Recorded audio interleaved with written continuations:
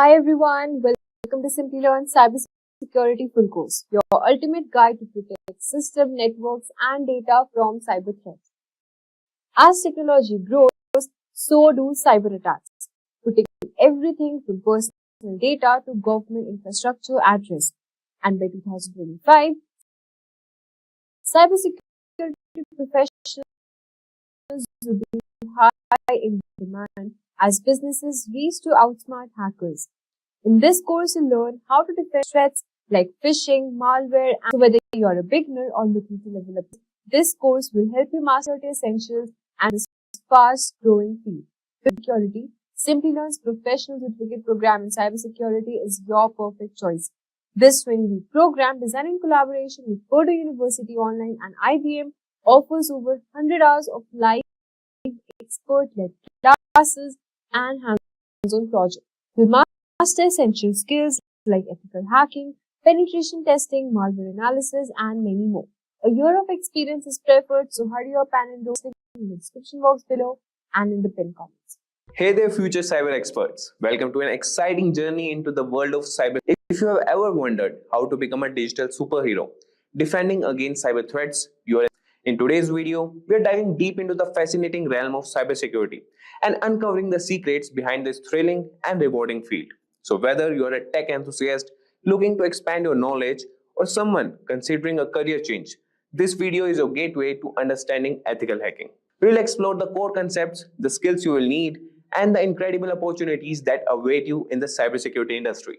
Trust me, this is the ultimate power up for your tech career. If you are an aspiring cybersecurity professional looking for online training and certification from the prestigious universities, and in collaboration with leading experts to enhance your credibility. So without any further ado, let's get started. Let's do the basics first, and then we'll come to the point of discussion. Right. So let's move on to our topic of the evening and our first domain, enterprise infrastructure security. Right. We'll be discussing about risk management. So let's start the tonight's topic and proceed. Right. So we'll be discussing about risk management in the information security, where we'll understand the concepts of cybersecurity, the CIA triad. We'll enumerate various factors involving risk management.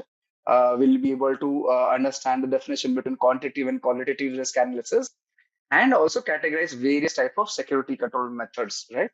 And normally, we start with a scenario, right? We start with the scenario. And the scenario is you have joined a major corporation as a cybersecurity specialist. In your new role as a cybersecurity specialist, you must help in securing the organization's information systems. Right? That's your job as a cybersecurity expert, a specialist. Now, your job entails in protecting systems from cyber risks, threats, and vulnerabilities by monitoring and detecting, investigating, analyzing, and responding to security events, like incidents, events. So the task you have been given are identify the potential threats to the organization's critical assets, identify vulnerabilities to organization's assets, determine risks, and for identified risks, perform something known as risk analysis and recommend appropriate response. This is what you'll be learning on the job as we proceed. The basics first. What is cybersecurity? Very simple. Every one of us knows. It refers to the process of securing sensitive data and critical systems from cyber threats. Right? We'll cover what is a threat, what is sensitive data, what is vulnerabilities, exploits as we proceed in our discussions. Right? The goal is to protect the confidentiality, integrity, and availability. We'll cover CIA triad. That is CI. C stands for confidentiality, I stands for integrity, A stands for availability of an organization's critical assets. Now, the assets would be your networks, your computers, your programs, your data, your human being, your facilities. Anything is an asset for an organization. You agree with me, all of you? What is an asset in an organization? Anything which is a property of an organization. Anything which gives, helps boost the organization's productivity per se. Right? Understood, right? Right. So that is the goal of cybersecurity: to protect right? The organization, allow it to flourish, continue doing business, right? So let's come to our blackboard, and I will start our topic discussions. The first topic we'll be discussing about security and risk management, right? Would you want everything in white, or would you prefer a red font? How does it look? White or red font? Your choice. White is better? Okay, great. Thank you. So I intend to share this with you once every session is complete. Yeah, Juice says FFF. Wonderful. Okay. White background is it, or black background with white font? But this is what I do. I use black background with white font, but I can always change it. No problem. You can have it like this also. The white background with black font. Good. Let's start with that discussion. So what I do normally, okay, let's have the introductory discussions. Yeah. Okay, let's start with security and risk management. So I'll give you the introduction, then we'll move on further on our topics, right? So let's have this discussion completed. Okay, what is the issue? Right. So information security and risk management are analogous with each other. Analogous with each other. This is how I will create notes, share it with you at the end of the day. Now, as you see, it is clear. If we can increase the font a bit more for all of us to see, have a better look, right? The security and risk management domain forms the baseline for all information security concepts and practices. Now, in this topic, we'll be focusing on concepts and key areas such as the asset protection, confidentiality, integrity, and availability, security governance and principles, compliance, legal and regulatory issues that pertain to information security in the global context, professional ethics, personal security policies, risk management principles, threat modeling, business continuity planning, security risk considerations in acquisition strategy and practice, security education, training, and awareness. Right? At the primary, this is what we'll be covering throughout as we proceed, right? So we'll be discussing all of these one by one. Now, this is something which I'm covering through my own notes, through my understanding of what I have learned throughout the years, right? So remember, this is the practical part of it, which we are discussing. You'll have to go back and understand it during the weekend or week whenever you are free. Let's start with an illustration. So let's start with an illustration. Let me get my pen activated. Where is it? Please allow me a minute so that I can set up my white pen and writer. And just give me a second. I think I missed the connector somewhere. Okay, great. So let's start with a particular illustration. I think I will do one thing. I can't find my pen as of now, so I can create over here itself. Let's draw shapes and type it there itself. So first thing, I will cover the topics one by one. Black, yeah. Asset, insert. So consider this asset. I want to get this box over here. Right, yeah. So consider an asset in an organization, right? Now, we will cover the definition. Let me complete the diagram and I'll explain it to you. What do you mean by asset and why we need to discuss on it, right? So here's the asset. Then when you have an asset, you need to protect the asset, right? You need to protect. So Assets, as I said, can be a human resource, can be computers, can be your facilities, can be anything, right? Let's understand. An asset basically requires protection. So let's copy this, get it over here. Okay, I'm creating a diagram for ease of understanding over here. I think this should be good. Yeah, so it needs protection. Once the diagram is ready, we can talk about it in greater detail. Right? Now, this protection will be based on something. And what is that something? What is that something? Is, okay, the CIA triad, which we'll be discussing in our topics ahead. So the protection has to be based on, let's have this thing again, based. We need requires.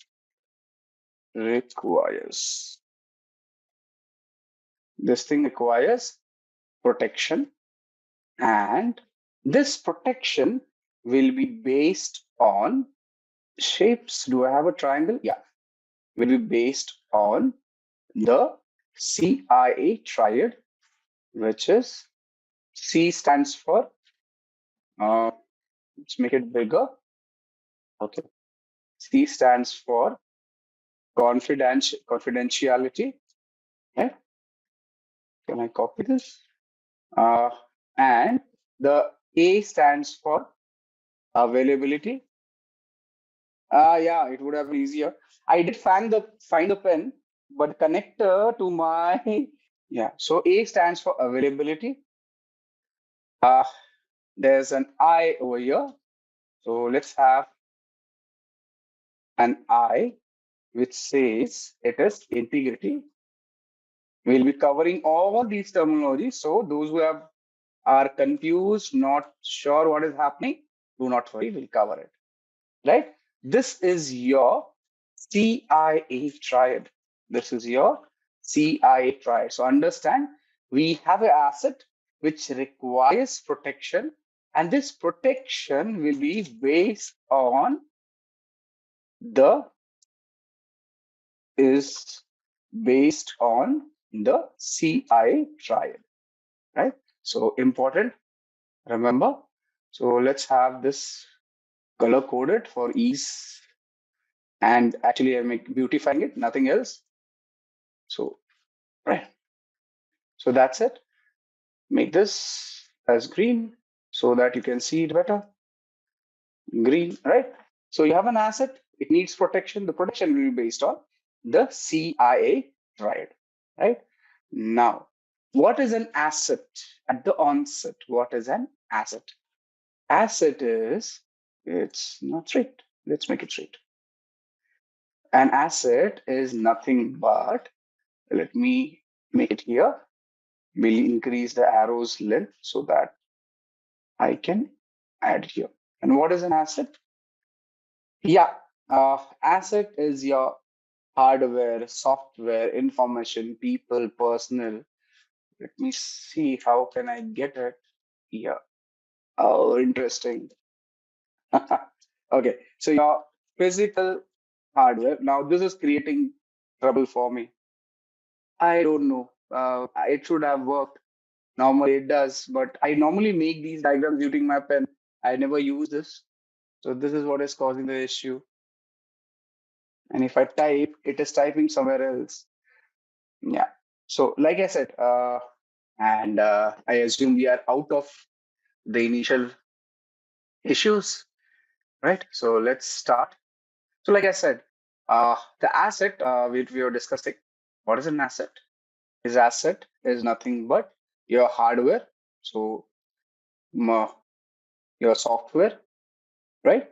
Then it could be, say it could be your people, right?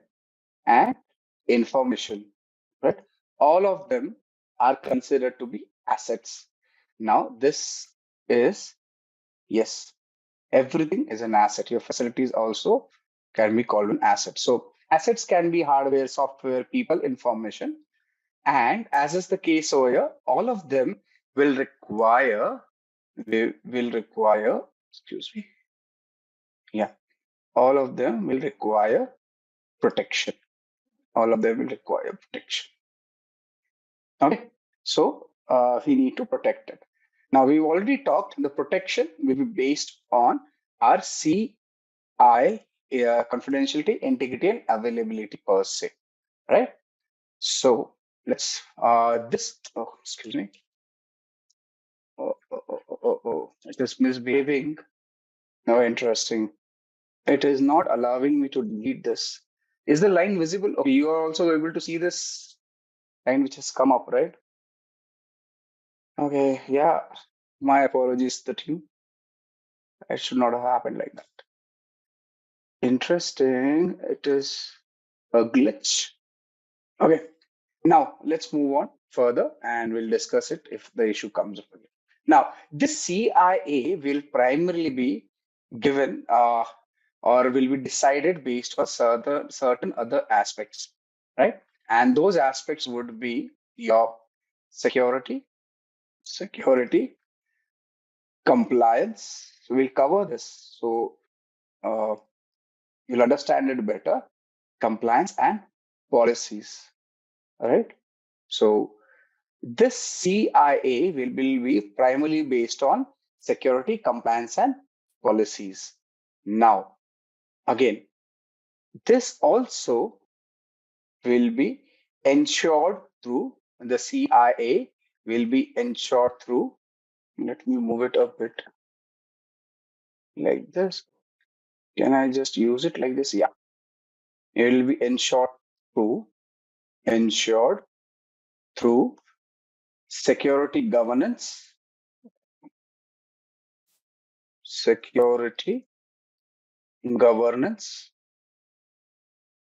right? And through compliance. This will be demonstrated through compliance, right? Now, understand. Let's get these boxes in place. So here it is. Yeah, just trying to get everything in place. Second box is the compliance box over here. We'll make it slightly good looking, right? Yeah. Okay, here it is. Oh, excuse me. Yeah. Coming back to our discussion, understand this security governance will be driven through compliance. So this security governance will be driven through compliance. So driven through compliance. Okay. So as of now, most of you must be feeling that this is all gibberish, but we'll cover it as we proceed. So don't worry, right? So this is a diagram which will be referring regularly. Hence, I am creating the diagram over here. Right. Now, this compliance will be primarily based on certain aspects such as, so the compliance will be based on certain things which will be covering one by one. That is legislations or regulatory. So let's say legislative, then regulatory, privacy related issues, right? Privacy related issues, right? Also, it will be, for example, let's say it will be based on PCI DSS. Now we'll cover what is PCI DSS as we proceed. Regulations, HIPAA, or GDPR. Right? So we'll cover this as we proceed. Now understand, the most important thing we need to understand is an asset. It is hardware, software, people, information, facility, everything and all of it, right? Now, this asset needs to be protected, right? The asset needs to be protected. And this protection will be based on confidentiality, integrity, and availability, right? And now this CIA will be demonstrated using compliance, which is primarily based on legislative, regulatory, privacy related issues and regulations. And the security governance will ensure it, right? Now, what is security governance? It is nothing but management practices, right? Standards, policies, procedures. That is security governance. So, a few things to be remembered over here. Where's my pen? Here it is. So, remember, security governance is nothing but management practices, right? Then it will be your standards, policies, and procedures. We'll cover the definition after this, right? You should remember that security governance can be ensured by proper management practices, standards, policies, and procedures, right? Basically, this complete stuff will give you or will provide insights. I need to slow down. Insights into something known as security controls, the protection mechanisms, right? Your uh, personal security and professional ethics, all right? Okay. Now, all of this is interrelated, hence we are covering it like that. Now, this particular aspect of security controls, excuse me, I did select, yeah. All these aspects of security controls, personal security, professional ethics will be controlled by or can be adhered using your compliance, right? We'll be adhering this using compliance, right? Now each term will be explaining as we proceed ahead. So don't get confused, right? So this will be adhered through, right? Security compliance. Okay, is the diagram clear? Right? Is the diagram clear? Asset needs protection. Asset is nothing but hardware, software, people, information. Protection will be done through the use of CIA, compliance, integrity, availability. Okay. This is primarily, okay, one more box will create so that I can differentiate. Otherwise, my handwriting is, okay, here it is. So yeah, now this compliance CIA will be basically based on security compliance and policies, right? Now you can ensure the CIA by ensuring you have proper security governance, which is management practices, standards, policies, and procedures. And this can be demonstrated using compliance, right? And compliance can be added through security controls, personal security, and professional ethics, right? This is what we are covering all in all in this particular topic, right? So let's move on with the explanation for each topic mentioned over here. Any questions so far? Anything you would like to understand? Anything which you like to discuss right now? We can discuss. If you have any questions, we'll be covering it. Okay. Yeah. Anything you like to discuss now? Please go ahead. No? Wonderful. Wonderful. So let's come back to our primary discussion. And here we begin. Yes, I will share the topic notes, Dipti, with you. I will share this particular page itself. Yeah, this particular page I will be sharing with you. So do not worry. I'll share this document. You can go through this document whenever you want. And now we have a few questions. We'll address the questions one by one. So normally what I do is get the questions here itself. So let's say, can I? Just give me a second. I am setting up the question. So all questions which will be discussed, will add it here itself so that I can talk about it and give you an insight. So now all those questions which will be answered for the topic will be here. So the first question is, who does the rule? The question is, who decides? Okay, the question is from Kaushal, right? So let me just paste it text only, right? So the question is, who who decides? Okay, the spelling, okay, that does not matter. Who decides the rule of compliance? Okay, so here's the answer for you. Let me dictate. Okay. So the rules of compliance are typically determined by a combination of regulatory bodies, industry standards organizations, governmental agencies, and sometimes international agreements. Yeah? Does that answer your question, Kaushal? Information in asset means what? So the question is,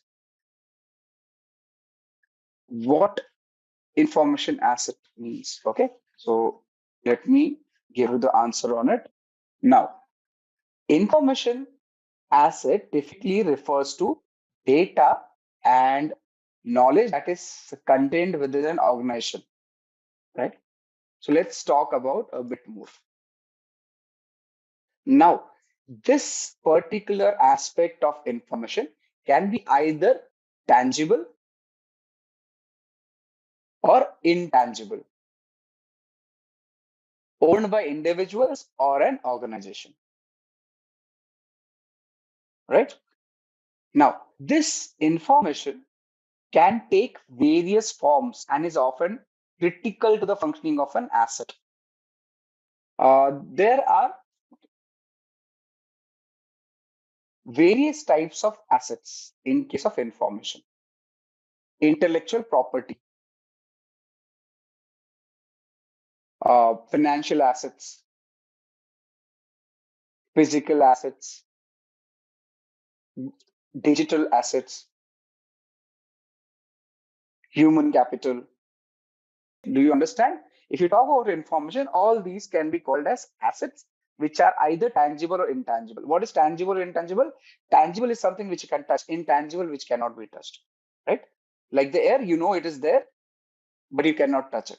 Same. If you want to touch a tree, it is there. Both are assets. Okay. Now, how can we ensure that the integrity is maintained as per a CIA? Now, this is a topic which we'll be discussing in our integrity discussions per se, but I can give you an introduction on it. Right? I can give you an introduction on it and what is it about. Now, maintaining integrity as a part of the CIA triad in information security is crucial for ensuring that the data remains accurate, trustworthy, and unaltered. This can be achieved by strategies such as data encryption, access control, data validation, audit trials, version control, security training and awareness, backup and recovery. So let's start with our topic discussion. So we address questions. Now we'll work on the terminologies which we used over here, one by one. Now, important things to remember, important points to remember here. Okay, let's understand this one by one. The first point, assets require protection. Right. So this is me typing now. There's too many typos happening. Second, protection is based on the requirements of confidentiality, integrity, and availability, right, for the asset. Security is ensured through security governance that comprises rather management practices and management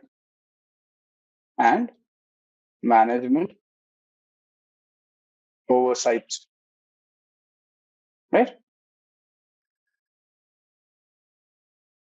Security is demonstrated through compliance that could be legal or regulatory in nature. Let's try this. Now, compliance consists of adherence to applicable legal and regulatory requirements, applicable policies, standards, procedures, and guidelines, and personal securities and policies. Also, compliance can be affected by security issues. Now, these are some of the important points which we should remember before we understand each topic separately, right? Before we understand the complete terminologies which we saw until now, right? So as you see over here, we talked about this diagram as an introductory nature. In this diagram, we need to understand these important points and topics, right? This is something which will allow you to better understand what is happening and why are we looking into this particular aspect, right, in the diagram. This is important, you should remember, right? So let's proceed with our further discussion, right, wherein we'll be defining each of the topics one by one over here. So the first thing, let me just cover this question for you. I will not number it. I think numbering would be difficult. But let's have the question noted over here. So is CIA triad company or organization specific? So I should have asked you this question, but let's do it this way. Now, the CIA triad is not specific to any particular company or organization. Instead, it is a fundamental concept in information security that applies universally across various industries, sectors, and organizations. Also, the CIA triad basically provides a framework for understanding and addressing the core objectives of information security. And these core objectives are confidentiality, integrity, and availability. These will be discussed as we proceed ahead. Yeah. Right. So I think not many typos. This should work. Right. So, Azareen, does that answer your question? It is not organization specific at the onset. Wonderful. Your question is addressed and put into the notes for ease of understanding of everyone. Now, can you give an example of security governance? Can you give an example of security governance? We're slightly jumping the gun, but I can give an example. Let's say, let me think of an example for you. I will not type it. I will just explain it to you like this. Now, let's consider an example of a banking industry. Yes, Aditya. Aditya, you belong to which industry? Are you working or are you a student? I'm just asking it so that I can, it'll be easy for me to discuss. Yeah, working. In which industry are you? Now, let's consider an example of security governance in the banking industry per se or the sector. Now, if you talk about confidentiality or in case of the banking industry, ensuring confidentiality would be paramount for protecting the customers' sensitive information, right? Because it is financial.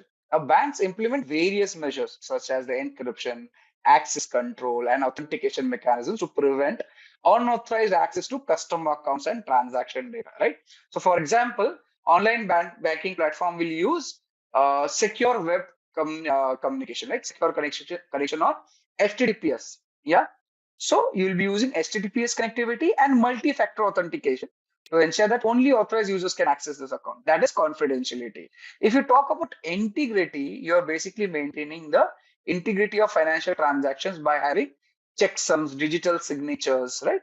To basically verify the electronic transactions. And availability would be ensuring that when a customer wants to access the banking platform, the online banking platform, it is available whenever it is demanded without interruption. That is the CIA.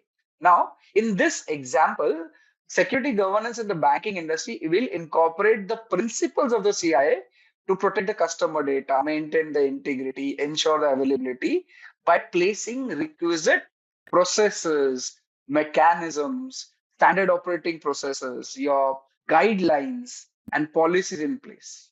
So you have to implement the CIA, protect the CIA, having a certain set of what did we call processes, practices, mechanisms, standards, guidelines in place, and we'll cover those definitions as we proceed.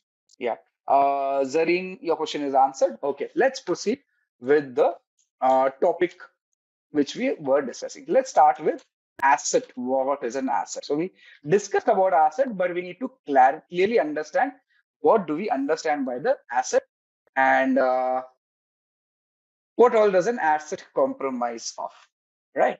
So let's proceed. Does that? Okay. Now this is something which always happens. I'm just checking it. And it has again happened. Okay, yeah, it is. Now, asset can be tangible, that is perceptible by touch. An example of a tangible asset could be a desktop computer or a laptop. Assets can be intangible also, which are basically not physically present. You cannot touch it. For example, corporate image or intellectual property, such as the patents, are intangible assets. Clear so far? So assets are tangible and intangible.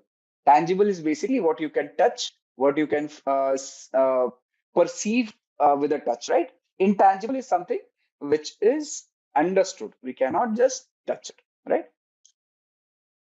Now, assets are used by the organization for business purposes or business processes.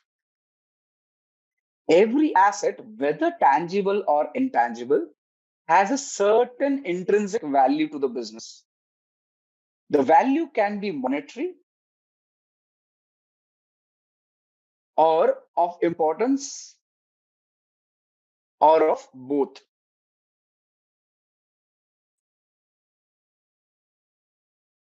For example, a simple firewall that costs less than $10,000 may be protecting important business applications worth millions of dollars. Is that understood? So let's take an example over here. For example, if you have the Coca-Cola as an organization, right? What is the most unique selling point? Wonderful. See, Shaurya and me are thinking of the same line. So he's given the same example of Coca-Cola, which has Coke as a primary, what do you say, product which they sell, right? And it has a unique formula, which is kept secret for very, very long.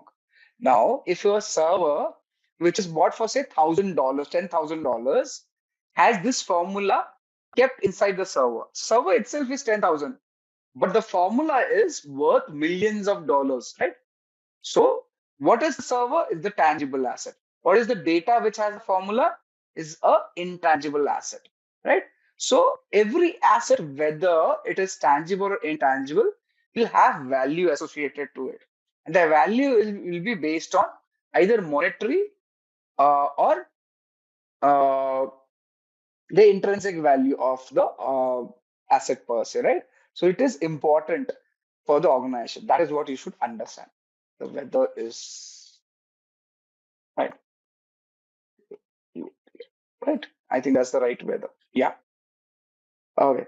Understood why asset and how asset is important, how you should understand an organization may get affected. Now, if this particular Coca-Cola's formula, Coke formula, is lost, as in it is available on the dark web, won't Coca-Cola lose its unique selling point, its competitive advantage in the market? They will, right? Yeah, they will, right? You agree with me, all of you? Yeah. So you should remember this is what is an asset. And when you have an asset, it needs to be protected. If you don't protect an asset, you will lose it. And if you lose it, that compromise may get you out of the business. You may file for bankruptcy. The organization may file for bankruptcy, right? So that is why we need to protect the asset. So if an asset is compromised, for example, stolen or modified, and that data or secret information is disclosed, it will have an impact that could lead to monetary loss, customer dissatisfaction, and or legal and regulatory non-compliance. Right? So this is what is the problem. You may have loss of customers, loss of money. You may lose regulatory issues may come up. You will be fined. You will be punished. There will be penalties. As an organization, that is something which will cause a lot of issue. Question says, yeah, I'll do that. Yeah, thank you. Can you please explain how people are an asset? Now,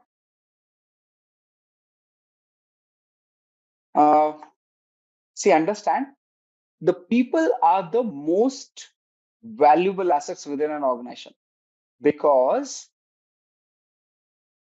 they have skills, knowledge, experience, creativity, and relationship that employee possesses, which will contribute significantly to the success and competitiveness of the organization. Now, anything which contributes to the organization's success is considered as a asset. So, yeah. So, when you talk about human beings, right, and how information and skills of the workforce can be considered, it can be considered under, say, intellectual capital, right? That is collective knowledge, expertise, skills of an employees. Similarly, innovation and creativity can be considered such that an employees are able to innovate, to generate ideas, right? Uh, Customer relationship.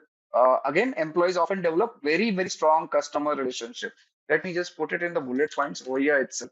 So let's talk one by one on these points. So first one is intellectual capital. So this is where the collective knowledge, expertise, and skills of the employees will represent intellectual capital. Innovation and creativity,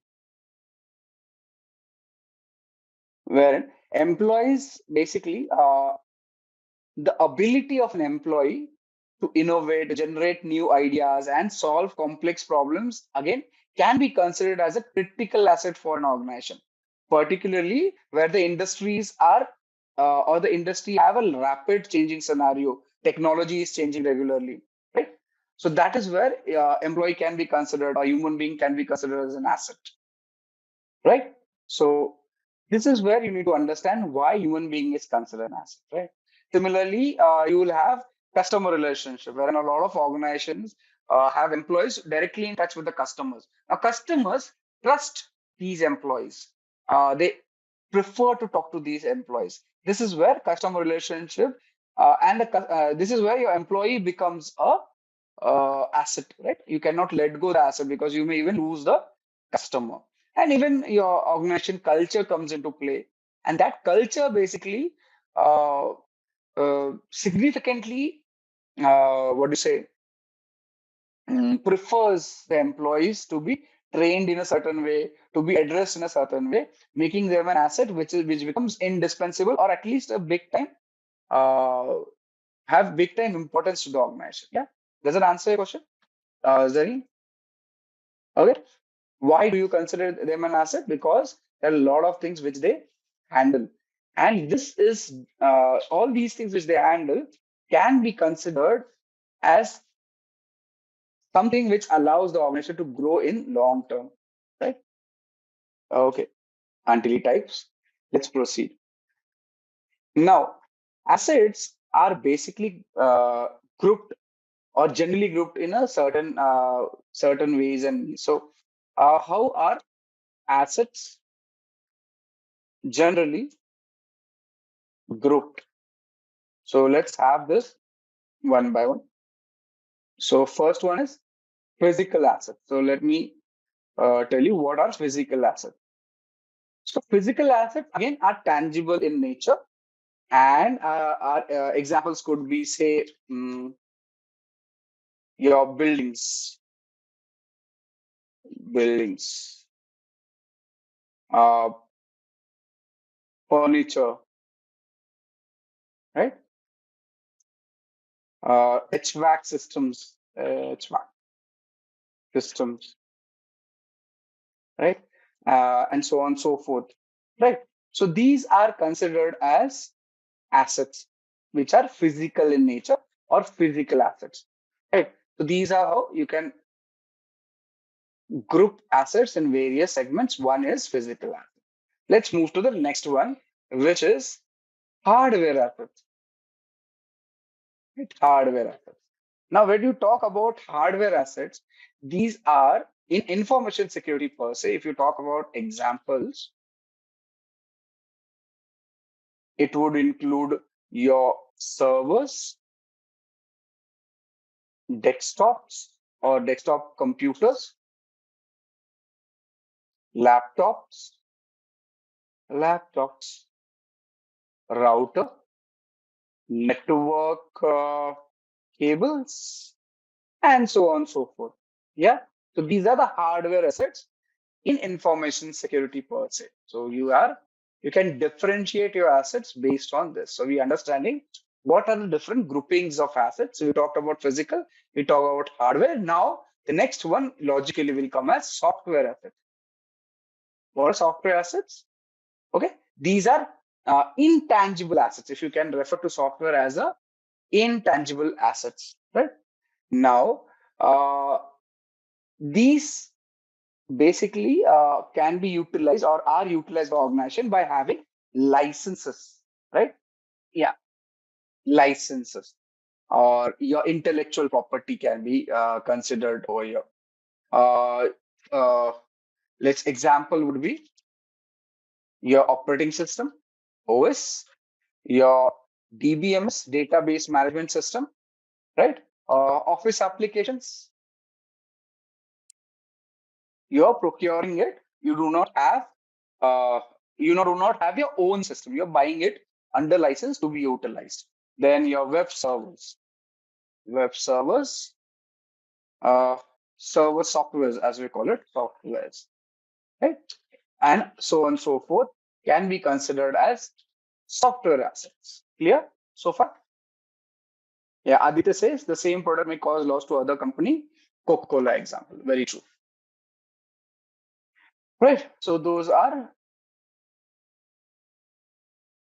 software assets. Right. Now, another group or another classification of assets could be information assets. Information assets, right? So if you talk about information assets, again, these are intangible in nature and they are owned by an organization. Now, these are not owned, but licensed, right? Licensed, right? In this case, these are owned by the organization, right? So example could be your business processes, business organizations, business processes. Then policies, procedures, procedures, um, customer information, right? Uh, Personal information, then agreements, mm, and formulas which are developed in-house, right? Those are so now developed in-house or even purchased. So they are holding them after purchasing, right? Those are your information assets. Clear so far? Physical, hardware, information, software, and personal assets. And the last one is personal assets. Now, these are basically people associated with the organization, right?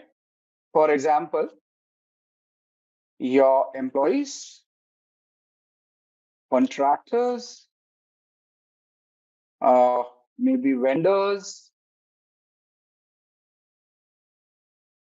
third-party consultants, right? Um, what else? Okay, maybe these all, or few more will come up here and there. So these are your personal assets. Personal assets, right? Got it? So you can group your assets into following classifications: physical, hardware, software, information, and personal. All these are important. Clear so far? And interestingly, our friend, let's talk about asset. Now that we know what is an asset, let's talk about asset protection, right? So now, if you remember in our diagram, we made an asset and we say it needs to be protected because it is an asset. So at asset protection, we talk about asset protection and what is it about. In information security domain, asset protection involves security management practices that are subjected to business and compliance requirements.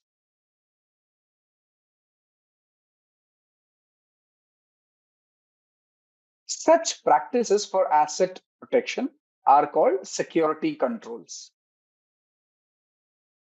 Various types of security controls would be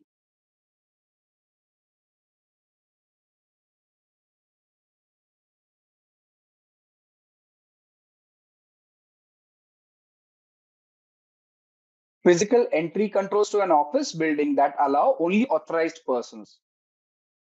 Monitoring controls such as CCTV for surveillance of critical assets.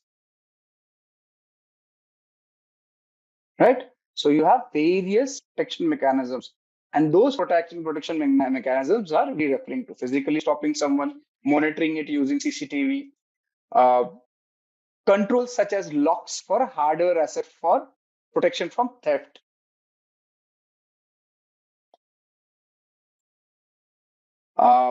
Tamper-proofing controls such as hashing and encryption for software and data assets.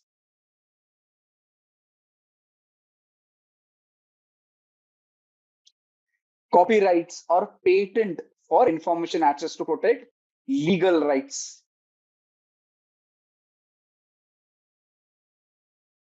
Identity management systems to protect personal assets from identity theft. All these are various controls or protection mechanisms in place, right? So now when you have an asset, We need to protect that asset. For protecting asset, there are various implementations which can be done. A few I have listed over here. Yeah. Now, we should understand that these are not comprehensive list of security controls.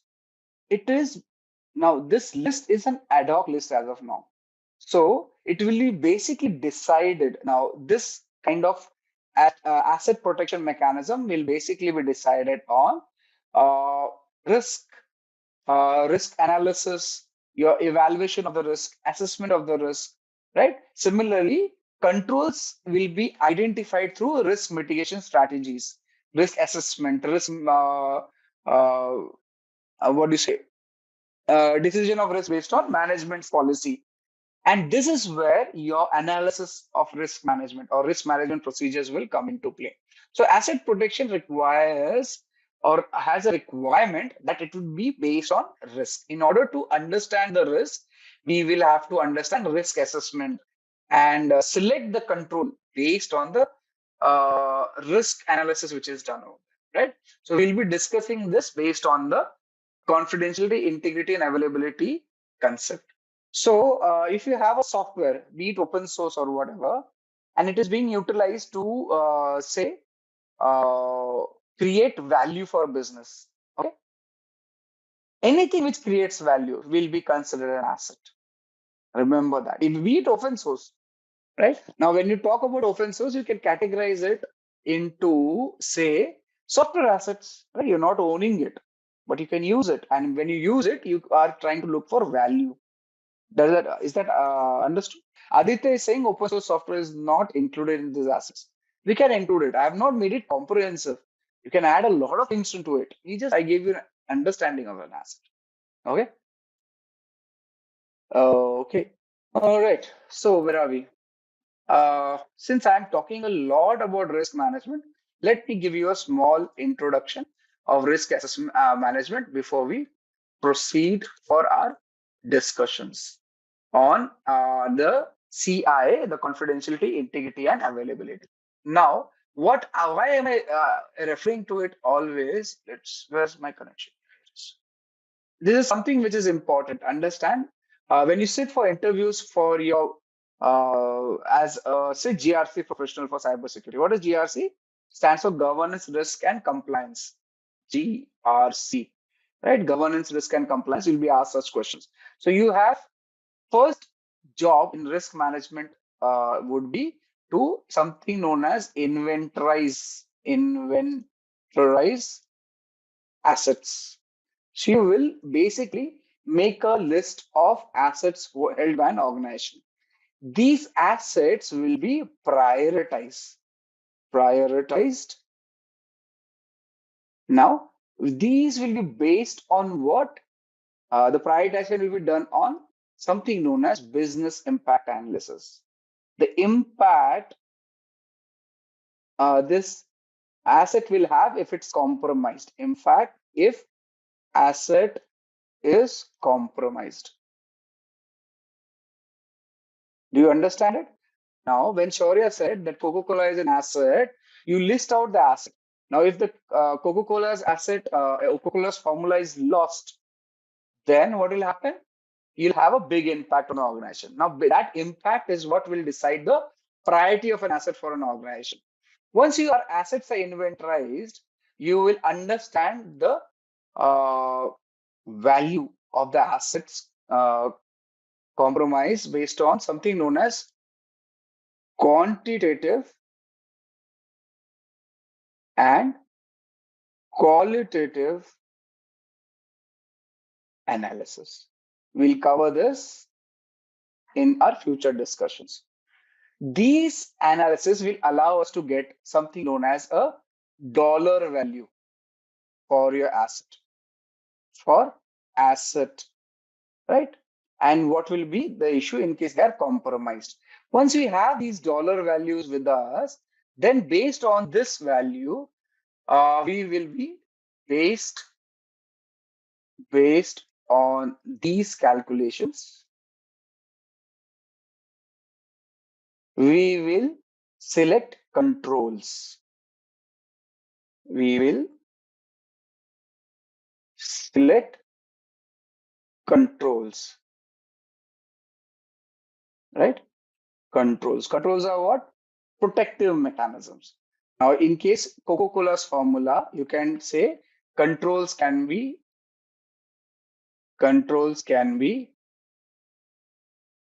encryption, yeah, access control,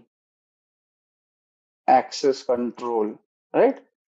Yeah, say CCTVs, your guard dogs, right? These are controls, protective mechanisms, right? And once the controls are in place, we cannot stop over there. We'll have to review the controls periodically, because it may so happen after a certain time period, these controls may not be effective or the data may not require that much of protection. Okay, this is where your complete structure of asset management, asset security management, and risk management comes into play. Now, this is in crux the risk management discussion which we are going to, right? This is the introduction I have given you, so don't worry. Just take it as I have shown you, and I'll give you an example. Let's say, let's connect all these steps as asked over here. Let's say, in the example, stick an example of our friend Coca-Cola, right? Coca-Cola, right? Coca-Cola, and their formula for Coca-Cola. Now, if you consider this formula as your asset, what would you do? You will think that first question in when you sit for analysis of a risk with respect to this formula is that uh, who, firstly, uh, what is the threat associated with this asset, right? So now you tell me what threat is associated with this formula? Exactly, breach of data, right? Breach of data is a threat. Now, if this next question to be addressed, if you know what is the threat associated, which is breach of data, then you need to answer next question: how much loss will happen if this is lost, if this happens, if this thing becomes successful, or you can call it as if the risk materializes, then what is the case, right? So if you now know that the asset is Coca-Cola's formula, the threat is breach of data, then you will know the weakness. Now, what is this? This is the weakness or vulnerability. You know the vulnerability. You know the threat, right? Once you know the vulnerability, the weakness, and the threat, and you need to understand the impact it will have on the business, find out the dollar value. So you'll have to calculate the dollar value based on, say, what do you feel about it? What will happen to the business? We will say, I know that the business will be out of, it won't be able to function. We will lose competitive advantage. That is known as quanti, or sorry, that is known as qualitative analysis. What you feel about it, the feeling of it. Yeah. So impact is high, medium, or low. What is called? Impact would be high, medium, or low. And at the same time, you can also use another calculative method, which is known as quantitative analysis. Now you'll use analysis. This is where you'll use mathematics and get something known as dollar value. So you know that there'll be a $10 million loss in case this formula is lost. I'm just giving you an ad hoc number. What do you get? You get the understanding what is the impact of the business. Now you know that based on this value, based on this value, we now know what will happen if this asset is lost, right? We know, right? Understood? We'll know this, right? That if this asset is lost, we've calculated it, we've understood it. Now, based on that, you will select a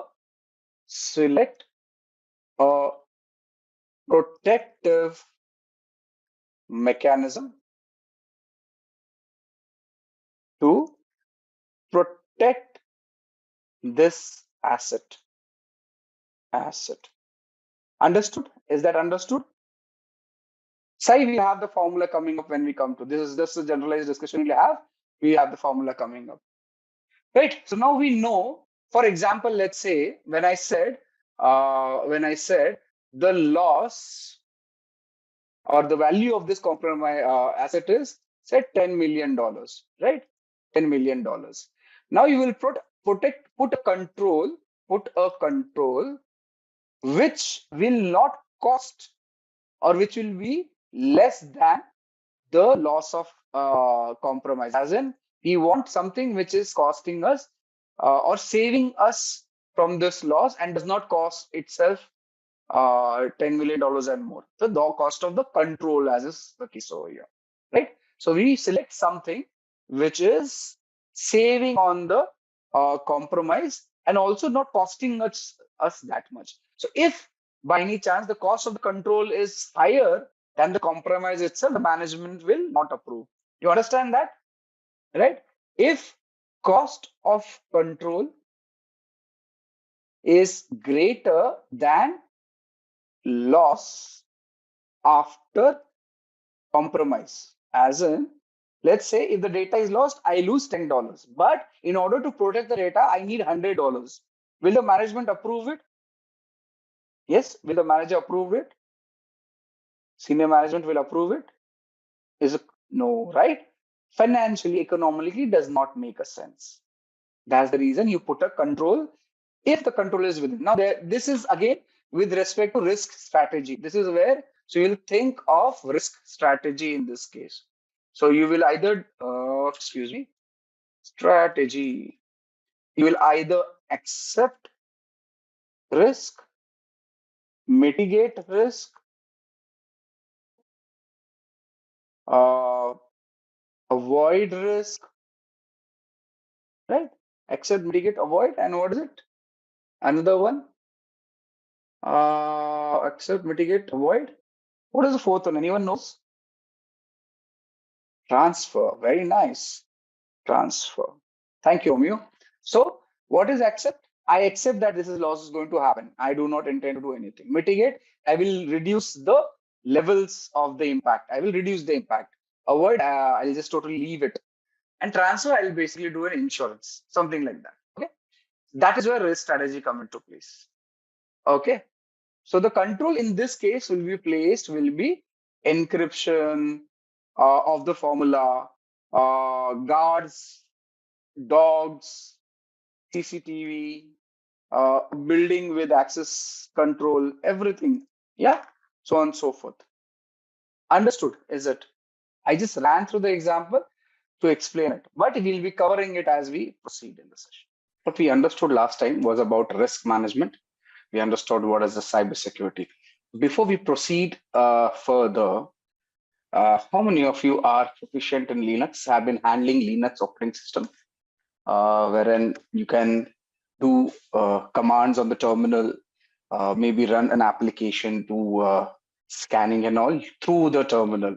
How many of you are proficient in it? Right. So this is your Kali Linux machine, which we'll be using. Now that Kali is up, let me just complete a few theory things. Once the theory is complete, we'll be discussing Linux today, primarily the command line of Linux terminal and how you navigate around the Linux machines. Okay, I'm setting a small 15 questions Linux quiz for all of you, which will be running now just to understand about Linux, comfort of your people. The class code, just a sec, I'll share it. We'll have this quiz running right now. Linux basics plus create a login, and then we log in. Just use the class code is given on your URL. Can you see the URL? If I just use your own, if on your screen, can you see on this part of the URL, you have the class code mentioned that you can use. At the onset, just log in. Linux basics.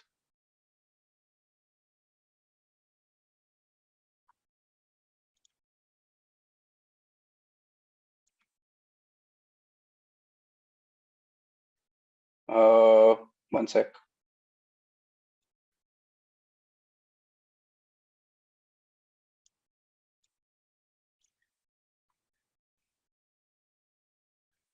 The class code, Ganga, you're already a part of the class, right?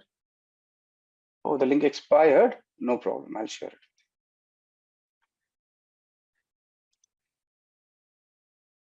So we talked about CIA triad, the confidentiality, integrity, and availability as such, how it needs to be protected. We understood the CIA triad. We understood what is confidentiality, integrity, availability, and the attacks on them. Basically, each threat, each particular, what do you say, the pillar of cybersecurity, that is the confidentiality, integrity, and availability, has various threats associated to it. Those will be intentional attacks, primarily the man-in-the-middle attacks, the packet sniffing attacks, the hacking attacks. There could be accidental leakage through untrained employees, right? Someone who is misconfigured something, right? There could be issues with authentication, authorization, and failures, okay? Because there's lack of least privilege, need to know. There could be hardware or software failures. That's a threat to the confidentiality. Again, how do you protect yourself if there's an issue for, if there's a threat to the confidentiality? You encrypt, you ensure there's access control mechanisms in place. You have administrative controls. Now, the biggest example of administrative controls is the documentation, which is done, the various agreements which are done. For example, when you join a new organization, normally you sign something known as the acceptable use policy. How many of you have signed a acceptable use policy and a non-disclosure policy in an organization? Just say yes on the chat if you have, right? Shobha has done it. Neha, Leander, everyone has seen. Now, what is this? This is basically a administrative control, a countermeasure, a protection mechanism in order to protect the organization against breach of confidentiality, right? So that is a administrative control, okay? Rest all is very clear, right? Then comes integrity. As we all know, integrity is something wherein we do not want unauthorized changes to data by unauthorized or authorized users. Now, remember one very interesting fact about integrity. Integrity is to be protected at any given moment for either the data at rest or the data in transit. Data at rest, which is stored with you, which is archived with you or the organization, and data at transit, data in motion, is something wherein data is moving on the network. That network could be internet, that network could be intranet, right? And it has to be protected. Anyone does anything, as in if it's an authorized user making unauthorized changes, that is not, should not happen. If it's an unauthorized user, obviously they should not be allowed to do any changes to the data. That is integrity and the protection required for it. I've already covered the threat. There should not be accidental modification. There should not be intentional alteration. Another threat is system malfunction. Now, sometimes your system just crashes and it causes, what do you call it? Basically, there's a corruption in the data. That is system malfunction issue. And there could be environmental factors. Now, if you have a hard disk, which is a magnetic hard disk with you, and you place it on say a speaker on your at home, which has a magnet built in inside, you will realize that your data will get corrupted, right? These are environmental factors. Or if there's a strong environment, electromagnetic environment around the magnetic hard disk, your data will get corrupted. So that is what is the threat to integrity. Yeah. So we've covered this. I'm just covering the slides per se. What is the protection mechanism? You use cryptographic hash to ensure that the data can be checked if there's a integrity breach or not. It cannot avoid a threat to integrity, but it can tell you if the data has been compromised or not, right? Similarly, check some database integrity, referential integrity. Yeah, so we are checking about the integrity, right? We are checking if the data has been changed in transit or not. For example, let's say you have an organization wherein the data is backed up every few hours in a backup facility away from the main facility. Now, this data will be utilized whenever there's a situation, there's an incident wherein the backup is to be called upon for restoring the systems. Now, in order that the backup should work, we also have to regularly check if the data is still relevant, if the data is still good, the integrity is not compromised, right? That is where your hashes will come into play. We have cryptographic discussions coming ahead, but understand what is a cryptographic hash. Cryptographic hash is something which is a one-way function. By one-way function, I mean to say that any input given to this algorithm, the cryptographic hash algorithm or hashing algorithm, will give you a fixed output of a string of characters. These string of characters are non-reversible, as in if you have these string of characters, you cannot go to the input, first thing. Secondly, a small change in the input will have a corresponding large change on the output. That means if the data is being sent on the data has been compromised, even by minutest of the bits, there will be huge change in the hashing value. That tells you that the data has been tampered with. The attack is on the integrity of the data. You understood cryptographic hash? Yeah, at least the concept you got it right. We'll have a greater discussion coming on it. At least the hash was clear. The integrity is clear. Wonderful. Thank you, Zareem, Archana. Let's move on. Okay. Then availability. Now, very simple. If you go on Amazon.com and you try and order a particular product, show an example. It's very easy for hashing algorithm for cryptographic hash. Let's give you an example. Hash calculator. Actually, I wanted, but let's see. Yeah, it is. Yeah, which is the online hashing algorithm, right? Now, let's say Amit is sending data to Sai, right? And the data says we will have a secret meeting at 2200 hours tonight, right? So this is your message with Amit is sending to Sai. You are working in, say, the CIA or any intelligence agency, and you're sending this data to one another. And we want to, both of them want to ensure that the data is not changed in the transit. So what they do, they decide that we will receive the data irrespective, but we will pre-decide an algorithm for hashing. Now that algorithm, as per them, we can have several algorithms, as you see on the screen over here. Let's say they decide an hashing algorithm of MD5. This is one of the few hashing algorithms. Just an example, they decide that the integrity check will be done with MD5 algorithm, right? Between both of them, Sai and Amit. Now, this is the message which is sent. Along with the message, the hashing value is also sent. So what does Amit do? He first creates the message, then runs the MD5 algorithm and gets the hash value. So what does Amit do? Let's say I will send you on the chat also. This is your message, and the hash value, I'll put it on the chat itself. So this is the hash value. So what Amit does, he sends the message, encrypted, unencrypted, however, and the hash value along with the message. Can you see on the chat? Amit has sent both the details, right? So I've sent it on the Slack channel too. Now, what happens is Avinash is a hacker who is standing in between both of them. There's Amit's computer or the messaging system is compromised. What Avinash does, he changes this to, say, he just adds, instead of 2200 hours, he makes it 2300 hours. Can you see? Small change, not much change, right? Rest all stays the same, and he sends this message to he sends it ahead. Right now, when our friend Sai receives this message, he calculates the hashing value. Right now, Avinash, the hacker, does not know what algorithm is utilized for hashing. Just assume that he does not know anything. So what Sai does when he receives the message, he sees the hash value. Right? He sees the hash value. So this is the message I am sending on chat right now, and the hash value which our friend Sai calculates is visible over here.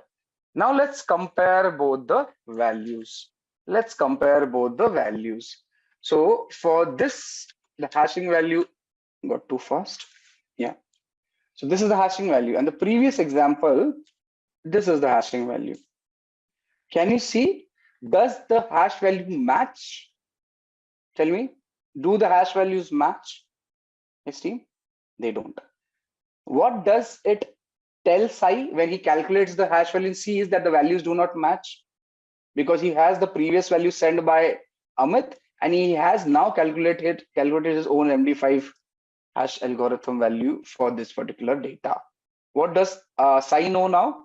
Sai says that data has been tampered with. It is not a surety that it's a compromise, because sometimes when you send data on the network, it may so happen the data gets corrupted, right? So there's a possibility that either there's a compromise or there's a system failure, but the data has compromised, the data has tampered, right? The data is changed. Obviously, the data cannot be relied on. Do you get the concept? Yeah, this is how hash works. This is how your integrity check works. So now this is exactly what happens when the data flows from the internet. When you send data from a client to a server, along with the data, a hash value is sent. And this is exactly what happens between the client and server. Pre-calculated hash is sent, and post receipt of the data, the server also calculates the hash. Yeah, the server also calculates the hash. Balraj, that's the point.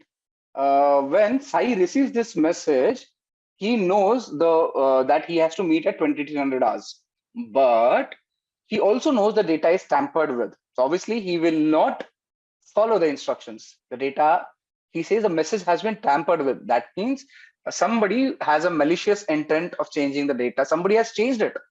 And when something is changed, you don't work on it. And then there are other channels to confirm what was the message and all. That is a different thing altogether. Yeah. Just say yes if you do. Yeah, this receiver has absolutely no idea what change has been done. He just knows the data is changed. He has absolutely no idea what has changed. But he knows the data is changed. And once you know the data is changed, you just drop the data. Simple, right? I will not follow the instructions. Or we will ask for retransmission in the network language. Because the hash changed, the value changed. Yes, the hash value is sent by the sender to the receiver. Yes, there are ways and means to crack the hash. There are ways and means to protect the hash. We'll come to that. We will. Yes. Every time we receive a message, we will calculate the hash value, compare it. This is exactly what happens on the network also, on internet also. Everything depends on everything, but hash will give you the integrity check. As in, it will confirm if the data has been compromised, tampered, or changed or not. Yeah. There are enormous number of algorithms. Attacker can keep on trying however long he wants or she wants. How would tell me you have received a message 10 times with different hash values from the sender. Will you still believe in the message? You won't, right? The hashes algorithm are pre-decided between the sender and receiver. It's a part of initial handshake. I'll show you a demo on that. I can give you a demo on that, but we'll divert completely. The attacker can spoof IPs, but change in data, the attacker cannot control the hash value. Yeah, I can show you. In fact, I am going to show you internet transaction. How does the internet transaction happens? Wherein how you start the connectivity, how hashes are, how algorithms are exchanged, how data is transmitted, how everything is calculated. It will work. Yeah, it's a part of my syllabus, not just Simplilearn. An additional thing to tell, which I will show it to you. If you want to understand the name I'll be talking about TCP handshake on the network. I'll be talking about TLS handshake. Do you understand what is a TLS handshake? Do you know what is a TLS? Yes, full form, please. If you don't know it, TLS is, yeah. Tell me. See, when data is transmitted over the internet, it is known as transport layer security. Yeah, that is encrypted, right? When the data is sent. So the TLS is a transport layer security approach, and this is where your data is encrypted along the net in the network. And for that, the algorithms are pre-decided. The handshake tells. So now that we have jumped into it, let me tell you. What happens is, let's say I am talking to Mahavir. So I cannot just talk to Mahavir, right? I will first seek his permission. I will say, Mahavir, may I talk to you? Mahavir will say, yes, let's talk. What am I doing? I'm sending a synchronous request to Mahavir. Mahavir is sending me synchronous acknowledgement. As in Mahavir is saying, yes, we can talk. I say, yes, that's good. I send an acknowledgement. This synchronous request sent from me to Mahavir, synchronous acknowledgement sent from Mahavir to me, and I sending yes, final yes acknowledgement is what is known as Sync-Synac TCP handshake. This is known as TCP handshake. Once you have the TCP handshake completed, then we decide, Mahavir, I belong to Karnataka. I speak Kannada. I also know Hindi. I also know English. Which language would you prefer? Now, what am I doing? We are deciding on a common communication protocol. So Mahavir will say, I belong to Rajasthan. I know Rajasthani. I know English. I know Hindi. We can talk in English. What is it happening? We are deciding on protocols. We are deciding on the communication line. We are deciding on the encryption algorithms. We are deciding on hashing algorithm. This is known as a TLS handshake. Once you decide on the language, we also decide what code to use. Do you use Devanagari? Do you use English? Do you use any other, script? What is it? We are discussing the encryption mechanism. Now, when Mahavir and me are talking, everything is pre-decided. What codes will use for encryption? English, right? How frequently will we speak? Now, once we finish this approach, when we finish everything that now we have decided to talk, we decided our algorithms, and we say, now we are done with talking. We'll close the connection. That's a reset, right? We'll cover that. At the onset, understand what is this. So this is exactly what happens on the network. A lot of handshaking happens. A lot of data is exchanged with each other. Only then your communication happens. Now, everything happens with a blink of an eyelid because the modern day communication system. So you won't know about it, but it happens. And this will be done. I will show this on live example. I've given you a analogous example. I will show you using Wireshark. How does it look on the network, right? I love giving that example. It's an awesome example, and I'll show you how it works with time. So we'll understand Linux today. If time permits, we'll go further ahead, and we will also understand this TLS handshake in the cryptography, TLS TCP handshake in the cryptography module in greater detail. So yeah, so let's move to the threats. I'm glad you understood. Yeah, so CIA threats. So what is the threat to the availability? I was coming to Amazon. When Amazon, you're trying to order a product and Amazon is down. What is happening? An authorized user is not able to place an order. You will get frustrated, right? And that is an attack on availability. Amazon will lose business and reputation at the same time, right? So that is what is. So it can be a denial of service attack or a DDoS. DDoS stands for denial of distributed denial of service attack, right? That's a malicious intent for stopping services of a service provider. Simple as that, right? So this is it. There can be see, if you have a data center and there's a power failure, what is it? It may also lead to denial of service, availability attack on the network, right? If there's a power failure. Similarly, if your HVAC system, your AC, what do you call it? HVAC. What's the full form? HVAC. I keep on forgetting it. Your climate control system, basically, in the the full form is heating, ventilation, and air conditioning, HVAC. Now, when you have this climate control system inside your data center, it fails. That may also lead in server being the server performance being hampered. So your availability is hampered. That is what is the point. say I am an attacker and you are a web server, right?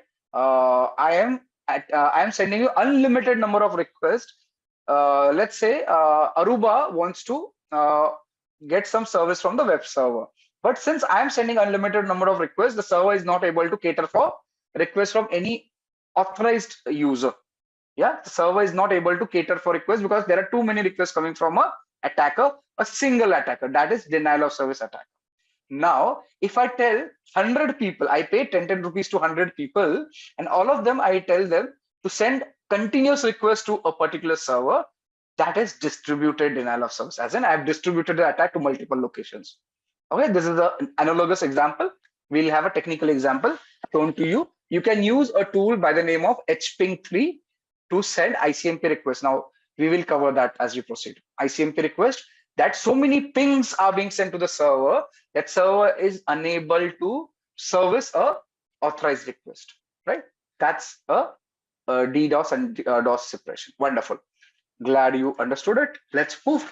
How do you ensure high availability? Okay, you have a data center, you'll have a standby data center backup system, right?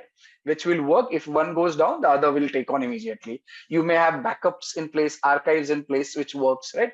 So that helps. At the same time, you have protection mechanisms, the IPSs, the intrusion prevention systems, intrusion detection systems. You may have firewalls in place, right? You may have RAID 5 configs as Kaushal has given. That allows you to ensure that your data, your service is available at all given times to the users, right? So that's availability. Now, we also discussed about risk. Again, we gave a formula, right? Risk was impact into likelihood. Basically, it's a combination of probability of or a likelihood of an event. Right now, event can be positive and negative, but what we are discussing over here, we're talking about a negative incident event which has happened. That is a risk. With reference to negative incident, let's say there's a data breach. We can have two different incidents talked about. Let's say your power connectivity to the data center goes down. It's an event, right? A negative event. And what is the risk? Because that happens, your server availability or net system availability may go down, right? At the same time, there's a possibility that there's a hardware damage which will happen. Agreed? So that's a risk. Now, what is a risk? It is the probability that this power system will go down. That is risk. Do you understand? Risk as such, it's combination of likelihood that something will happen of this sort. That is risk. It's a probability. Yeah. Now, in formula's case, you can say risk can be impact into likelihood. Impact multiplied by likelihood. What is the possibility of a, right? Now, we talked about data center. Now, what is the possibility? Your data in this data center may be breached. That's a likelihood. What is the probability that it will help? And once the data is breached, what would be impact on the business as such? How much will be the damage? That is the impact, right? This damage can be calculated in terms of dollar values, money, right? Or reputation as such. So we discussed about Coca-Cola's formula last time. So what is the risk associated to it? It is the likelihood that this Coke's formula is breached, right? What is the likelihood? It is a percentage value. And if this formula is breached, what would be the impact with reference to the damage potential and the dollar value and reputation loss for the organization? It's high, right? So the risk is high because impact is higher, likelihood is a possibility. So impact multiplied by likelihood will give you risk. Do you understand risk now? Likelihood into impact. That's risk. With me, all of you, risk understood? Right. So I gave this example already, the same thing which is available on the screen. A server is an asset to an organization. In this server, I gave this example during a last discussion. In this server, about 25% of the data is in unencrypted format. There's a 25% data which is in unencrypted format. And what if a particular vulnerability, that is a weak rule in the firewall, allows a threat agent to compromise this data, okay, then this risk is materialized. Okay, I am talking about the terminology. Risk is materialized. There is a loss of data to the organization. And what is the countermeasure? You basically ensure that the weak rule in the firewall is replaced, amended, reconfigured. Yeah, got it? Okay. Okay, coming back to, right. So that is the example over here. Right. So examples of the risk, there could be a fire, a threat agent can be a fire, a clueless user, or uneducated, unaware user can be a threat agent. Malicious insider. Now there's a user, there's an employee who's not promoted due to whatever reason, may have malicious intent for compromising the organization. Right? So that's a malicious insider. Hacker, someone who has ulterior motives to gain financial benefits by compromising an organization using his or her skills, right? That is a hacker. Is that clear? So a risk can be associated with natural disasters, can be associated with unawareness of an employee, user, vendor, contractor, human being, right? And can be associated a malicious external entity. And the technical option also, wherein your power systems, HVAC systems may fail. You understand? Those are the examples of risk. Great. Okay. We also discussed about asset. We are rediscussing asset. Can be tangible, intangible. Tangible, something which you can touch. Intangible, something we understand but cannot touch, right? Tangible, your server is a tangible thing. The data inside the server is an intangible thing. Your reputation of an organization is an intangible thing, right? This is an asset. So anything which has value to the organization can be considered as an asset, right? Okay. In connection with asset, there are two major terminologies we should understand. One is sensitivity, one is criticality. Now, sensitivity is nothing but a unit of impact that this unauthorized disclosure of information may have an organization. As in, when a risk materializes, the amount of impact this risk or unauthorized disclosure will have on the organization is sensitivity. We talk about criticality per se. Again, it's a measure of impact that failure of a system to function as required will have an organization. So it will determine how important an asset is to the business. Will the business continue to work or not? Will the business continue to business or not?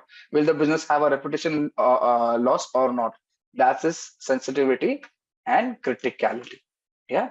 Okay. Asset classification. Now, we discussed about inventorizing various assets in an organization, right? When we inventorize assets, we also need to prioritize the assets, right? And this prioritization of the assets has to be done in a certain using certain processes. So what do? You prioritize the asset based on the business value, right? Now we've already discussed this, and I am sure you remember that. What do you mean by the business value? You ask the question, what will be the impact on the business if this asset is lost? That will give you the business value, right? So Coca-Cola's formula, big business value. So high priority asset. Maybe a CCTV camera going faulty on the gate, maybe it's lesser business value, lesser impact, right? So that's asset classification. Now this business value can be assigned based on combination of criticality and the sensitivity. This will also allow us to understand if a particular asset is of higher value, what are the risks associated with it? How much is the asset exposed to a risk? What is the likelihood? What is the impact? Who all would be interested in this particular asset? The competitors, the malicious insiders, the hackers, yeah, the misconfiguration, so on. You know who's the threat agent, what is the risk, what could be the impact, and what is the sensitivity and criticality. So you get an understanding when you know what is your asset. So once you know what is important, would be the threat to that important thing which is important to us, right? And based on that, we can have the classification level assigned to an asset. So the classification can be secret, top secret, confidential, unclass. Yeah, that kind of classification. Once you know that a particular data, Coca-Cola's formula for Coke, is a top secret, uh, has top secret data classification, we know that only certain people should handle this data, and you should have requisite protection mechanisms on this data, right? Very, very strong protection mechanisms. One of them being encryptions. Now, once you know that, what classification level is it, what protection mechanisms in place, you will define, you can allocate the resources to the asset. Again, remember, I told you last time also that these protection mechanisms should make business sense. It should be economically viable. You cannot have a data which is worth, say, 100, or asset which is worth $100, having a protection mechanism of $200 on it, right? It should always make business sense. It should always make economical sense, right? So this is how you will be doing asset classification. You will understand why asset classification is done and how does it help us, right? Asset classification. Great, great. Okay, we already talked about identification of asset. You must first identify something to protect, then manage the risk, think if the asset is tangible or intangible, right? And ensure that there are protection mechanisms placed in there, understand the criticality and all. Yeah, that's asset identification. Now with this, we come to the basic Linux commands, which we are supposed to discuss, right? A small introduction to Linux. Okay, so as you see on the screen, for all those who have not seen Linux before, we are talking about Kali Linux right now. Most of the Linux flavors will have their own layout. Generally, it will be same. Like Windows has the start button. This particular dragon on the left side, left corner top, will give you the menu for all applications which are installed on this particular machine. The browser is seen over here on the tab on the what do you call it? This particular panel, the top panel, which has a watch on the right side, a timer, and the calendar on the right side.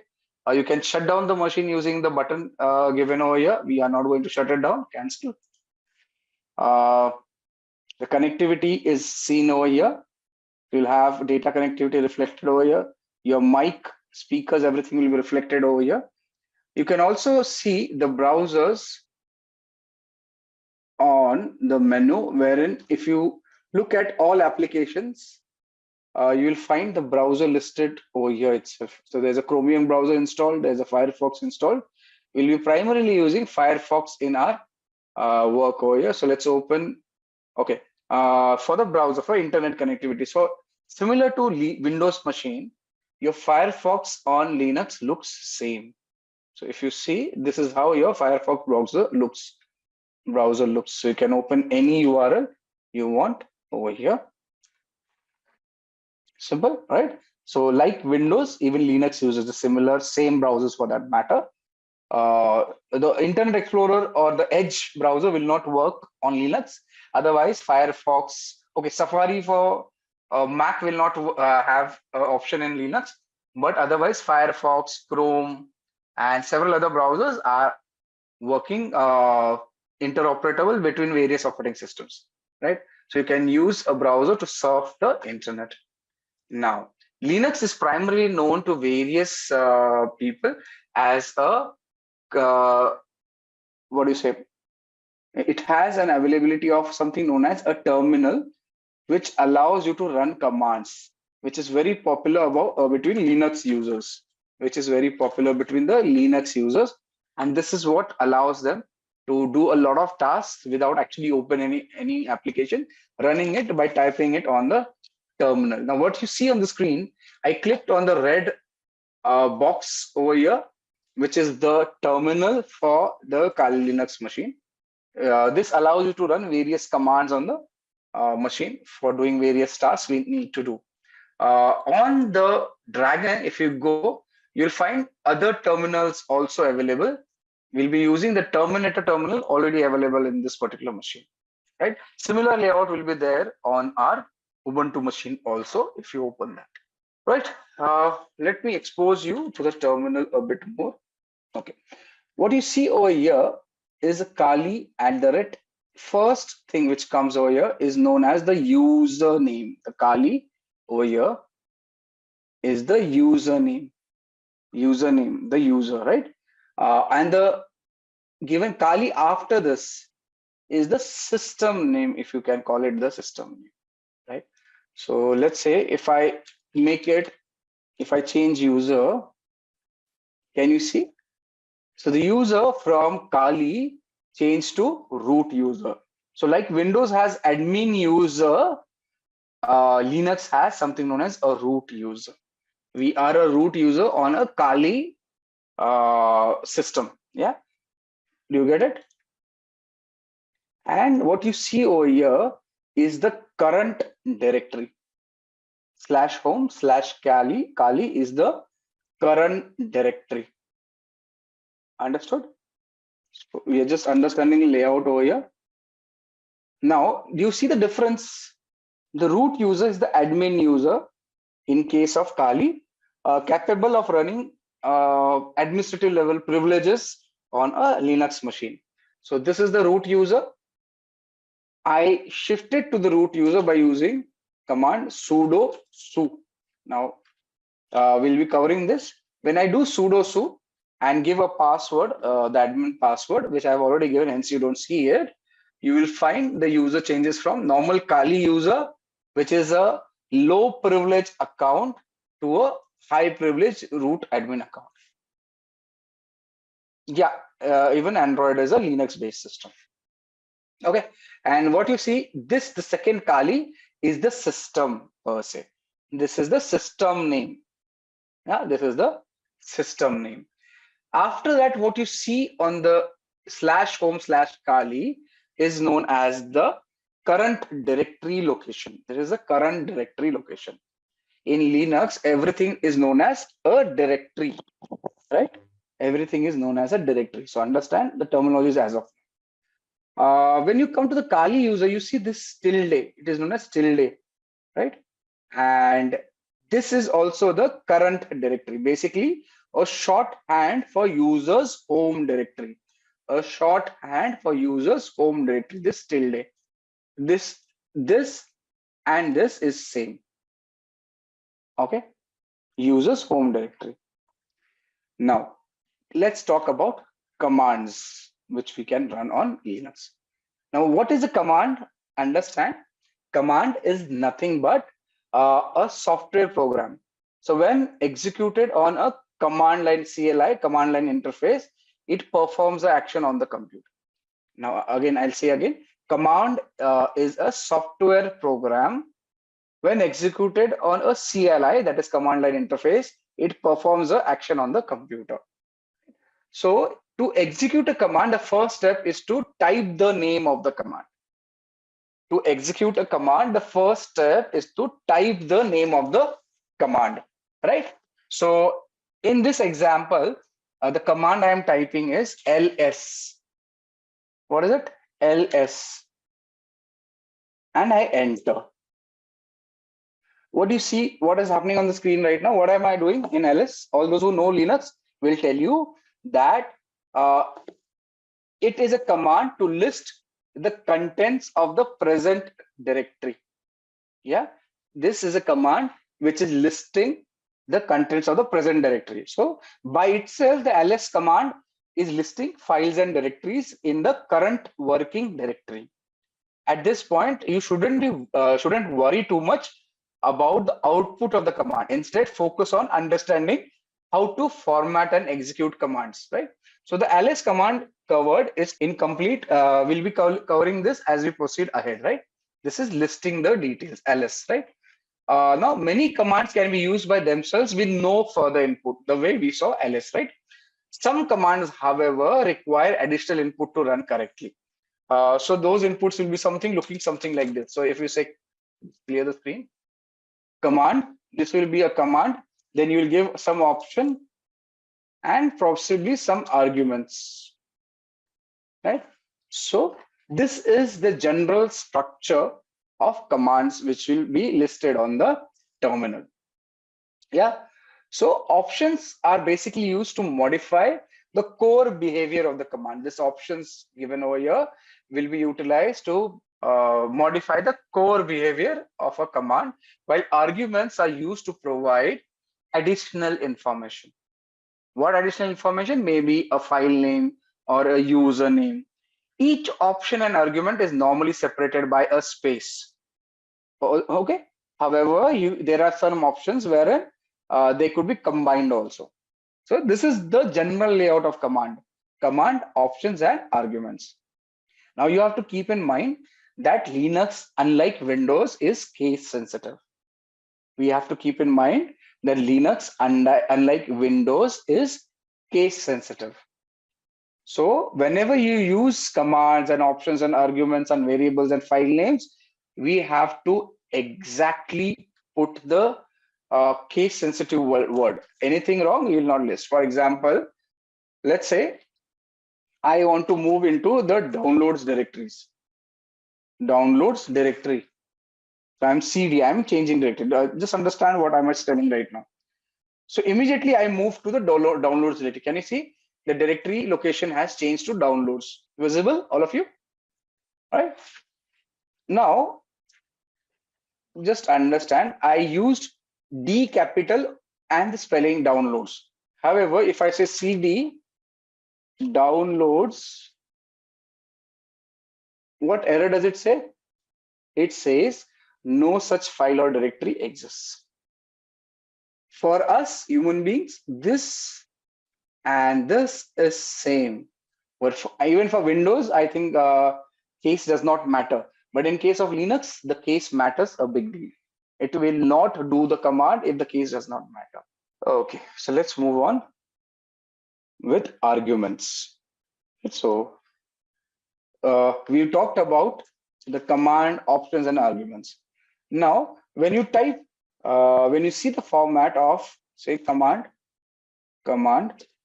options, argument, right? Yeah.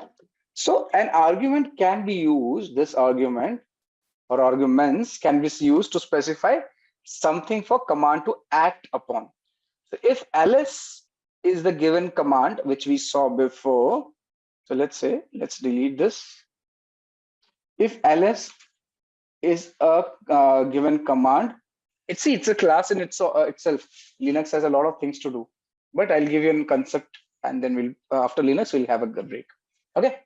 So like I said, if the ls command is given the name of the directory as an argument, it will list the contents of that directory. So let's say if I just use ls, it will give me the contents of the present directory. If I use ls and say give me contents of, say, documents, it will give me the contents of document directory. As of now, we have nothing listed in the documents directory. Hence, it is giving me a blank over here. Let me see if I can find another directory. Do I have this directory with me? Yeah. So if I say ls/etc/pp, it will list out details on this directory. Now, as of now, don't worry what directory I have gone into. Just understand I have listed directory listings from another location by giving an argument of the directory name to the ls command.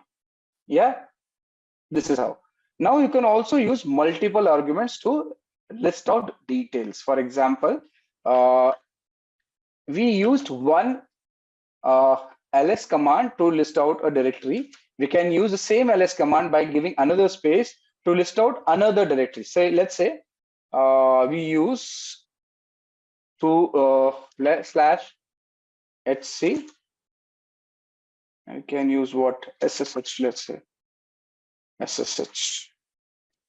You see, two different directory listings can be visible. This is the below one is for directly SSH directory. The above one is for PPP directory, right? So I can use ls command with multiple arguments and list out contents of two different directories, right? Given as arguments over there. Understood? That's in basic the arguments which we have there, right? Now, we have, when we talked about command options arguments, we have discussed about arguments. Let's talk about options. So what are the options we are talking about? This is the one we are talking, command, options, arguments. This is where we've discussed about command, we've discussed about arguments. Let's discuss about options. Let's discuss about options. Now, options can be used with commands to expand or modify the way a command behaves. Again, options can be used with commands to expand or modify the way a command behaves. For example, if you use option -L, right, for ls command, it will give long listing, providing additional information about the files that are listed. So if I just do normal ls, this is the listing, and if I do ls and -L is long listing, it will give me additional details. What are the additional details over here? The size of the file, the permissions of the file, right? So on and so forth will be given over here, right? Now you have to note that we have used a small case L over here, -L, right? That is a lowercase L. If you use what do you say? An easy way to remember this would be -L is a mnemonic for long listing, right? This is -L can be considered as a long listing. Yeah. Okay. Yeah. So we are understand it is case sensitive. Okay. Similarly, if you want to look into directories recursively, you can use R, right? ls-r. Okay. So now I'm sorry, not recursively, I stand corrected. This prints the results in a reverse alphabetical order. So if you see, if I do just ls, it is going in a descending alphabetical order, A, D, A, B, C, D, E, F, G. If you do -R, it will do a reverse way, right? It will reverse it, that ls-R. Similarly, you can do long listing by using -LR. Yeah, so file permissions, the file size, the date it was created, and it is done given in the reverse lineup, moving from N to D in this case, right? Reverse lineup. So in most cases, options can be used in conjunction with other options. So what we have done, we have combined two options, long listing and reverse listing of the files together, right? So we are given separate options together. The combination of these options will result in long listing output in reverse alphabetical order, as you see over here, right?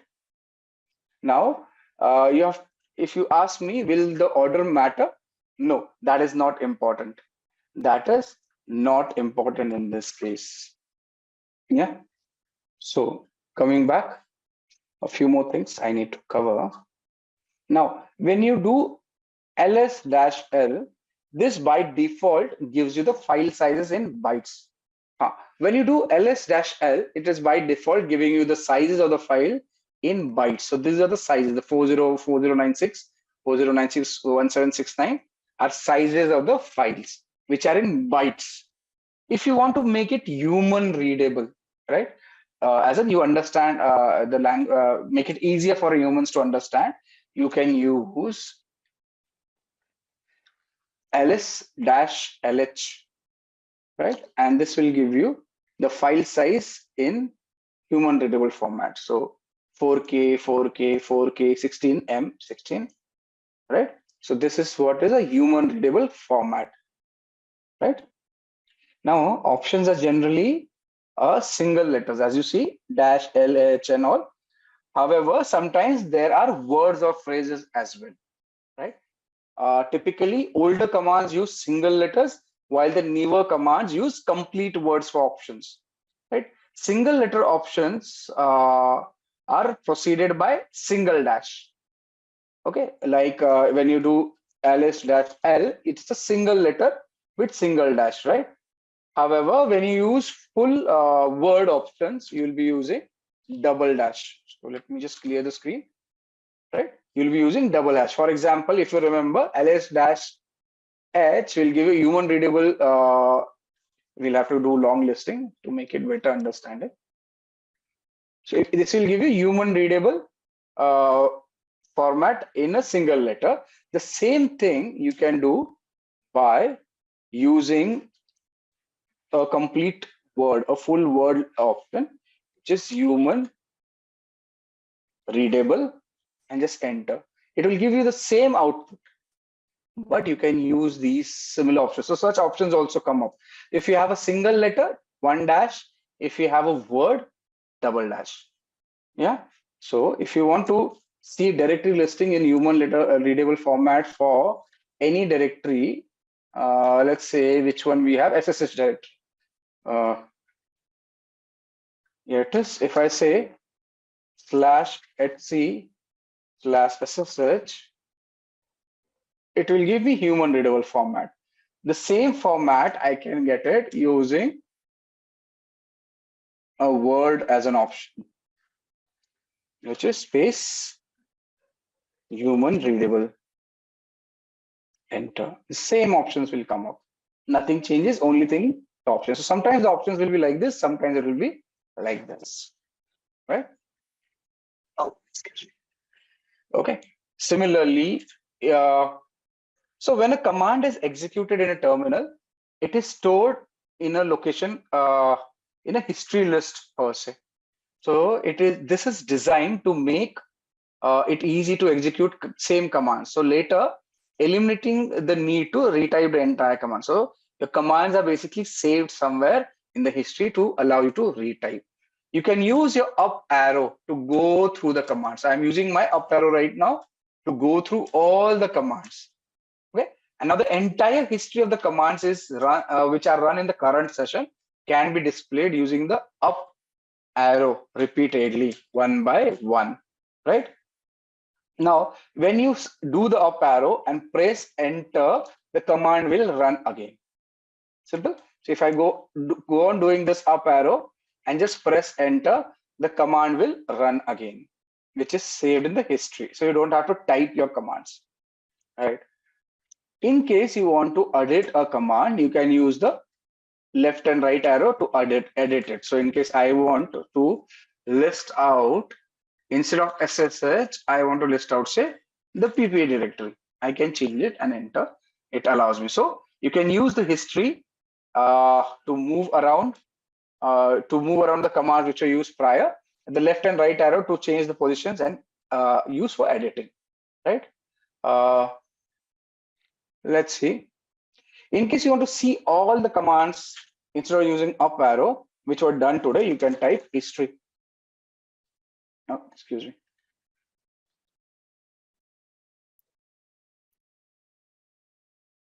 And it will list out all the commands. So we have run a total of 35 commands since the session has started. Right? Everything will be listed over here. See the history command. I gave a wrong command also visible. Yeah. Murli is telling type the command, giving space before the command, it will not show in history. Interesting. Let's try it out. So if I just give a space prior to the command and say, let's use a new command, date, right? Enter. So it has given me the date, right? Now let's try history.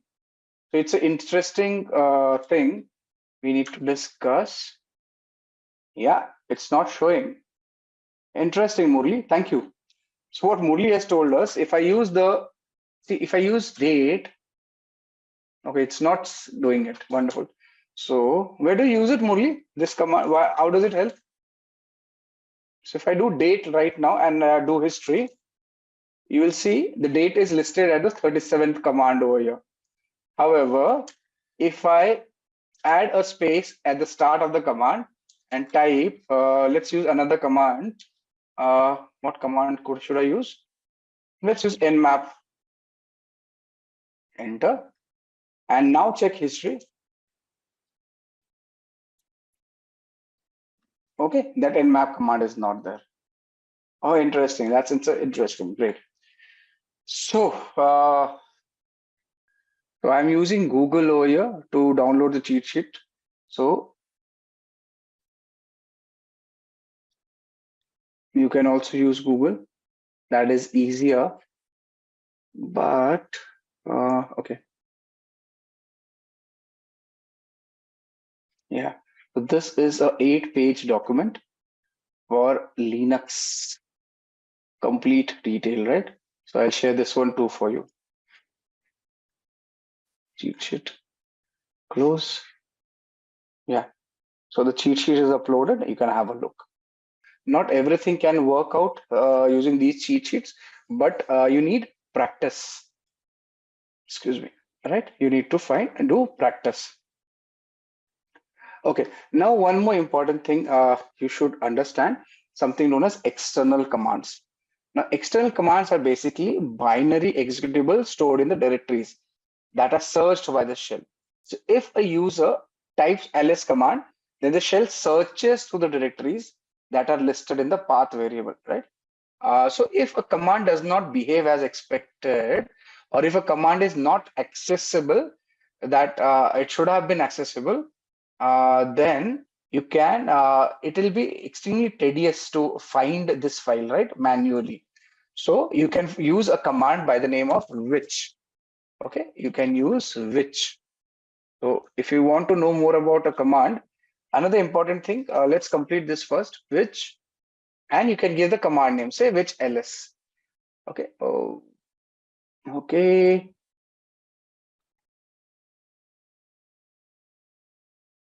Say which ls. It should give you a path. Actually, this should give you. This should have given you a location of a command where the ls is there. If I just say which Python, will it give me? Which Python? Yeah. So it did not give it for ls, but let's see if I know where is Python variable, or where is Python, if in short, in a generalized understanding, where is Python installed, you can find it using which command, right? This helps you to understand if a particular file is installed or not and available in the system or not, right? So that's your Python. That's your which command. What else? Now, we saw directory listing, right? ls. So we have discussed the initial command options arguments. Similarly, if you have to change the directory, you can use cd, and cd stands for change directory, and the directory name, which is to be changed to. So you can just select and you will find the directory has been changed. Can you see that? You can use the cd command to move within the directories. If you want to understand the present working directory, you can use that using pwd, present working directory. That will give you present working directory. Got it? So now, if you do not know something about a command, you can use the manual, which is in Linux man command. So if you want to get details about any command, just say man and the command's name. It will list out the details about the command. So it will give you, what is this ls command? It will give you list directory contents. How do you use it? Synopsis is given. It will give you description about this file and options which we can use this with this, right? So this is how man commands you. In case you do not know what is man, you can find out details using manual of a man itself. Can you see? I opened a manual for man command itself. So it is an interface to system reference manuals. What is it? It is an interface to system reference manuals, and it will give you a description of each thing which you can do with this command. The examples are given. See, I give you this example, right? Man ls displays the manual page for the item ls or the program ls. Got it? Similarly, if you say man point 7, it will give you the manual page for macro page man in section 7. So you can find a section in a particular manual using the number itself. Right? So that's your manual. Okay. What else? Let me see. Okay. In case you want to get help for a command, then you can use, let's say, -h as help, right? If does not exist, you can use double dash and the full word. Either of it works. Can you see? When I said -l, it did not work. -h, it did not work. When I said --help, it gave me details about this command. So one way getting detail about a command is using manual. If you want a small descriptive understanding, you can use --help, as is the case over here, to find out details about the command, right? All options, right? Okay. Now we talked about ls, we talked about cd, we talked about pwd, present working directory. We understood where are we with respect to the location. We could change the directory. Now a bit about the directory structure of Linux. So Linux has a particular directory system structure. So now on a Windows system, the top level directory is called my computer. All of you are already aware of it, right? So it is the top level directory on Windows. The physical devices such as the hard drives, USB drives, and the network drives show up under the my computer option and are each assigned a drive letter, right? Such as the C drive, D drive. That is how Windows works. The directory structure which Linux has is slightly different. Let me just show you directory structure of Linux. So if I just okay, oh, excuse me. Yeah.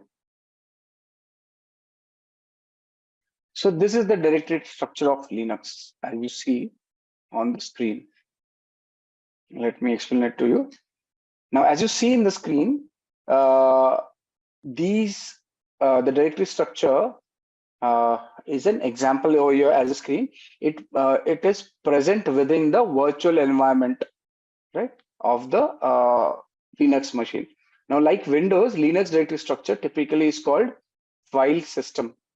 Also has a top level. So it is called the root directory. The one you see on the top is the root directory, and it's symbolized by slash character. The slash character over here. Can you see? Yeah. So, and this root directory is the slash character. Additional, there are no drives in the Linux. Remember, each physical device is accessible under a directory as opposed to a drive letter in the Windows. It is opposed. Understand as of now, and you will be we'll be discussing it further when we move inside. So to view contents of a directory, you will be using ls, as we already know. So if you want to understand, see the contents of a root directory, you can just say ls/l, and you will get the contents of a root directory. Can you see that? We are getting the contents of a root directory by using ls-l. Same thing, which is given in the diagram over here. Right? I am getting this boot etc proc dev mentioned over here. So can you see boot etc? Yeah, all the directories which are in the root directory can be seen over here. Right? Where is it? Where were we? Yeah. So now we can list out the contents of the directory, of the root directory, as we saw in the path over here, right? Using the ls command. We've already done that. Now we should notice that there are many directories with descriptive names, like the /boot directory, which contains files to boot the computer. If you want to see the /boot, you can just cd /boot ls, and you'll find the files to boot the computer inside this directory.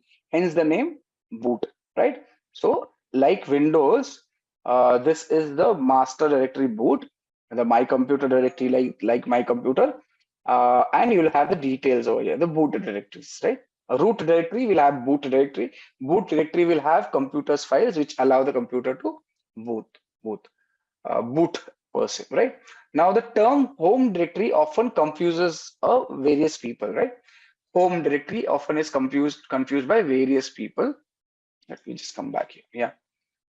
So to begin with, on most Linux distribution, there is a directory called home. Can you see this home directory over here? Right? Under the root directory, there's a home directory.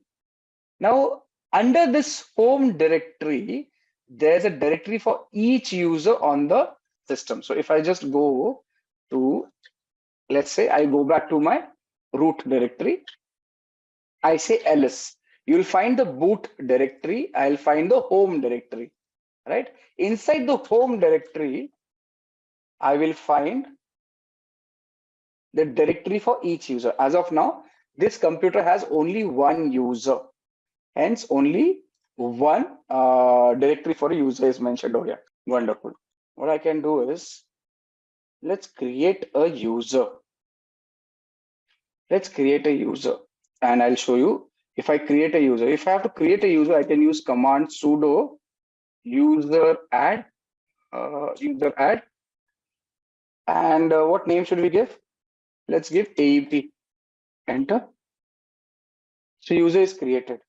Now, like I said, in the root directory, there's a home folder. Which has, or rather, which has users of that particular computer. So if I just say home, you will, oh, it has not created. Just a sec. Why didn't it show the user? Where did we create it? It should have created the user in the root directory. I created a user, right? It did not give an error. What I did, I created a user to be listed over here. But somehow that user is not available in this directory. That's interesting. I will have to look where did I go wrong.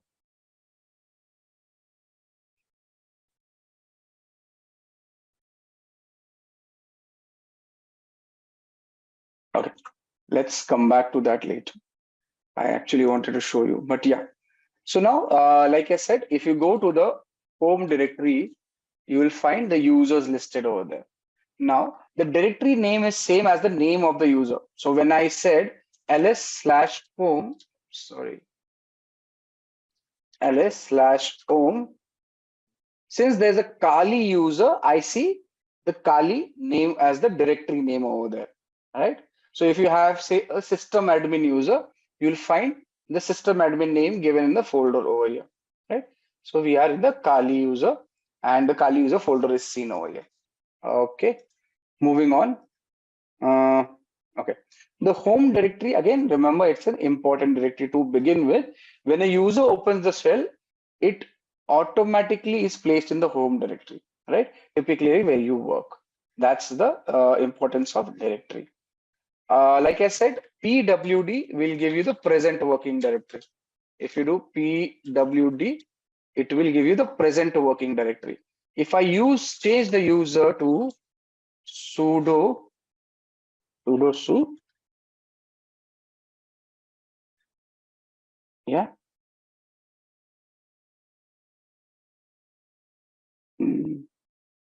And if I say PWD, the present working directory is still home, right? But the user is root.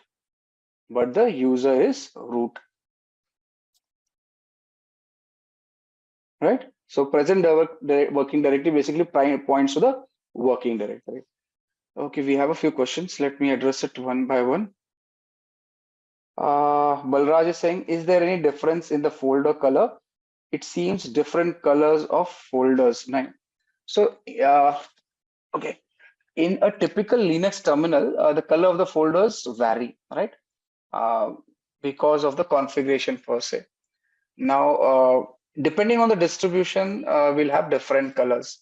So by default, directories are often displayed in different colors to differentiate them from the regular files. So let's say if I just say, as you see, just a sec. As you see over here, this is a tarred file, a compressed file, which has a different color. A regular directory has a different color. If I make a file executable, then the name will it will become green. Yeah. Okay. What is the difference between sudo and su? Okay. Basically, I am using the super user command, right? So sudo and su, again, in most Linux and operating Linux systems or Unix systems, we let's say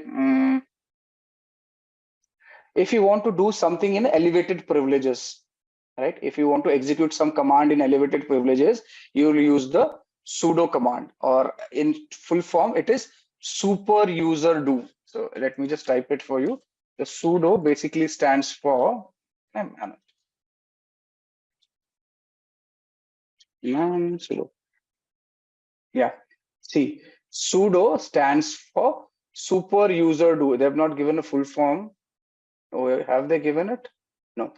Now, this is basically to execute a command in a super user, and to execute a command in a elevated privilege. They use sudo. So basically, sudo allows a user to execute a command as another user, typically the root user.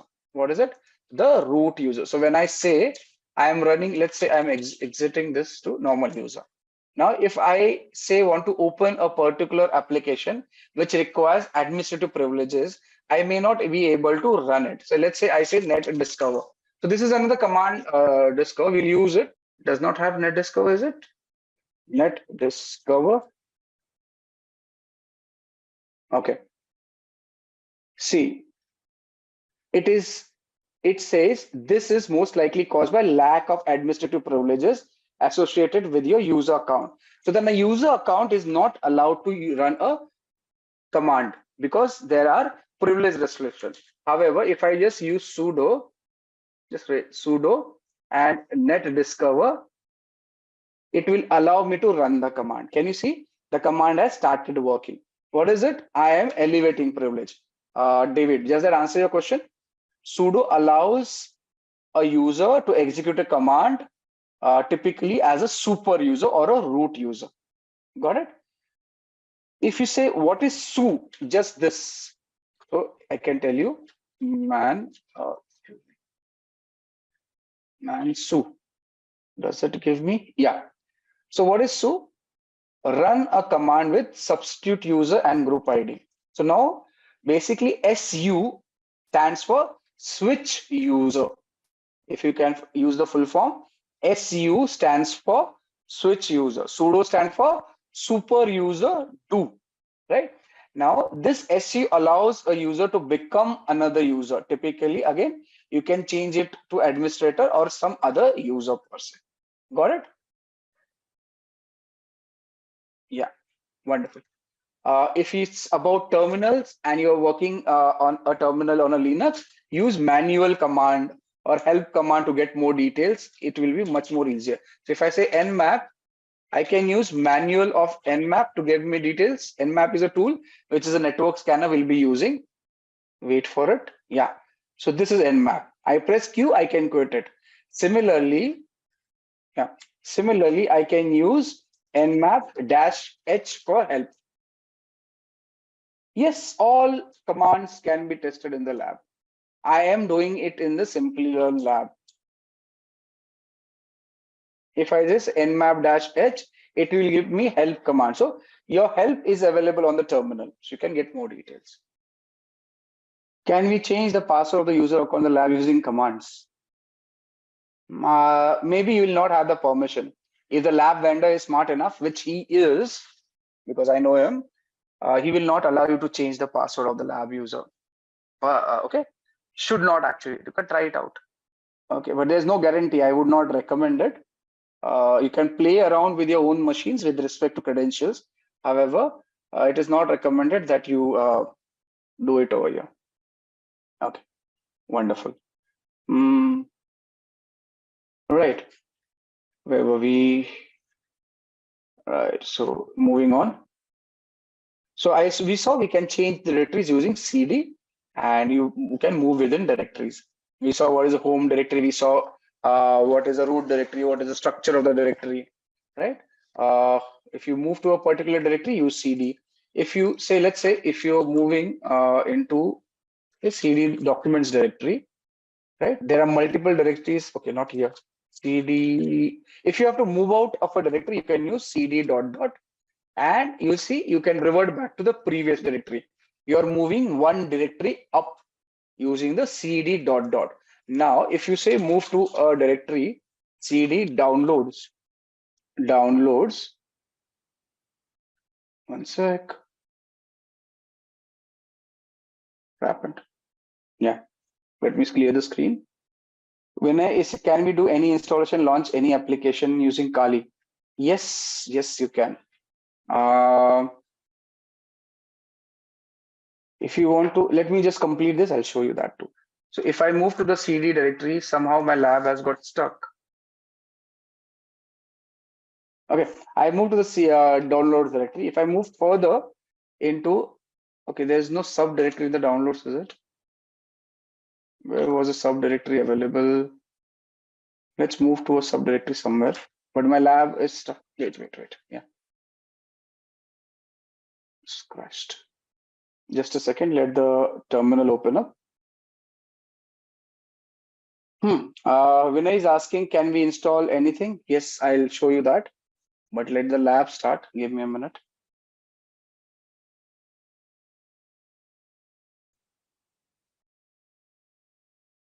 Okay. Here's the lab. Okay, the terminal is open. I do not want another one. Let's clear the screen. Yeah. So do I have any other directory in downloads? No. Let's see if we have something in the home directory. Documents do not have anything. Okay, let's create one. That will be easy. So if I move into a directory, I want to create a directory. I can use command make dir. Sorry, mkdir, make dir, and I can make a folder AEP. Right. So that's how I create a directory inside a directory. Right, AEP. I can move into the directory like this, AEP. As you see, I am inside the directory. I can list out the contents of the directory if anything is present over there. See, nothing in the directory. If I want to create a file, I can use a command touch to create a file, AEP dot text. Enter. Now, what is that created? It has created a blank page, blank document, AEP.text. As you see, the size of this page is 0 because nothing is inside. Right. Now, there are 2-3 ways of creating the file. One is what I showed you. Other one is you can use Nano, which is an editor, to create a file or change a file. So we'll create AEP1.text using Nano. Enter. So this is a kind of structure. So this is a test document. This is a test document, right? I can say Control X and Y for saving the document and enter, right? Control X, Y, enter. Now, if I say, if I list out details, ls-l, I will find 2 files listed over here. One with 25 bytes of data, one with 0 bytes. One was created with touch, other was created with Nano. Similar to Nano, there are other editors which can be utilized. One of the few famous one is Vim. So you can use Vim to just edit the AEP file. Right? So I'm editing. So this is another editor which allows you to edit the file, but it is certain there is particular method in which you can edit the file. If I want to enter something in this Vim command, I say I for insert. I have to type insert. As soon as I type insert, you'll see an insert prompt is given over here. Now I can type over here. This is a test file. right? And we can add 2. How do I save it? I type, press escape on the keyboard, right? You see the insert prompt is gone. Then do colon, just type colon, W for write and Q for quit. Enter. I will write the changes and quit. Now if I say ls-l, enter, you will find that the 22 byte worth data is created in the previous file. The time of change and everything is visible over here. Seen all of you? Clear? With me? Yeah? Okay, great. Okay, let's move on. Now, another way of, can you repeat this again? Which one? The Vim one? Okay, Arvind is telling me if I use X, it will directly do everything. Okay, we'll try that. So if I say Vim and the file name, so Sai, and I enter, this is the file I see. I can make changes to the file. Let's say I delete these 2 and type new alphabet. Sorry, I have to press I for insert. Once I insert, I can type anything I want to, right? Now, in order to save the file, there are 2 options. One was escape. I say colon, W for write, Q for quit. Another option our friend Arvind has given, wherein I can use colon and X to exit. Let's see if it works. Yeah, I have exited. Let's look if the change has been incorporated in our file. So cat aep.text. You see, so Vim, you open the Vim file, then you press I for insert, make changes as per requirement, and then you can use colon and X to save and exit. I used to use colon and WQ, right? Both of them are same. Yeah. Okay, understood, Sai? Okay, great. We have a question from David. David is asking, does Linux have something like batch files in Windows? Okay, yes, Linux has a similar concept to Windows batch files, .bat files, if you call it, and they are known as shell scripts. Yeah, David, they are known as, let me just exit this.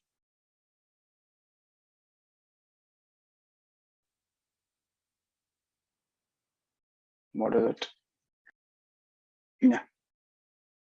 Okay. So there are shell scripts. Now these shell scripts are text files containing commands that are interpreted and executed by the shell interpreters, right? So that's our shell scripts. So we'll be using shell scripts. So if you want to create a say a simple shell script, now that we have come to this and we are using editors, another editor which will help us do is gedit. So we talked about Nano, we talk about Vim. Another text-based editor is gedit. Do we have gedit in this? Or let's say we'll have to install. So in case gedit, I say, and I don't have this file, I say enter, Linux will tell me that the file does not exist and we can install it. Now, this is the question when somebody was asking that, can I install applications? Yes, you can use sudo apt install and the application which is to be installed, gedit. In this case, let's install this application and I can install it. Can you see it's being installed on my Kali machine? So anything you have to install, you can use sudo apt install and the name of the application, and you will be able to install it. As you see on the screen, it is happening right now, wherein this application wasn't there and we are installing it. Yeah, sure. If you do not have an application, you can use sudo apt install and the application name to install the application. Simple. Sai, sudo apt install and the application name. In this case, I have installed gedit, which is a text-based editor for Linux machines. Where are you? Yeah. Yes. Okay. Great. So now that we are, we've seen Vim, we've seen Nano, we've seen Vim, we've seen Nano. Let's work on our options to use a text-based editor. Let's work on our options to use a text-based editor such as gedit. So if I say gedit and I say AEP, I give the file name, right? Enter. A text-based editor like Windows has a notepad, a similar thing will pop up like this. And I can change the file as per my liking over here also. Can you see I can change it? I'm changing the file. Yes. Now, David was asking, do we have batch files? So in Linux, we have shell scripts. Let's create a small script file. Now, this is bash scripting, not a part of your course, but an interesting thing if you want to learn. However, it is not compulsory. You just need to understand it. Okay, so let's start. I am creating a bash file, a simple script.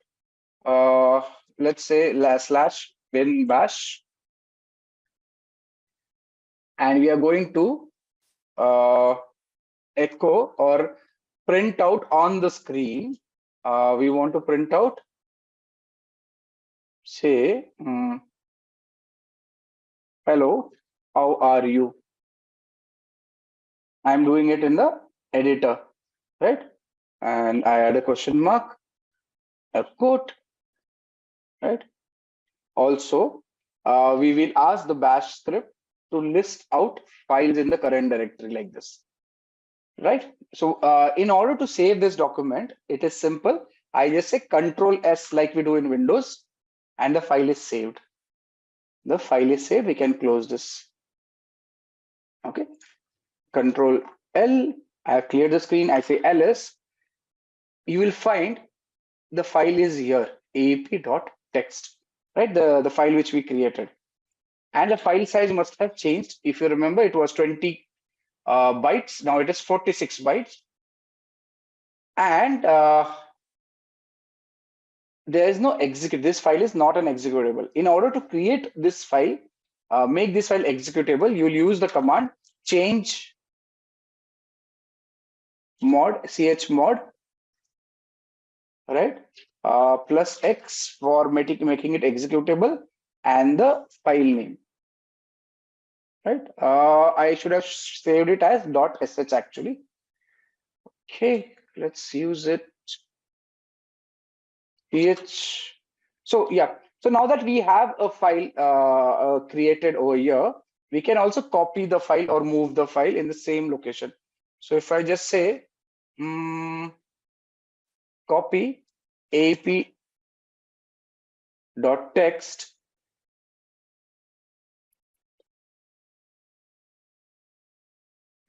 come on, yeah, as ap.sh in the present location. Can I do that? Yes, all people who know Linux. Can I copy, change the name of the file in the present location? Yeah. If there's an error, Linux will give you a warning. If the operation is done, the Linux will not give a warning. If you want to look at it, sorry, ls-l, you see, I created a file of same size and name with a different extension. So aap.text was a file. I have copied it as aap.sh, which is a shell script file. Do you understand? I copied a file using CP. CP is copying a file. Now this aep.ch can be given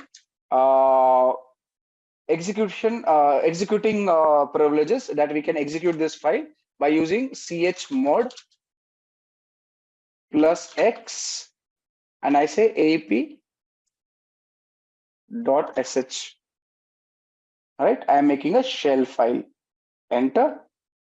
You see, it has given no errors. That means it has worked. So if I now do ls-l, can you see the file color has changed? Can you see? What was the file color before? It was a white color. Now it has become green color. That signifies the file is now executable. Do you understand that? that signifies the file is now executable. Yeah, David, your batch file, we have created a shell file over here. Okay, so in your journey as a ethical hacker, as a penetration tester, you may have to make files executable. You will be doing it using such kind of commands, change mode, chmod commands. Got it? Now, if you want to run this file, you can just use /aap. So you have to run a command, just dot is present working directory, and you want to run the this file in the present working directory. So dot is the present working directory, present location, and the name of the file to run. And we have made it executable. As soon as I say enter, it should give us the command. What is it saying? Hello, how are you? And it is listing the contents of the present directory. Can you see that? What we've done? So we have progressively moved from creating a directory to creating a file to creating a shell using various editors, then making the shell file executable, a batch file executable, and then running the file on the terminal, getting an output on the screen. Is that clear, all of you? This is something you need to redo when you practice. It is important that you redo this. Okay, great. So, and thanks, David, for getting it to my notice. This is something which is should be known to us, right? Thank you. So let's see a few questions. Yashodeep says, what is root terminal and terminal? Okay, Yashodeep, in context of Linux, a terminal is a program that provides text-based interface, what you see on the screen, to interact with the operating system. What? Okay, it is giving you a text-based text-based interface to interact with the operating system. While a root terminal is a terminal session that runs with super user privileges. Now, do you understand? Terminal gives you interface. Root terminal will give you super user privileges, and the same thing can be done with your privileges. Yeah. Okay. Okay. Zareen, it will be the same. The commands will stay the same. Nothing changes. Ubuntu is a Debian-based operating system. Kali Linux is also a Debian-based operating system. So all these commands in exact same format will work in Ubuntu also. Yeah. Okay, great. Okay. So next question. So we have a question from Kaushal, which is from where the Linux find the application. Now, in case of Linux, there's something known as official package repositories, right? So no, most Linux distributions have official software repositories or storage mechanisms where users can find and install the application. When you used, just let me clear the screen. When you use apt, right, that is advanced package tool. What is it? Advanced package tool. This allows you, this is a package manager which allows you to download packages from the repository of the Debian operating system, Linux operating system, and so on and so forth. For Debian, you use apt Debian. Sorry, right? Use apt for let's say Red Hat operating system, Fedora, CentOS. I think CentOS also. You use yum. That is a it is possibly yellow updater modified or something. I forgot. All right. So that's how you do it. Also, there are other options wherein there are third-party repositories, software websites. You can download like you do in Windows. Similarly, you can download and install applications. This is one option I have given, right? Most cyber people prefer working on Linux. It's much more convenient.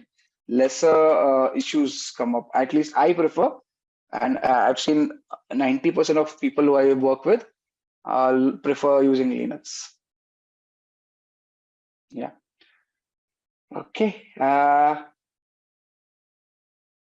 Okay. Again, another question from Kaushal. Does the syntax matter while searching the application? Yes. If you remember, I told you Linux is case sensitive. So you have to ensure that case is correct. So if you're looking for Firefox, let's say now this machine has Firefox. I want to open Firefox. I just type Firefox like this, and it will open Firefox. But if I don't get the case correct, it will not open the application. Simple as that. Can you see? From the terminal, without actually using the mouse, I can open an application. I just say Firefox. I'll tell you something interesting I'm doing over here. Can you see? I just changed the case, the first case F, and Firefox did not open. If I say Firefox without with the right case and I enter, it will open Firefox. Got it? So you can search and open applications from the terminal. So if I want to open up, say, burp suite, I can type burp tab and enter. It will open. This is a proxy which we'll be using subsequently. So you can open applications directly from terminal by running a command. You don't have to use mouse and mouse as such, right? So today we will start our tutorial with an example. Imagine a world where every 39 seconds a cyber attack occurs, affecting businesses, governments, and individuals alike. And in a digital age where data is the new gold, cybersecurity has become one of the most critical fields to master. And if you have ever wondered how hackers breach systems or how companies protect themselves against these threats, you are in the right place. In this video, we are going to take you on a journey into the fascinating world of cybersecurity. We will break down the steps you need to learn cybersecurity, from building a strong foundation in networking and programming to mastering advanced techniques like ethical hacking and threat analysis. We'll also share some of the best resources and certifications that can propel your career forward. And this video will provide you with a clear roadmap for you. So get ready to unlock the secrets of cybersecurity and start your journey towards becoming a digital defender. So here first we will start with the essential skills for an ethical hacker, or when you will learn cybersecurity, what skills you will need. So here we'll see the list, and the number one is strong understanding of networking. So ethical hackers or cybersecurity professionals need to have understanding of networking protocols, how data travels across networks, and the vulnerabilities associated with different network configurations. Then comes programming and scripting. So proficiency in programming languages like Python, C, C++, and scripting languages is crucial for writing custom exploits and tools. And then comes cybersecurity fundamentals. A solid grasp of basic cybersecurity concepts, including threats, vulnerabilities, risk management, and security principles, is fundamental. And then comes operating system. Familiarity with various operating systems, including Windows, Linux, and Unix, is essential for understanding their vulnerabilities and security configurations.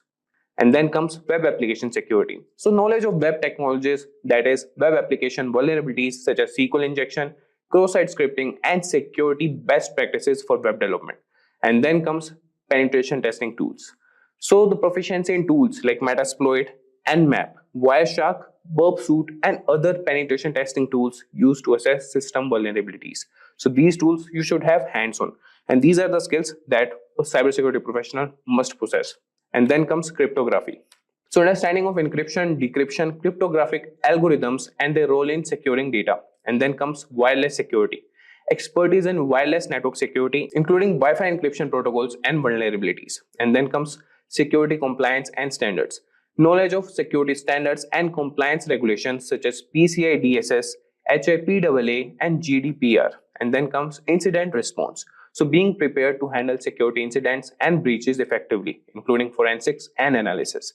And then comes social engineering awareness. So understanding of social engineering tactics used by attackers to manipulate individuals into revealing confidential information. And then we have the last, that is ethical mindset as a skill. So an ethical hacker or a cybersecurity professional must adhere to a strong code of ethics and prioritize responsible disclosure when vulnerabilities are there. And now we'll start with how to learn cybersecurity, and we'll see the roadmap. So the number one thing you should have is educational foundation. So ethical hacking is all about using your skills for good, that is helping to protect systems and data from cyber threats. And let's start from the very beginning and build a strong foundation together. Number one is basic education.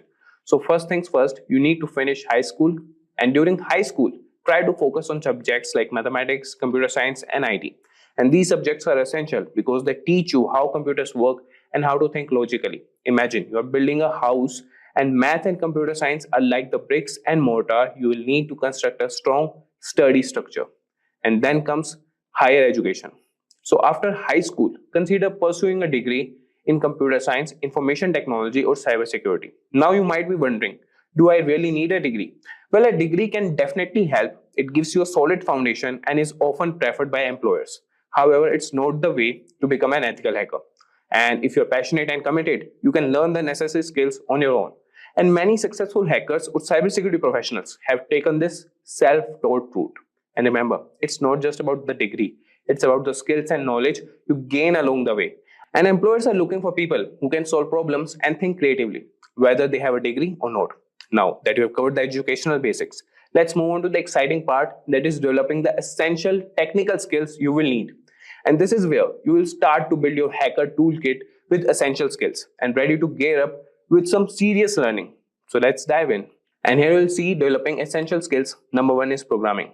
And if I tell you why it's important, so programming is like learning a new language, but for communicating with computers.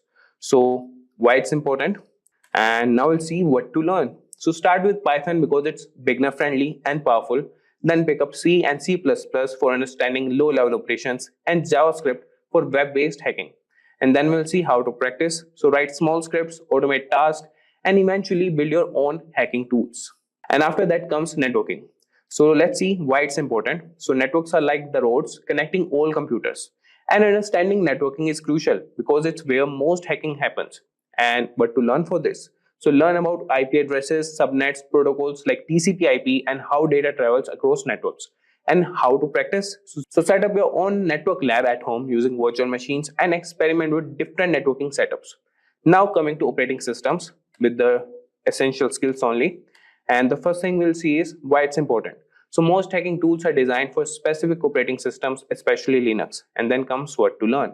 So get comfortable with Linux, that is distros like Kali Linux that are designed for security tasks, and understand the basics of Windows and Mac OS. And then comes how to practice. So use Linux as your main OS and play around with terminal commands and understand file system structures. And then we have security concepts. And we'll see the first thing, that is why it's important. So security concepts are like the rules of the game. Knowing them helps you understand how to break and fix things. And then we have what to learn. So focus on encryption, that is how data is protected, firewalls, how to defend networks, VPNs, how to secure connections, and IDS, how to detect intrusions. And let's see how to practice them. So implement these security measures in your own systems and try to bypass them to see how they work. So these are the core skills that form the backbone of an ethical hacker's knowledge or a cybersecurity professional knowledge. And it's not just about learning them, but practicing and applying them in the real world scenarios. Great. You have built a solid educational foundation if you are following this and developed essential skills. Now let's talk about certifications. And certifications are like badges of honor that show you have got the knowledge and skills to be an ethical hacker. And they can open doors to job opportunities and validate your expertise. So now we'll talk about some of the key certifications that you can consider. So number one is CEH, that is Certified Ethical Hacker. And talking about why it's important. So the CEH is one of the most recognized certifications in the ethical hacking world. It covers the fundamentals of ethical hacking and teaches you the mindset and tools hackers use. And now we'll see what it demonstrates. So by earning this certification, you show that you understand the core principles of ethical hacking, including how to scan, test, and hack systems, and how to get it or achieve it. So you can study the CEH curriculum, which includes topics like footprinting, scanning, enumeration, and system hacking. Then pass the CEH exams to get certified. Now coming to the next certification, that is CompTIA Security Plus. And first we will see why it's important. So Security Plus is a great starting point for a career in cybersecurity. It covers a wide range of security topics from network security to risk management. And if I tell you what it demonstrates, so this certification proves you have the foundational knowledge required for any cybersecurity role. And it's often a stepping stone to more advanced certifications. And how to get it? So prepare by studying the CompTIA Security Plus material, focusing on key areas like threats, attacks, vulnerabilities, and security architecture. You can pass the Security Plus exam to earn your certification. Now coming to the next certification, that is OSCP, or Offensive Security Certified Professional. First thing we'll note about it is why it's important. So OSCP is known for its hands-on practical approach, and it's highly respected in the industry because it requires you to actually perform hacking techniques in a controlled environment. And if I tell you what it demonstrates, so earning the OSCP shows you can identify, exploit, and document vulnerabilities in various systems, and it's proof of your practical hacking skills. And if I tell you how to get it, so you can complete the offensive securities penetration testing with Kali Linux course, and then pass the rigorous OSCP exam, which involves a 24-hour hacking challenge. So this is all about OSCP. Now moving to the next certification, that is CISSP. So first thing is why it's important. So CISSP is an advanced certification aimed to those looking to move into higher level security roles like management or architecture. And if I tell you what it demonstrates, it shows you how to have a deep understanding of cybersecurity principles, and you can design, implement, and manage a best-in-class cybersecurity program. And how to get it? You can study the 8 domains of the CISSP, that is Common Body of Knowledge, which include security and risk management, asset security, and security engineering. You can pass the CISSP exam and meet the work experience requirements to get certified. And these certifications not only validate your knowledge, but also make you stand out in the job market. They are a testament to your dedication and expertise in the field of ethical hacking. So next, we will explore how to gain practical experience, and this is where you will put your knowledge to the test and hone your skills in real-world scenarios. So ready to dive into some hands-on action? So let's move on. So the next part is number 4, that is gain practical experience. So I will say that's awesome that you have got your education, developed essential skills, and earned some certifications. Now we are coming to this part, that is now it's time to get hands-on and gain practical experience. This is where the real fun begins, applying what you have learned in real-world scenarios. Number 1 is labs and simulations. So labs and simulations provide a safe environment to practice hacking skills without the risk of breaking any laws. They allow you to experiment and learn from your mistakes. So you could use the platforms like Hack the Box, Try Hack Me, and Cybersec Labs that are fantastic resources. And these resources offer a variety of challenges and scenarios that mimic real-world systems and networks. So internships and entry-level positions provide real-world experience and a chance to apply your skills in a professional setting. They also help you build a network of industry contacts. You can seek out internships or jobs in IT, network administration, or cybersecurity. So these roles will give you hands-on experience with the systems and technologies you will be protecting as an ethical hacker. You can check job boards, company websites, and LinkedIn for openings. And don't be afraid to reach out to companies directly to inquire about internship opportunities. You can tailor your resume to highlight your skills and certifications, and be prepared to discuss your hands-on experience from labs and simulations. And after that comes the bug bounty programs. So bug bounty programs are an essential or excellent way to test your skills in the real world scenario. Companies offer these programs to identify security vulnerabilities in their systems, and they reward you for finding and reporting these issues. So platforms like HackerOne and BugCrowd connect ethical hackers with companies offering bug bounties. And these platforms provide a legal and structured way to test your skills. And you can create profiles on HackerOne and BugCrowd. And you can start by reading through the rules and scope of each program to understand what's allowed. And you can begin with lower risk programs and gradually move to more complex ones. As you find and report vulnerabilities, you will gain recognition and potentially earn money for your findings. And after that, we have practical experience that is invaluable and is where theory meets reality. And by practicing in labs, gaining real-world experience through internships, and participating in bug bounty programs, you will hone your skills and build a strong portfolio. And after that comes stay updated. So cybersecurity is a rapidly evolving field, and staying updated is crucial for maintaining your edge. And here's how you can keep your knowledge fresh. Number 1 is continuous learning. So the landscape of cybersecurity is always changing with new threats and technologies. And you can keep up with the latest news, blogs, and forums, and great resources like Krebs on security, dark reading, and the Reddit NetSec community. So make it a habit to read articles and participate in discussions regularly. And you can also subscribe to newsletters and follow key influencers in the cybersecurity space. And then we have conferences and workshops. So these events are excellent for networking and learning about the latest trends and techniques. And key conferences like DEFCON, Black Hat, and RSA conference are must-attend events for ethical hackers. And you can attend these events either in person or virtually, and you can take advantage of workshops, seminars, and networking opportunities to connect with other professionals. And then we have online courses. Continuous education helps you keep your skills sharp and up to date. And platforms like Coursera, Udemy, and CyberReady offers a wide range of courses on various cybersecurity topics. And you can enroll in courses that cover new tools, techniques, and concepts. And I have already mentioned a course with Simplilearn that is proven and technically guaranteed. So you can regularly update your skills and knowledge through these platforms. Now coming to sixth point, that is join the community. So being part of the cybersecurity community is invaluable for your career growth. And here's how you can get involved. Number one is networking. So networking with other professionals can provide valuable insights, support, and job opportunities.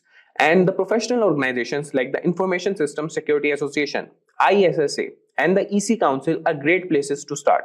You can attend meetings, join discussion groups, and participate in events. And building a strong network can open doors to new opportunities and collaborations. And then we have mentorship. So a mentor can guide you, share resources, and help you navigate your career path. You can look for experienced ethical hackers who are willing to mentor you. You can reach out through professional networks, conferences, or online communities. And having a mentor can provide you with personalized advice and support. And now we'll see the companies hiring ethical hackers. So there are many companies across various industries. Those are looking for skilled ethical hackers. And some prominent employers include tech giants like Amazon, Accenture, Google, Apple, Intel, Microsoft, and Facebook.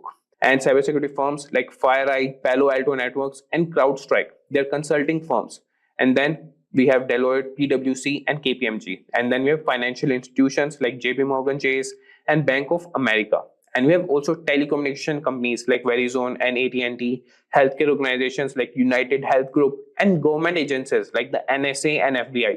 So job roles for ethical hackers and those penetration testers conduct simulated attacks to find vulnerabilities. Then we have cybersecurity analysts. They monitor and analyze security systems. Then we have security consultant. They advise organizations on best security practices. Then we have security engineer. They develop and maintain security systems. And then we have incident responder. So investigating and responding to security breaches are their role. And then we have the average salaries for these. So salaries for ethical hackers vary by location and experience. So if I talk to you about in India, so entry level positions typically earn between 4 lakhs and 6 lakhs per year, while senior roles can command between 15 lakhs and 25 lakhs per year. And in the United States, entry level salaries range from $70,000 to $90,000 per year, but with senior positions, earning can be vary between $130,000 to $170,000 per year. In this video, we are going to learn about the fundamental rules that allow devices to communicate seamlessly across a network. But instead of just listening to technical definition, we will also going to explain everything using a fun and relatable analogy. So guys, if you want to learn more about networking protocols, watch this video till then. Imagine a city so technologically advanced where every building, vehicle, devices communicates seamlessly through a vast interconnected network. And the backbone of that city is the network protocols, which are set of predefined rules ensuring that all the devices, regardless of their make or operating system, can exchange data smoothly and securely. In this tutorial, we will explore the world of networking protocol, categorize them based on their functionality, and also dive deep into how they operate within the OSI model. So moving ahead, first, let us understand what is actually a protocol. So guys, protocol is a set of rules and standards that define how data is transmitted and received between devices in a network.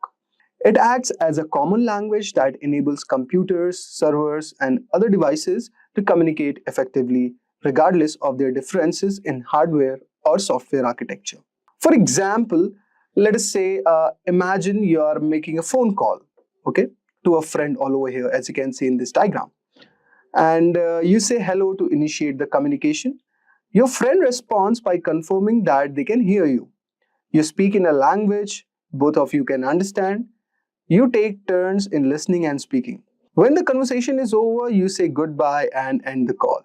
This is the structured way of communicating following a set of unwritten rules, a real-world example of a protocols. But if I talk about protocols in networking, they define how data is packaged, transmitted, received, and interpreted. They ensure that data is sent in a correct format, the receiving device understands and processes the data correctly, errors are detected and corrected if needed, security measures are in place to protect data from unauthorized access. Now, let us move ahead and understand about what are different types of networking protocols available. Now we are going to study about types of networking protocols. So network protocols can be broadly divided into three major categories. The first one is communication protocols. Here these protocols ensure there is a seamless data exchange between devices. If I talk about security, then these protocols ensure that there is a secure communication against cyber threats. And finally, if I talk about management protocols, they monitor and optimize network performance. To understand these better, let us explore each one of them one by one. So if I talk about communication protocol, so this protocol governs data transmission and define structure, format, and method for exchanging messages between devices. So we have this HTTP protocol or hypertext transfer protocol. So this is a backbone of the internet and it facilitates the web exchange between a server and a browser. So this is one kind of a protocol. Then you have a TCP protocol, which is a transmission control protocol. So it is a connection oriented protocol where protocol is ensured that the data packets are delivered accurately and they are in order. Then we have the internet protocol or IP protocol. These protocols addresses the system of internet, routes a packet across the given network. Then we have the UDP. So this is user datagram protocol. So it is a fast and connectionless protocol. And then you also have this file transfer protocol, which enables file sharing between servers using separate connections for controlling and data transfer. And finally, you could also see an ICMP, which is not mentioned in this diagram. So which is basically Internet Control Message Protocol. This protocol acts as a diagnostic tool, helping detect network errors and connectivity issues. So let us take an example and try to understand the communication protocol. Now, imagine you are sending a parcel from one city to the another, or you can also consider sending from one country to the another. Now, let us understand how these protocols are going to work. So if I talk about TCP/IP that we have discussed earlier, you can consider it as a courier service. You choose a reliable courier company that ensures your package is delivered intact and it is in order. So the courier service which is reliable, that is TCP/IP protocol working all over here in this scenario. Now if I talk about UDP or user datagram protocol, you can consider this as a public announcer. So instead of a courier, you broadcast a message over the city's public announcement system that everyone hears it, but there's no guarantee also that anyone will respond. Then you could understand FTP protocol as a parcel delivery system. So you use a secure delivery truck to send bulk packages from one place to the another. And if I talk about ICMP, so this is kind of a traffic reporter. This protocol is working like that. So this protocol service monitors traffic and alerts courier if certain routes are blocked. So in this way, these communication protocols are working. These communication protocols also ensure that fast, structured, and reliable delivery of data is happening in the digital network, just like cities' postal and transport system. Now let us move ahead and discuss about the security protocols.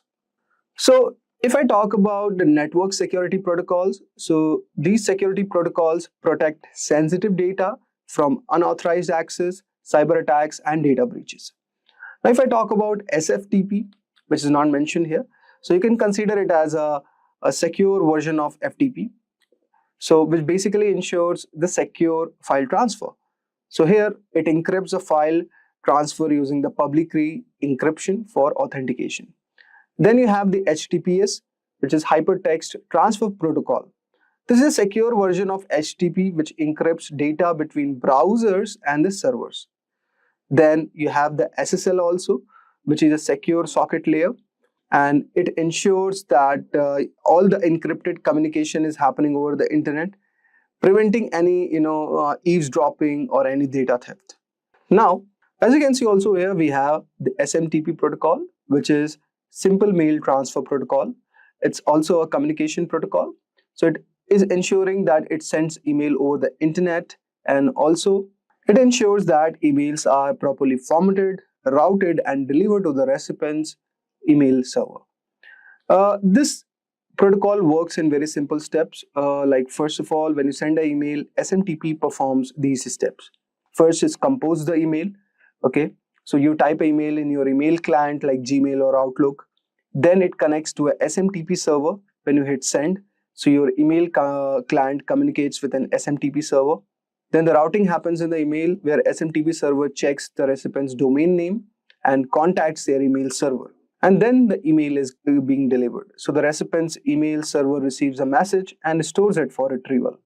So these were one of the scenario. And you could consider the same analogy for SMTP as a postal system also. Now, suppose you write a letter all over here and you put it up in envelope, okay? You drop it up at the post office, which is basically the SMTP server, where it's checked and it is sorted, and the postal system finds the recipient's address, mail server, and also the recipient can pick up and read the letter, okay? So there are protocols like IMAP, which are used to retrieve the emails. So SMTP only sends emails, not retrieves them, okay? Retrieval is done by IMAP protocol or POP3. So this was one of the example. Now let us discuss about SSH protocol. So SSH means it is a secure shell network protocol, which is basically used to securely access and control remote computers over an encrypted connection. It is widely used for securing remote logging and file transfers. Now, how does SSH works? So it initiates the connection. A user enters a command in the terminal, such as you can say SSH user remote server. Then the authentication happens where the user provides a password or uses an SSH key for authentication. Once it is authenticated, the user gains secure access to the remote server, and then the commands starts executing. The user can run commands, transfer files, or manage the system remotely. Imagine like a bank vault, okay? So you can think SSH of a secure key card entry system for a high security vault, okay? Or in the banking, in the banks basically, where you will be needing credentials, password, or key card. Once inside, all the communications are private and encrypted, okay? You can check records, retrieve documents, or make updates very much securely. And when done, you can log out and exit the vault safely. So you can think of SSH providing a secure way to access and manage remote computers, just like a bank vault system, which prevents the unauthorized entry. Now let us move ahead and discuss about our third and final protocol, which is basically the network management protocols. Network management refers to the process of monitoring, configuring, and maintaining the network devices to ensure a seamless communication is happening and preventing failures. It involves fault detection, performance optimization, and security enforcement. Now, the key network management protocols include like SNMP, which is Simple Network Management Protocol. So this protocol, as you can see all over here, this is basically used to monitor and manage network devices such as routers, switches, or servers. How this protocol works, guys?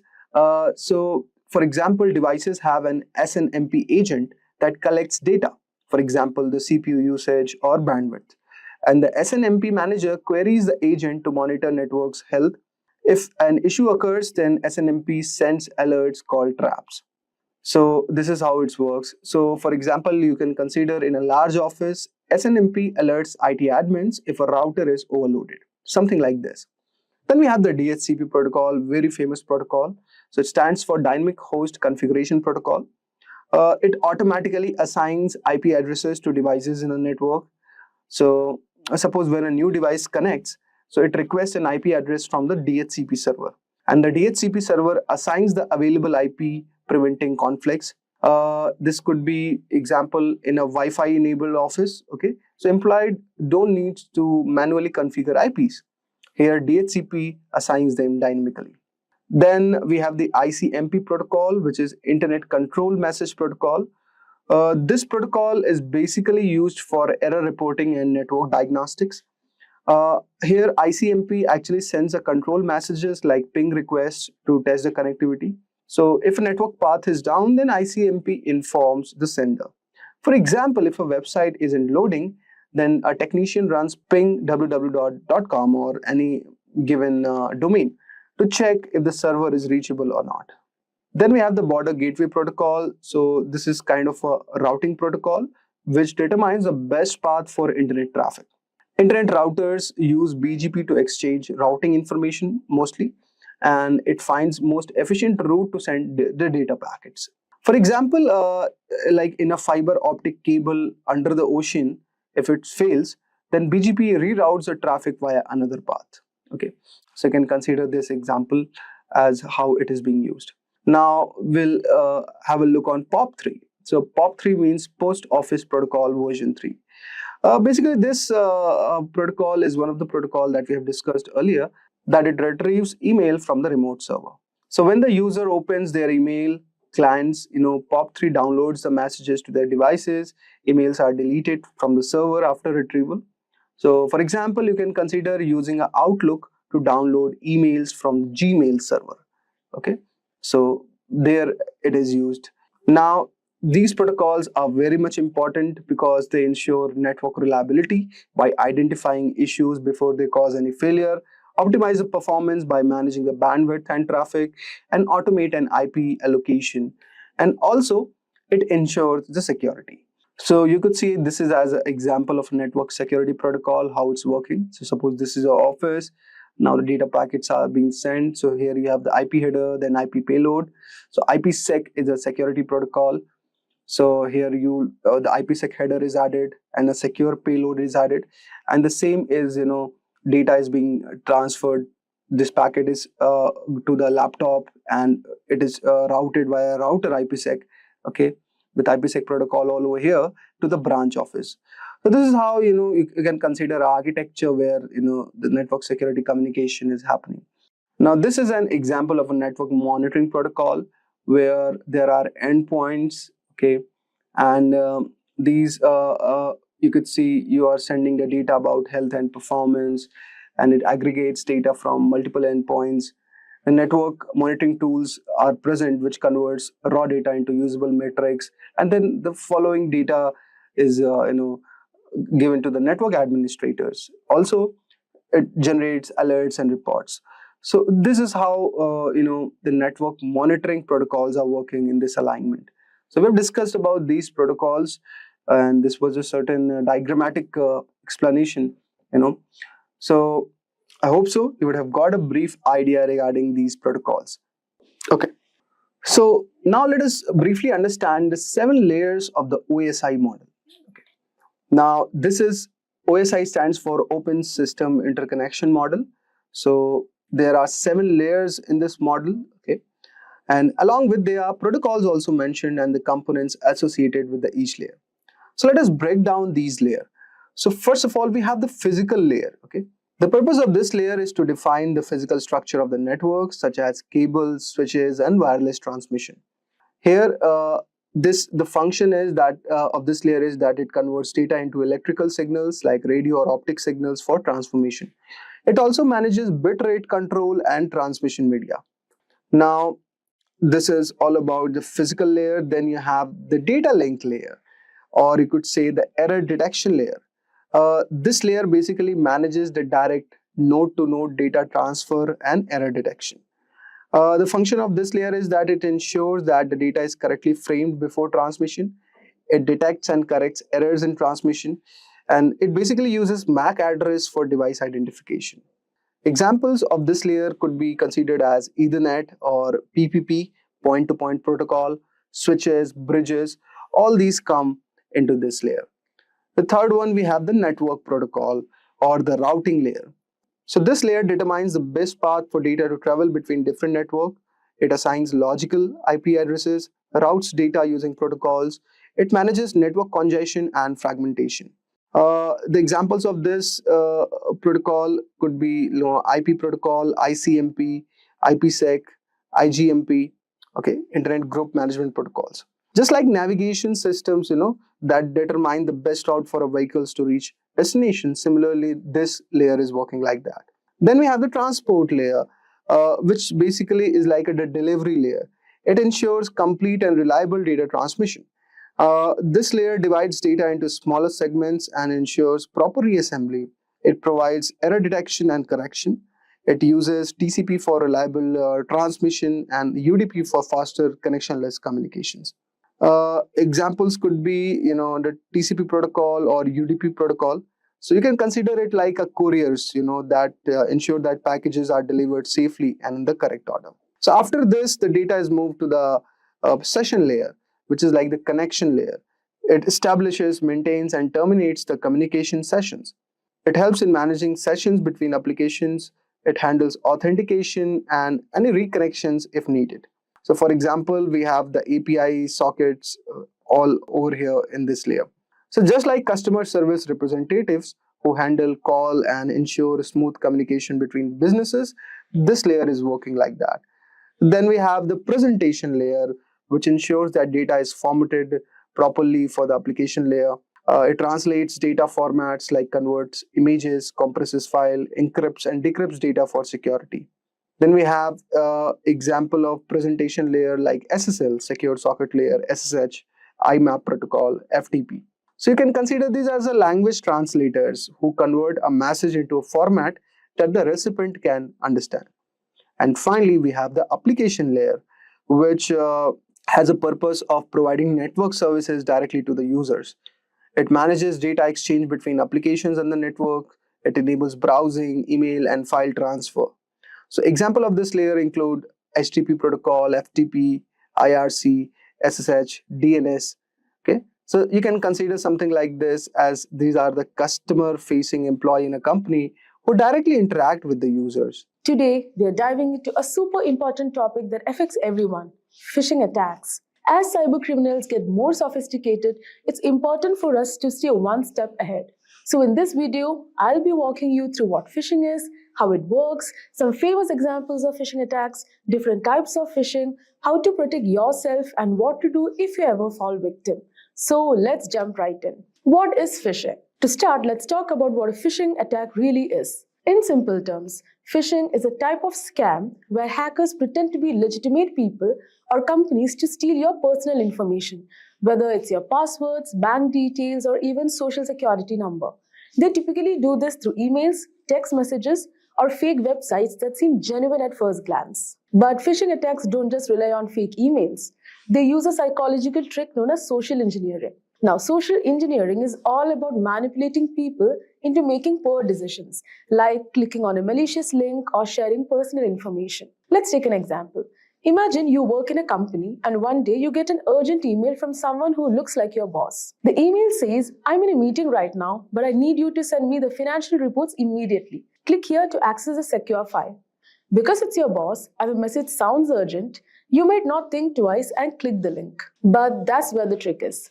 The link wasn't real, and now the hacker has the access to the company's sensitive data. So social engineering works because it plays on human emotions like fear, urgency, trust, and leads you to make hasty decisions without double checking. So phishing attacks are serious business, and they have caused some of the most damaging data breaches in history. Let's take a look at some of the most famous examples. First, let's talk about the Sony Pictures hack in 2014. This is one of the most well-known phishing incidents. It all started when Sony employees received phishing emails that looked completely legitimate.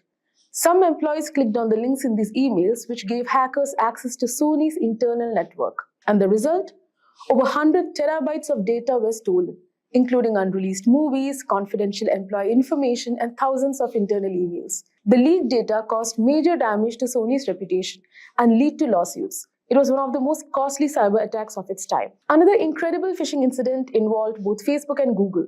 Between 2013 and 2015, a single hacker managed to scam these tech giants out of over $100 million. How did he do it? The hacker, Evaldus, pretended to be a hardware supplier that both companies did business with. He sent phishing emails with fake invoices that looked exactly like the real thing. Because the emails were so convincing, the finance departments of the Facebook and Google didn't question them and wired the money directly to the attacker's account. So these famous examples show that phishing can affect anyone, from everyday people to major corporations. So let's talk about how they work step by step when hackers actually try to steal your information. So how does a phishing attack unfold? Let's break it into easy steps. Step 1. Phishing attacks typically start with a carefully crafted message, often in the form of an email or text. This message will look like it's from a legitimate company, like your bank, a popular service like PayPal, or even someone you personally know. Hackers usually use several techniques to make these emails look authentic. One common technique is domain spoofing. This is when hackers create a domain that looks almost identical to the legitimate website, but with subtle differences.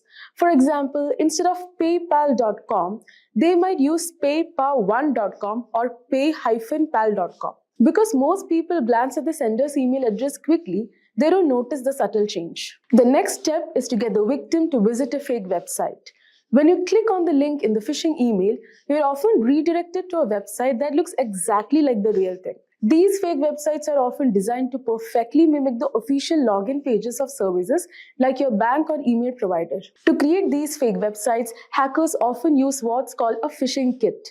Now, phishing kits are pre-built tools that make it easy for attackers to clone real websites. The hacker then hosts the fake website on a malicious server or uses DNS spoofing, where they manipulate the DNS records to redirect users from the legitimate website to their fake version without the victim knowing. Now, once you land on the fake website, the next step is for the hacker to collect your information. So these fake pages are designed to look identical to the real ones. So when you enter your username and password, you think you're logging in securely. But hear what's happening in the background. Phishing sites use various methods to capture the information you type in. One common technique is form jacking, where the form on the website is modified to send the data directly to the attacker's server. Alternately, hackers can use key logging malware that records every keystroke you make, capturing usernames, passwords, and even credit card information as you type. So to make the fake site even more convincing, attackers often secure it with a real SSL certificate. Now, this means the website might show up as secure with a padlock symbol in your browser, making you believe it's legitimate. So this is why it's important to check more than just the HTTPS in the URL. Now, once the hacker has your data, they can use it in various ways. The most common method is using your stolen credentials to log into your accounts. This is known as credential stuffing. But they can also use your personal information for identity theft, or they might sell your data on the dark web. But phishing isn't a one-size-fits-all approach. Hackers use several different types of phishing attacks, and each one is designed for a specific target or method. So now let's talk about the different types of phishing attacks. First, we have general phishing, which is the most common and broad type. So in this type of attack, hackers send out thousands or even millions of phishing emails to random people, hoping that a small percentage will fall for the scam. For example, let's say you receive an email that looks like it's from a popular company like Netflix. The email says something like, your payment method has failed, click here to update your information. You click the link and it takes you to a fake Netflix login. When you enter your details, they are sent straight to the hacker. These attacks are sent out to as many people as possible. Whoever falls for it, falls for it. It's all about volume with general phishing. Next is spear phishing. So unlike general phishing, spear phishing is much more targeted. So the attacker picks a specific individual or company and tailors the attack to that person or group. So spear phishing requires some research and planning. So it's more sophisticated than general phishing. For example, imagine you work in the finance department of a company and you receive an email from someone pretending to be the CEO. The email says, he's unable to transfer the money to the partner company and asks you to transfer it. So since it appears to be from your boss and it sounds urgent, you might be tempted to complete the transfer without questioning it. That's the goal of spear phishing. Because the email is personalized and often uses real names or insider information, it's much easier to fall for it. So this makes spear phishing especially dangerous for businesses. Now let's talk about whaling, which is similar to spear phishing but with a bigger target. So whaling specifically targets high-ranking individuals like CEOs, CFOs, or other executives. So these attacks are often highly sophisticated because the stakes are so high. Let's say a hacker sends an email to the CFO of a large corporation, pretending to be a lawyer representing the company. So the email contains a fake warrant, asking the CFO to click a link to download important legal documents. Because it's a legal matter and appears highly official, the CFO clicks the link, which leads to malware being installed on the company's network. So whaling attacks are dangerous because they often involve larger sums of money or more sensitive information. So when high-level executives fall for these scams, the consequences can be disastrous. Next comes SEO phishing. So SEO phishing takes a different approach. So instead of targeting individuals with emails or text messages, hackers create fake websites and manipulate search engines so that these sites show up at the top of search results. So people who are searching for services or products may unknowingly click on these malicious websites. For example, imagine you are trying to log into Bank of America and you search for Bank of America login. So a phishing site could show up at the top of the result, looking exactly like the original website. You fill out the form, entering your personal and payment information. But instead of going to the bank, all of that information goes straight to the hacker. So SEO phishing works because we trust search engines to lead us to legitimate sites. Hackers take advantage of that trust by manipulating search engine algorithms to display their malicious sites. And finally, there's smishing, which stands for SMS phishing. Smishing involves sending fraudulent messages through SMS or text. So these texts often appear to come from a trusted source, like your bank or a delivery service, and contain a link that leads to a phishing site. For example, let's say you get a text that looks like it's from a delivery company such as FedEx, telling you to set your delivery preferences. The message includes a link to do the same. When you click the link, it takes you to a fake FedEx site that asks for your name, address, and credit card information to cover delivery fees. So smishing is effective because people tend to trust text messages more than emails, especially when they're on the go and may not scrutinize the message as closely. Anyways, fortunately, there are several things you can do to protect yourself from phishing attacks. So first and foremost, always think before you click. If you get an email or text asking you to click a link, stop and think. Does this look suspicious? Hover over the link to see where it actually leads before you click. Next, don't upload personal information online. Be careful where you share your personal information online. Hackers often gather details from social media or public profiles to make their phishing attempts more convincing. So make sure to keep your software, operating system, and apps updated. Regular updates include security patches that protect against known vulnerabilities. Next is use antivirus and email security. Install a good antivirus program and use email services with phishing filters. These tools can block many phishing emails before they even reach your inbox. And lastly, use a secure DNS service. This can prevent you from even accessing malicious websites, adding an extra layer of protection. Now, even with these precautions, phishing attacks can sometimes be successful. So what happens if you're already fallen a victim?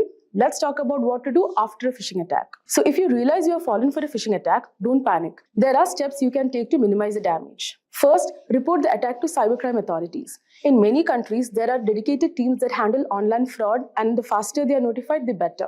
Next, change the passwords for any accounts that may have been compromised. Make sure each password is unique and avoid using the same password for multiple accounts. Next, enable multi-factor authentication on your accounts.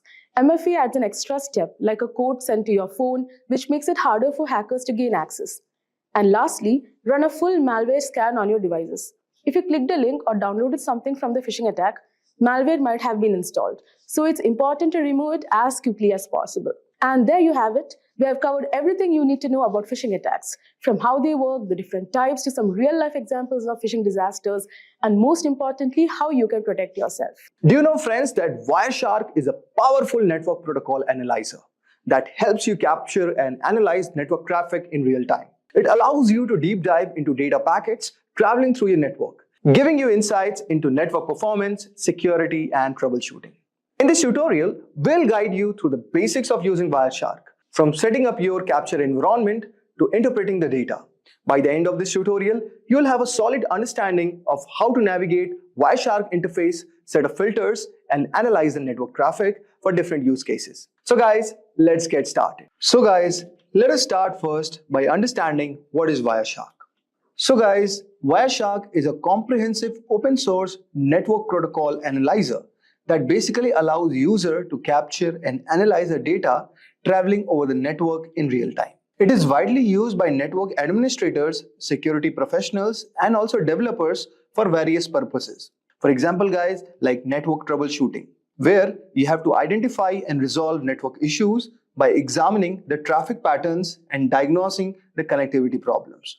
The next one is network analysis, which we'll also be doing in our hands-on, where you have to understand and optimize network performance by analyzing data flows and interaction between network systems. The third one is security auditing. You will also have to detect and investigate unusual or potentially malicious network activities such as unauthorized access or data breaches. And finally, you have a protocol development, where you can debug and develop network protocols by capturing and analyzing protocol messages and behaviors. The key features of Wireshark are: the first one is packet capture. Wireshark captures packets of data transmitted over the network. Each packet contains a wealth of information, including source and destination addresses. And also you get protocol, types, and payload data. So as you can see all over here, I've already downloaded Wireshark, and I'll guide you also how to download it. But as you can see, these are the lines that shows that the Wi-Fi packet, graph is showing that this is how the packets are transmitting. So this is basically the real-time analysis what you can get through in Wireshark. Next one is you get a detailed inspection.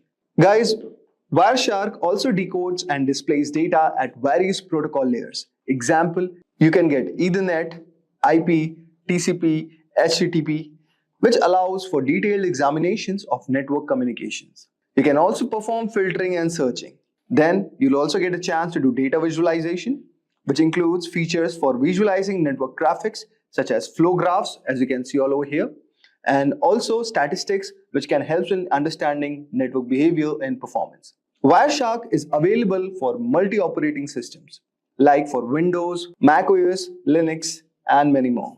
Now, there are certain scenarios where network security engineers use it. Suppose for network performance monitoring, where you track and analyze the performance of network applications and services. You also get an incident response. You investigate and respond to network security incidents by analyzing captured traffic. And you also do the protocol analysis, where you examine and troubleshoot network protocols and ensure proper implementation. Now, let us start with the Wireshark. So first, let us download the Wireshark. And before we download it, I expect that you would have got some brief idea regarding what is Wireshark. Now, what you have to do, guys, you have to go at this link, wireshark.org.download.html. So since I'm using Windows, so I have clicked on Windows x64 installer. Just right click on this. So as you can see, it will start downloading. So guys, since I've already downloaded it, I may not have to do it again. And the steps are very simple. Just you have to click yes, and it's going to download all the required dependencies and your installer will be ready. And after clicking all the OKs, you are going to get something like this. So this is your entry of the Wireshark network analyzer. Now, so as you can see all over here, you can capture the network packets from these interfaces. So you can see local area connection 10, adapter lookup, traffic capture, Bluetooth is there, then you have the Ethernets, okay? So let us choose the Wi-Fi as a network interface, okay? And just click on this. So as you can see all over here, so many of the packets have started running up, okay? And this is a shark icon. So basically, it is doing the real-time packet capturing where you have all these things. So now, let us try to understand what is there in Wireshark. So you can see you have file. Basically, for managing files, you have open, save, export. Okay, so these kind of options are there. You can also export the TLS session keys. Okay, you can export the objects, and you can do print, quit. Then here in the edit, so edit, you can modify the preferences, settings, and profiles. If you talk about view, you can adjust the layout all over here of Wireshark. If you talk about go, you can navigate through the packets all over here. Then here is a capture. You can start or stop all over here. You can restart it. Then next is analyze. So as you can see all over here, you have display filters, display filter macros, display filter expressions, and many more. Okay. Similarly, you have statistics, okay, which helps in viewing network statistics and data summaries. Here you have telephony for using these kind of protocols, okay. Then you have wireless, okay. Then you have tools all over here, firewall, ACL rules, MAC address, okay. And there you have the help icon. So this is a very basic outview of this application.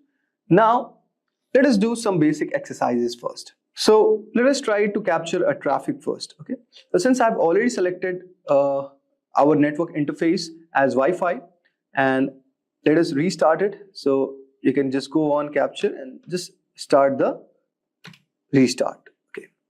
So this has started. Now go to your browser and just type, say, HTTP, okay, and say bin.org is the file.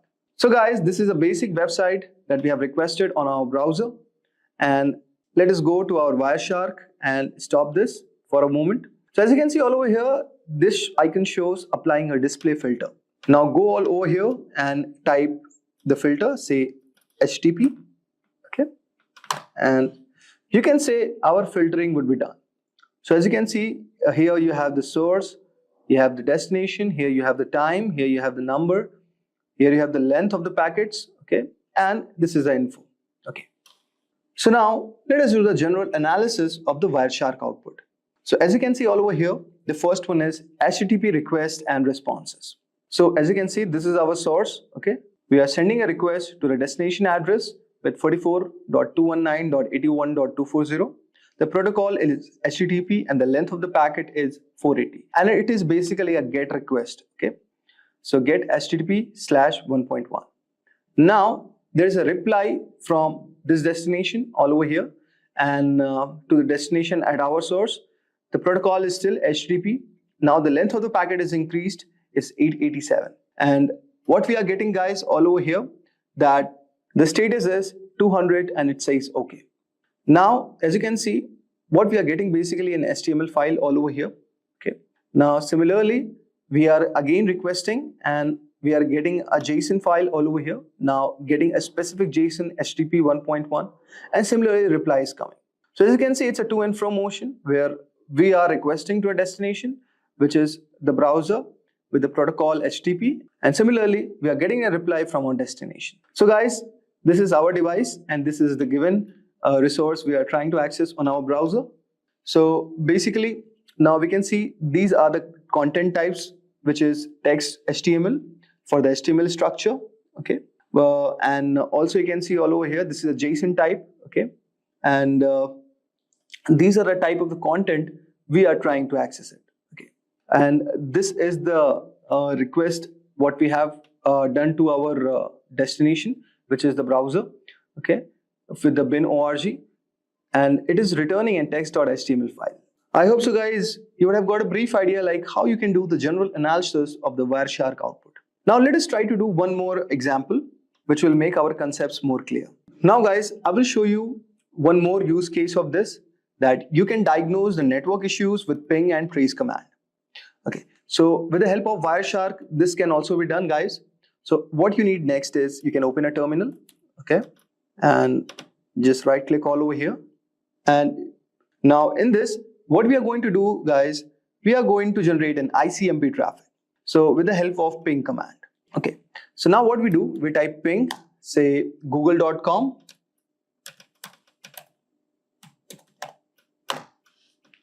And you can see all over here, the request and reply have started. And now what we will do, guys, we will use the tracer command for tracing our packet flow. So you can see something we have got all over here. We will discuss about this bit later. Now let us open our Wireshark, okay. And what we'll do, guys, we will type ICMP, okay, and just click all over here, okay. So guys, go to the filter and type ICMP, okay, and just click all over here. And but before that, you have to stop this. And now let us try. So you can see all over here that here the destination is showing unreachable, but here we are getting the reply, okay. Now let us try to examine this protocol, okay. So what all over here, let us try to understand first what we did in the terminal, okay. So guys, when we are typing the command ping google.com, this command is basically testing the reachability of google.com by sending the Internet Control Message Protocol or ICMP echo request packets and waiting for the replies, which is echo response. Now guys, let us break down the ping results. So first 3 replies, we are going to see that each reply shows the IP address of 142.250.193.110, which is one of the Google servers. And you can see the round trip time latency for the packets. For the first time, it is showing around 76 milliseconds. For second round trip time, it is showing around 88. Then third is 99 and fourth one is 30 milliseconds. Now you can see there is something called time to live also. And in this case, the time to live for each packet is around 55 milliseconds. Okay. So basically this field indicates how many hops or routers the packet can pass through before being discarded. Okay. Now you can also see the request timeout. So the fourth packet is a request timeout, meaning no reply was received within this set time. And you can also see the ping statistics. So you can say here sent 4 packets, received 4 packets, and there is no loss. Okay, so this is one thing. And also approximate round trip in milliseconds. You can see minimum is 30 milliseconds and maximum is 99 milliseconds. Average is calculated 73 milliseconds. So this is statistics what we got. Now you can see all over here we have the tracer command. Okay, so here no arguments are provided first. So let us try to understand. The D means do not resolve IP address to host names. Okay, where H means maximum number of hops of routers to search, and W means timeout in milliseconds for each reply. So suppose if I see tracer@google.com, so guys, this will show all the hops that the packet has to travel through reach the Google server, which will help to diagnose where the delays or issues might occur on the path. Now, you can see all over here, there are a lot of options are given. So similarly, you can read this. Now let us try to do the Wireshark analysis. So you can see all over here with our source 10.101.5.118, and we are sending the request to the Google server. And this is Internet Control Message Protocol. So you can see all over here, this is echo. This is a ping request with ID 0x001. And we can see the sequence is also given, the time to live, and we are replying in 7641 milliseconds. So this packet is basically what we are doing, guys. We are 7630 is our packet number, and this is what we are sending as a request. Then 7641 is a reply from the Google server with the given ID, okay, the sequence number of this and the time to live, and it is also giving the request one. Now what you can do, guys, you can also apply one filter all over here. We can, okay, now with the help of this, you can just see there are a lot of options as a filtering. Okay, so you can read the documentation for this, and whenever it is turning red, guys, it is showing something as error. Okay, and now let us do this and let us type our IP address, say 101, okay, 1.5.118. Okay, so this is also one of the way you can apply the filter. Okay, so it's going to filter out the IP address. Okay, say let's do this. So it is going to filter out our IP address, which is basically the same which is sending, because we have not given any other ping request. So guys, here what we can see, so this is kind of the analysis what we are doing basically. Okay, so guys, this was a Wireshark analysis for diagnosing the network issues with the help of ping and trace commands. And you can do a lot more other things with the help of Wireshark. Basically, these tools are used by network administrators, hackers, and also network engineers to understand the network performance, diagnose the network issues. Okay, so this was a short exercise which I have shown you about the basics of Wireshark. I hope so you would have enjoyed our today's video. Today we are going to talk about some really interesting and powerful hacking gadgets you should know about in 2024. But remember, this is just for learning. We don't want anyone getting into trouble. So moving on. The best way to keep your computers and devices safe is to know about the risk. So some risks are easy to cater, using strong passwords, and don't download from bad websites, and don't hand your unlocked device to strangers. But there are also hidden dangers that can cause big problems. Some tools look innocent but can be very dangerous. Here are 7 gadgets that look normal but are actually powerful hacking tools. These tools are made for security experts to test systems, but they can be misused. So let's kick things off with a device that's small but incredibly powerful, that is Raspberry Pi. So Raspberry Pi is a compact and affordable computer that has revolutionized the tech world. Originally designed for educational purposes, it has become a favorite among hobbyists, makers, and even professionals. Despite its small size, it boasts impressive capabilities, including multiple USB ports, HDMI output, and support for various operating systems like Linux and Windows 10 IoT Core. The Raspberry Pi can be used for a wide range of projects, from simple programming and gaming to complex IoT systems and home automation. The Raspberry Pi can also be a dangerous hacking tool. With the right software, it can be used to perform a variety of hacking tasks.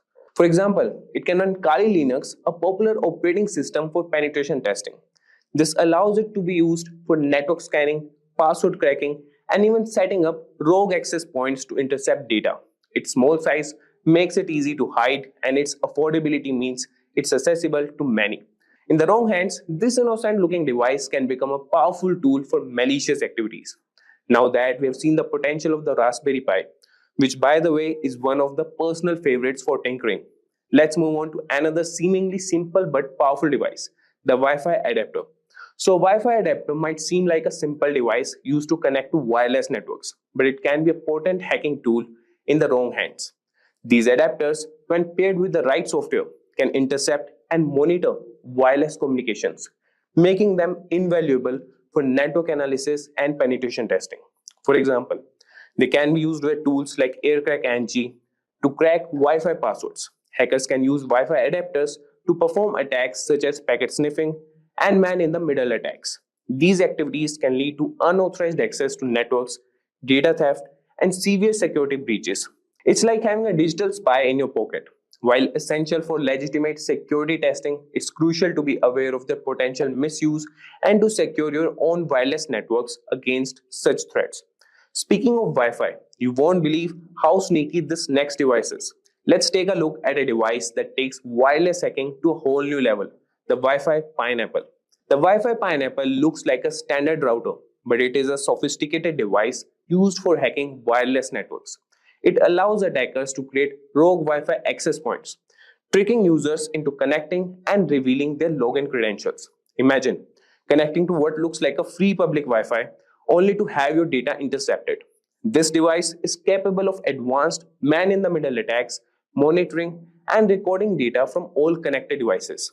Additionally, the Wi-Fi Pineapple can capture Wi-Fi handshakes, which can then be used to crack network passwords. Its powerful feature makes it a favorite among penetration testers for assessing network security, but in the wrong hands, it can be used for malicious activities, highlighting the importance of robust wireless security.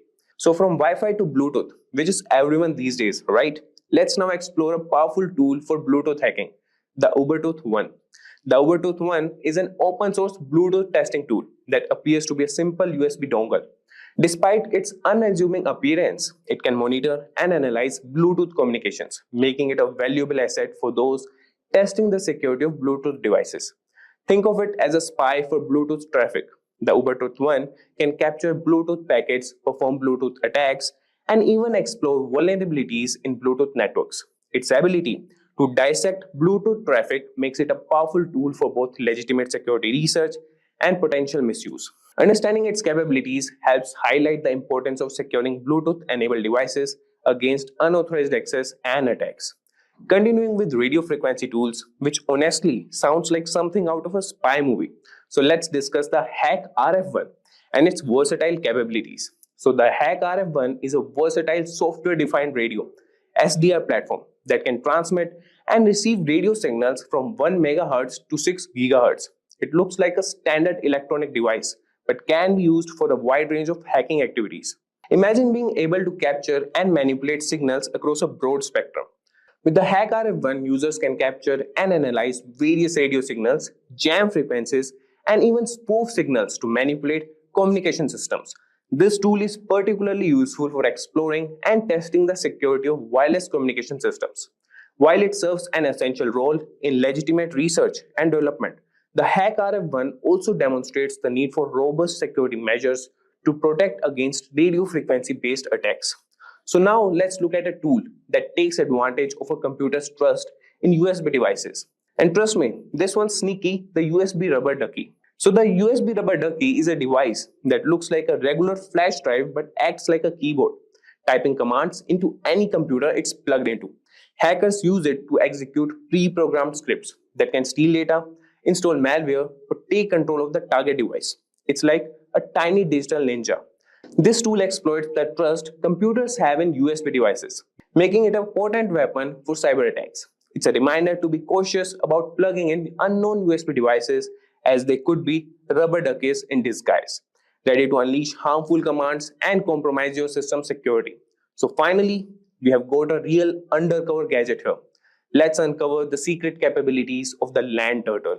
The LAN turtle looks like a typical USB Ethernet adapter, but it's a covert hacking tool used to monitor and infiltrate networks. Don't let its innocent appearance fool you.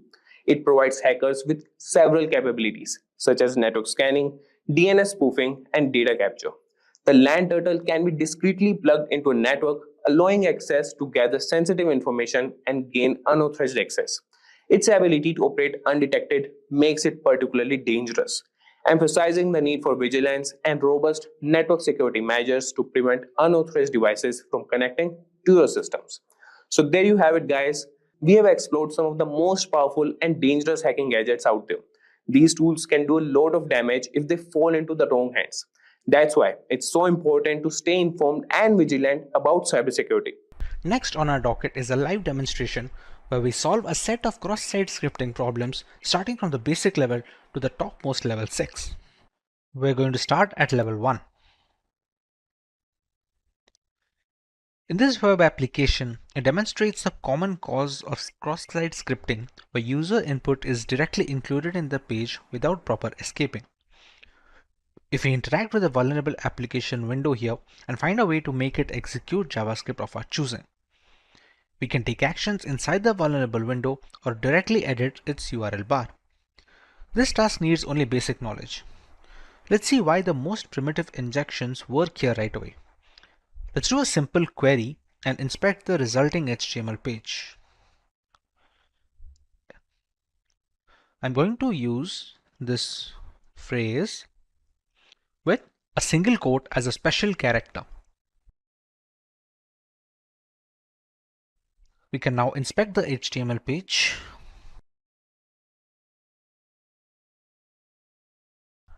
We can see here in this line, the special character single quote appears in the result over here. The provided query text is placed directly in a B tag, as in a body element.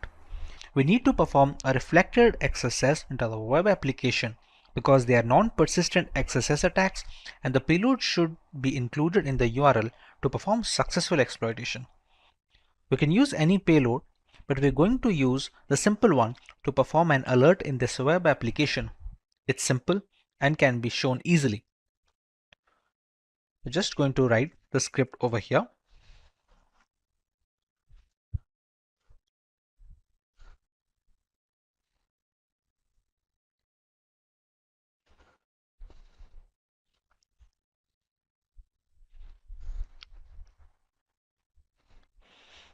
And we're going to press search.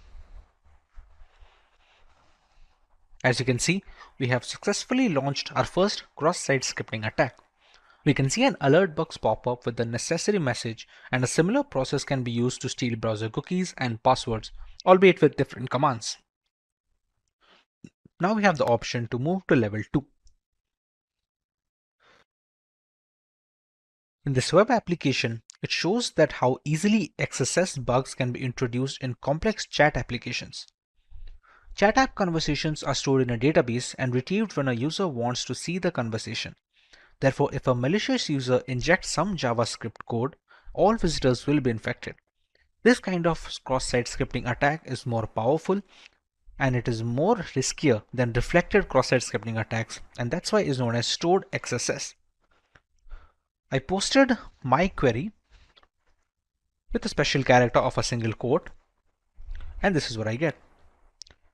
Whatever I typed in simply appeared on the page right after I click on Share Status. Let's see the source.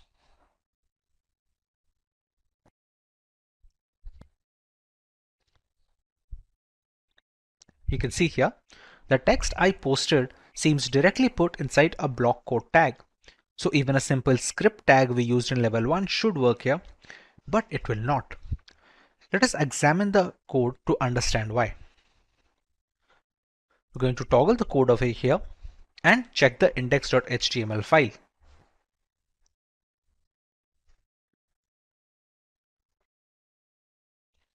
Important part is line 32. The generated HTML fragment, which is the HTML variable in the code, is added to the mail HTML using the inner HTML method. So when the browser parsing this HTML fragment, it will not execute any script tag defined within that HTML fragment. HTML parser will not execute a script tag when it parses HTMLs via this method. This is why the script tag like we used in level 1 is not going to work here. Our solution is to use events. Events will execute the defined JavaScripts. We're going to use an image over here.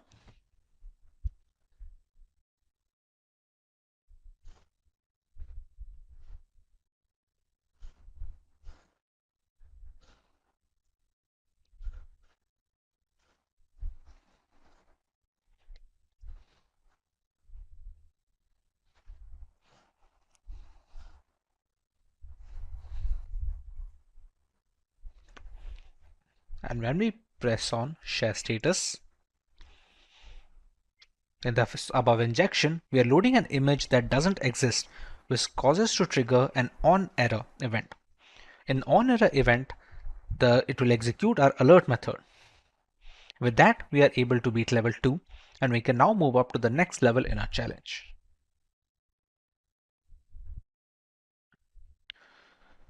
As you can see, clicking on any tab causes the tab number to be displayed in the URL fragment. This hints that the value after the hashtag controls the behavior of the page. That is, it is an input variable. To confirm, let's analyze the code.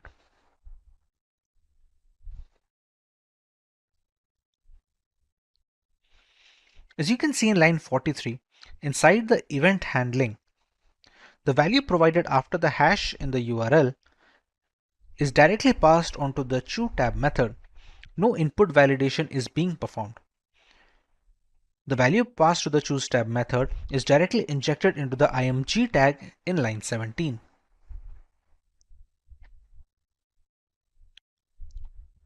This is an unsafe assignment and it is the vulnerable part of the code. Now all we have to do now is to craft a payload that would adjust the img tag to execute our JavaScript. Remember, the script tag from level 1 would not work here since the variable HTML is used to add the DOM dynamically. Hence the events are our aces here once again. I will choose to use the existing img tag and change the source to something that doesn't exist, hence forcing it to fall in to execute an onError, even which I will pass the URL.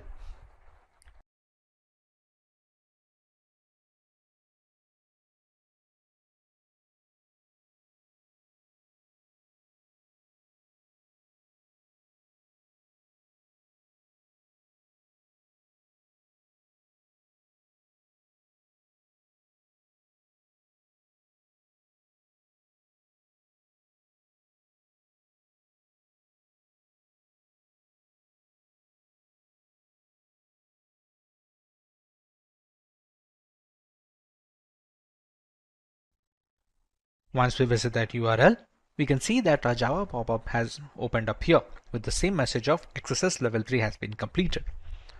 With this, we can now move on to level 4, which is going to present a different kind of attack. In this web application, there is a timer on the page. That means whatever numbers we put in the box, a countdown starts. And then when it finishes, the application alerts that the countdown is finished. And we can see the time is up pop-up appearing over here, and this resets the timer again. Now it is obvious that the value entered in the text box is transferred to the server over the timer parameter in the URL. Let us examine the code to see how the timer parameter is being handled. We're going to visit timer.html over here. And we're going to check over here. In line 21, the start timer method is being called in the onload event. However, the timer parameter is being directly passed to the start timer method.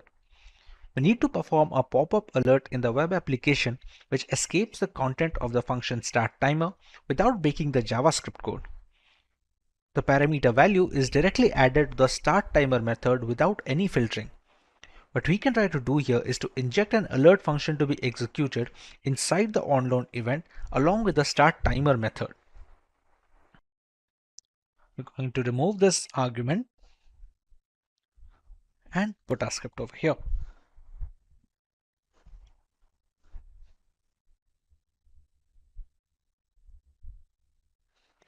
Now when we press on create timer, and we have a pop-up with the XSS level 4 completed. We can now move on to level 5.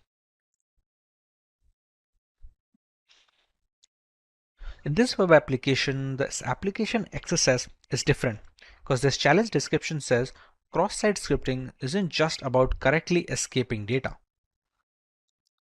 Sometimes attackers can do bad things even without injecting new elements into the DOM. It's kind of open redirect because the attack payload is executed as a result of modifying the DOM environment in the victim's browser. This environment is used by the original client-side script so that the client-side code runs in an unexpected manner. The vulnerability can be easily detected if the next link in the sign-up page is inspected.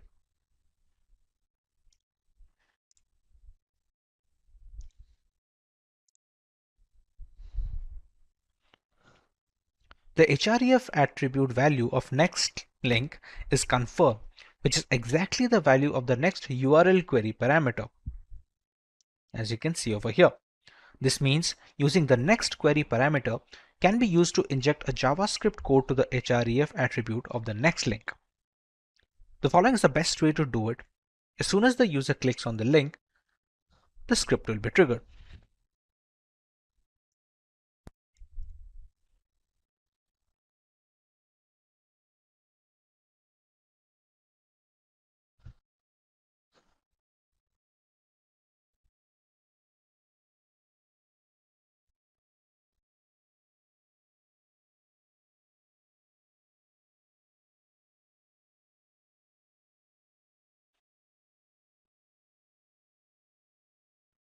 We're going to press anything random.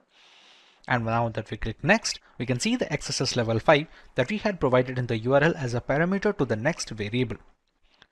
Since the value of next provided appears on a pop-up, we can consider the attack a success and move on to the final level 6. In this web application, it shows some of the external JavaScript is retrieved. If you analyze the URL, you can see that the script is loaded already. The vulnerability lies within how the code handles the value after the hashtag.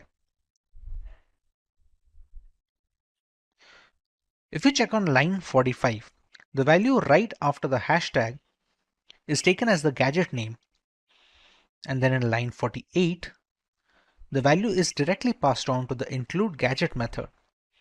And in the include gadget method that we can see over here, you can see in line 18, a script tag is created and the URL gadget name parameter value is directly used as the source attribute of the script tag in line 28. This means we can completely control the source attribute of the script tag that is being created. That is, with this vulnerability, we can inject our own JavaScript file into the code. We can inject a URL of our own hosted JavaScript into the web application's URL after the hashtag, and the URL should not be using HTTPS but anything like that to bypass the regular expression for security checking. We're going to remove the pre-stored URL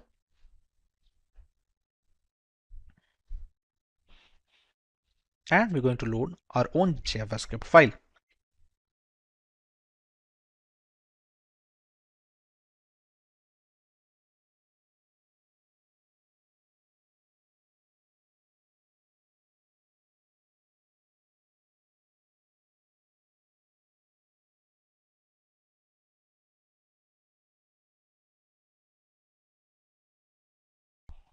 Finally, we have reached the end of our challenge. We completed 6 different varieties of cross-scripting attacks and used different solutions for all of the 6 questions. With work from home being the norm in today's era, people spend considerable amount of time on the internet, often without specific measures to ensure a secure session. Apart from individuals, organizations worldwide that host data and conduct business over the internet are always at the risk of a DDoS attack. These DDoS attacks are getting more extreme, with hackers getting easy access to the graph. 3 of the 6 strongest DDoS attacks were launched in 2021, with the most extreme attack occurring just last year in 2020.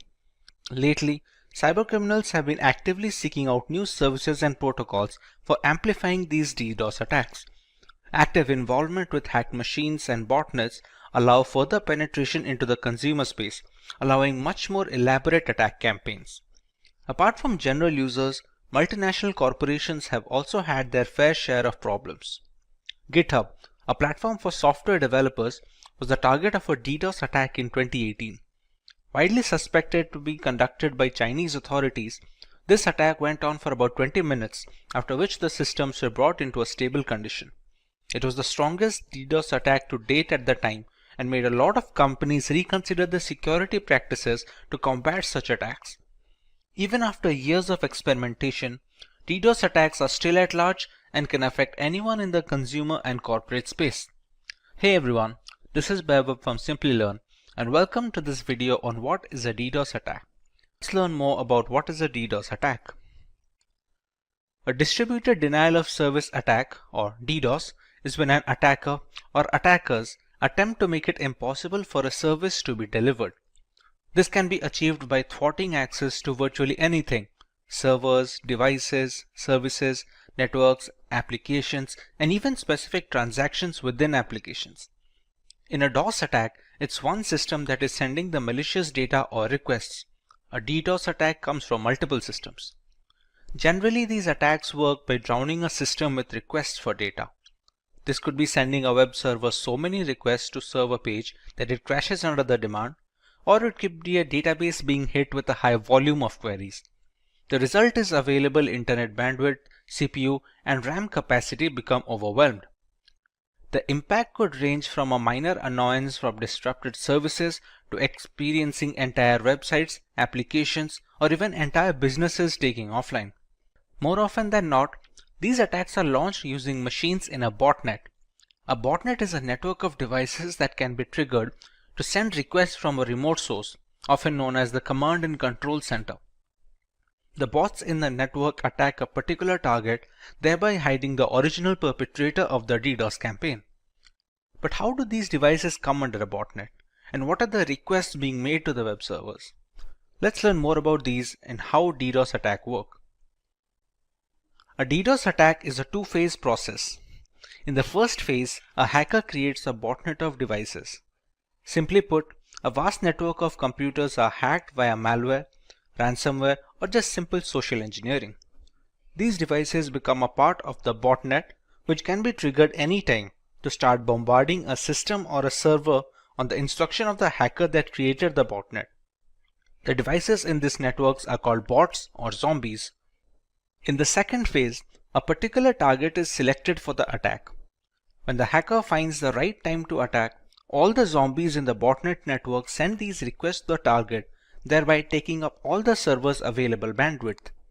These can be simple ping requests or complex attacks like SYN flooding and UDP flooding. The aim is to overwhelm them with more traffic than the server or the network can accommodate. The goal is to render the website or service inoperable. There is a lot of wiggle room when it comes to the type of DDoS attack a hacker can go with. Depending on the target's vulnerability, we can choose one of the three broad categories of DDoS attacks. Volume-based attacks use massive amounts of bogus traffic to overwhelm a resource. It can be a website or a server. They include ICMP, UDP, and spoofed packet flood attacks. The size of volume-based attack is measured in bits per second. These attacks focus on clogging all the available bandwidth for the server, thereby cutting the supply short. Several requests are sent to the server, all of which warrant a reply, thereby not allowing the target to cater to the general legitimate users. Next, we have the protocol level attacks. These attacks are meant to consume essential resources of the target server. They exhaust the load balancers and firewalls, which are meant to protect the system against the DDoS attacks. These protocol attacks include SYN floods and Smurf DDoS, among others, and the size is measured in packets per second. For example, in an SSL handshake, server replies to the hello message sent by the hacker, which will be the client in this case, but since the IP is spoofed and leads nowhere, the server gets stuck in an endless loop of sending the acknowledgement without any end in sight. Finally, we have the application level attacks. Application layer attacks are conducted by flooding applications with maliciously crafted requests. The size of application layer attacks is measured in requests per second. These are relatively sophisticated attacks that target the application and operating system level vulnerabilities. They prevent the specific applications from delivering necessary information to users and hog the network bandwidth up to the point of a system crash. Examples of such an attack are HTTP flooding and BGP hijacking. A single device can request data from a server using HTTP post or GET without any issues. However, when the requisite botnet is instructed to bombard the server with thousands of requests, the database bandwidth gets jammed and it eventually becomes unresponsive and unusable. But what about the reasons for such an attack? There are multiple lines of thought as to why a hacker decides to launch a DDoS attack on unsuspecting targets. Let's take a look at a few of them. The first option is to gain a competitive advantage. Many DDoS attacks are conducted by hacking communities against rival groups. Some organizations hire such communities to stagger their rivals' resources at a network level to gain an advantage in the playing field. Since being a victim of a DDoS attack indicates a lack of security, the reputation of such a company takes a significant hit, allowing the rivals to cover up some ground. Secondly, some hackers launch these DDoS attacks to hold multinational corporations at ransom. The resources are jammed, and the only way to clear the way is if the target company agrees to pay a designated amount of money to the hackers.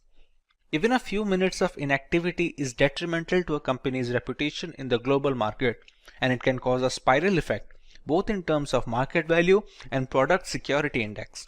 Most of the time, a compromise is reached and the resources are freed after a while. DDoS attacks have also found use in the political segment. Certain activists tend to use DDoS attacks to voice their opinion. Spreading the word online is much faster than any local rally or forum.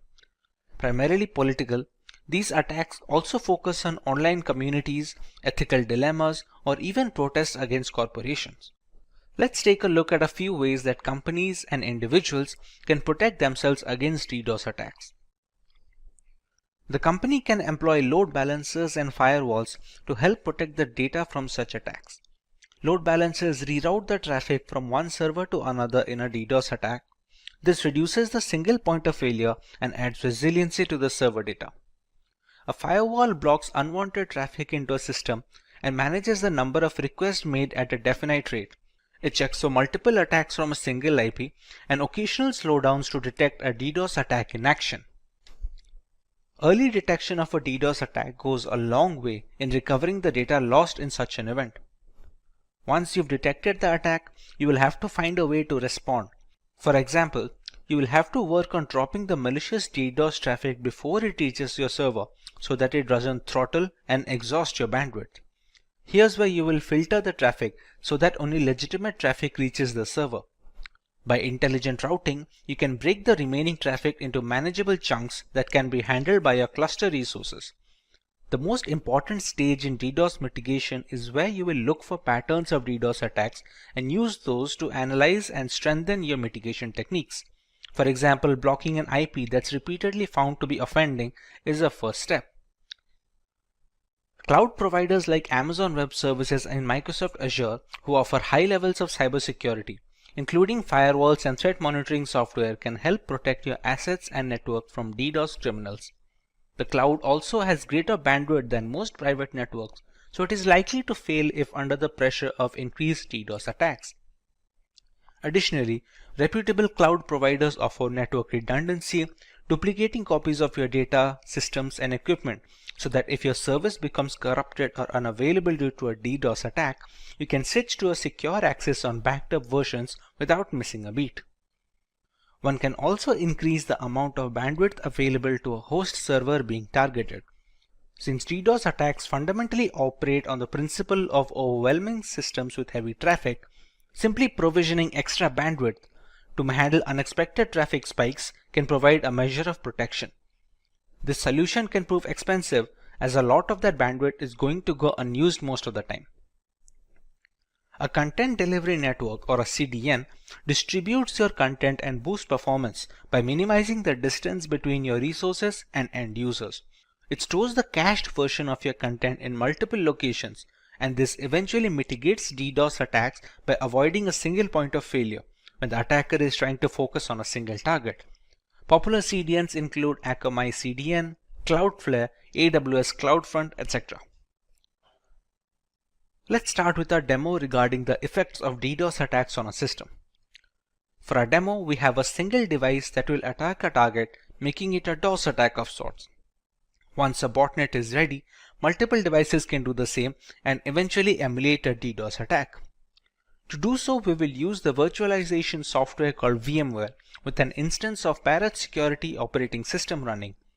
For a target machine, we will be running another VMware instance of a standard Linux distribution known as Linux Lite.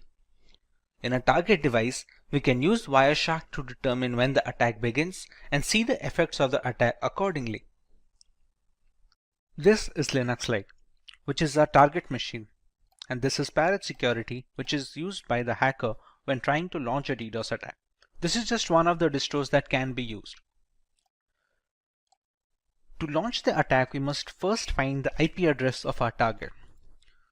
So to find the IP address, we open the terminal.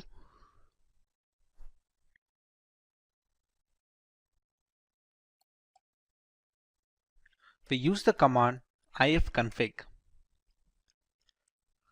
And here we can find the IP address. Now remember, we're launching this attack in VMware. Now both the instances of Cybersecurity and Linux Lite are being run on my local network.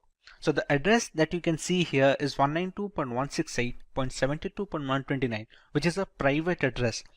This IP cannot be accessed from outside the network. Basically anyone who is not connected to my Wi-Fi. When launching attacks with public servers or public addresses, it will have a public IP address that does not belong to the 192.168 subnet. Once we have the IP address, we can use a tool called hping3. hping3 is an open source packet generator and analyzer for the TCP/IP protocol. To check what are the effects of an attack, we will be using Wireshark. Wireshark is a network traffic analyzer. We can see whatever traffic that is passing through the Linux Lite distro is being displayed over here with the IP address, the source IP, and the destination IP as to where the request is being transferred to. Once we have the DOS attack launched, you can see the results coming over here from the source IP, which will be Cybersecurity. Now, to launch the hping3 command, we need to give sudo access to the console, which is the root access.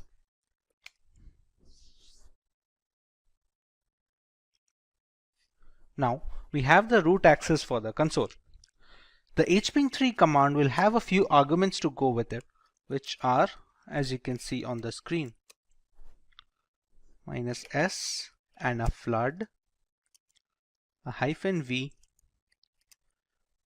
-p80, and the IP address of the target, which is 192.168.72.129.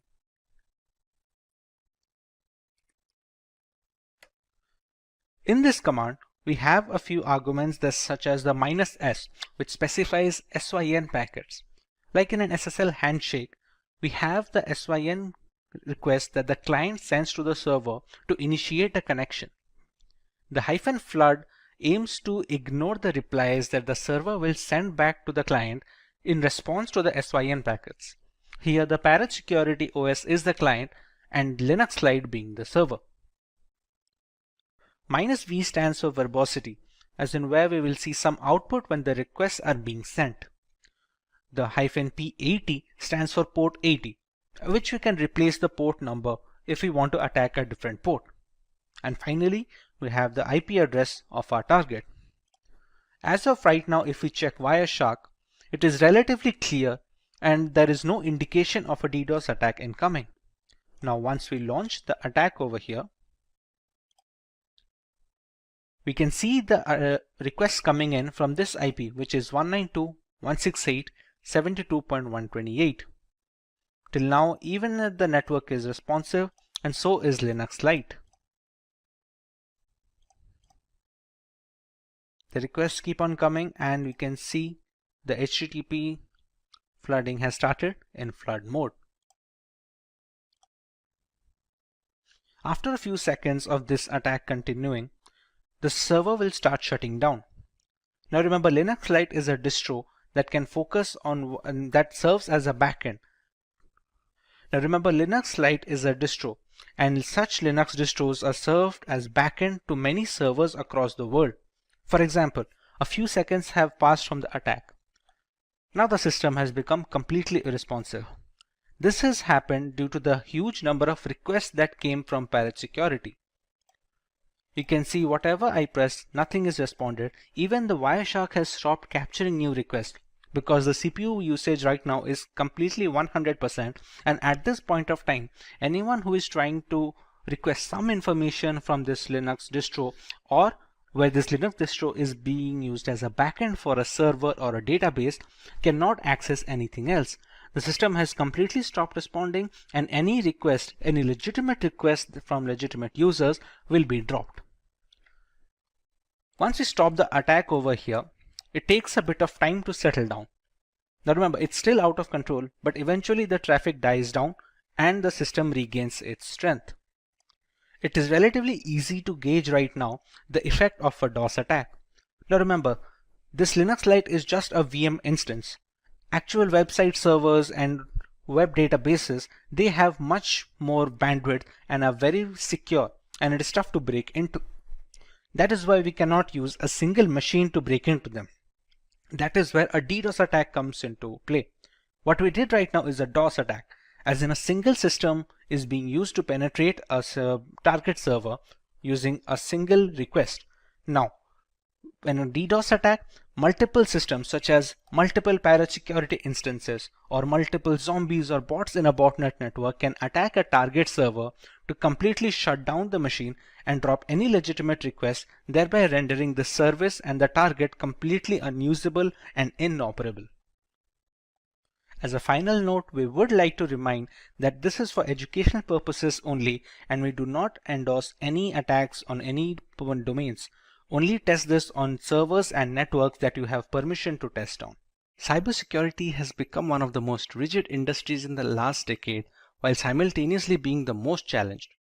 With every aspect of corporate culture going online and embracing cloud computing, there is a plethora of critical data circulating through the internet, all worth billions of dollars to the right person. Increasing benefits require more complex attacks, and one of these attacks is a brute force attack. A brute force, or known as brute force cracking, is the cyber attack equivalent of trying every key on your keyring and eventually finding the right one. Brute force attacks are simple and reliable. There is no prior knowledge needed about the victim to start an attack.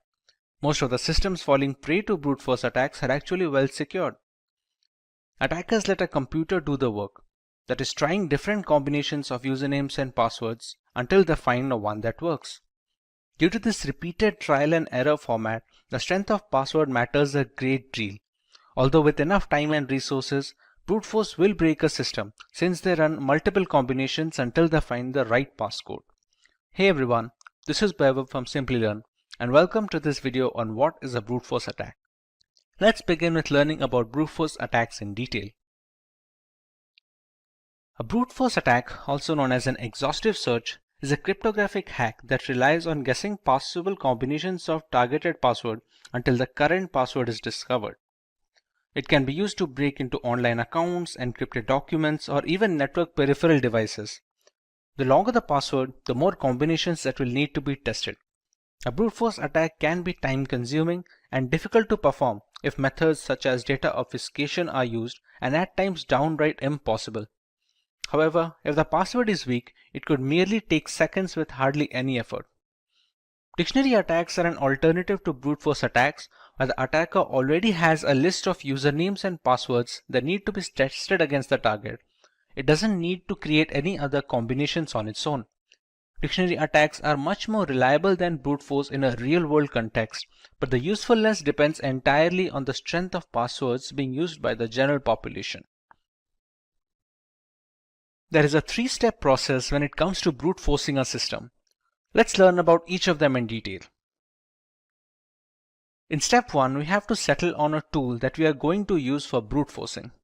There are some popular names on the market like Hashcat, Hydra, and John the Ripper.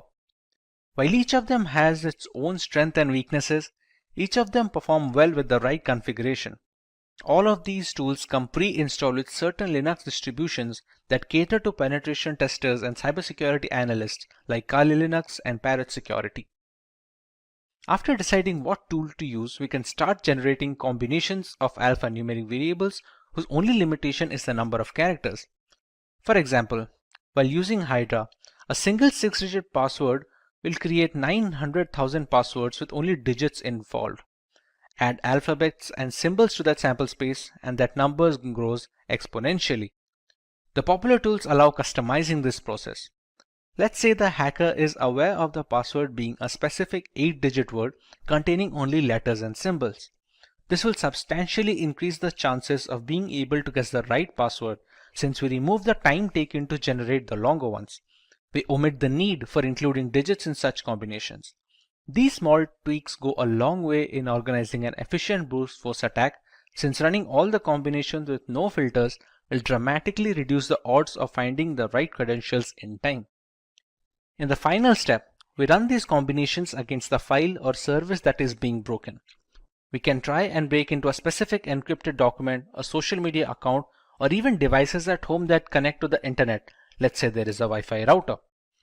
The generated passwords are then fed into the connection one after the other. It is a long and arduous process, but the work is left to the computer rather than someone manually clicking and checking each of these passcodes. Any password that doesn't unlock the router is discarded and the brute force tool simply moves on to the next one. This keeps going on until we find the right combination which unlocks the router. Sometimes reaching the success stage takes days and weeks, which makes it cumbersome for people with low computing power at their disposal. However, the ability to crack any system in the world purely due to bad password habits is very appealing, and the general public tends to stick with simple and easy to use passwords. Now that we have a fair idea about how brute force works, let's see if we can answer this question. We learned about how complex passwords are tougher to crack by brute force. Among the ones listed on the screens, which one do you believe will take the longest to be broken when using brute force tools? Leave your answers in the comment section and we will get back to you with the correct option next week. Let's move on to the harmful effects of getting a system compromised due to brute force attacks. A hacked laptop or mobile can have social media accounts logged in, giving the hackers free access to the victim's connections. It has been reported on multiple occasions where compromised Facebook accounts are sending malicious links and attachments to people on their friends list. One of the significant reasons for hacking, malware infusion is best done when spread from multiple devices, similar to distributing spam. This reduces the chance of circling back the source to a single device which belongs to the hacker. Once brute forced, a system can spread malware via email attachments, sharing links, file upload via FTP, etc. Personal information such as credit card data, usage habits, private images and videos are all stored in our systems, be it in plain format or root folders. A compromised laptop means easy access to these information that can be further used to impersonate the victim regarding bank verification, among other things. Once a system is hacked, it can also be used as a mail server that distributes spam across lists of victims. Since the hacked machines all have different IP addresses and MAC addresses, it becomes challenging to trace the spam back to the original hacker. With so many harmful implications arising from a brute force attack, it's imperative that the general public must be protected against such. Let's learn about some of the ways we can prevent ourselves from becoming a victim of brute force attacks. Using passwords consisting of alphabets, letters, and numbers have a much higher chance of withstanding brute force attacks thanks to the sheer number of combinations they can produce. The longer the password, the less likely it is that a hacker will devote the time and resources to brute force them.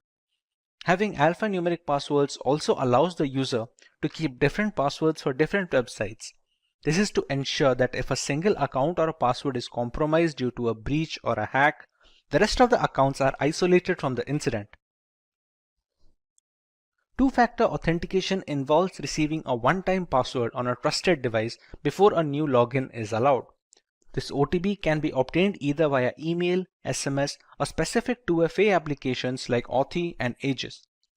Email and SMS based OTPs are considered relatively less secure nowadays due to the ease with which SIM cards can be duplicated and mailboxes can be hacked. Applications that are specifically made for 2FA cores are much more reliable and secure. CAPTCHAs are used to stop bots from running through web pages precisely to prevent brute forcing through their website. Since brute force tools are automated, forcing the hacker to solve CAPTCHA for every iteration of a password manually is very challenging. The CAPTCHA system can filter out these automated bots that keep refreshing the page with different credentials, thereby reducing the chances of brute force considerably. A definite rule that locks the account being hacked for 30 minutes after a specific number of attempts is a good way to prevent brute force attempts. Many websites lock account for 30 minutes after 3 failed password attempts to secure the account against any such attack. On an additional note, some websites also send an email instructing the user that there have been 3 insecure attempts to log into the website. Let's look at a demonstration of how brute force attacks work in a real-world situation. The world has gone wireless. With Wi-Fi taking the reins in every household, it's natural that their security will always be up for debate. To further test the security index and understand brute force attacks, we will attempt to break into the password of a Wi-Fi router.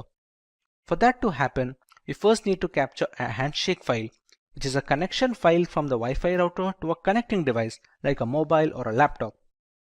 The operating system used for this process is Parrot Security, a Linux distribution that is catered to penetration testers. All the tools being used in this demo can easily be found pre-installed in this operating system. If getting your learning started is half the battle, what if you could do that for free? Visit SkillUp by Simplilearn. Click on the link in the description to know more. To start our demo, we're going to use a tool called Airgeddon, which is made to hack into wireless networks specifically.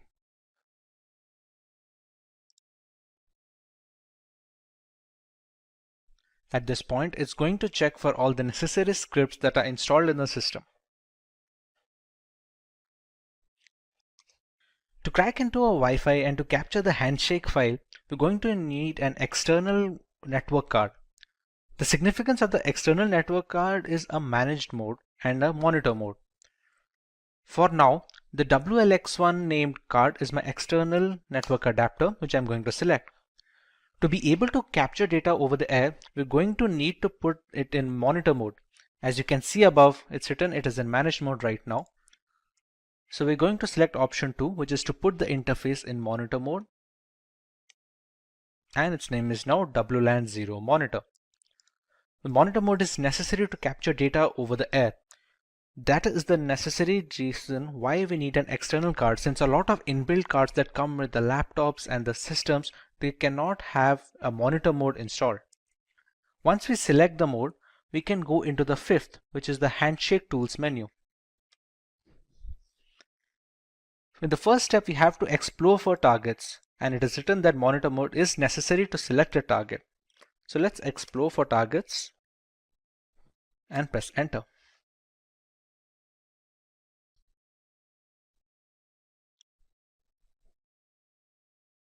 We have to let this run for about 60 seconds to get a fair idea about the networks that are currently working in this locality. For example, this ESS ID is supposed to be the Wi-Fi name that we see when connecting to a network.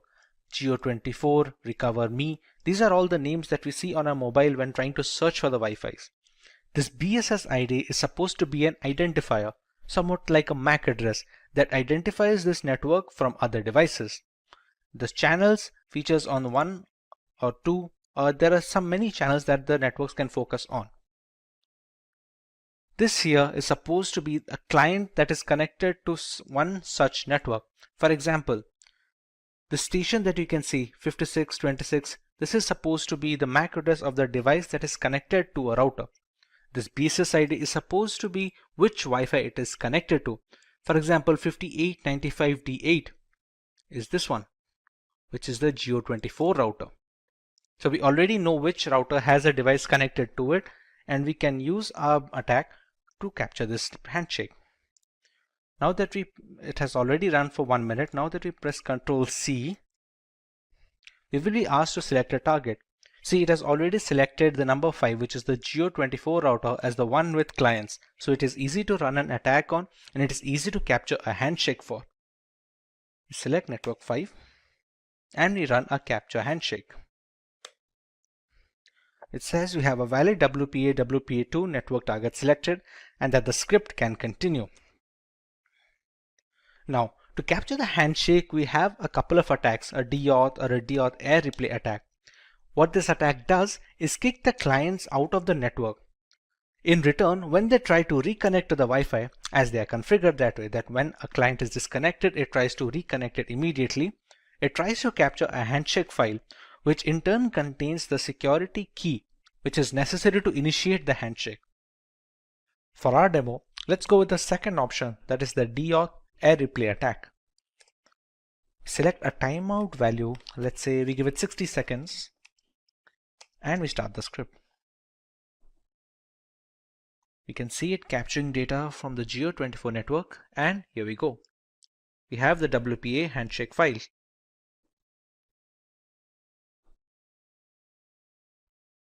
Once the handshake file is captured, you can actually close this, and here we go. Congratulations. In order to capturing a handshake, it has verified that a PMK ID from the target network has successfully been captured. This is the file that is already stored. It's a .cap file. For the path, we can, let's say we can keep it in a desktop. Okay, we give the path and the handshake file is generated. We can already see a target over here, same Geo24 router with the BSS ID. Now if we return to its main menu, we already have the handshake file captured with us. Now our job is to brute force into that handshake capture file.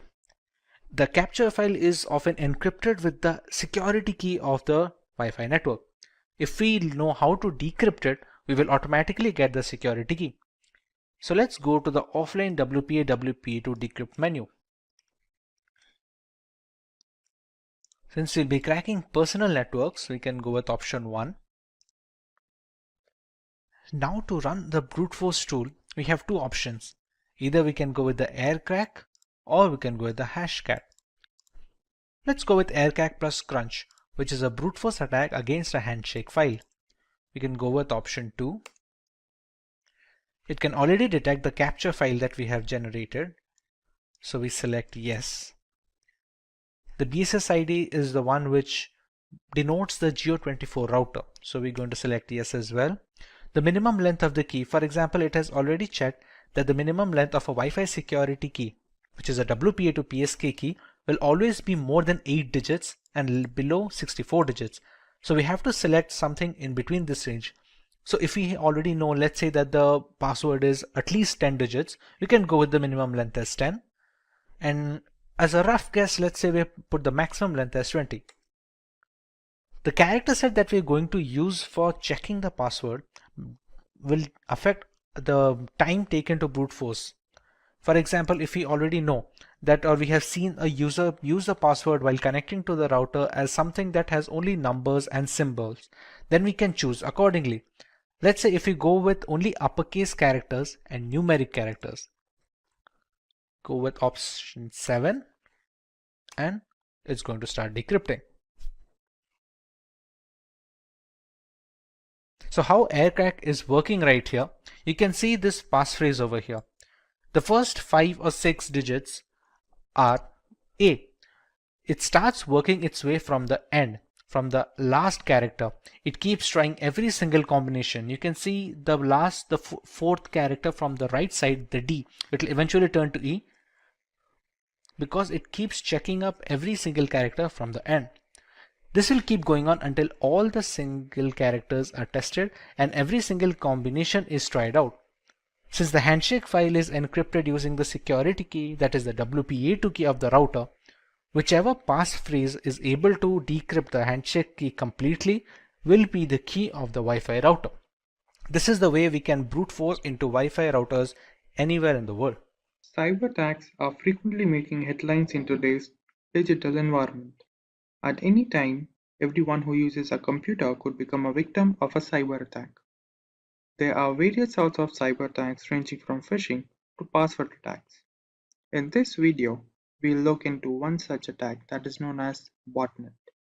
But before we begin, if you love watching tech videos, subscribe to our channel and hit the bell icon never to miss an update. To begin with, let's take a look at some of the famous botnet attacks.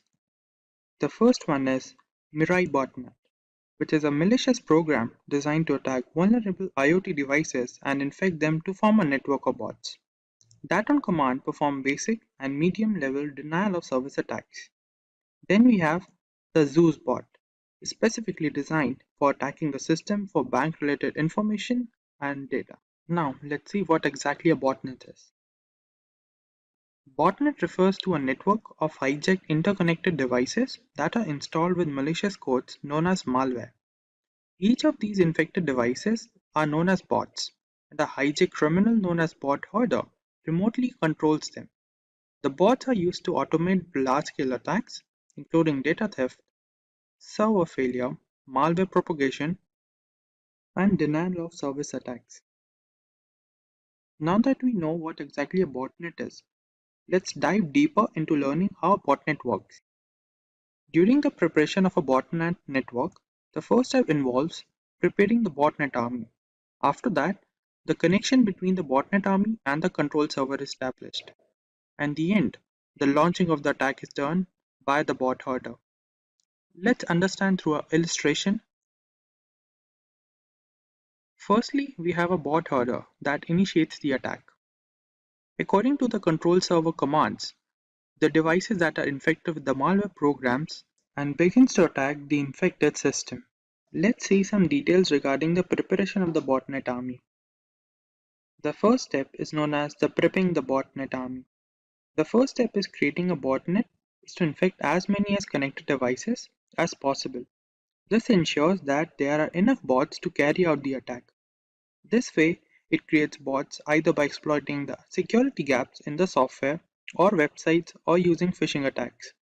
They are often deployed through Trojan horses. For the next step we have establishing the connection. Once it hacks the device, as per previous step, it infects it with the specific malware that connects the device back to the control bot server. A bot herder uses command programming to drive the bot's actions. And the last step is known as launching the attack. Once infected, a bot allows access to admin level operation like gathering and stealing of data, reading and rewriting the system data, monitoring user activities, performing denial of service attacks, including other cybercrimes. Now let's take a look at the botnet architecture. The first type is known as client-server model. The client-server model is a traditional model that operates with the help of a command and control center server and communication protocols like IRC. When the bot herder issues a command to the server, it is then relayed to the client to perform malicious actions. Then we have peer-to-peer model. Here controlling the infected bots involves a peer-to-peer network that relies on a decentralized approach. That is, the bots are topological interconnected and acts as both C and C servers, that is, the server and the client. Today hackers adopt this approach to avoid detection and single point failure. In the end, we will see some points on some countermeasure against botnet attacks. The first step is to have updated drivers and system updates. After that, we should avoid clicking random pop-ups or links that we often see on the internet. And lastly, having certified antivirus, anti-spyware softwares, and firewall installed into a system will protect against malware attack. The internet is an endless source of information and data. Still, in some cases, we come across some occurrences like cyber attacks, hacking, forced entry, which may affect our time on the web. Hi everyone and welcome to the Simplilearn channel. Today we will discuss a topic that secretly records our input data, that is known as keyloggers. But before we begin, if you like watching tech videos, subscribe to our channel and hit the bell icon to never miss an update. To understand the keylogging problem better, let's take a look at an example. This is June. She works in a business firm where she manages the company's data regularly. This is Jacob from the Information Department, who is here to inform her about some of the security protocols. During the briefing, she informed him about some of the problems her system was facing with, which included slow reaction speed and unusual internet activity. As Jacob heard about the problems with the system, he thinks of the possibility what could be the reason behind these problems her system was facing with. The conclusion that he came across was the keylogging issue. Unknown to the problem her system was facing with, she asked him about some of the details regarding it. For today's topic, we learn what exactly keyloggers are and how they affect our system, what are the harmful effects that keylogging can bring into the system. To begin with, we learn what exactly the keylogging program is. As the name suggests, keylogger is a malicious program or a tool that is designed to record keystrokes that are typed during data input and record them into a log file. Then the same program secretly sends these log files to its origin, where they can be used for malicious acts by the hacker. Now that we know what the keylogging program is, let's take a look how they enter into the system.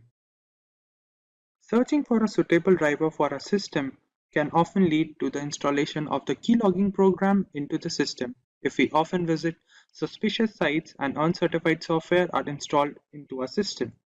Then, if we use unknown links or visiting unknown websites which come through unknown addresses can also be a reason behind the keylogging issue entering into the system. And lastly, there are often cases where different pop-ups that we often see on social sites or different media sites can lead to the installation of keylogging program into our system.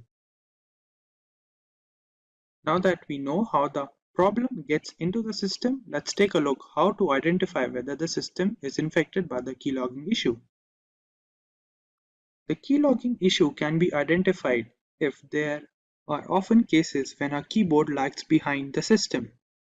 The data that we enter sometimes is stuck in between when we type through the input. Then, there are cases when the system freeze occurs unknowingly to what exactly could be the reason behind them. And also there are delayed reaction time for different applications that run on the system. And lastly, there are different cases when we often see suspicious internet activity on the system that we don't know about.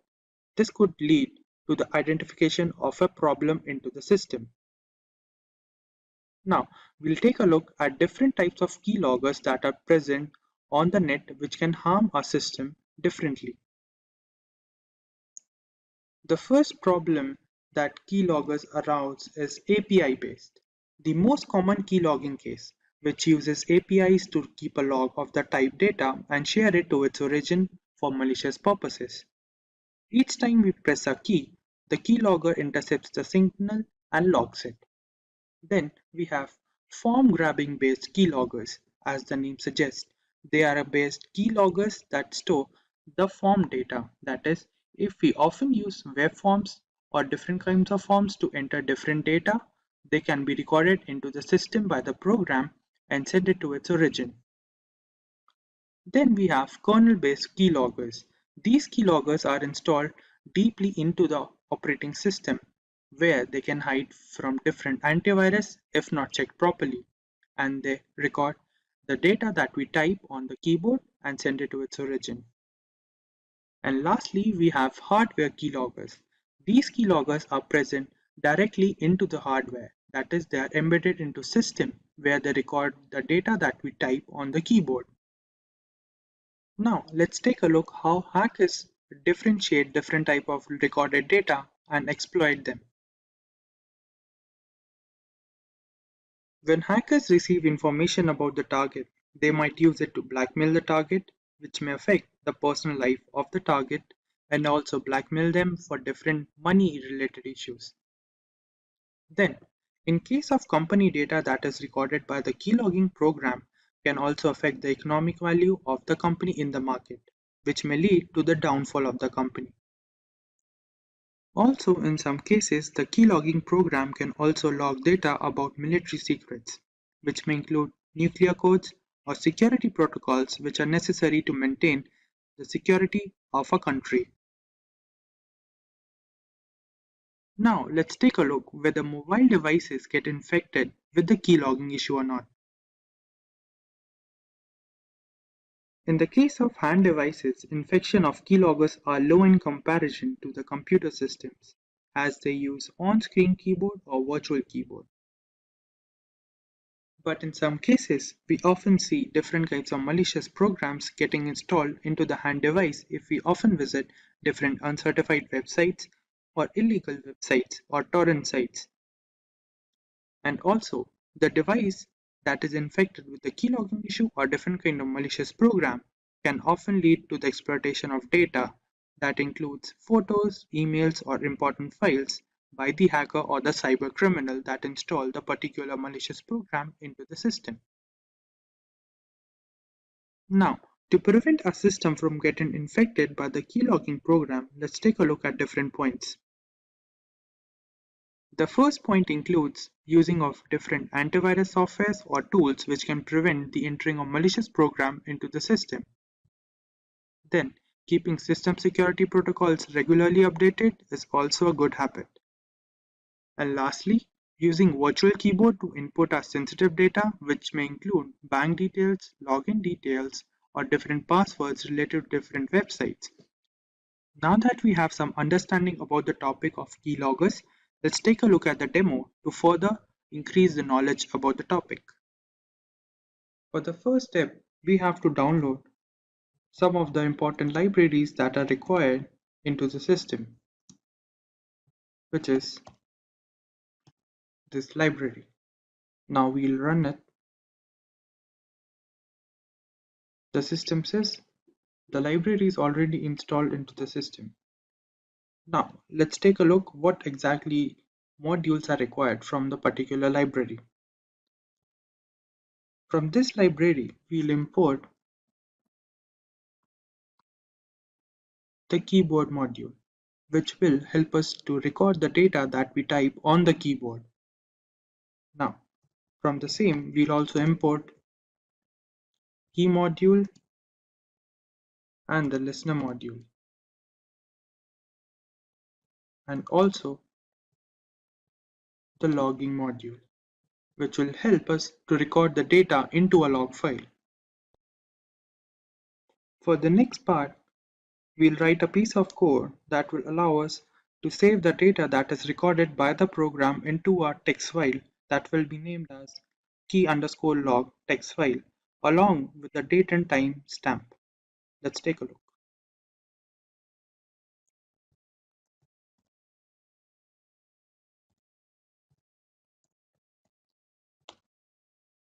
Now, we'll provide it with the file name that will be given as keylog.txt file, and also show the part where the format of the data is recorded. Put the brackets over here to contain the file name. Now we'll write the format in which the data will be recorded into the log file, which will be given as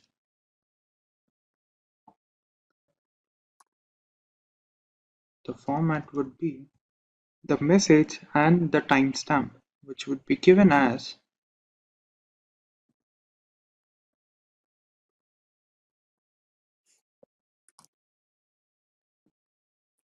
along with the timestamp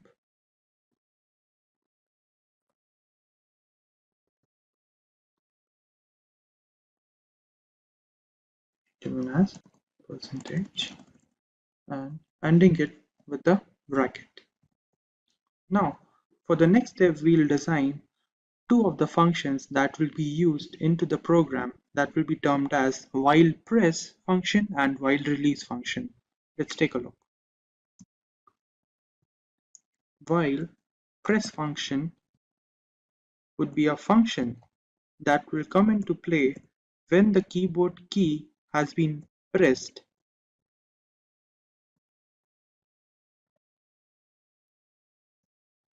is pressed.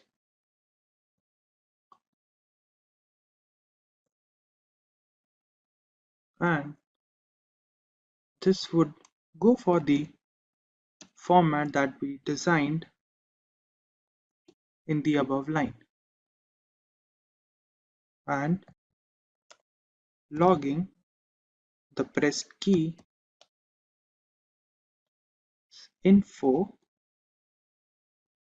a string file to be recorded into the log file. Now we'll design a function that is while release.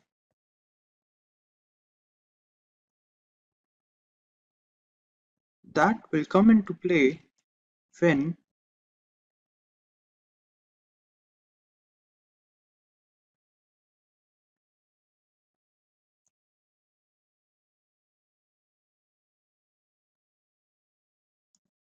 the escape key has been pressed. That is, the program will terminate itself and the program will stop from running. And in the end, we require for the functioning of the program to loop these functions, that is, while press and while release, to continue its cycle.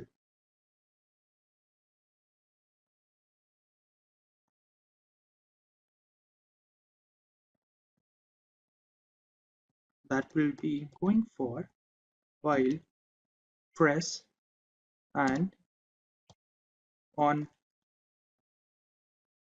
release will contain while release function.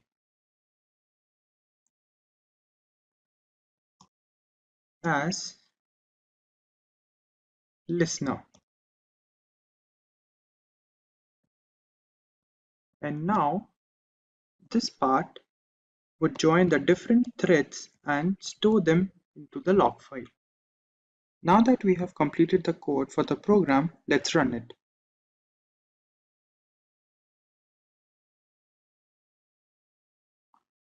We have to wait for a moment so the program runs it.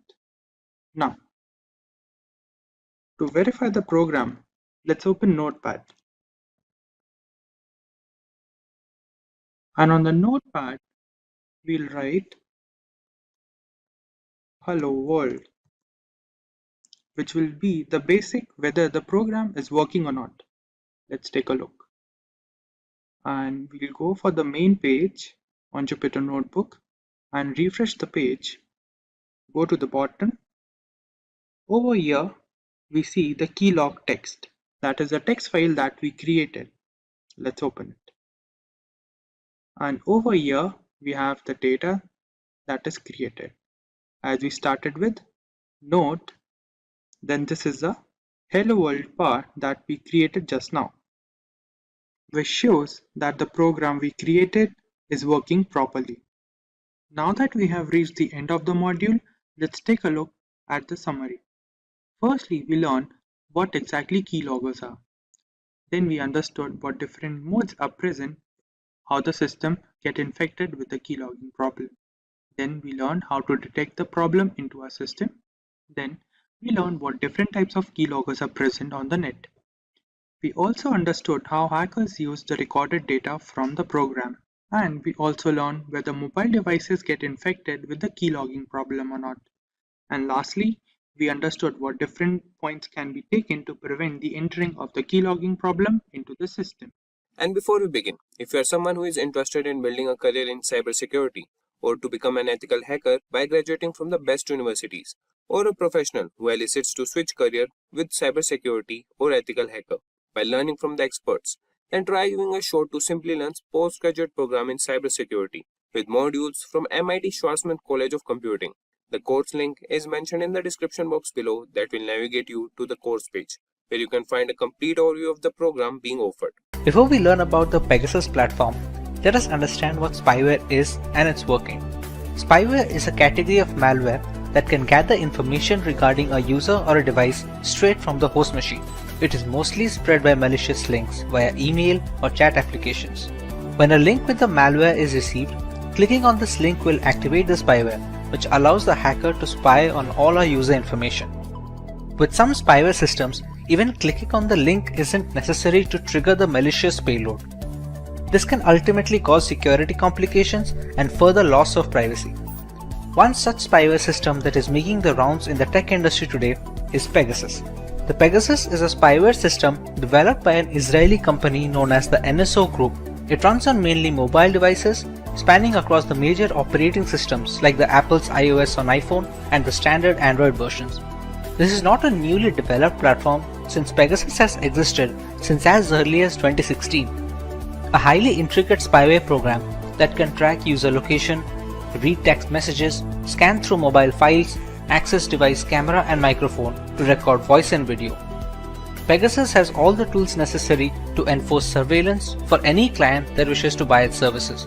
Initially, the NSO Group had designed the software to be used against terrorist factions of the world. With more and more encrypted communication channels coming to the forefront, Pegasus was designed to maintain control over the data transmission that can be a threat to national security. Unfortunately, the people who bought the software had complete control over who, how, and up to what level they can put surveillance limits on. Eventually, the primary clients became sovereign nations.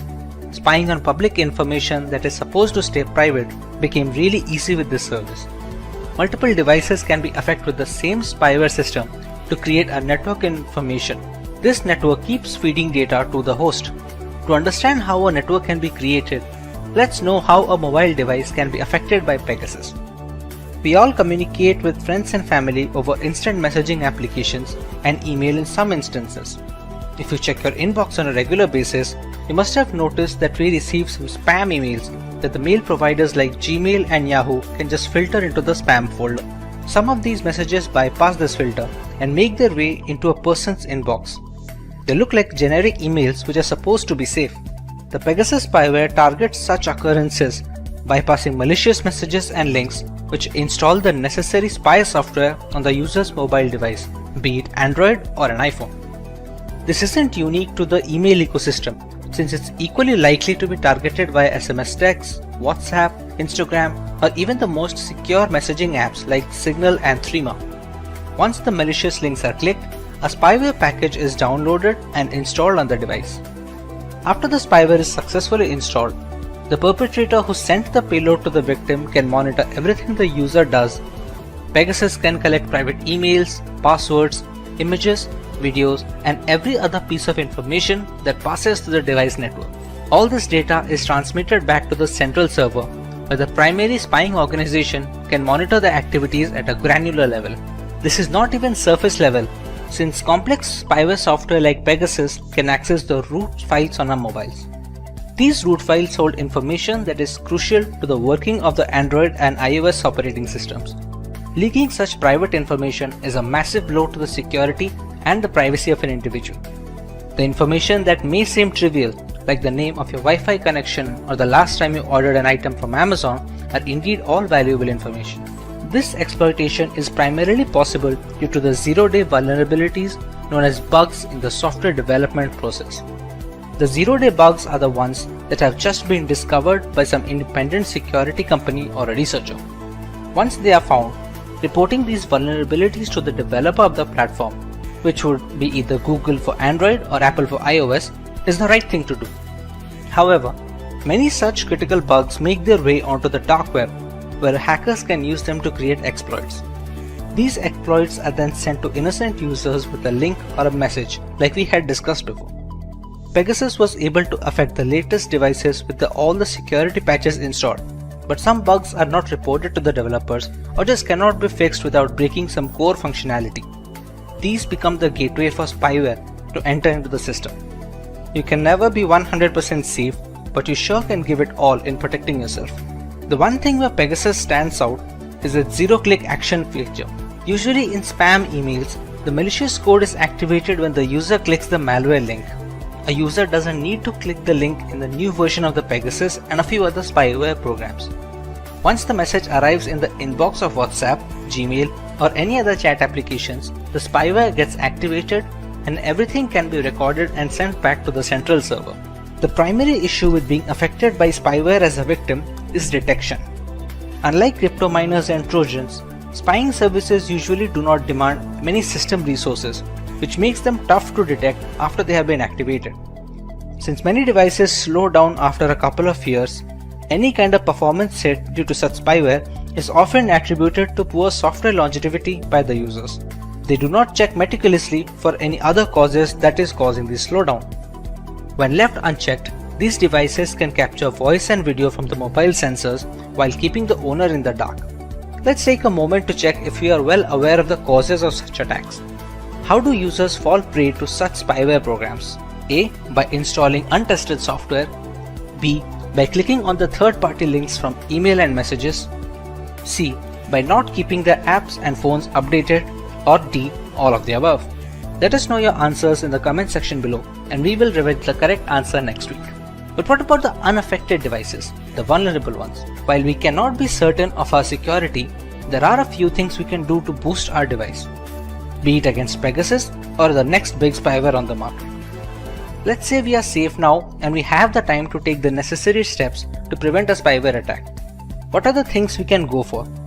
Our primary goal must always be to keep our apps and the operating system updated with the latest security patches. The vulnerabilities that the exploits target are often discovered by developers from Google and Apple, which send the security patches quickly. This can be done for individual apps as well, so keeping them updated is of utmost importance. While the most secure devices have fallen prey to Pegasus as well, a security patch from developers may help in minimizing the damage at a later stage, or maybe negate the entire spyware platform altogether.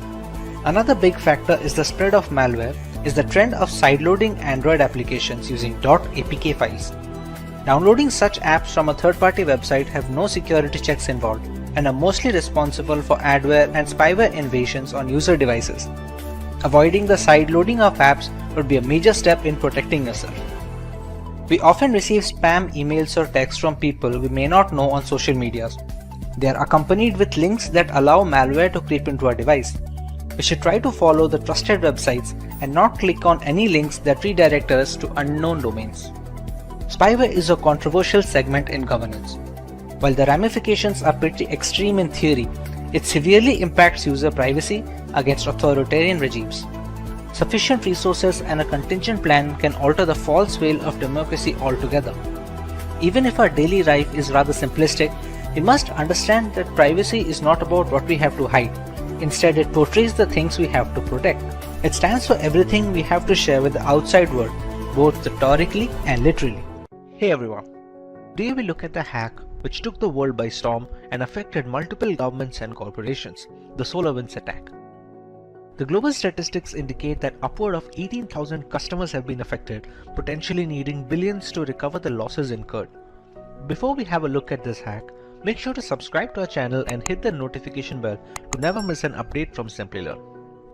The date is December 8th, 2020. FireEye, a global leader in companies specializing in cybersecurity, released a blog post that caught the attention of the entire IT community. A software known as Orion, which was developed by SolarWinds Incorporated, had become a victim of a remote access Trojan or a RAT. The breach was estimated to be running since the spring of 2020 and went virtually unnoticed for months. The reveal sent the developers of the Orion software into a frenzy as they quickly released a couple of hotfixes for their platform in order to mitigate this threat and prevent further damage. But how did this come into existence? We first need to understand the platform which was responsible for this breach. SolarWinds, a software company based in Texas, United States, had developed a management platform known as Orion. Catering to corporations and governments worldwide, Orion was responsible for the monitoring and management of IT administration. This included managing the client's servers, virtualization components, and even the organization's network infrastructure that bought the platform. SolarWinds claims they have more than 300,000 clients, including US government agencies and several Fortune 500 companies. This entire chain can be classified as a supply chain attack. In this variant of cybercrime, the hackers target relatively weaker links in an organization's chain of control and delivery. These are preferably services rendered by a third party since there is no direct jurisdiction over it. In this case, the Orion platform was the primary target. The culprit, however, was software updates. The update server for SolarWinds Orion had a malicious version attached with malware, or a Trojan to be precise. This was made possible since the code repository that handled these software updates was breached. Once the update server repository was compromised, the source code of the applications became open to modification and malicious code found its way onto the software. A remote access Trojan was attached to a potential update nicknamed the Sunburst update. This update gave hackers backdoor access to any client that uses the correct version. On its release, many clients believed the update to be legitimate since it came from the right source and they had no reason to believe otherwise. American government agencies were supposedly hit the hardest, as the list of victims included the US Departments of Homeland Security, Treasury, and Health. Several private companies like Cisco, Nvidia, and Intel were compromised, according to a list published by the cybersecurity firm TrueSec. Most of the companies had issued quick updates to fix these vulnerabilities introduced by the software. While the actual perpetrators have never been found, it is believed that this was an act of cross-border corporate espionage conducted by state-sponsored hackers either from Russia or China. Before we move forward, let's take a recap of the things we learned. What category of malware was responsible for the SolarWinds hack? Was it one, a virus, a remote access Trojan, a spyware, or a worm?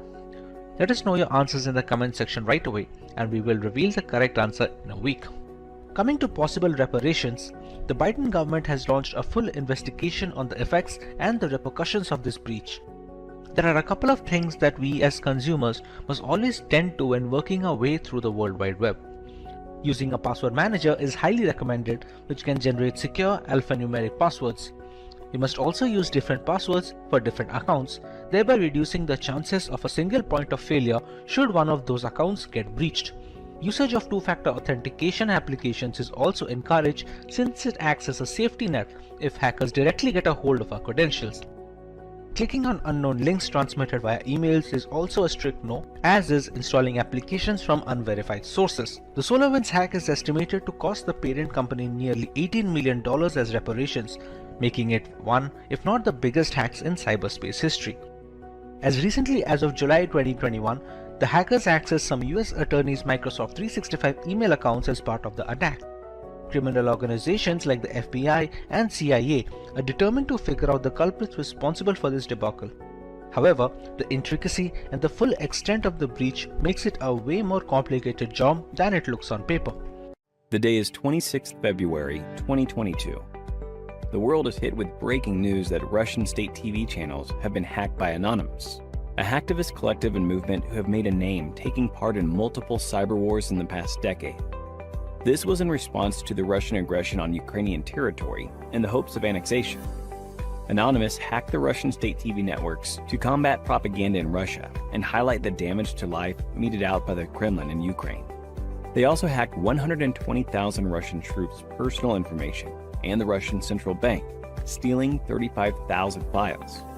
This served as a clear indicator of how cyber war can change the momentum in battle, something which people had never seen so closely. So, what is cyber war? A digital assault or series of strikes or hacks against a country is sometimes referred to as a cyber war. It has the ability to cause havoc on government and civilian infrastructure, as well as disrupt essential systems, causing state harm and even death.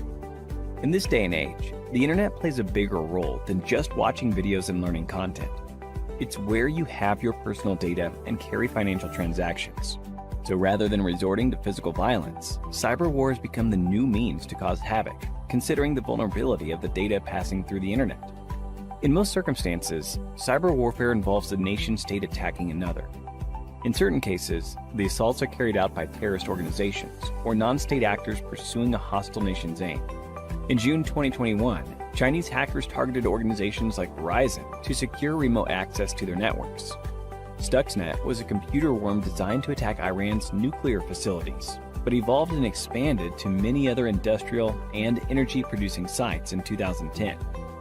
Since the definition of cyber war is so vague, applying rules and sanctions based on digital assault is even tougher, making the field of cyber warfare a lawless land, not bound by any rules or policies. There are multiple ways in which these attacks can be carried out. A major category of cyber attack is espionage. Espionage entails monitoring other countries to steal critical secrets. This might include compromising vulnerable computer systems with botnets or spear phishing attempts before extracting sensitive data in cyber warfare. The next weapon in cyber war is sabotage. Government agencies must identify sensitive data and its dangers if it is exploited. Insider threats, such as disgruntled or irresponsible personnel or government staff with ties to the attacking country, can be used by hostile countries or terrorists to steal or destroy information. By overwhelming a website with bogus requests and forcing it to handle them, denial of service attacks prohibit real users from accessing it. Attacking parties may use this form of assault to disrupt key operations and systems and prevent citizens, military, and security officials and research organizations from accessing sensitive websites. But what benefits does cyber war offer in contrast to traditional physical warfare?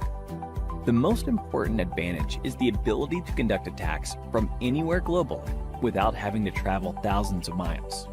As long as the attacker and target are connected to the internet, organizing and launching cyber wars is relatively less tedious than physical warfare. People living in or battling for a country are subjected to propaganda attacks in an attempt to manipulate their emotions and thoughts. Digital infrastructure is highly crucial in today's modern world. Starting from communication channels to secure storage servers, crippling a country's footprint and control on the internet is very damaging. But what are some of the ways we as citizens protect ourselves in the case of a cyber war? In the unfortunate event that your country is involved in warfare, be sure to fact-check every piece of information and follow only trusted sources in that frame of time. Even conversations online should be limited to a need-to-know basis, considering propaganda campaigns have the power to influence the tide of war drastically. It is highly crucial to follow basic security guidelines to secure our devices, like regularly updating our operating systems, occasionally running full system antivirus scans, etc. If your country or organization is being attacked, having devices segregated in a network goes a long way in bolstering security. Try to avoid sharing a lot of personal data online. In this era of Instagram and Facebook, divulging private information can be detrimental to keeping a secure firewall for your data. The more information an attacker has access to, the higher his chances of being able to devise a plan to infiltrate defenses. And if you're someone who is interested in building a career in cybersecurity, that is by graduating from the best universities, or a professional who elicits to switch careers with cybersecurity by learning from the experts, then try giving a shot to Simplilearn's postgraduate program in cybersecurity with modules from the MIT Schwarzman College of Engineering. And the course link is mentioned in the description box that will navigate you to the course page where you can find a complete overview of the program being offered. During data transmission, there are various external factors which can affect the transmission of data over a network channel. To prevent such cases from happening, we use Internet Protocol Security, which we will be discussing in the session on IPsec Explain. Hi guys, and welcome to yet another trusting video by Simplilearn. But before we begin, if you love watching tech videos, subscribe to our channel and hit the bell icon to never miss an update from us. Now without further ado, let's take a look at the agenda for this session. To begin with, we will look into what is IPsec. Continuing with why do we use IPsec in a network, followed by components of IPsec, modes of IP security. As for the last topic, we will look into working steps involved in IP security. Let's begin with the first heading, that is, what is IPsec? IPsec, Internet Protocol Security, is defined as a set of framework and protocol to ensure data transmission over a network channel. This protocol was initially defined of two main protocols for data security over a network channel, which were authentication header, which is responsible for data integrity and anti-replay services. And the second protocol is encapsulating security payload, in short ESP, which includes data encryption and data authentication. Now let's move on to the next heading, that is, why do we use IPsec in a network? IPsec is used to secure sensitive data and information, such as company data, clinical data, bank data, and various sensitive information regarding an institution, which are used during data transmission over a network channel. the use of VPNs, that are virtual private networks, and apply IPsec protocols to encrypt the data for end-to-end transmission.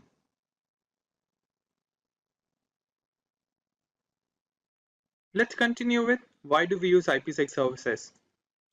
IPsec is also used to encrypt data for application layer in the OSI model and provide security for sharing data over network routers and data authentication.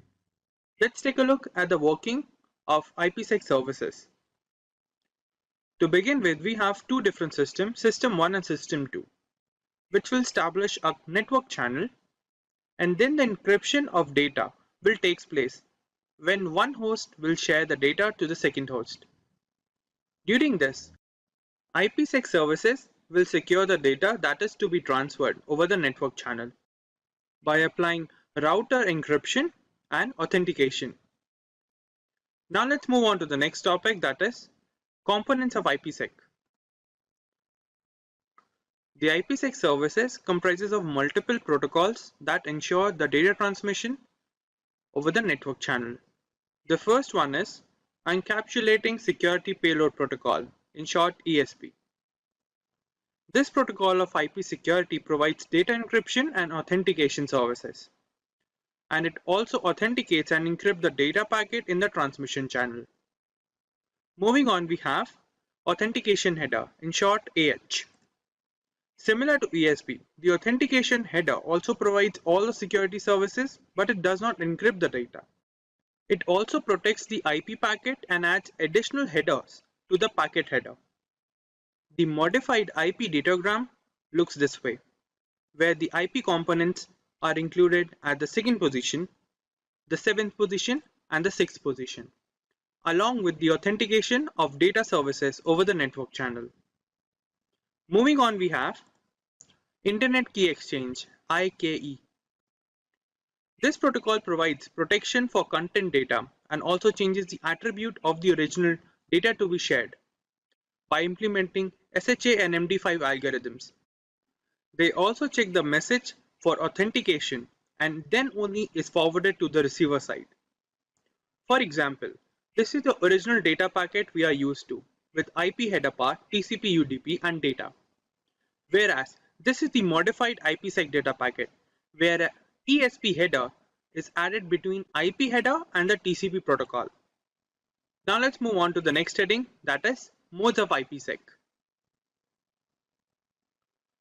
There are basically two types of IPsec modes available for data transmission over the network channel, where the first one is tunnel mode. This mode of transmission is used to secure gateway to gateway data. It is applied when the final destination of the data is to be connected to a sender side through a connection gateway over the internet. For example, we have two hosts, host A and host B. Through the host A, we are sending a message to host B, which will pass through a gateway at host A point, and it passes through a gateway to host B then.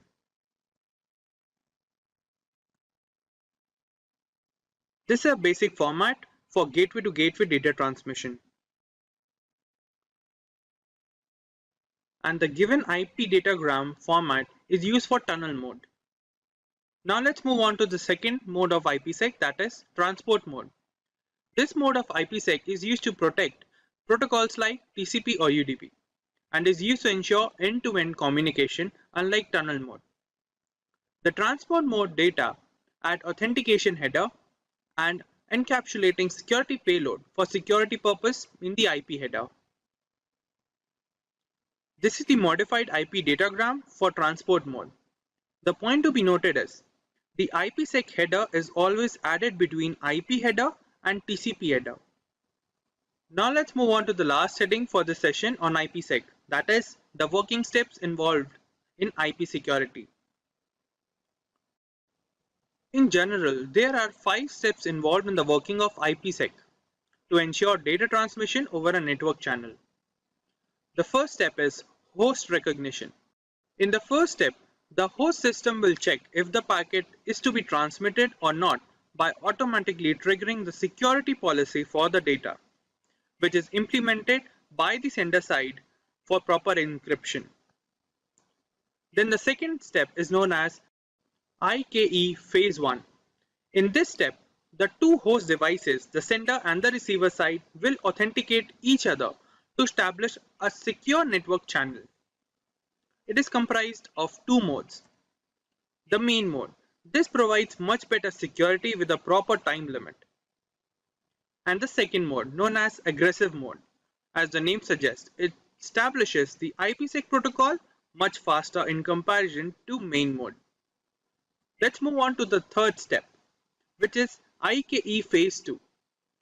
After the second step, the hosts decide the type of cryptography algorithm to apply over the session in the network channel, and the secret key for the algorithm to be used to encrypt the data for transmission. Then we have IPsec transmission. This step involves the actual transfer of data over the network channel using the various protocols used in IPsec security, which are implemented under the tunnel condition. And the last step is IPsec termination. After the completion of data exchange or session timeout, the IPsec tunnel is terminated, and the security key established is discarded by both the host system. Network security is a set of technologies that protects the usability and integrity of a company's infrastructure by preventing the entry or proliferation within a network. Its architecture comprises of tools that protect the network itself and the applications that run over it. Effective network security strategies employ multiple lines of defense that are scalable and automated. Each defensive layer here enforces a set of security policies which are determined by the administrator beforehand. This aims at securing the confidentiality and accessibility of the data and the network. Every company or organization that handles a large amount of data has a degree of solutions against many cyber threats. The most basic example of network security is password protection. It has the network the user chooses. So recently, network security has become the central topic of cybersecurity, with many organizations involving applications from people with skills in this area. It is crucial for both personal and professional networks. Most houses with high-speed internet have one or more wireless routers, which can be vulnerable to attacks if they are not adequately secured. Data loss, theft, and sabotage risk may be decreased with the usage of a strong network security system. Your workstations are protected from hazardous spyware thanks to network security. Additionally, it guarantees the security of the data which is being shared over a network. By dividing information into various sections, encrypting these portions, and transferring them over separate pathways, network security infrastructure offers multiple levels of protection to thwart man-in-the-middle attacks, preventing situations like eavesdropping, among other harmful attacks. It is becoming increasingly difficult in today's hyper-connected environment as more corporate applications migrate to both public and private clouds. Additionally, modern applications are also frequently virtualized and dispersed across several locations, some outside the physical control of the IT team. Network traffic and infrastructure must be protected in these cases since assaults on businesses are increasing every single day. We now understood the basics of network security, but we need to understand how network security works in the next section in slightly more detail. Network security revolves around two processes: authentication and authorization. The first process, which is authentication, is similar to access cards, which ensure that only those who have the right to enter a building. In other words, authentication checks and verifies that it is indeed the user belonging to the network who is trying to access or enter it, thereby preventing unauthorized intrusions. Next comes authorization. This process decides the level of access provided to the recently authenticated user. For example, network admin needs access to the entire network, whereas those working within it probably need access to only certain areas within the network. Based on the network user's role, the process of determining the level of access or permission level is known as authorization. Today's network architecture is complex and faces a threat environment that is always changing and attackers that are always trying to find and exploit vulnerabilities. These vulnerabilities can exist in many areas, including devices, data, applications, users, and locations. For this reason, many network security management tools and applications are in use today that address individual threats. When just a few minutes of downtime can cause widespread disruption and massive damage to an organization's bottom line and reputation, it is essential that these protection measures are in place beforehand. Now that we know a little about network security and its working, let's cover the different types of network security. The fundamental tenet of network security is the layering of protection for massive networks and stored data that ensure the acceptance of rules and regulations. As a whole, there are three types. The first of which is physical security, the next being technical, and the third being administrative. Let's look into physical security first. This is the most basic level that includes protecting data and network to unauthorized personnel from acquiring control over the confidentiality of the network. These include external peripherals and routers that might be used for cable connections. The same can be achieved by using devices like biometric systems. Physical security is critical, especially for small businesses that do not have many resources to devote to security personnel and the tools as opposed to large firms. When it comes to technical network security, it focuses mostly on safeguarding data either kept in the network or engaged in network transitions. This kind fulfills two functions. One is defense against unauthorized users, the other is a defense against malevolent actions. The last category is administrative. This level of network security protects user behavior, like how the permission has been granted and how the authorization process takes place. This also ensures the level of sophistication the network might need to protect it through all the attacks. This level also suggests necessary amendments that have to be done to the infrastructure. I think that's all the basics that we need to cover on network security, in which our next topic we're going to go through two mediums of network security, which are the transport layer and the application layer. The transport layer is a way to secure information as it is carried over the internet, with users browsing websites, emails, instant messaging, etc. TLS aims to provide a private and secure connection between a web browser and a website server. It does this with a cryptographic handshake between two systems using public key cryptography. The two parties to the connection exchange a secret token, and once each machine validates this token, it is used for all communications. The connection employs lighter symmetric cryptography to save bandwidth and processing power. Since the application layer is the closest layer to the end user, it provides hackers with the largest threat surface. Poor app layer security can lead to performance and stability issues, data theft, and in some cases, the network being taken down. Examples of application layer attacks include distributed denial of service attacks or DDoS attacks, HTTP floods, SQL injections, cross-site scripting, etc. Most organizations have an arsenal of application layer security protections to combat these and more, such as web application firewalls, secure web gateway services, etc. Now that we have the theory behind network security has been covered in detail, let us go through some of the tools that can be used to enforce these network security policies. The first tool to be covered in this section is a firewall.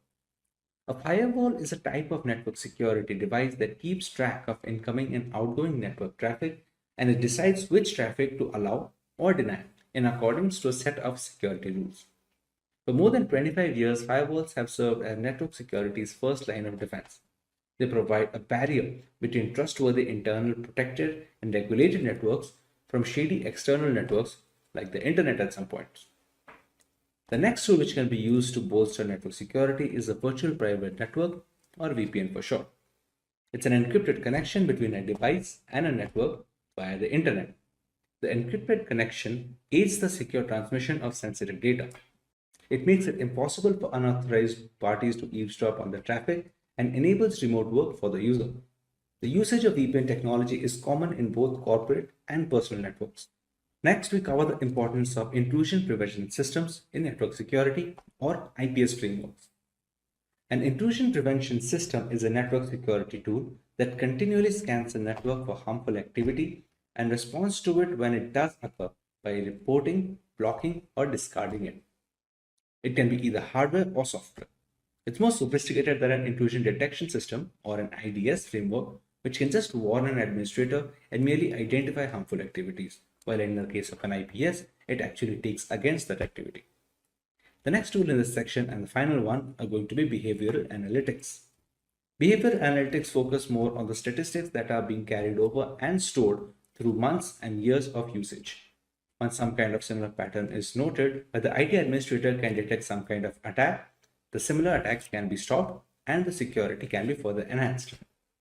Now that we have covered all that we need to know about network security, the necessary tools, its different types, etc., let's go to the benefits of network security as a whole. The first, which is protection against external threats. The objective for cyber assaults can be as varied as the offenders themselves. Although they're typically initiated for financial gain, whether they are industrial spies, hacktivists, or cyber criminals, these bad actors all have one thing in common, which is how quick, clever, and covert the attacks are getting. A strong cybersecurity posture that considers routine software updates may assist firms in identifying and responding to the abuse techniques, tools, and the common entry points. The next benefit is protection against internal threats. The human aspect continues to be the cybersecurity system's weakest link. Insider risk can originate from current or former workers, third-party vendors, or even trusted partners, and they can be unintentional, careless, or downright evil. Aside from that, the rapid expansion of remote work and the personal devices used for business purposes, while even IoT devices in remote locations, can make it easier for these kind of threats to go undetected until it's too late. However, by proactively monitoring networks and managing access, these dangers may be identified and dealt with before they become expensive disasters. The third benefit is increased productivity. It is nearly impossible for employees to function when networks and personal devices are slowed to a crawl by viruses and other cyber attacks during the operation of website and for the company to run. You may significantly minimize violations and the amount of downtime required to fix the breach by implementing various cybersecurity measures such as enhanced firewalls, virus scanning, and automatic backups. Employee identification of possible email phishing schemes, suspicious links, and other malicious criminal activities can also be aided by education and training. Another benefit is brand trust and reputation. Customer retention is one of the most crucial elements in business development. Customers today place a premium on maintaining brand loyalty through a strong cybersecurity stance, since this is the fastest way to get other businesses back, get referrals, and sell more tickets overall. Additionally, it helps manufacturers get on the vendor list with bigger companies as a part of their supply chain, which is only as strong as its weakest link. This opens possibilities for potential future endeavors and development. With the rise in censorship and general fear over privacy laws, consumer security is at an all-time high risk. Technology has made our lives so much easier while putting up a decent target on our personal information. It is necessary to understand how to simultaneously safeguard our data and be up to date with the latest technological developments. Maintaining this balance has become easier with cryptography taking its place in today's digital world. So hey everyone, this is Bev from Simplilearn and welcome to this video on cryptography. But before we begin, if you love watching tech videos, subscribe to our channel and hit the bell icon to never miss an update from Simplilearn. So here's a story to help you understand cryptography. Meet Anne. Anne wanted to look for a decent discount on the latest iPhone. She started searching on the internet and found a rather shady website that offered a 50% discount on the first purchase. Once Anne submitted her payment details, a huge chunk of money was withdrawn from her bank account just moments after. Devastated, Anne quickly realized she had failed to notice that the website was a HTTP web page instead of an HTTPS one. The payment information submitted was not encrypted and it was visible to anyone keeping an eye, including the website owner and hackers. Had she used a reputed website which has encrypted transactions and employs cryptography, our iPhone enthusiast could have avoided this particular incident. This is why it's never recommended to visit unknown websites or share any personal information on them. Now that we understand why cryptography is so important, let's take a look at the topics to be covered today. We take a look into what cryptography is and how it works.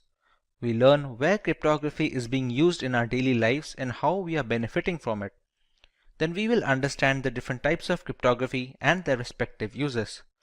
Moving on, we will look at the usage of cryptography in ancient history and a live demonstration of cryptography and encryption in action. Let's now understand what cryptography is. Cryptography is the science of encrypting or decrypting information to prevent unauthorized access. We transform our data and personal information so that only the correct recipient can understand the message. As an essential aspect of modern data security, using cryptography allows the secure storage and transmission of data between willing parties. Encryption is the primary route for employing cryptography by adding certain algorithms to jumble up the data. Decryption is the process of reversing the work done by encrypting information so that the data becomes readable again. Both of these methods form the basis of cryptography. For example, when Simplilearn is jumbled up or changed in any format, not many people can guess the original word by looking at the encrypted text. The only ones who can are the people who know how to decrypt the coded word, thereby reversing the process of encryption. Any data pre-encryption is called plain text or clear text. To encrypt the message, we use certain algorithms that serve a single purpose of scrambling the data to make them unreadable without the necessary tools. These algorithms are called ciphers. They are a set of detailed steps to be carried out one after the other to make sure the data becomes as unreadable as possible until it reaches the receiver. We take the plain text, pass it to the cipher algorithm, and get the encrypted data. This encrypted text is called the ciphertext, and this is the message that is transferred between the two parties. The key that is being used to scramble the data is known as the encryption key. These steps, that is the cipher and the encryption key, are made known to the receiver, who can then reverse the encryption on receiving the message. Unless any third party manages to find out both the algorithm and the secret key that is being used, they cannot decrypt the messages, since both of them are necessary to unlock the hidden content. Wonder what else we would lose if not for cryptography? Any website where you have an account can read your passwords. Important emails can be intercepted and their contents can be read without encryption during their transit. More than 65 billion messages are sent on WhatsApp every day, all of which are secured thanks to end-to-end encryption. There is a huge market opening up for cryptocurrency, which is possible due to blockchain technology that uses encryption algorithms and hashing functions to ensure that the data is secure. If this is of particular interest to you, you can watch our video on blockchain, the link of which will be in the description. Of course, there is no single solution to a problem as diverse as explained. There are three variants of how cryptography works and is in practice. They are symmetric encryption, asymmetric encryption, and hashing. Let's find out how much we have understood until now. Do you remember the difference between a cipher and ciphertext? Leave your answers in the comments, and before we proceed, if you find this video interesting, make sure to give it a thumbs up before moving ahead. Let's look at symmetric encryption first. Symmetric encryption uses a single key for both the encryption and decryption of data. It is comparatively less secure than asymmetric encryption, but much faster. It is a compromise that has to be embraced in order to deliver data as fast as possible without leaving information completely vulnerable. This type of encryption is used when data rests on servers and identifies personnel for payment applications and services. The potential drawback with symmetric encryption is that both the sender and receiver need to have the same secret key, and it should be kept hidden at all times. Caesar cipher and Enigma machine are both symmetric encryption examples that we will look into further. For example, if Alice wants to send a message to Bob, she can apply a substitution cipher or a shift cipher to encrypt the message. But Bob must be aware of the same key itself, so he can decrypt it when he finds it necessary to read the entire message. Symmetric encryption uses one of the two types of ciphers, stream ciphers and block ciphers. Block ciphers break the plain text into blocks of fixed size and use the key to convert it into ciphertext.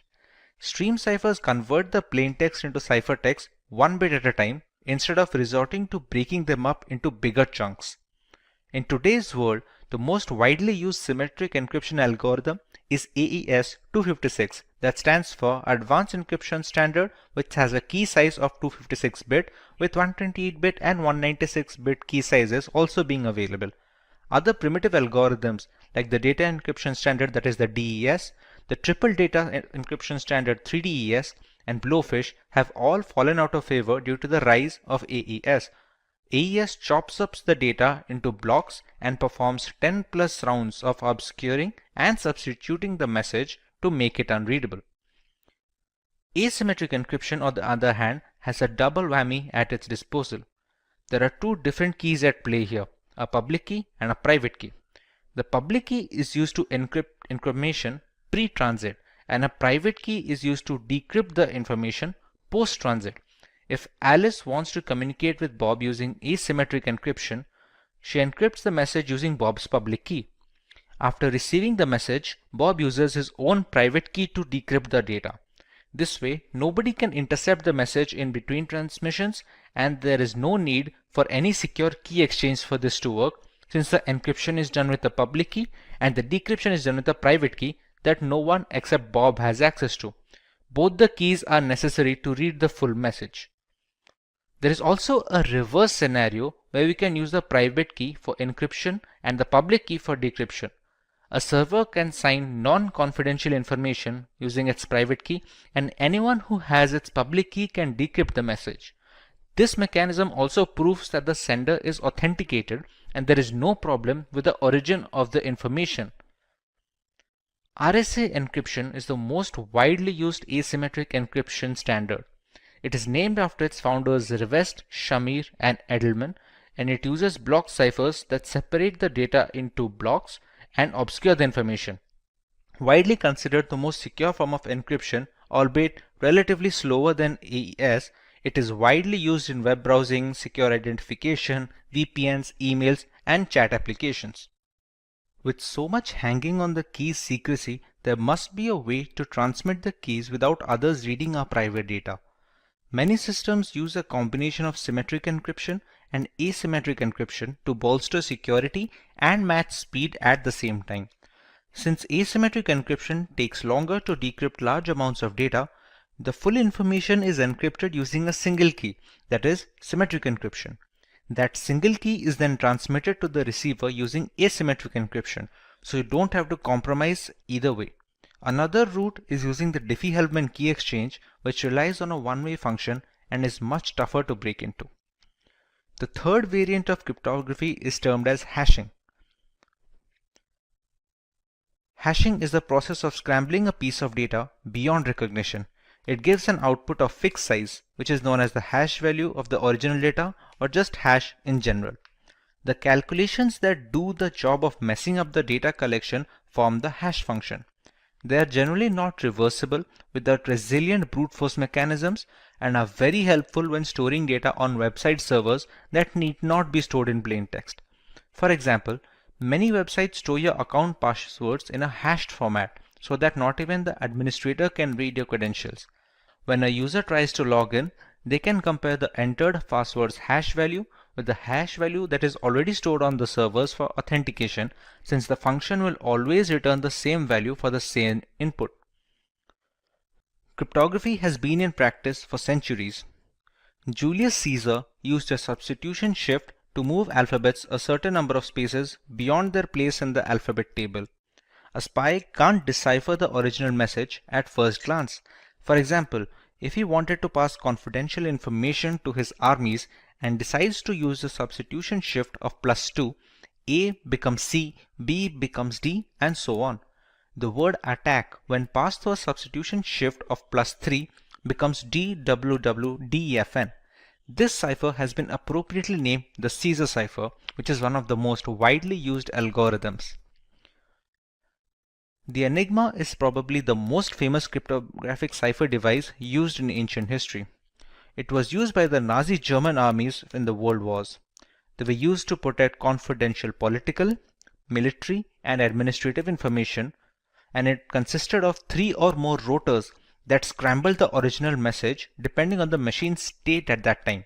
The decryption is similar, but it needs both machines to stay in the same state before passing the ciphertext so that we receive the same plain text message. Let's take a look at how our data is protected while we browse the internet thanks to cryptography. Here we have a web-based tool that will help us understand the process of RSA encryption. We see the entire workflow from selecting the key size to be used until the decryption of the ciphertext in order to get the plain text back. As we already know, RSA encryption algorithm falls under the umbrella of asymmetric key cryptography. That basically implies that we have two keys at play here, a public key and a private key. Typically, the public key is used by the sender to encrypt the message, and the private key is used by the receiver to decrypt the message. There are some occasions when this allocation is reversed, and we will have a look at them as well. In RSA, we have the choice of key size. We can select any key from a 512-bit to 1024-bit, all the way up to a 4096-bit key. The longer the key length, the more complex the encryption process becomes, and thereby strengthening the ciphertext. Although with added security, more complex functions take longer to perform the same operations on similar size of data. We have to keep a balance between both speed and strength, because the strongest encryption algorithms are of no use if they cannot be practically deployed on systems around the world. Let's take a 1024-bit key over here. Now we need to generate the keys. This generation is done by functions that operate on passphrases. The tool we are using right now generates these pseudo-random keys to be used in this explanation. Once we generate the keys, you can see the public key is rather smaller than the private key, which is almost always the case. These two keys are mathematically linked with each other. They cannot be substituted with any other key, and in order to encrypt the original message or decrypt the ciphertext, this pair must be kept together. The public key is then sent to the sender, and the receiver keeps the private key with himself. In this scenario, let's try and encrypt a word, Simplilearn. We have to select if the key being used for encryption is either private or public, since that affects the process of scrambling the information. Since we are using the public key over here, let's select the same and copy it and paste over here. The cipher we are using right now is plain RSA. There are some modified ciphers with their own pros and cons that can also be used, provided we use it on a regular basis and depending on the use case as well. Once we click on encrypt, we can see the ciphertext being generated over here. The pseudorandom generating functions are created in such a way that a single character change in the plaintext will trigger a completely different ciphertext. This is a security feature to strengthen the process from brute force methods. Now that we are done with the encryption process, let's take a look at the decryption part.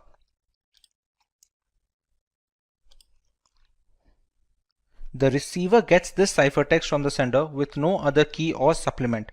He or she must already possess the private key generated from the same pair. No other private key can be used to decrypt the message since they are mathematically linked. We paste the private key here and select the same. The cipher must also be the same used during the encryption process. Once we click decrypt, you can see the original plaintext we had decided to encrypt. This sums up the entire process of RSA encryption and decryption. Now some people use it the other way around.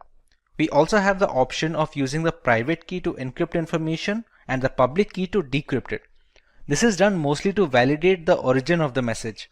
Since the keys only work in pairs, if a different private key is used to encrypt the message, the public key cannot decrypt it. Conversely, if the public key is able to decrypt the message, it must have been encrypted with the right private key and hence the rightful owner. Here we just have to take the private key and use that to encrypt the plaintext and select the same in this checkbox as well. You can see we have generated a completely new ciphertext. This ciphertext will be sent to the receiver, and this time we will use the public key for decryption. Let's select the correct checkbox and decrypt, and we still get the same output. Now let's take a look at practical example of encryption in the real world. We all use the internet on a daily basis, and many are aware of the implications of using unsafe websites. Let's take a look at Wikipedia here. Pretty standard HTTPS website where the H stands for secured. Let's take a look at how it secures our data. Wireshark is the world's foremost and most widely used network protocol analyzer. It lets you see what's happening on your network at a microscopic level, and we are going to use this software to see the traffic that is leaving our machine and to understand how vulnerable it is. Since there are many applications running in this machine, let's apply a filter that will only show us the results related to Wikipedia.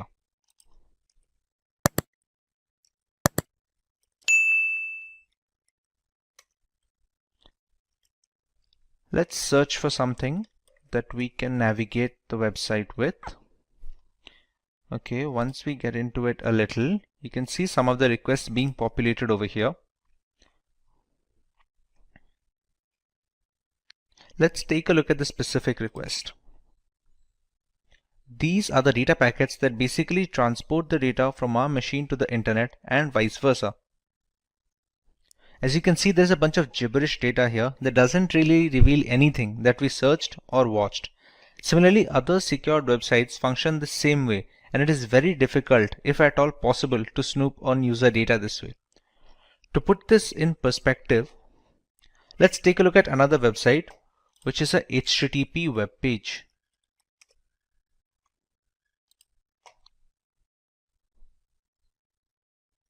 This has no encryption enabled from the server end, which makes it vulnerable to attacks. There is a login form here, which needs legitimate user credentials in order to grant access. Let's enter a random pair of credentials.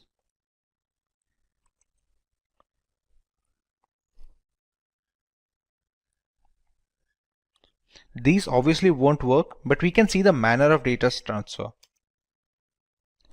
Unsurprisingly, we weren't able to get into the platform. Instead, we can see the data packets. Let's apply a similar filter that will help us understand what request this website is sending.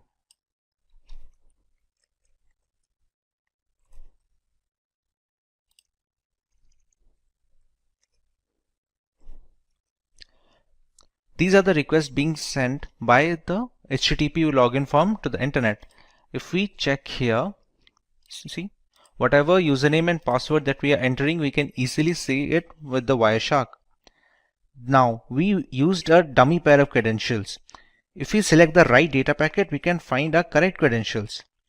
If any website had asked for our payment information or our legitimate credentials, it would have been really easy to get a hold of these.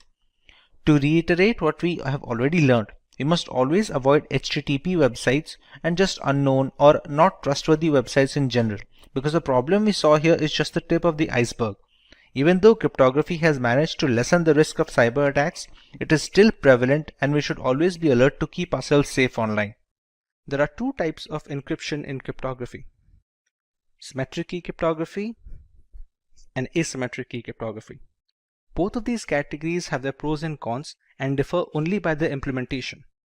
Today we are going to focus exclusively on symmetric key cryptography. Let us have a look at its applications in order to understand its importance better.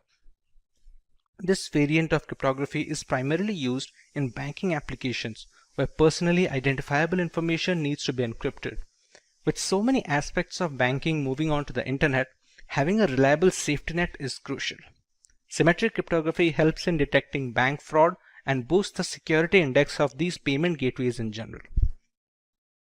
They are also helpful in protecting data that is not in transit and rests on servers and data centers. These centers house a massive amount of data that needs to be encrypted with a fast and efficient algorithm, so that when the data needs to be recalled by the respective service, there is the assurance of minor to no delay. While browsing the internet, we need symmetric encryption to browse secure HTTPS websites so that we get an all-around protection. It plays a significant role in verifying website server authenticity, exchanging the necessary encryption keys required, and generating a session using those keys to ensure maximum security. This helps us in preventing the rather insecure HTTP website format. So let us understand how symmetric key cryptography works first before moving on to the specific algorithms. Symmetric key cryptography relies on a single key for the encryption and decryption of information. Both the sender and receiver of the message need to have a pre-shared secret key that they will use to convert the plain text into ciphertext and vice versa. As you can see in the image, the key used for encryption is the same key needed for decrypting the message at the other end. The secret key shouldn't be sent along with the ciphertext to the receiver, because that would defeat the entire purpose of using cryptography. Key exchange can be done beforehand using other algorithms like the Diffie-Hellman key exchange protocol, for example. For example, if Paul wants to send a simple message to Jane, they need to have a single encryption key that both of them must keep secret to prevent snooping on by malicious actors. It can be generated by either one of them, but must belong to both of them before the messages start flowing. Suppose the message "I am ready" is converted into ciphertext using a specific substitution cipher by Paul. In that case, Jane must also be aware of the substitution shift to decrypt the ciphertext once it reaches her. Irrespective of the scenario where someone manages to grab the ciphertext mid-transit to try and read the message, not having the secret key renders everyone helpless looking to snoop in. The symmetric key algorithms like the data encryption standard have been in use since the 1970s, while the popular ones like the AES have become the industry standard today. With the entire architecture of symmetric cryptography depending on the single key being used, you can understand why it's of paramount importance to keep it secret on all occasions. The side effect of having a single key for the encryption and decryption is it becomes a single point of failure. Anyone who gets their hand on it can read all the encrypted messages and do so mainly without the knowledge of the sender and the receiver. So it is the priority to keep the encryption and decryption key private at all times. Should it fall into the wrong hands, the third party can send messages to either the sender or the receiver using the same key to encrypt the message. Upon receiving the message and decrypting it with the key, it is impossible to guess its origin. If the sender somehow transmits the secret key along with the ciphertext, anyone can intercept the package and access the information. Consequently, this encryption category is termed private key cryptography, since a big part of the data's integrity is riding on the promise that the users can keep the keys secret. This terminology contrasts with asymmetric key cryptography, which is called public key cryptography, because it has two different keys at play, one of which is public. Provided we manage to keep the keys secret, we still have to choose what kind of ciphers we want to use to encrypt this information. In symmetric key cryptography, there are broadly two categories of ciphers that we can employ. Let us have a look. Stream ciphers are the algorithms that encrypt basic information one bit at a time. It can change depending on the algorithm being used, but usually it relies on a single bit or byte to do the encryption. This is the relatively quicker alternative considering the algorithm doesn't have to deal with blocks of data at a single time. Every piece of data that goes into the encryption can and needs to be converted into binary format. In stream ciphers, each binary digit is encrypted one after the other. The most popular ones are the RC4, Salsa, and Panama. The binary data is passed through an encryption key, which is a randomly generated bit stream. Upon passing it through, we receive the ciphertext that can be transferred to the receiver without fear of man-in-the-middle attacks. The binary data can be passed through an algorithmic function. It can have either XOR operations, as it is most of the time, or any other mathematical calculations that have the singular purpose of scrambling the data. The encryption key is generated using the random bitstream generator, and it acts as a supplement in the algorithmic function. The output is in binary form, which is then converted into the decimal or hexadecimal format to give our final ciphertext. On the other hand, block ciphers dissect the raw information into chunks of data of fixed size. The size of these blocks depend on the exact cipher being used. A 128-bit block cipher will break the plain text into blocks of 128-bit each and encrypt those blocks instead of a single digit. Once these blocks are encrypted individually, they are chained together to form a final ciphertext. Block ciphers are much slower, but they are more tamper-proof and are used in some of the most widely used algorithms employed today. Just like stream ciphers, the original ciphertext is converted into binary format before beginning the process. Once the conversion is complete, the blocks are passed through the encryption algorithm along with the encryption key. This would provide us with the encrypted blocks of binary data. Once these blocks are combined, we get a final binary string. This string is then converted into hexadecimal format to get our ciphertext. Today, the most popular symmetric key algorithms like AES, DES, and 3DES are all block cipher methodology subsets.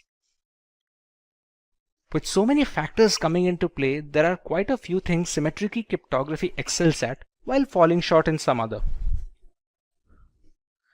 Symmetric key cryptography is much faster variant when compared to asymmetric key cryptography. There is only one key in play, unlike asymmetric encryption, and this drastically improves calculation speed in the encryption and decryption. Similarly, the performance of symmetric encryption is much more efficient under similar computational limitations. Fewer calculations help in better memory management for the host system. Bulk amounts of data that need to be encrypted are very well suited for symmetric algorithms. Since they are much quicker, handling large amounts of data is simple and easy to use in servers and data farms. This helps in better latency during data recall and fewer mixed packets. Thanks to its simple single key structure, symmetric key cryptography algorithms are much easier to set up a communication channel with and offer a much more straightforward maintenance duties. Once the secret key is transmitted to both the sender and receiver without any prior mishandling, the rest of the system aligns easily and everyday communications becomes easy and secure. If the algorithm is applied as per the documentation, symmetric algorithms are very robust and can encrypt vast amounts of data with very less overhead. DES algorithm stands for Data Encryption Standard. It is a symmetric key cipher that is used to encrypt and decrypt information in a block-by-block manner. Each block is encrypted individually and they are later chained together to form our final ciphertext, which is then sent to a receiver. DES takes the original unaltered piece of data called the plain text in a 64-bit block and it is converted into an encrypted text that is called the ciphertext. It uses 48-bit keys during the encryption process and follows a specific structure called the Fistel cipher structure during the entire process. It is a symmetric key algorithm, which means DES can reuse the keys used in the encryption format to decrypt the ciphertext back to the original plain text. Once the 64-bit blocks are encrypted, they can be combined together before being transmitted. Let's take a look at the origin and the reason DES was founded. DES is based on a Fistel block cipher called Lucifer, developed in 1971 by IBM cryptography researcher Horst Fistel. DES uses 16 rounds of this Fistel structure, using a different key for each round. It also utilizes a random function with 2 inputs and provides a single output variable. DES became the organization's approved encryption standard in November 1976 and was later reaffirmed as a standard in 1983, 1988, and finally in 1999. But eventually DES was cracked and it was no longer considered a secure solution for all official routes of communication. Consequently, Triple DES was developed. Triple DES is a symmetric key block cipher that uses a double DES cipher. Encrypt with the first key, delete encryption with the second key, and encrypt again with the third key. There is also a variation of the two keys where the first and second key are duplicate of each other. But Triple DES was ultimately deemed too slow for the growing need for fast communication channels, and people eventually fell back to using DES for encrypting messages. In order to search for a better alternative, a public-wide competition was organized and helped cryptographers develop their own algorithm as a proposal for the next global standard. This is where the Rindale algorithm came into play and was later credited to be the next advanced encryption standard. For a long time, DES was the standard for data encryption for data security. Its rule ended in 2002 when finally the advanced encryption standard replaced DES as an acceptable standard following a public competition for a place. To understand the structure of a Fistel cipher, we can use the following image as a reference.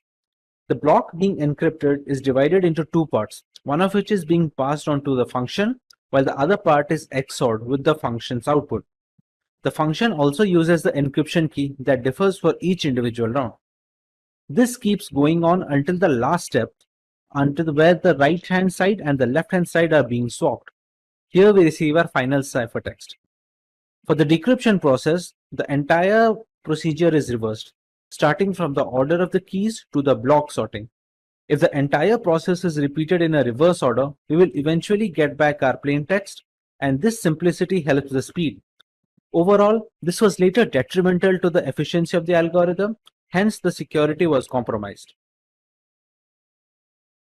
A Fistel block cipher is a structure used to derive many symmetric block ciphers such as DES, which as we have discussed in our previous comment. Fistel cipher proposed a structure that implements substitution and permutation alternately so that we can obtain ciphertext from the plain text and vice versa. This helps in reducing the redundancy of the program and increases the complexity to combat brute force attacks. The Fistel cipher is actually based on the Shannon structure that was proposed in 1945. The Fistel cipher is the structure suggested by Horst Feistel, which was considered to be a backbone while developing many symmetric block ciphers. The Shannon structure highlights the implementation of alternate confusion and diffusion. And like we already discussed, the Fistel cipher structure can be completely reversed depending on the data. However, we must consider the fact that to decrypt the information by reversing the Fistel structure, we will need the exact polynomial functions and the key orders.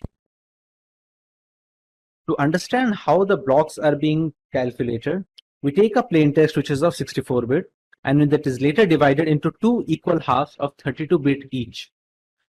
In this, the right half is immediately transferred to the next round to become the new left half of the second round. The right hand is again passed off to a function which uses an encryption key that is unique to each round in the Fistel cipher. Whatever the function gives off as an output, it is passed on as an XOR input with the left half of the initial plaintext. The next output will become the right half of the second round for the plaintext. This entire process constitutes of a single round in the Fistel cipher. Taking into account what happens in the polynomial function, we take one half of the block and pass it through an expansion box. The work of the expansion box is to increase the size of the half from 32-bit to 48-bit text. This is done to make the text compatible to a 48-bit keys we have generated beforehand. Once we pass it through the XOR function, we get a 48-bit text as an output. Now remember, a half should be of 32-bit. So this 48-bit output is then later passed on to a substitution box. This substitution box reduces its size from 48-bit to 32-bit output, which is then later XORed with the first half of the plaintext. A block cipher is considered the safest if the size of the block is large, but large block sizes can also slow down encryption speed and the decryption speed. Generally, the size is 64-bit. Sometimes modern block ciphers like AES have a 128-bit block size as well. The security of the block cipher increases with increasing key size, but larger key sizes may also reduce the speeds of the process. Earlier, 64-bit keys were considered sufficient. Modern ciphers need to use 128-bit keys due to the increasing complexity of today's computational standards. The increasing number of rounds also increase the security of the block cipher. Similarly, they are inversely proportional to the speed of encryption. A highly complex round function enhances the security of the block cipher, albeit we must maintain a balance between the speed and security. The symmetric block cipher is implemented in a software application to achieve better execution speed. There is no use of an algorithm if it cannot be implemented in a real-life framework that can help organizations to encrypt or decrypt the data in a timely manner. Now that we understand the basics of Fistel ciphers, we can take a look at how DES manages to run through 16 rounds of this structure and provide the ciphertext at the end. Now that we understand the basics of Fistel ciphers, we can take a look at how DES manages to run through 16 rounds of this structure and provide a ciphertext. In simple terms, DES takes the 64-bit plaintext and converts it into a 64-bit ciphertext. And since we are talking about asymmetric algorithms, the same key is being used when it is decrypting the data as well. We first take a 64-bit key plaintext and we pass it through an initial permutation function.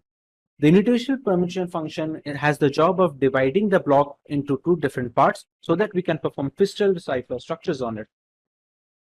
There are multiple rounds being procured in the DES algorithm, namely 16 rounds of Fistel cipher structure.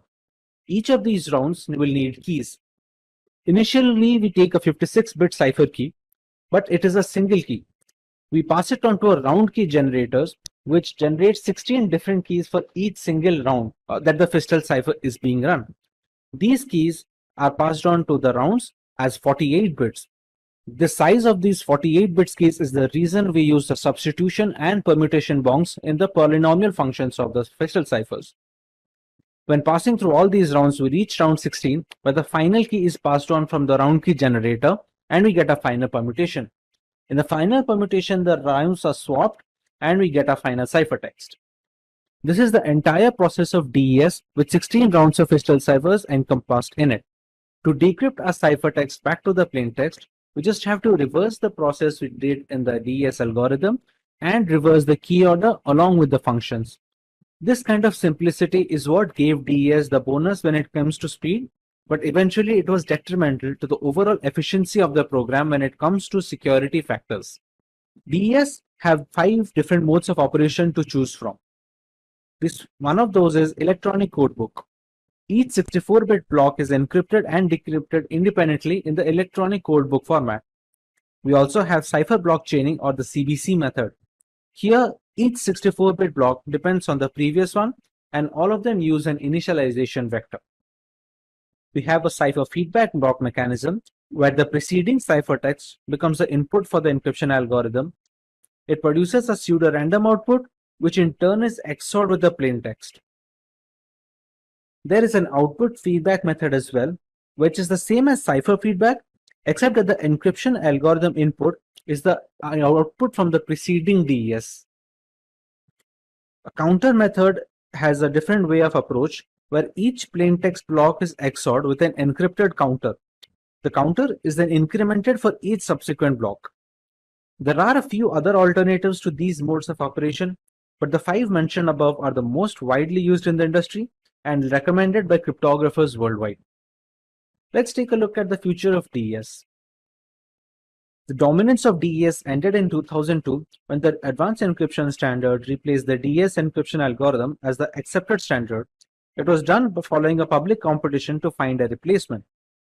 NIST officially withdrew the global acceptance standard in May 2005, although triple DES is approved for some sensitive government information through 2030. NIST also had to change the DES algorithm because its key length was too short, given the increased processing power of the new computers. Encryption power is related to the size of the key, and DES found itself a victim of ongoing technological advances in computing. We have received a point where 56-bit was no longer a challenge to the computers of cracking. Note that because DES is no longer the NIST federal standard, it does not mean that it is no longer in use. Triple DES is still used today and is still considered a legacy encryption algorithm. To get a better understanding of how these keys and ciphertext look like, we can use an online tool for our benefit. As we already know, to encrypt any kind of data, a key is mandatory. This key can be generated using mathematical functions or computerized key generation program, such as this website offers. It can be based on any piece of text. Let's say the word is Simplilearn in our example. Once the key is settled, we provide the plain text or the clear text that needs to be encrypted using the aforementioned key. Suppose our sentence for this example is "This is my first message." We have satisfied 2 prerequisites, the message and the key. Another variable that goes into play is the mode of operation. We have already learned about 5 different modes of operation, while we can see some other options here as well. Let us go with the CBC variant, which basically means the cipher block chaining method. One of CBC's key characteristics is that it uses a chaining process. It causes the decryption of a block of ciphertext to depend all on the preceding ciphertext blocks. As a result, the entire validity of all the blocks is contained in the previous adjacent blocks as well. A single bit error in a ciphertext block affects the decryption of all the subsequent blocks. Rearrangement of the order of these, for example, can cause the decryption process to get corrupted. Regarding the manner of displaying binary information, we have 2 options here. We can either go with base 64 or the hexadecimal format. Let's go with the base 64 right now. As you can see, the ciphertext is readily available. Base 64 is a little more efficient than hex, so we will be getting a smaller ciphertext when it comes to base 64. Albeit the size of both the formats will be the same. The hex has a longer ciphertext since base 64 takes 4 characters for every 3 bytes, while hex will take 2 characters for each byte. Hence, base 64 turns out to be more efficient. Now to decrypt the ciphertext, we go by the same format. We choose base 64. We copy the ciphertext onto a decryption tool and we have to make sure that the key we are using is exactly the same. We choose similar mode of operation, and we choose the correct encoding format as well, which is base64 in this case. As you can see, the decryption is complete and we get a plain text back. Even if you keep everything the same, but we just change the encoding format, it will not be able to decrypt anything. Unfortunately, DES has become rather easy to crack even without the help of a key. The advanced encryption standard is still on top when it comes to symmetric encryption security and will likely stay there for a while. Eventually, with so much computing power growth, the need for a stronger algorithm was necessary to safeguard our personal data. As solid as DES was, the computers of today could easily break the encryption with repeated attempts, thereby rendering the data security helpless. To counter this dilemma, a new standard was introduced which was termed as the Advanced Encryption Standard, or the AES algorithm. Let's learn what is Advanced Encryption Standard. The AES algorithm, also known as the Rijndael algorithm, is a symmetric block cipher with a block size of 128 bits. It is converted into ciphertext using keys of 128, 192, or 256 bits. It is implemented in software and hardware throughout the world to encrypt sensitive data. The National Institute of Standards and Technology, also known as NIST, started development on AES in 1997 when it was announced the need for an alternative to the data encryption standard. The new internet needed a replacement for DES because of its small key size. With increasing computing power, it was considered unsafe against entire key search attacks. The triple DES was designed to overcome this problem. However, it was deemed to be too slow to be deployed in machines worldwide.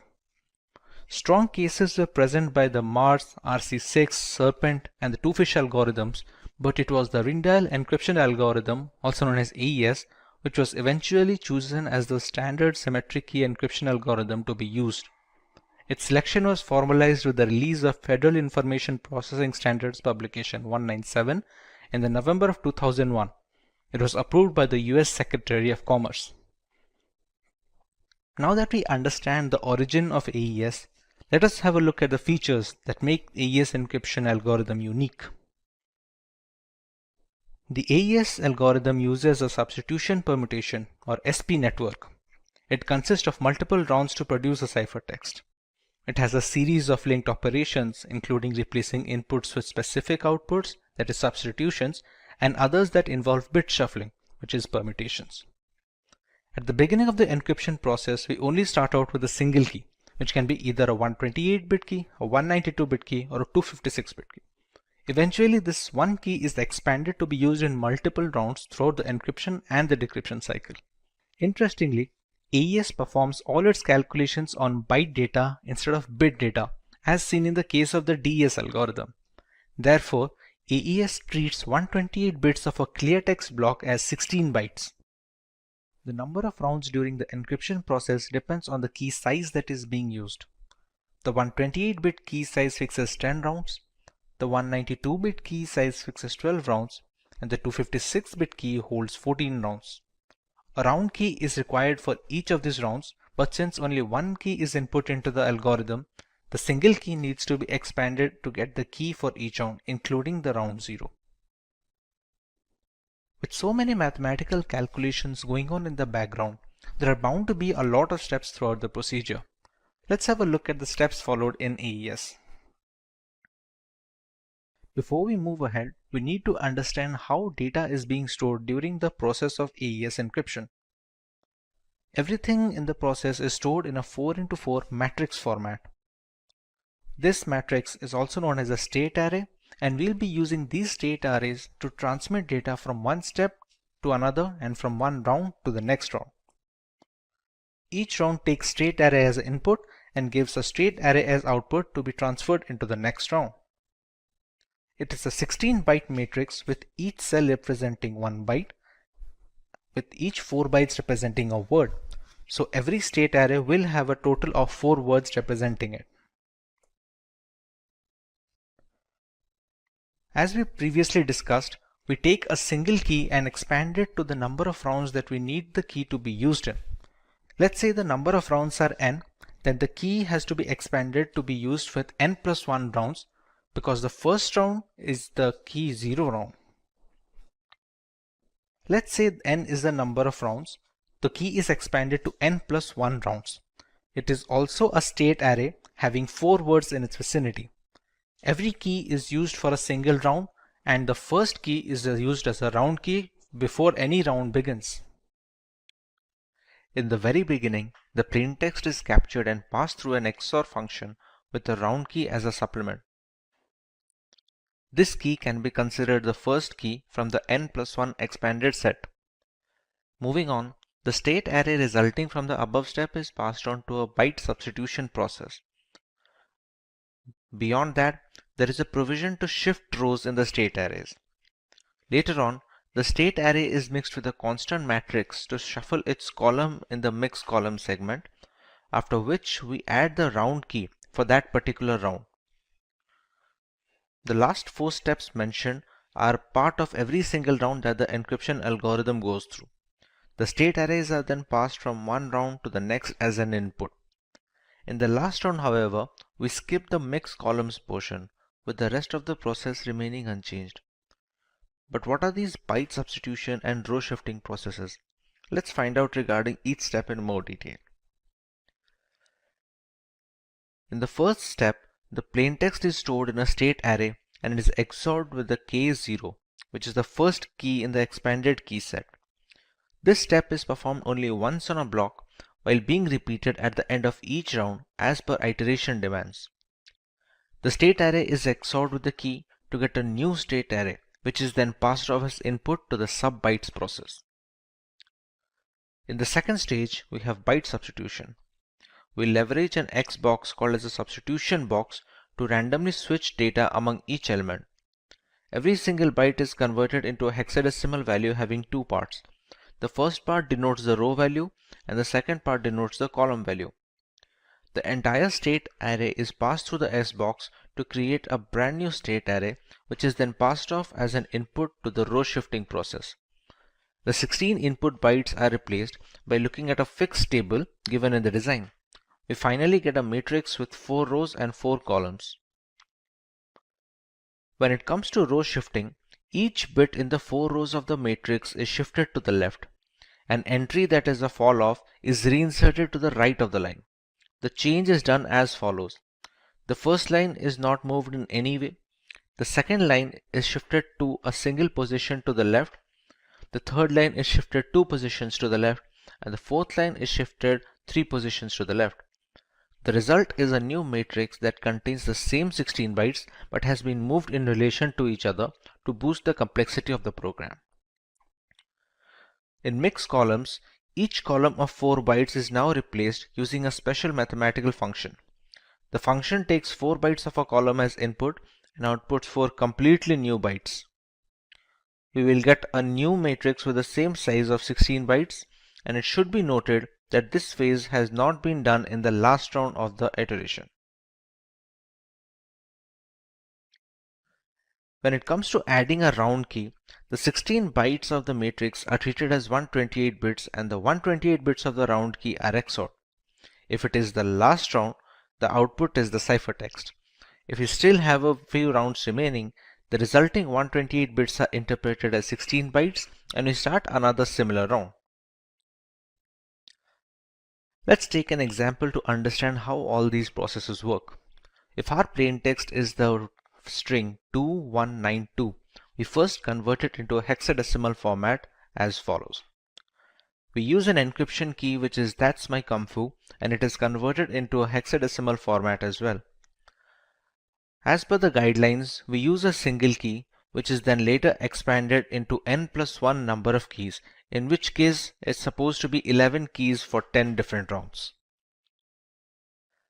In round 0, we add the round key. The plaintext is XORed with the K0 and we get a state array that is passed off as an input to the substitution bytes process. When it comes to the substitution bytes process, we leverage an S box to substitute the elements of each byte with a completely new byte. This way the state array that we receive is passed off as an input to the row shifting process of the next step. When it comes to row shifting, each element is shifted a few places to the left, with the first row being shifted by 0 places, second row by 1 place, third row by 2 places, and the last by 3.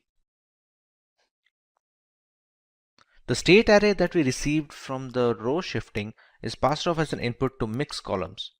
In mix columns, we multiply the state array with a constant matrix, after which I receive a new state array to be passed on to the next step. We add the new state array as an XOR with the round key of the particular iteration. Whatever state array we receive here, it becomes an output for this particular round. Now, since this is the first round of the entire encryption process, the state array that we receive is passed off as an input to the new round. We repeat this process for 10 more rounds and we finally receive a ciphertext. Once the final state array can be denoted in the hexadecimal format, this becomes our final ciphertext that we can use for transferring information from the sender and receiver. Let's take a look at the applications of AES in this world. AES finds most use in the area of wireless security in order to establish a secure mode of authentication between routers and clients. Highly secure mechanisms like WPA and WPA2 PSK are extensively used in securing Wi-Fi endpoints with the help of Rindial's algorithm. It also helps in SSL TLS encryption that is instrumental in encrypting our internet browser sessions. AES works in tandem with other asymmetric encryption algorithms to make sure the web browser and web server are properly configured and use encrypted channels for communication. AES is also prevalent in general file encryption of various formats ranging from critical documents to the media files. Having a large key allows people to encrypt media and decrypt data with maximum security possible. AES is also used for processor security in hardware appliances to prevent machine hijacking, among other things. As a direct successor to the DES algorithm, there are some aspects that AES provides an immediate advantage in. Let us take a look. When it comes to key length, the biggest flaw in DES algorithm was its small length was easily vulnerable by today's standards. AES has managed to nab up 128, 192 and 256 bit key lengths to bolster the security further. The block size is also larger in AES owing to more complexity of the algorithm. The number of rounds in DES is fixed irrespective of the plain text being used.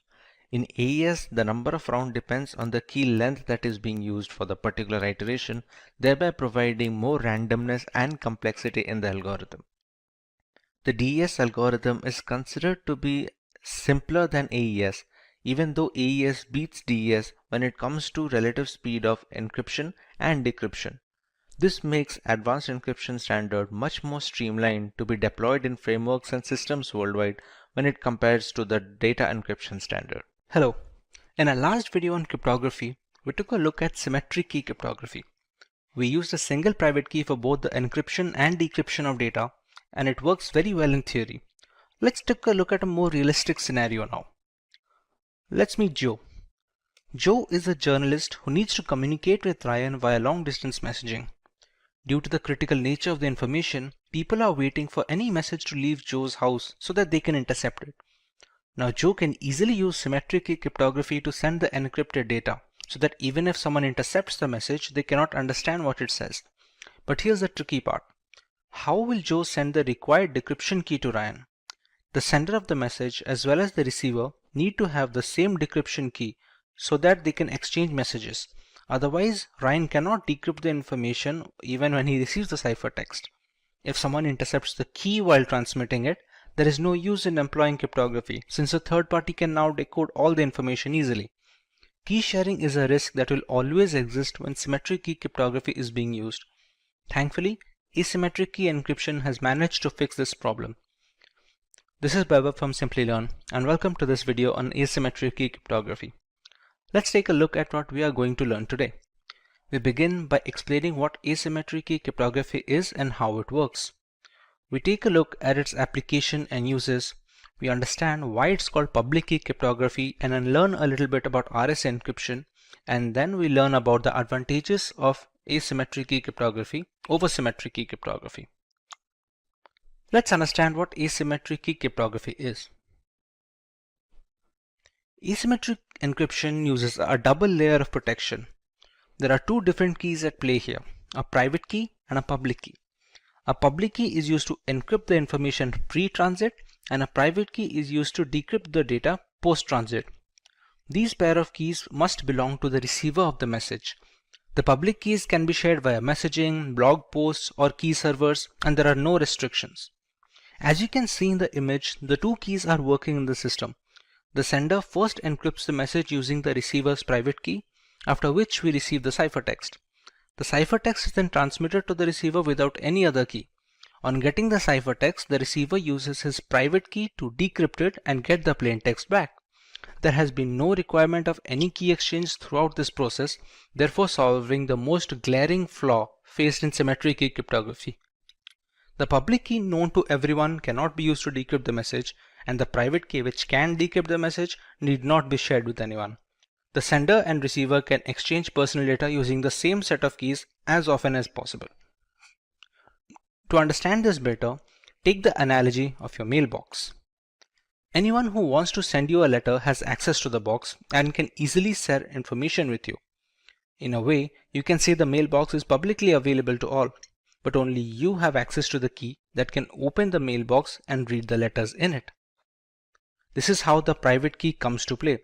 No one can intercept the message and read its contents since it's encrypted. Once the receiver gets its contents, he can use his private key to decrypt the information.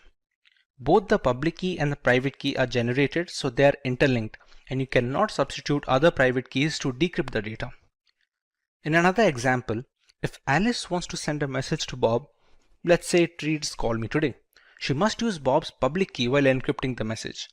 Upon receiving the cipher message, Bob can proceed to use his private key in order to decrypt the message, and hence complete security is attained during transmission without any need for sharing the key. Since this type of encryption is highly secure, it has many uses in areas that require high confidentiality. It is used to manage digital signatures, so there is valid proof of a document's authenticity. With so many aspects of business transitioning to the digital sphere, critical documents need to be verified before being considered authentic and acted upon. Thanks to asymmetric cryptography, senders can now sign documents with their private keys. Anyone who needs to verify the authenticity of such signatures can use the sender's public key to decrypt the signature. Since the public and the private keys are linked to each other mathematically, it's impossible to repeat this verification with duplicate keys. Document encryption has been made very simple by today's standards, but the background implementation follows a similar approach. In blockchain architecture, asymmetric key cryptography is used to authorize transactions and maintain the system. Thanks to its two key structures, changes are reflected across the blockchain's peer-to-peer network only if it is approved from both ends. Along with asymmetric key cryptography's tamper-proof architecture, its non-repudiation characteristic also helps in keeping the network stable.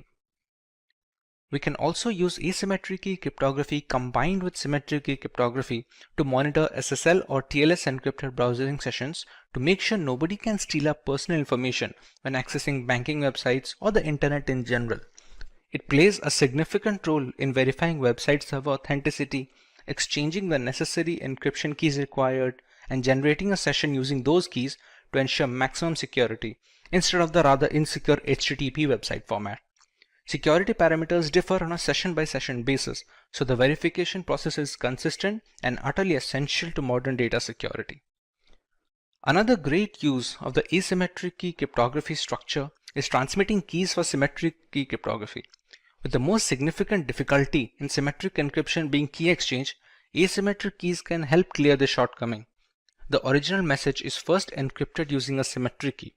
The key used for encrypting the data is then converted into the ciphertext using the receiver's public key. Now we have two ciphertexts to transmit to the receiver.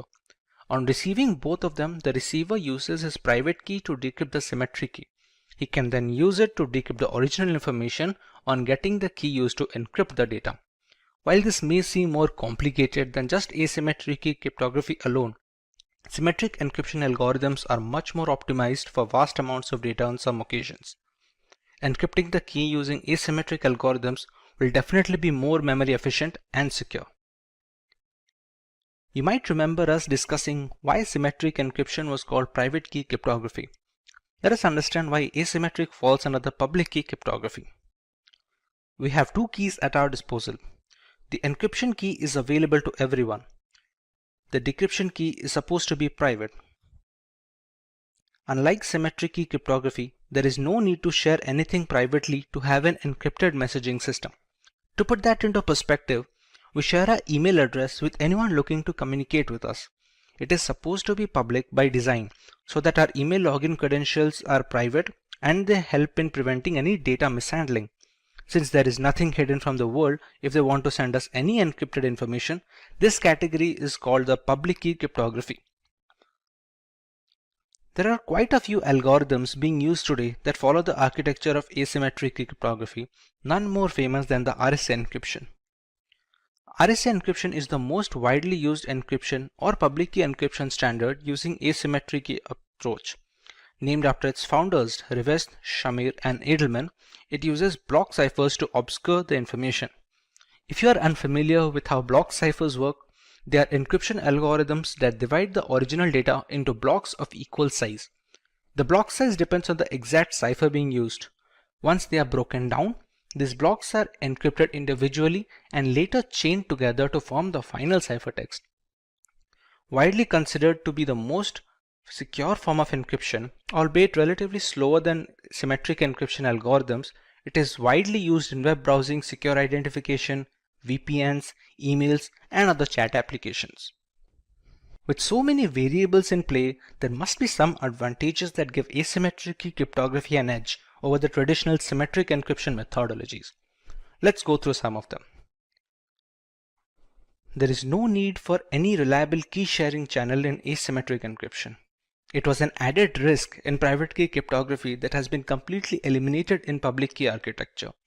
The key which is made public cannot decrypt any confidential information, and the only key that can decrypt doesn't need to be shared publicly under any circumstance. We have much more extensive key lengths in RSA encryption and other asymmetric algorithms like 2048-bit key and 4096-bit keys. Larger keys are much harder to break into via brute force and are much more secure. Asymmetric key cryptography can use as a proof of authenticity, since only the rightful owner of the keys can generate the messages to be decrypted by the private key. This situation can also be reversed. Encryption is done using a private key and decryption is done by the public key, which would not function if the correct private key is not used to generate the message, hence proving the authenticity of the owner. It also has a tamper protection feature, where the message cannot be intercepted and changed without invalidating the private key used to encrypt the data. Consequently, the public key cannot decrypt the message, and it is easy to realize the information is not 100% legitimate when and where the case requires. Now that we have a proper revision, let's understand what digital signatures are before moving on to the algorithm. The objective of digital signatures is to authenticate and verify documents and data. This is necessary to avoid tampering and digital modification or forgery of any kind during the transmission of official documents. They work on the public key cryptography architecture with one exception. Typically, an asymmetric key system encrypts using a public key and decrypts with a private key. For digital signatures, however, the reverse is true. The signature is encrypted using a private key and is decrypted with the public key. Because the keys are inked together, decoding it with the public key verifies that the proper private key was used to sign the document, thereby verifying the signature's provenance. Let's go through each step to understand the procedure thoroughly. In step 1, we have M, which is the original plaintext message, and it is passed on to a hash function denoted by h hash to create a digest. Next, it bundles the message together with the hash digest and encrypts it using the sender's private key. It sends the encrypted bundle to the receiver, who can decrypt it using the sender's public key. Once the message is decrypted, it is passed through the same hash function hhash to generate a similar digest. It compares the newly generated hash with the bundled hash value received along with the message. If they match, it verifies data integrity. In many instances, they provide a layer of validation and security to messages through a non-secure channel. Properly implemented, a digital signature gives the receiver reason to believe that the message was sent by the claimed sender.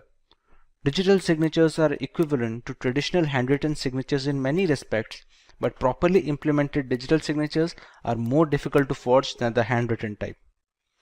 Digital signature schemes in the sense used here are cryptographically based and must be implemented properly to be effective. They can also provide non-repudiation, meaning that the signer cannot successfully claim that they did not sign a message while also claiming their private key remains secret. Further, some non-repudiation schemes offer a timestamp for the digital signature, so that even if the private key is exposed, the signature is valid. To implement the concept of digital signature in real world, we have two primary algorithms to follow: the RSA algorithm and the DSA algorithm, but the latter is a topic of learning today. So let's go ahead and see what the digital signature algorithm is supposed to do. Digital signature algorithm is a FIPS standard, which is the Federal Information Processing Standard for digital signatures. It was proposed in 1991 and globally standardized in 1994 by the National Institute of Standards and Technology, also known as the NIST. It functions on the framework of modular exponentiation and discrete logarithmic problems, which are difficult to compute as a force brute system. Unlike DSA, most signature types are generated by signing message digest with the private key of the originator. This creates a digital thumbprint of the data. Since just the message digest is signed, the signature is generally much smaller compared to the data that was signed. As a result, digital signatures impose less load on processors at the time of signing execution, and they use small volumes of bandwidth. DSA, on the other hand, does not encrypt message digest using private key or decrypt message digest using public key. Instead, it uses mathematical functions to create a digital signature consisting of two 160-bit numbers, which are originated from the message digests and the private key. DSAs make use of the public key for authenticating the signature, but the authorization process is much more complicated when compared with RSA. DSA also provides three benefits, which is the message authentication, integrity verification, and non-repudiation. In the image, we can see the entire process of DSA validation. A plain text message is passed on to a hash function where the digest is generated, which is passed on to a signing function. Signing function also has other parameters like a global variable G, a random variable K, and the private key of the sender. The outputs are then bundled onto a single pack with the plain text and sent to the receiver. The two outputs we receive from the signing functions are the two 160-bit numbers denoted by S and R. On the receiver end, we pass the plain text through the same hash function to regenerate the message digest. It is passed on to verification function, which has other requirements such as the public key of the sender, global variable G, and SNR received from the sender. The value generated by the function is then compared to R. If they match, then the verification process is complete and data integrity is verified. This was an overview of the way the DSA algorithm works. We already know it depends on logarithmic functions to calculate the outputs, so let us see how we can do the same in our next section. We have three phases here, the first of which is key generation. To generate the keys, we need some prerequisites. We select a queue which becomes a prime divisor. We select a prime number p such that p-1 mod q equal to 0. We also select a random integer g which must satisfy the two formulas being mentioned on the screen right now. Once these values are selected, we can go ahead with generating the keys. The private key can be denoted by x, and it is any random integer that falls between the bracket of 0 and the value of q. The public key can be calculated, as y equal to g to the power x mod p, where y stands for the public key. The private key can then be packaged as a bundle which comprises of values of p, q, g and x. Similarly, the public key can also be packaged as a bundle having the values of p, q, g and y. Once we're done with key generation, we can start verifying the signature and its generation. Repeat. Once the keys are generated, we can start generating the signature. The message is passed through a hash function to generate the digest h first. We can choose any random integer k which falls under the bracket of 0 and q. To calculate the first 160-bit number of a signing function of r, we use the formula g to the power k mod p into mod q. Similarly, to calculate the value of the second output, that is s, we use the following formula that is shown on the screen. The signature can then be packaged as a bundle having r and s. This bundle along with the plain text message is then passed on to the receiver. Now with the third phase, we have to verify the signature. We first calculate the message digest received in the bundle by passing it to the same hash function. We calculate the value of w, u1 and u2 using the formulas shown on the screen. We have to calculate a verification component which is then to be compared with the value of r being sent by the sender.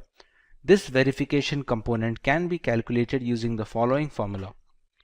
Once calculated, this can be compared with the value of r. If the values match, then the signature verification is successful and our entire process is complete, starting from key generation to the signature generation all the way up to the verification of the signature. With so many steps to follow, we are bound to have a few advantages to boot this, and we would be right to think so. DSA is highly robust in the security and stability aspect when compared to alternative signature verification algorithms. We have a few other ciphers that aim to achieve the simplicity and the flexibility of DSA, but it has been a tough ask for all the other suits. The key generation is much faster when compared to the RSA algorithm and such. While the actual encryption and decryption process may falter a little in comparison, a quicker start in the beginning is well known to optimize a lot of frameworks. DSA requires less storage space to work its entire cycle. In contrast, its direct correspondent, that is RSA algorithm, needs a certain amount of computational and storage space to function efficiently. This is not the case with DSA, which has been optimized to work with weaker hardware and lesser resources. The DSA is patented, but NIST has made this patent available worldwide royalty-free. A draft version of the speculation FIPS 1865 indicates that DSA will no longer be approved for digital signature generation, but it may be used to verify signatures generated prior to the implementation date of that standard.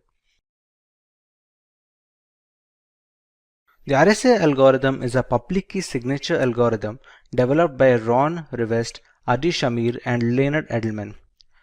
The paper was first published in 1977, and the algorithm uses logarithmic functions to keep the working complex enough to withstand brute force and streamlined enough to be fast post-deployment.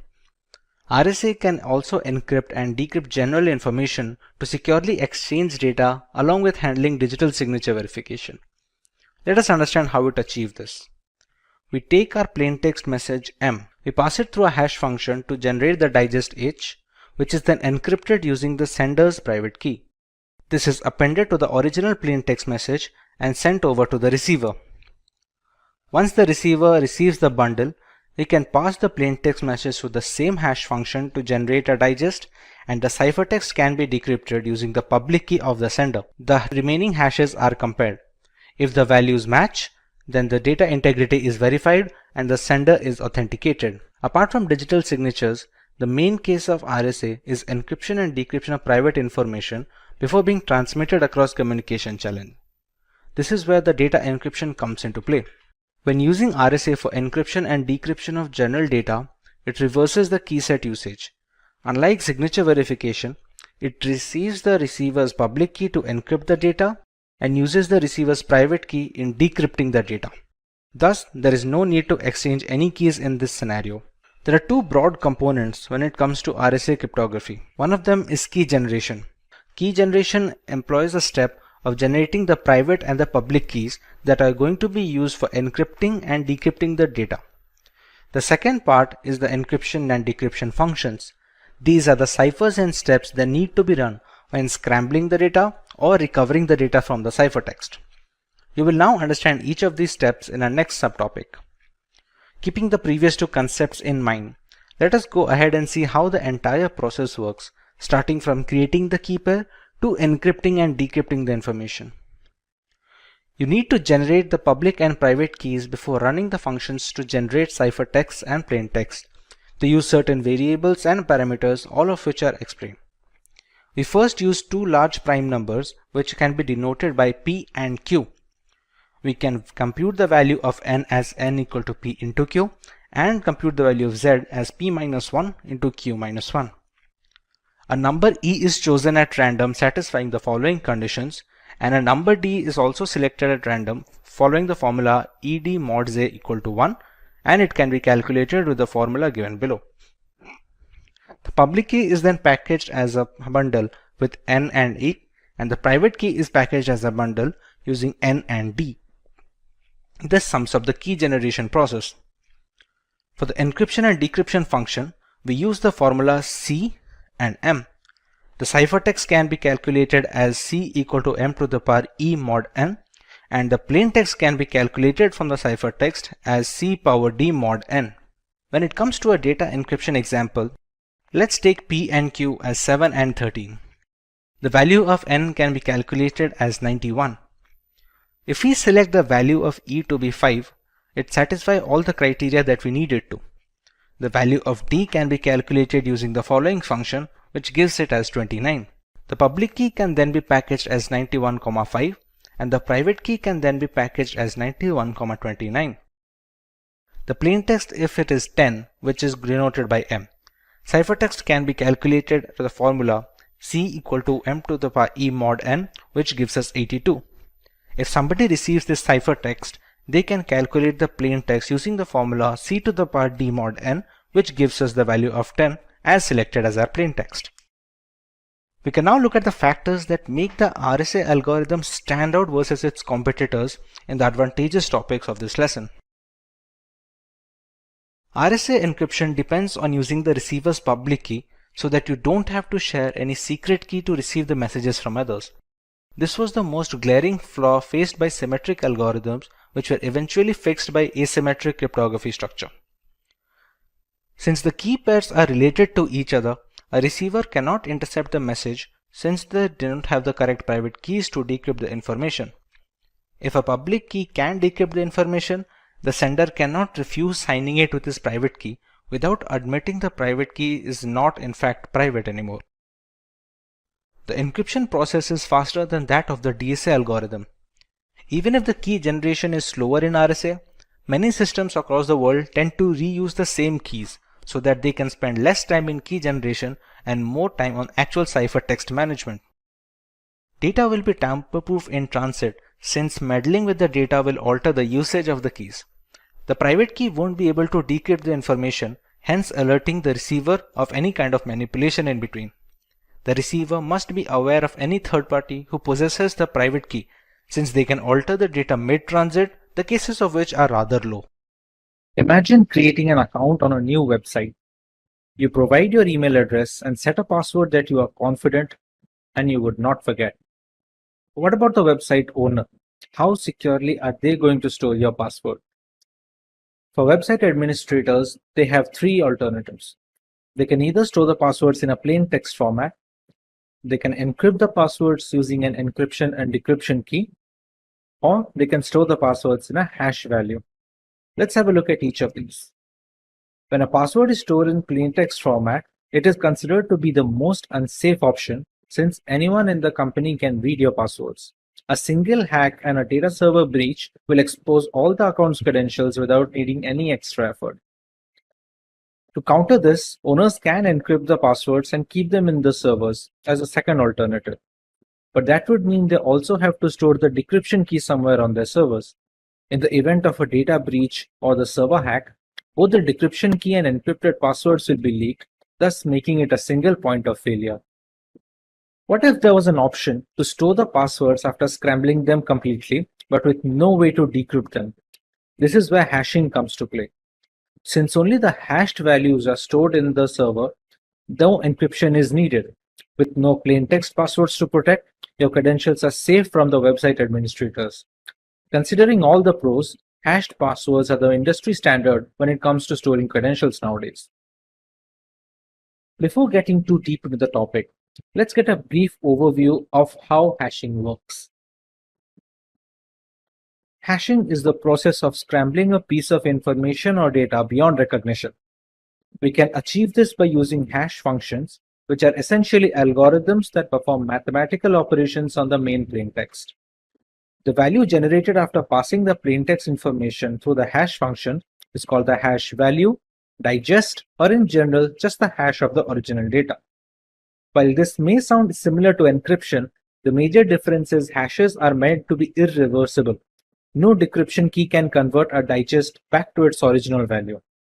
However, a few hashing algorithms have been broken due to the increase in computational complexity of today's new generation computers and processors.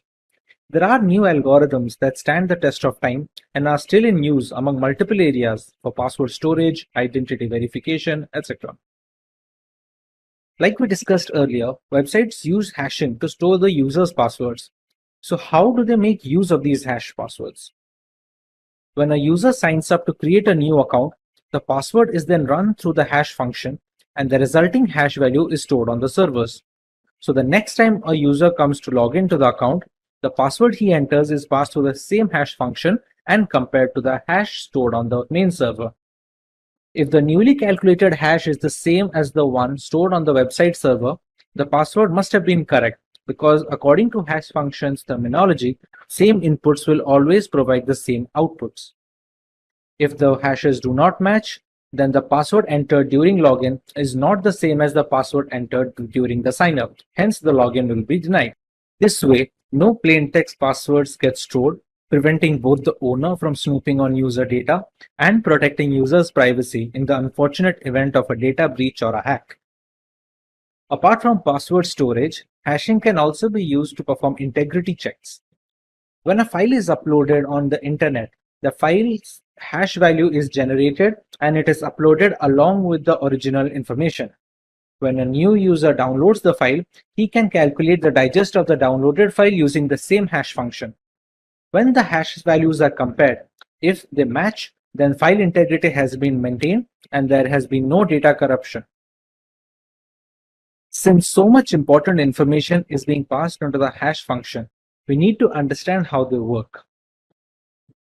A hash function is a set of mathematical calculations operated on two blocks of data. The main input is broken down into two blocks of similar size.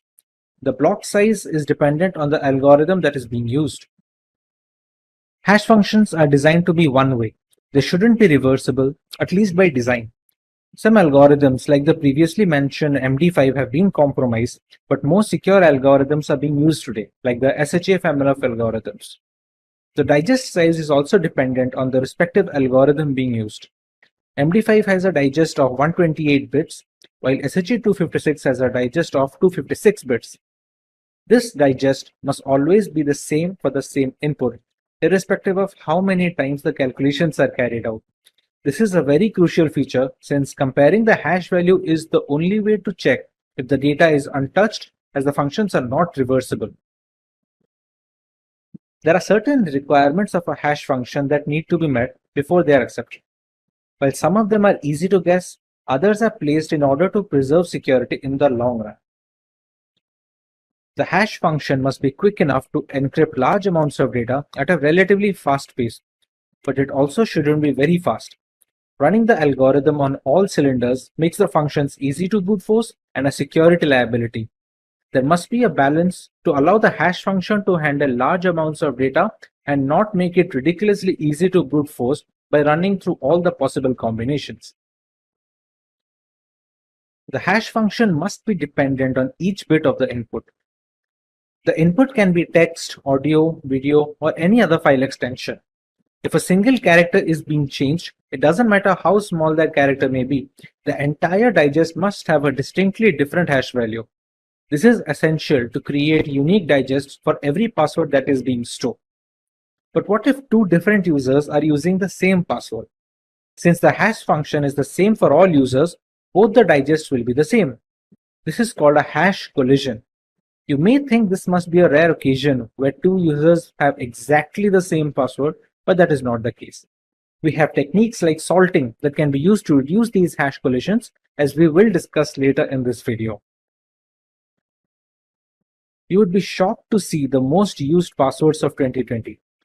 All of these passwords are laughably insecure, and since many people use the same passwords repeatedly on different websites, hash collisions risks are more common than one would expect.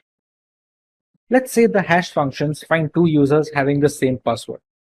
How can they store both the hashes without messing up the original data? This is where salting and peppering come to play. Salting is the process of adding a random keyword to the end of the input before it is passed on to the hash function. This random keyword is unique for each user on the system, and it is called the salt value or just the salt.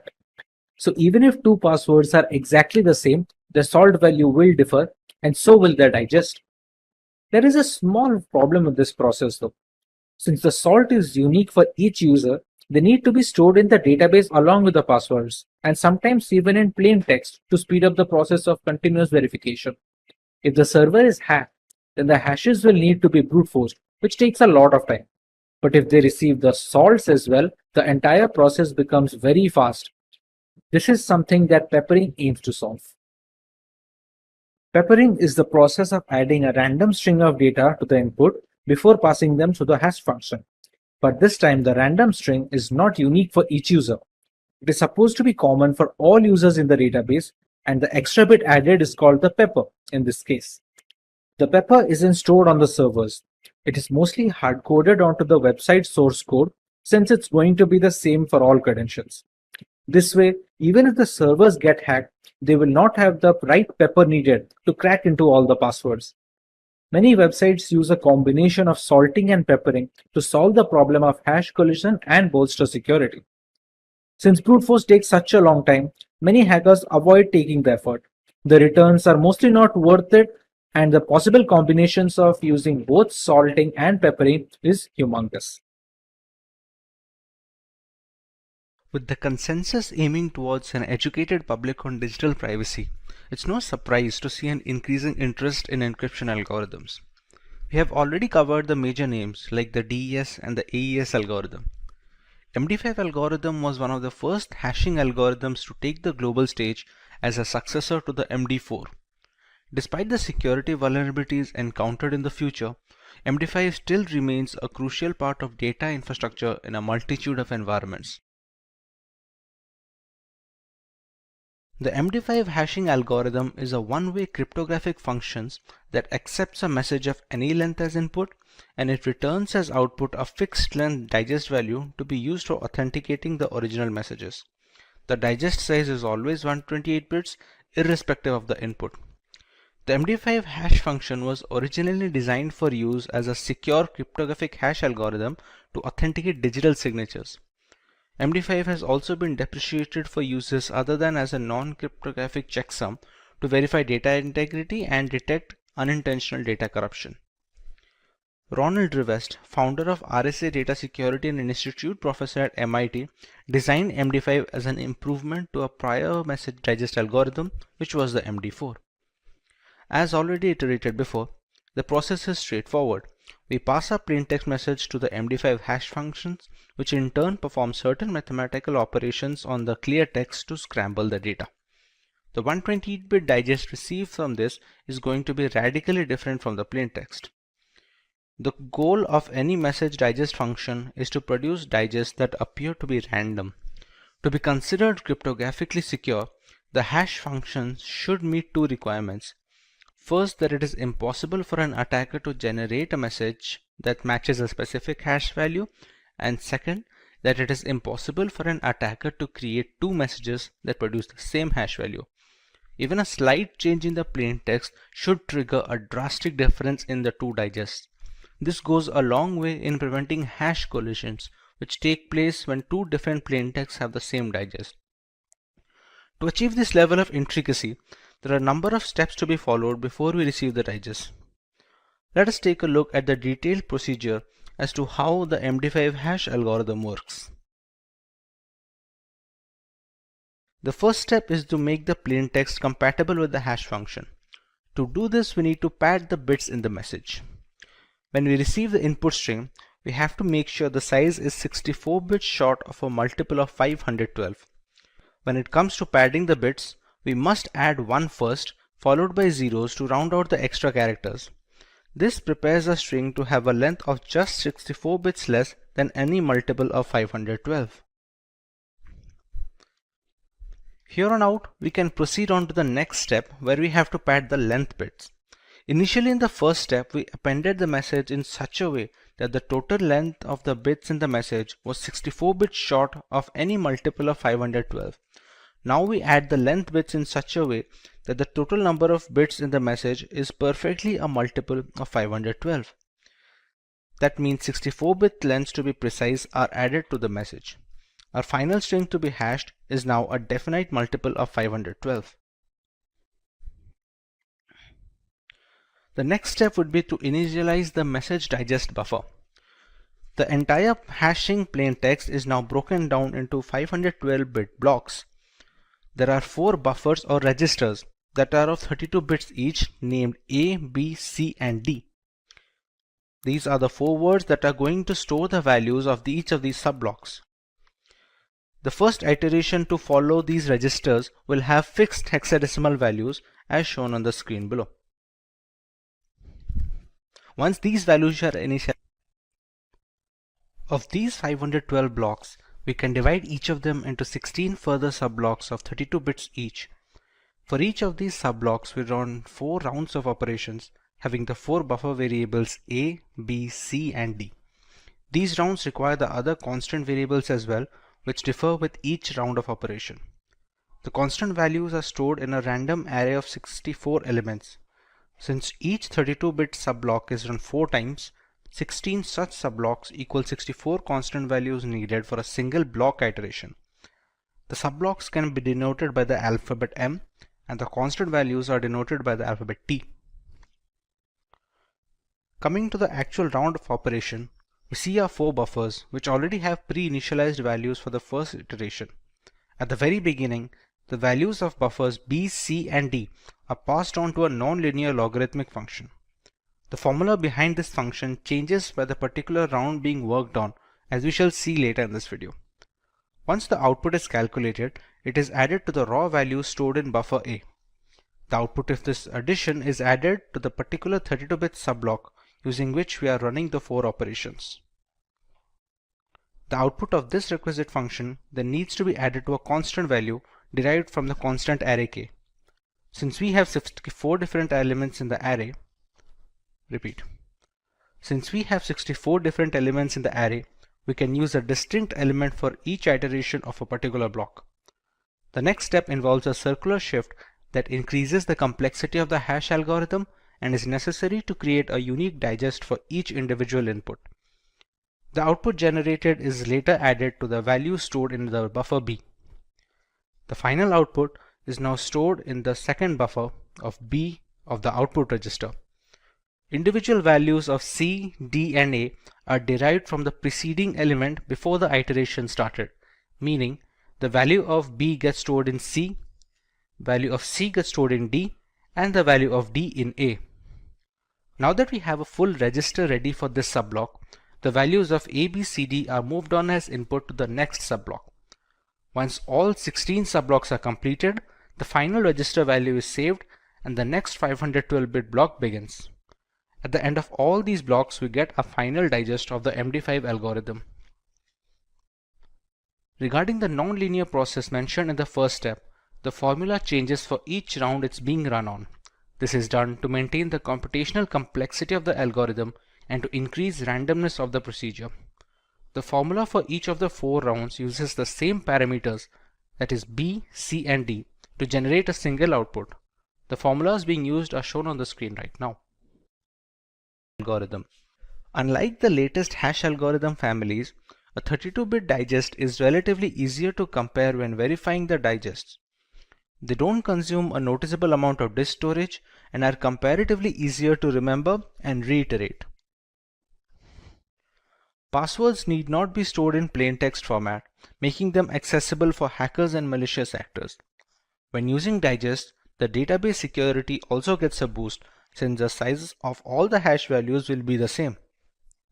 In the event of a hack or a breach, the malicious actor will only receive the hashed values, so there is no way to regenerate the plain text, which would be the user passwords in this case. Since the functions are irreversible by design, hashing has become a compulsion when storing user credentials on the server nowadays.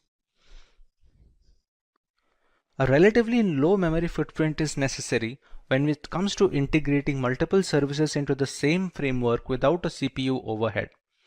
The digest size is the same and the same steps are run to get the hash value, irrespective of the size of the input string. This helps in creating a low requirement for computational power and is much easier to run on older hardware, which is pretty common in server farms around the world. We can monitor file corruption by comparing hash values before and after transit. Once the hashes match, file integrity checks are valid and we can avoid data corruption. Hash functions will always give the same output for the similar input, irrespective of the iteration parameters. It also helps in ensuring that the data hasn't been tampered with en route to the receiver of the message. We use our Wi-Fi every day for work, and we use the internet for entertainment and communication. The dependency on technology is at an all-time high, thanks to the radical developments and innovation in these last 2 decades. A big portion of this belongs to ensuring secure channels of communication and data transmission. The secure hash algorithm are a family of cryptographic hash functions that are published by the National Institute of Standards and Technology along with the NSA. It was passed as a Federal Information Processing Standard, also known as FIPS. It has 4 different families of hash functions. SHA-0 is a 160-bit hash function published in 1993, and it was closed down later after an undisclosed significant flaw. SHA-1 is also a 160-bit hash function which resembles the earlier MD5 algorithm. This was designed by the NSA to be a part of the digital signature algorithm. SHA-2 is a family of 2 similar hash functions with different block sizes, known as the SHA-256 and the SHA-512. They differ in the word size. SHA-256 uses 32-bit words, while SHA-512 uses 64-bit words. SHA-3 is a hash function properly known as KCAC. It was chosen in 2012 after a public competition among non-NSA designers.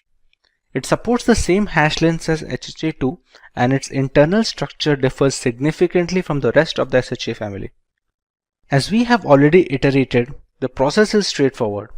We pass a plain text message to the SHA hash function, which in turn performs certain mathematical operations on the clear text to scramble the data.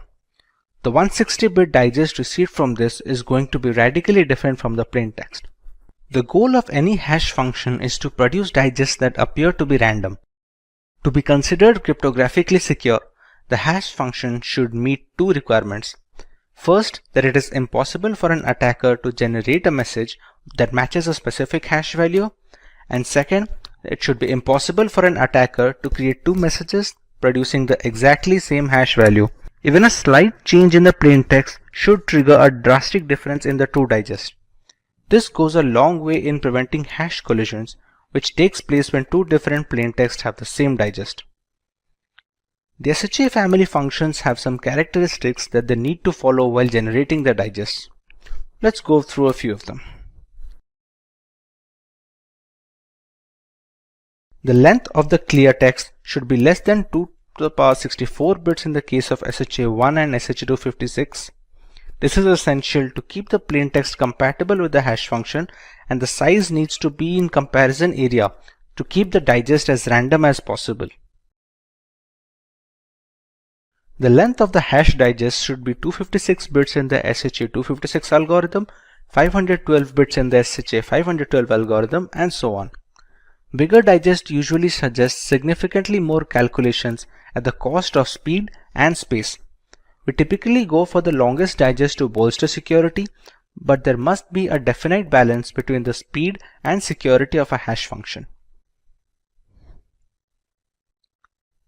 By design, all hash functions of the SHA-512, SHA-256 are irreversible.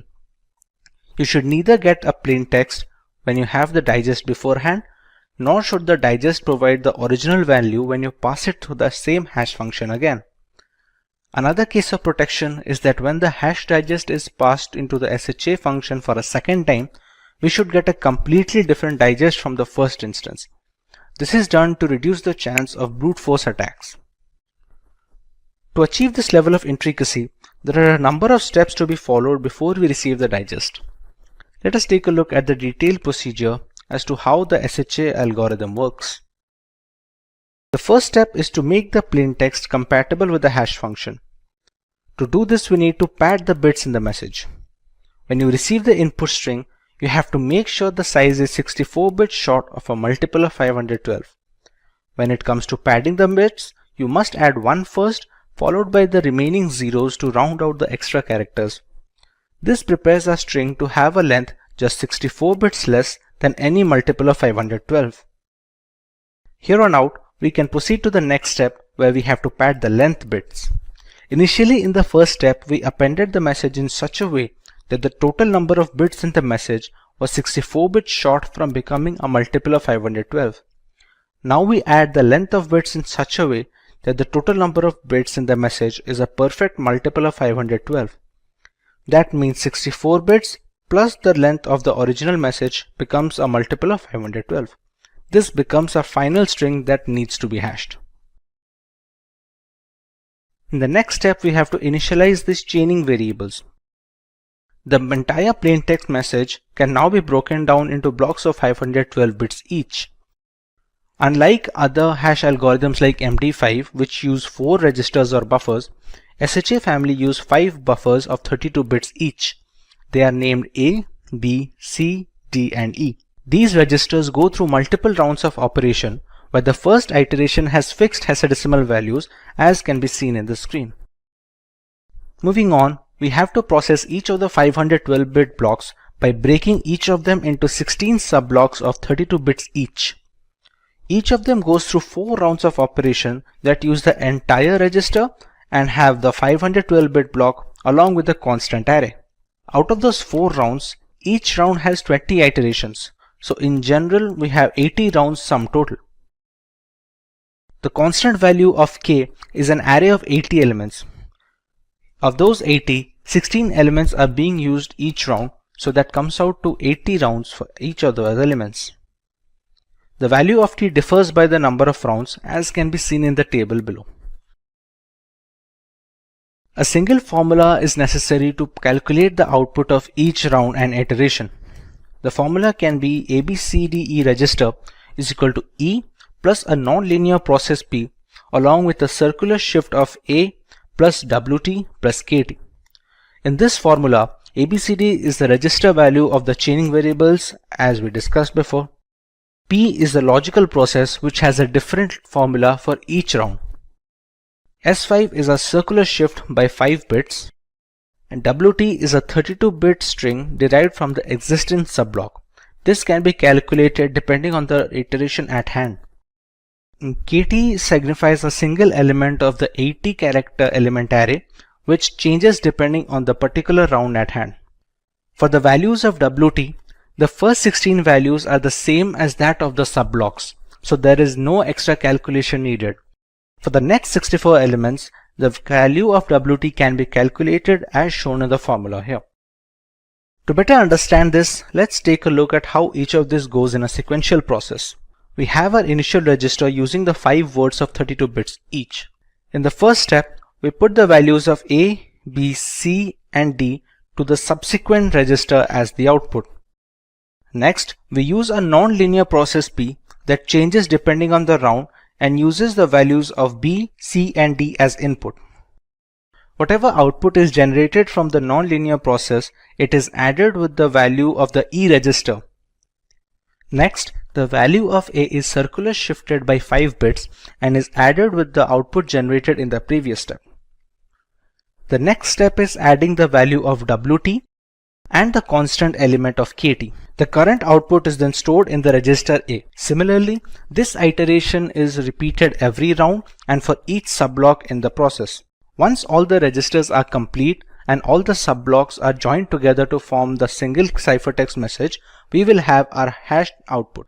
Regarding the nonlinear process P that uses the values of B, C, and D as input, the formula changes every round to maintain a complexity of the program that can withstand brute force attacks.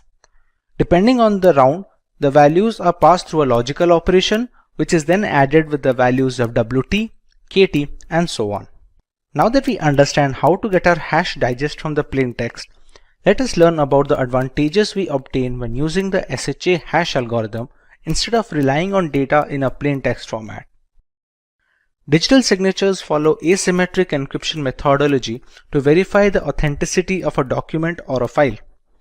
Hash algorithms like SHA-256 and the industry standard SHA-512 go a long way in ensuring the verification of signatures. Passwords need not be stored in a plain text format, which makes them accessible to hackers and other malicious actors. When using digest, the database security also gets a boost since the size of all hash values will be the same. In the event of a hack or a breach, the malicious actor will only receive the hash values with no way to regenerate the plain text. In this case, the plain text would be user credentials. Since the hash functions are irreversible by design, it has become a compulsion when storing passwords on the servers. The SSL handshake is a crucial segment of the web browsing sessions, and it's done using SHA functions. It consists of your web browsers and the web servers agreeing on encryption keys and hashing authentication to prepare a secure connection. It relies on a combination of symmetric and asymmetric algorithms which ensure the confidentiality of the data transmitted between a web server and a web client like the browsers. You can monitor file corruption by comparing hash values before and after transit. Once the hashes match, file integrity checks are valid and data corruption is avoided. Hash functions will always give the same output for the same input, irrespective of the iteration parameters. It also helps in ensuring that the data hasn't been tampered with en route to the receiver of the message. Passwords are by far the most common type of user authentication. They are popular because their theory makes perfect sense to individuals and is reasonably simple to implement for developers. On the other hand, poorly constructed passwords can pose security flaws. A well-designed password-based authentication process does not save the user's actual password. This would make it far too simple for a hacker or a malevolent insider to access all of the system's user accounts. In this video, you will learn how to crack passwords and simultaneously try to make your passwords as brute force resistant as possible. Let's take a look at the topics to be covered today. We start by learning about what is password cracking in general. Next, we take a look at the different techniques of password cracking that hackers use in order to generate user credentials for hacking. Moving on, we take a look at the multiple tools that hackers can use to generate these hashes and the passwords. Finally, we take a look at the steps and the guidelines that users can follow to prevent their passwords from being cracked. Let's start by giving a basic idea about password cracking. Password cracking is the process of identifying an unknown password to a computer or a network resource using a program code. It can also assist a threat actor in gaining illegal access to resources. Malicious actors can engage in various criminal activities with the information obtained through password cracking. The procedure might entail comparing a set of words to guess credentials or using an algorithm to guess the password repeatedly.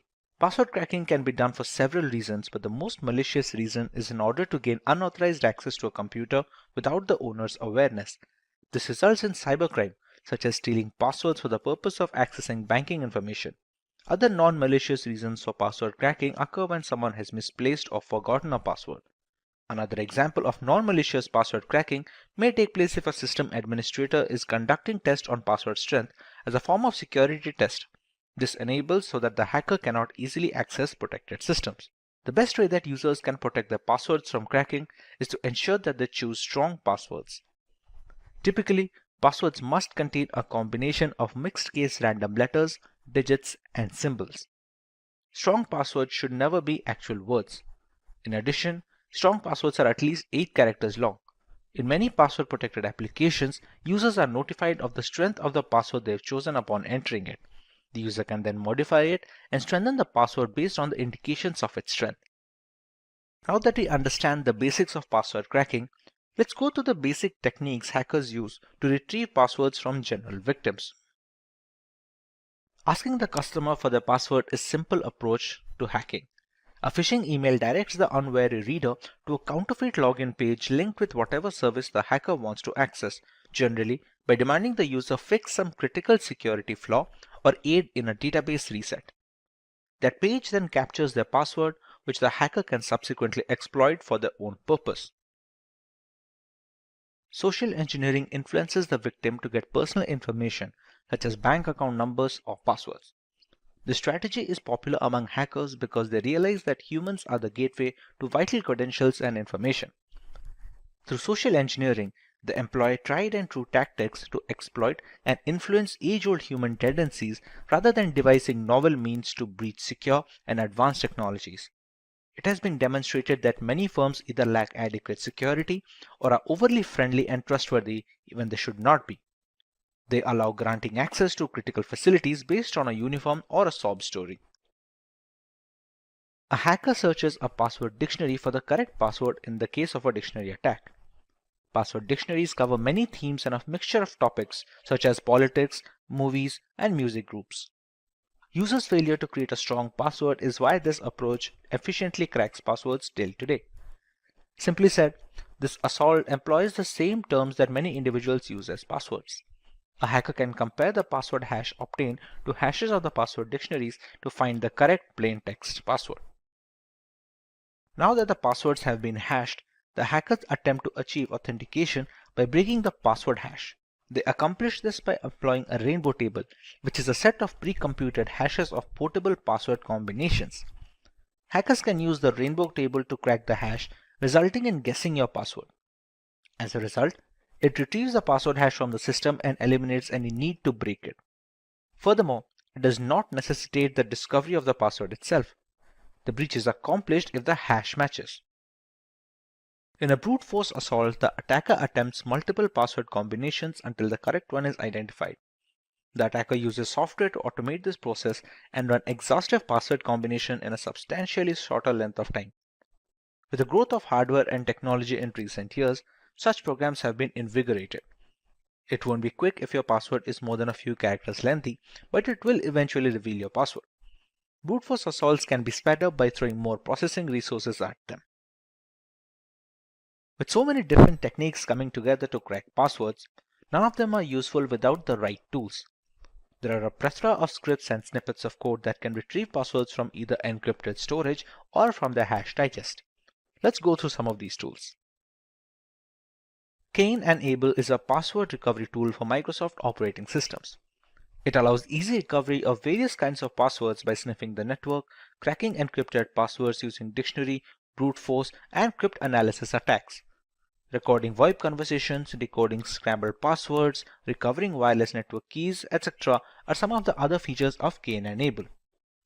The latest version is faster and contains a lot of new features like ARP poison routing, which enables sniffing on switched LANs and man-in-the-middle attacks. The sniffer in this version can also analyze encrypted protocols such as SSH1 and HTTPS, while containing filters to capture credentials from a wide range of authentication mechanisms.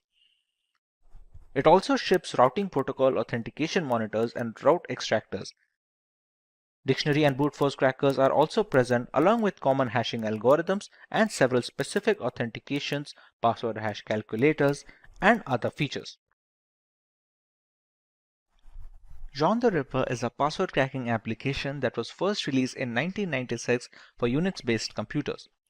It was created to evaluate password strength, brute force encrypted hash passwords and break passwords using dictionary attacks. It can use dictionary attacks, rainbow tables, and other attacks depending on the target type. Rainbow Crack is a password cracking application that uses time-memory trade-off algorithm to crack password hashes with rainbow tables. Rainbow tables make password cracking more easier and faster than traditional brute force attacks. It is like a dictionary containing nearly every possible password and the pre-calculated hashes. Creating this kind of dictionary takes much more time than cracking a single hash, but after that, you can use the same dictionary over and over again. This procedure might take a long time. However, once the table is ready, it can break passwords far quicker than brute force methods. With so many tools ready to nab our passwords, there are a certain set of rules users can follow to protect their credentials from being compromised. Let's cover some of these guidelines. Longer passwords are required, making the brute force mechanism tougher to implement. Longer passwords and passphrases have been demonstrated to boost security significantly. However, it is still critical to avoid lengthier passwords that have previously been hacked or that feature often in cracking dictionaries. This password policy encourages users to establish passwords that do not contain personal information. As previously said, most users create passwords utilizing personal information such as hobbies, nicknames, pet or family member names, etc. If a hacker has access to personal information about a specific user, for example via social media, they will test password combinations based on that knowledge. Password regulations should compel users to distinguish between security and convenience. Users should be prohibited from using the same password for all services. Password sharing between users, including those who work in the same department or use the same equipment, should be avoided. A single breached password doesn't affect your other accounts with this policy. Some password regulations necessitate the creation of a passphrase rather than a password. While passphrases serve the same objective, the length makes them more difficult to break. In addition to letters, a good pass should include numbers and symbols. Passwords may be easier for users to remember than passphrases. However, the latter is much more breach resistant. Two-factor authentication or 2FA can help secure an online account or even a smartphone. 2FA does this by asking the user to provide two forms of information, a password or a personal identification PIN, and a code texted to the user's smartphone or a fingerprint before accessing whatever is secured. This helps discourage unauthorized entries to an account without the original owner's permission. At this point, you may wonder why you need a strong password in the first place. Even if most websites are safe, there is still a danger that someone will try to access or exploit your information. A strong password is among the most effective ways to protect your accounts and personal information from hackers. You should follow certain rules and guidelines while creating a strong password. Password managers are also recommended to help remember the created passwords for convenience of usage. With that being said, let's take a look at the topics we are covering today. We start by learning about the state of password cracking in today's world and why creating strong passwords is an absolute must for every account. Next, we will look at some guidelines and rules that help strengthen passwords and make password cracking a daunting task for hackers. Moving on, we understand why passphrases have grown in popularity and are being recommended for credential protection over traditional passwords. And finally, we take a look at how password managers help alleviate the problem of creating and remembering complex passwords along with other critical personal information. Let's start by learning about why strong passwords have become an absolute necessity. One of the most common ways that hackers break into computers is by guessing passwords. Simple and commonly used passwords enable intruders to easily gain access and control a computing device. Conversely, a password that is difficult to guess makes it prohibitively difficult for common hackers to break into a machine and will force them to look for another target. The more difficult the password, the lower the likelihood that one's computer will fall victim to an unwanted intrusion. Many individuals opt to tie their websites to something they can readily recall to generally easy, memorable combos. However, this does not make the password unique. In fact, it's the reverse. Passwords are handled by 53% of individuals using their recollections and memory. With modern computational standards, simple passwords take seconds and a couple of minutes at worst to be completely brute forced. According to global surveys, more than 60% of people use the same passwords for their personal and job applications. While this may allow the user never to forget the password, it makes a single point of failure the only pin to drop. If one of the accounts gets breached, all subsequent accounts are as good as hacked. To further elaborate on how you can create strong passwords, let's go through some of the guidelines. Let's go through some do's and don'ts to understand how to create new passwords for our accounts. It is recommended to keep the password length at least 12 characters to ensure brute forcing to be difficult. A combination of upper and lowercase alphabets is an absolute necessity when creating strong passwords. It is also recommended to use numerics along with those alphabets to create a complicated password. Finally, special characters help in making a password much more brute force resistant than any number of alphabets or letters can make. Moving over to the don't section, it's absolutely not recommended to keep simple dictionary terms such as computer or even the word password as your credential, because those are very easy to be brute forced and are usually present in majority of the dictionary attack word list. Similarly, changing a single alphabet or a single character in a dictionary word does not make it brute force resistant, considering there are already algorithms present that can counter this tactic. Using the same character multiple times in a password also reduces the strength and makes it easier to crack for hackers. Apart from using single characters multiple times, following patterns that are present on the traditional English keyboard, such as KWERTY, or the line below the main alphabet such as the ZX, CV, B, and M, etc., make it easier to guess, since these are once again common combinations that are present in word list already. Finally, the most important part being not using personal information such as birthdays, addresses, and other important information in the passwords. More often than not, if a hacker is trying to break into your account, there has been some amount of research done, be it via social media or any other medium. If they have already this information present with them, breaking into your account becomes all the more easier. Now that you understand how to create strong password, look at how passphrases have become prevalent as a replacement for plain text passwords. A passphrase is a sentence-like string of words used for authentication that is longer than a traditional password, easy to remember, and difficult to crack. Typical passwords range on an average from 8 to 16 characters, while passphrases can reach up to 100 characters or more. Using a long passphrase instead of a short password to create a digital signature is one of the many ways that users can strengthen the security of their data, devices, and accounts. The longer a passphrase is, the more likely a user is to incorporate bits of entropy or factors that make it less predictable to potential attackers. As more websites, applications, and services increase their user security requirements, a passphrase is a fast and easy way to meet these criteria. Let's take a look at some of the advantages that passphrases have over common passwords. Passphrases are simpler to remember than just a random assortment of symbols and characters. It's easier to comprehend a line from your favorite song or a quotation than a short but difficult password. Passwords are reasonably easy for humans and robots to guess or crack.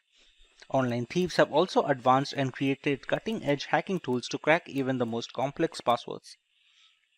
Passphrases are nearly hard to crack since most efficient password cracking programs fail at approximately 10 characters.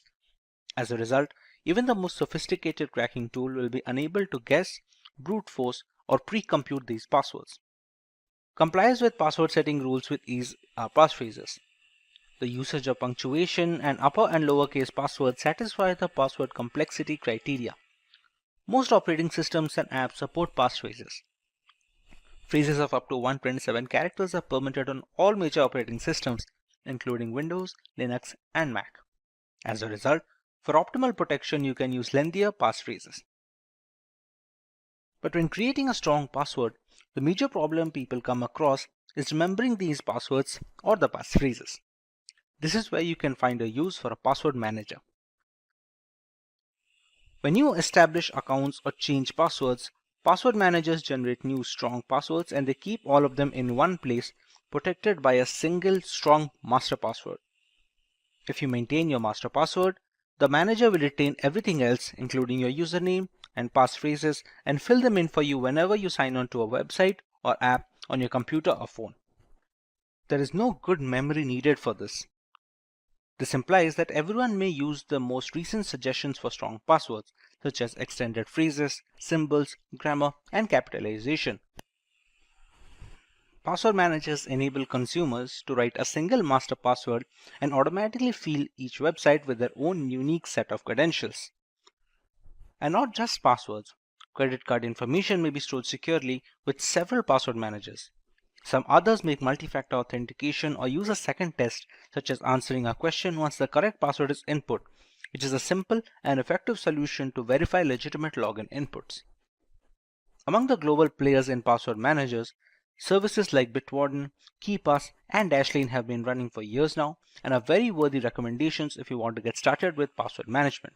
Now that we understand what is hacking, let's take a look at some points to know whether our system is already hacked or not.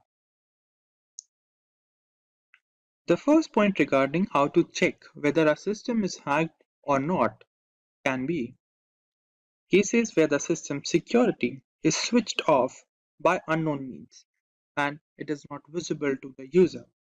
This is one of the most primary checkpoints to know if our system is hacked or not. Next point to check whether a system is hacked or not would be frequent antivirus software failures, which are due to the interference from hacking attempts performed by a professional hacker or a cybercriminal.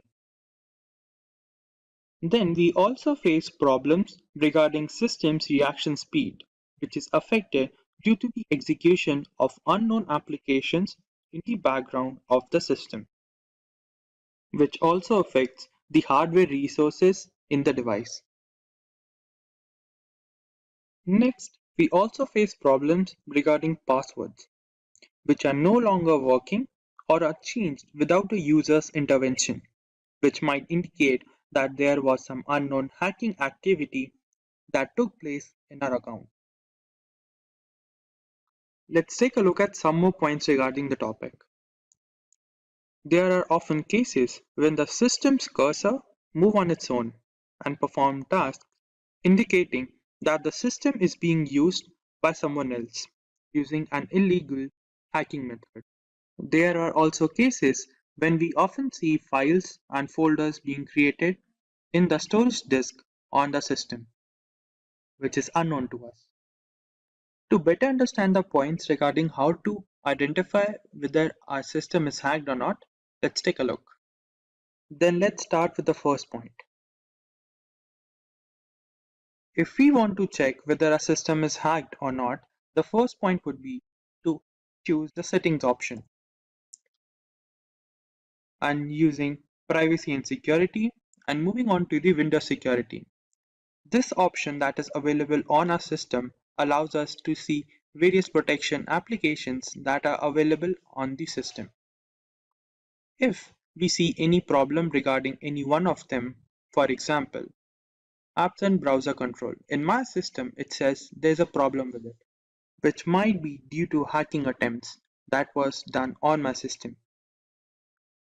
Now let's take a look at the other option, how we can check whether our system is hacked or not. That would be checking the antivirus software that is installed in our system.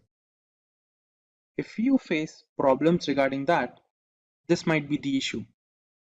According to my antivirus software, it says my computer is at risk. This might be due to the interference from a cybercriminal or a hacker while using different illegal softwares during its hacking attempt. Then there are also cases where we see there are unknown programs being executed in the background of our system, which we can take a look using the Task Manager software. Using the Task Manager, we can take a look at each and every application that is being executed in the system and see the origin. If we find any unknown program or application, we can assume that it might be due to a hacking attempt. Moving on, if we want to check further whether our system is hacked or not, we can check for files or folders that are being created unknown to us. For example, this unknown folder, which contains some security details that are unknown to me. This might be also due to a hacking attempt by a hacker or a cybercriminal.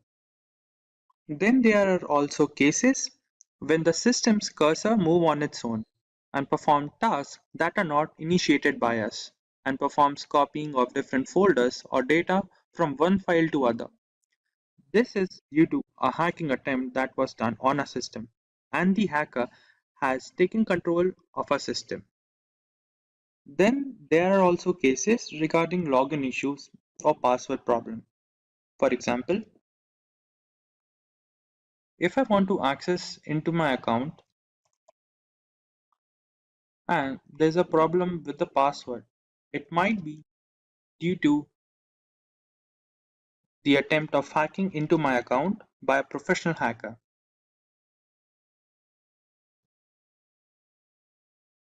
Seems like there's a problem with the username, which means there was a hacking attempt by a professional hacker.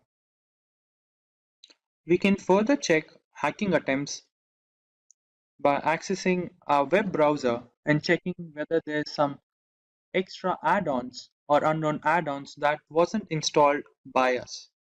This might also indicate a hacking attempt on the system. Now that we are clear about how to check whether our system is hacked or not, let's take a look at some of the countermeasure against hacking. Let's begin. The first point regarding how to avoid hacking is do regular manual security checks and keep the system security updated. Using certified antivirus softwares is a basic countermeasure against hacking attempts. And if possible, visit only secure websites for surfing on the internet or use VPN or other internet security applications to mask your system's network to avoid any hacking attempts for the device. Then we have avoid clicking on random web pop-ups and ads to avoid hackers from getting into a system and accessing a device data. And lastly, use strong passwords or complex passwords for your login details. Applying these countermeasures, we can avoid hacking to a certain extent. The concept of instant messaging crossed into the mainstream in the 1990s, allowing friends, acquaintances, colleagues, and like-minded thinkers from all over the world to connect in real time. Since then, instant messaging has revolutionized how we communicate, and today over 1 billion people are signed up for at least one messaging app. The present instant messaging experience is seamless, and it intuitively integrates features like video, photos, voice, e-commerce, and gaming with plain old messaging. Among these apps, WhatsApp has comfortably found its place among the most popular messaging platforms. Like everyone associated with the internet, a matter of security is never far away. Considering the huge user base of this messaging app, hackers are always on the lookout for compromised accounts to grab. Today, we are going to cover some of the ways we can protect our WhatsApp account from falling into malicious hands. We start by learning about the importance of security when it comes to WhatsApp and instant messaging apps in general. Next, we cover some of the most important steps that should be followed in order to protect our WhatsApp accounts from hackers.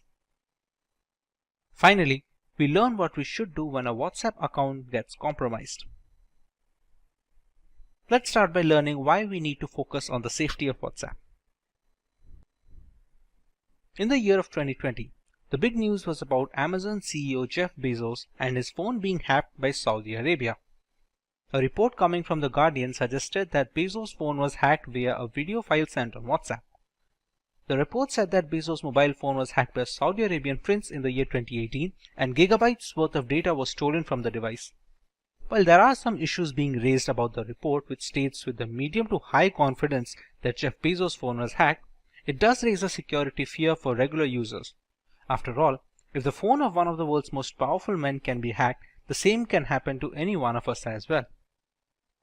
When it comes to regular users, we exchange messages with our loved ones regarding a paradigm of topics. The information which may seem trivial initially can later function as ammunition for a campaign regarding identity theft. Basic information like preferred banks, occasional dining places can go a long way in social engineering attacks, further increasing the need for secure messaging habits. WhatsApp uses end-to-end encryption to protect all communication on its platform. These encryption keys not only make it impossible to decrypt messages, but they also prevent third parties and even WhatsApp from accessing messages or calls. But not entirely. Although end-to-end encryption makes WhatsApp more secure than other communication apps, no app is 100% safe to use. Like any application or digital device, WhatsApp is often targeted by bad actors.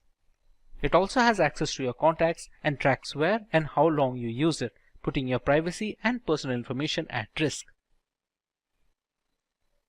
We all have access to our cell phones, so it's no surprise that SMS two-factor authentication is one of the most widespread types of MFA available. You don't need any apps or digital keys, and it's not tied to a specific ecosystem. Unfortunately, it's also not a secure multi-factor authentication method.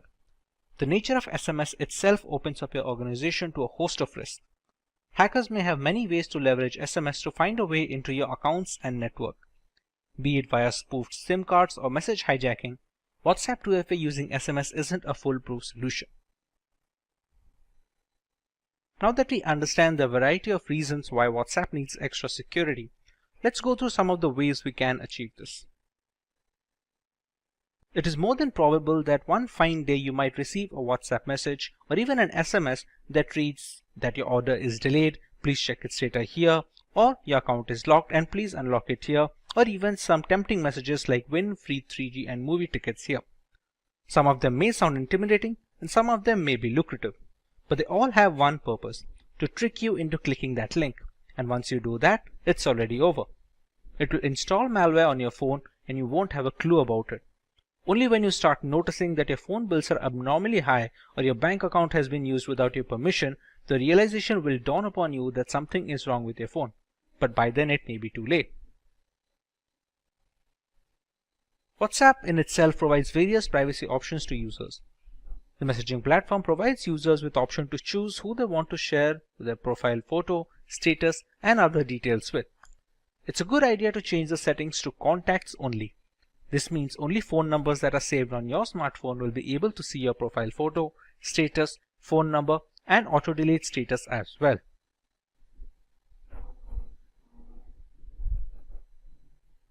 Make sure you enable the option to lock the screen every time WhatsApp is closed. This will ensure no one else but you can open your WhatsApp account. Just head to the settings menu, privacy, and select the screen lock option. You will then need to register your fingerprint. After the process is completed, you will have to scan your fingerprint every time you open the WhatsApp app. This adds an extra layer of security. The two-step verification works as an extra layer of security and helps WhatsApp users to protect their OTPs and documents shared through WhatsApp. It is very easy to set up a PIN to activate a two-step verification. Users have to enter it periodically once it is activated. WhatsApp will sometimes keep asking users to enter this 6-digit passcode. Users cannot disable this without disabling the two-step verification feature altogether. In case users do not provide WhatsApp with an email ID and want to disable two-step verification, then the number will be permitted to re-verify on WhatsApp without the passcode after 7 days. However, the users will lose all pending messages upon re-verifying. We often have the tendency to log into WhatsApp web at the office and then leave the account open on the desktop. This habit can actually create problems for you. Someone else sitting on the same PC can access all your chats without you even realizing it. It's a good practice to log out from WhatsApp web before leaving the office. It just takes a few seconds to log in again by just scanning the code and you're done. All WhatsApp users should ensure that the chats are end-to-end encrypted. To verify that a chat is end-to-end encrypted, open the chat, tap on the name of the contact to open the contact info screen, and then tap encryption to view the QR code and a 60-digit number. WhatsApp end-to-end encryption ensures that only you and your contact can read the messages that are being exchanged and nobody in between, not even WhatsApp. With the necessary guidelines out of the way, let us go through the recommended course of action should our WhatsApp accounts be compromised. The first and most important thing that you need to do is report the issue to the WhatsApp support team for assistance. Make sure that you reach out to the support team through its help desk and report the hacking attempt. WhatsApp Help Center will take the shortest time to resolve your issue via email or within the app itself. This will help you to take prompt legal action against the hackers. If you can't access your email, call the support team. In some cases, the support will deactivate your WhatsApp account and request you to reactivate it within 30 days if you don't want it to be deleted completely. When someone compromises your WhatsApp account, they can now send messages to your contacts stating that the company sent your verification code and gain access to the account. That's why one of the first things you'll want to do is send a message to your friends and family letting them know that you've lost access to your account. This action prevents further exploitation of your account and others. Another reason you'll want to let your contacts know you have no access to your WhatsApp account is that they may phish for personal information. From your banking number to your email address, hackers will cleverly attempt to gain as much access to your personal information as possible. WhatsApp Web is an extension of WhatsApp Messenger over the web that facilitates easy synchronization of our smartphone and personal computer. This is the biggest security threat that hackers can easily exploit to get into your personal data over WhatsApp. Therefore, it is highly recommended that you use this WhatsApp feature carefully. Once you notice that your WhatsApp Messenger has been hacked, go to your WhatsApp web and tap or click on the Logout from all computers option. This will deactivate all the web extensions of your account. Under the unfortunate circumstances where the account recovery doesn't seem likely, you can always ask WhatsApp support to delete your account permanently. While far from the ideal solution, it can act as a fail-safe option if you want to protect your personal data at any cost possible. You can always open a new account later with the security issues mitigated. And before we begin, if you are someone who is interested in building a career in cybersecurity or to become an ethical hacker by graduating from the best universities, or a professional who elicits to switch career with cybersecurity or ethical hacker by learning from the experts, then try giving a shot to Simplilearn's postgraduate program in cybersecurity with modules from MIT Schwarzman College of Computing. The course link is mentioned in the description box below that will navigate you to the course page, where you can find a complete overview of the program being offered. It's no secret that the majority of our internet usage is at the risk of being hacked, be it via unsafe messaging applications or misconfigured operating systems. To counteract this void of digital security, penetration testing has become the norm when it comes to vulnerability assessment. Kali Linux is an operating system that has become a well-known weapon in this fight against hackers. A Linux distribution that is made specifically for penetration testers, Kali Linux has layers of features that we will be covering in today's lesson. Let's take a look at the topics to be covered in this video. We start by learning about Kali Linux and a basic explanation of its purpose. We take a look at the history of Kali Linux from the story of its origin to its current day exploits. Next, we learn a few distinct features of Kali that make it an attractive choice for penetration testers worldwide. Finally, we take a look at the multiple ways we can install Kali Linux to start our journey in the world of penetration testing. Let's start by learning about Kali Linux in general. Kali Linux, which is formerly known as Backtrack Linux, is an open source Linux distribution aimed at advanced penetration testing and security auditing. It contains several hundred tools that are targeted towards various information security tasks such as penetration testing, security research, computer forensics, and reverse engineering. Kali Linux is a multiple platform solution accessible and freely available to information security professionals and hobbyists. Among all the Linux distributions, Kali Linux takes its roots from the Debian operating system. Debian has been a highly dependable and stable distribution for many years, providing a similarly strong foundation to the Kali desktop. While the operating system is capable of practically modifying every single part of our installation, the networking components of Kali become disabled by default. This is done to prevent any external factors from affecting the installation procedure, which may pose a risk in critical environments. Apart from boosting security, it allows a deeper element of control to the most enthusiastic of users. We did not get Kali Linux since the first day. How did it come into existence? Let's take a look at some of its history. Kali Linux is based on years of knowledge and experience in building penetration testing and operating systems. During all these project lifelines, there have been only a few different developers as the team has always been small. The first project was called WOPEX, which stands for White Hat Knopex. As can be inferred from the name, it was based on the Knopex operating system as its underlying OS. WOPEX had releases ranging from version 2.0 to 2.7. This made way for the next project, which was known as WAX, or the longhand being White Hat Slacks. The name change was because the base OS was changed from Knopex to Slacks. WAX started at version 3 as a nod, it carrying on from WOPEX. There was a similar OS being produced at the same time, Auditor Security Collection, often being shortened to just Auditor, which was once again using Knopex. Its efforts were combined with WAX to produce Backtrack. Backtrack was based on Slackware from version 1 to version 3, but switched to Ubuntu later on with version 4 to version 5. Using the experience gained from all of this, Kali Linux came after Backtrack in 2013. Kali started off using Debian Stable as the engine under the hood before moving to Debian testing when Kali Linux became a rolling operating system. Now that we understand the history and the purpose of Kali Linux, let us learn a little more about its distinct features. The latest version of Kali comes with more than 600 penetration tools pre-installed. After reviewing every tool that was included in Backtrack, developers have eliminated a great number of tools that either simply did not work or which duplicated other tools that provided the same or similar functionality. The Kali Linux team is made up of a small group of individuals who are the only ones trusted to commit packages and interact with the repositories, all of which is done using multiple secure protocols. Restricting access of critical code bases to external assets greatly reduces the risk of source contamination, which can cause Kali Linux users worldwide a great deal of damage as a direct victim of cybercrime.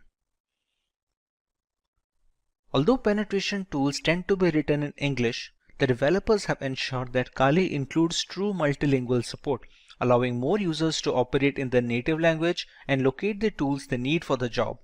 The more comfortable a user feels with the intricacies of the operating system, the easier it is to maintain a stronghold over the configuration and the device in general.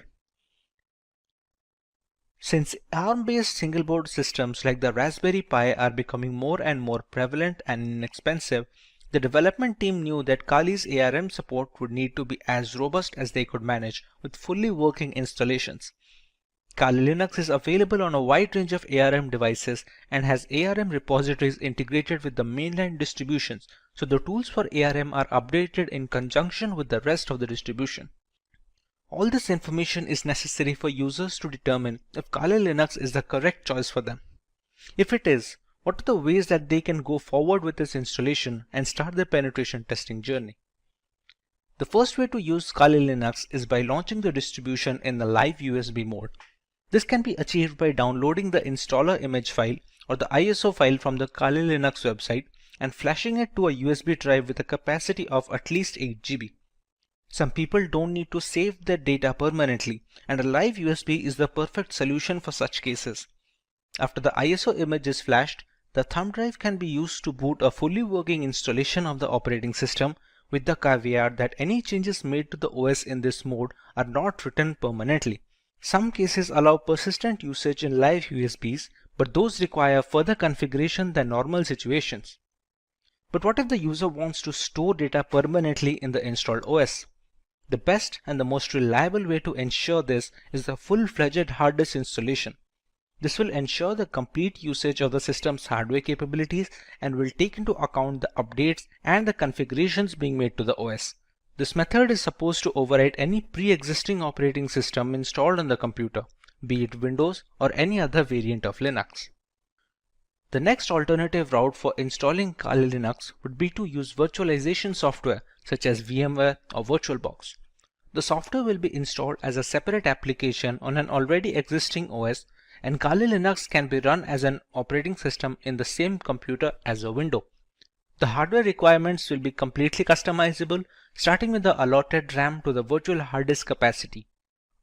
The usage of both a host and guest operating system like Kali Linux allows users a safe environment to learn while not putting their systems at risk. If you want to learn more about how one can go forward with this method, we have a dedicated video where Kali Linux is being installed on VMware while running on a Windows 10 operating system. You can find the link in the description box to get started with your very own virtual machine. The final way to install Kali Linux is by using a dual boot system. To put it in simple words, the Kali Linux OS will not be overwriting any pre-installed operating system on a machine, but will be installed alongside it. When a computer boots up, the user will get a choice to boot into either of these operating systems. Many people prefer to keep both the Windows and Kali Linux installed, so the distribution of work and recreational activities is also allotted effectively. It gives users a safety valve should their custom Linux installation run into any bugs that cannot be fixed from within the operating system. Now, for the convenience of explanation, we're going to install Kali Linux today on a virtual machine software known as VMware.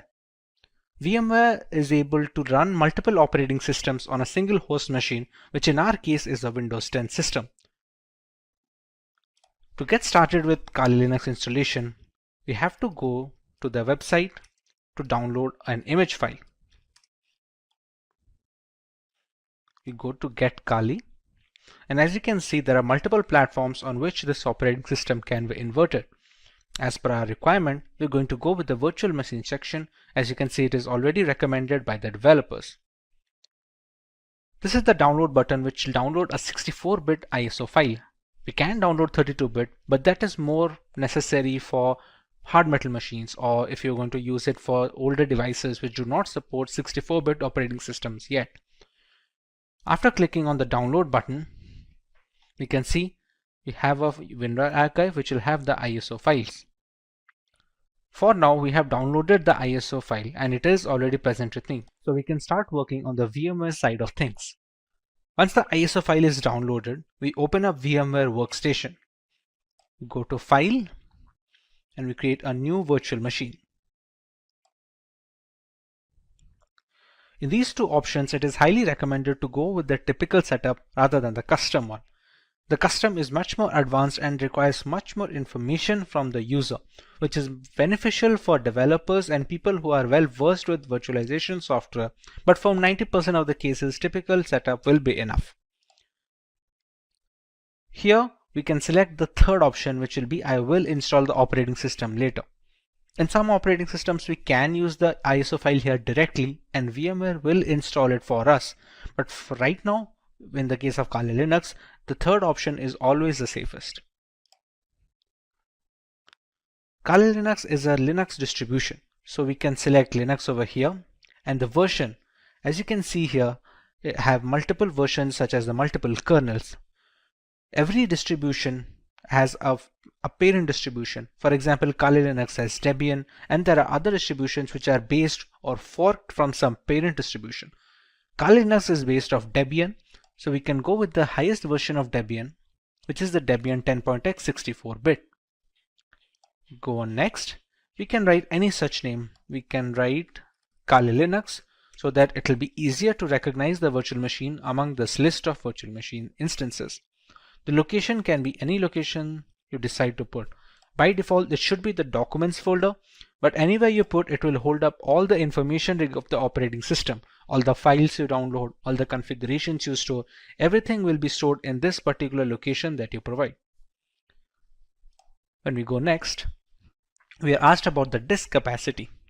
This disk capacity will be all the storage that will be provided to your virtual machine of Kali Linux. Think of your Windows device. If you have a 1 terabyte of hard drive, you have the entirety of the hard disk to store data on. How much data you give here, you can only store up to that amount of data. Not to mention, some amount of capacity will be taken up by the operating system itself to store its programs and applications. For now, we can give around, let's say, 15 GB of information. Or if its recommended size for Debian is 20, you can just go ahead at 20. It depends all on the user case. If you are going to use it extensively, you can even go as high as 50 or 60 GB if you have plans to download many more applications and perform multiple different tests. Another option we get over here is storing virtual disks as a single file or storing them into multiple files.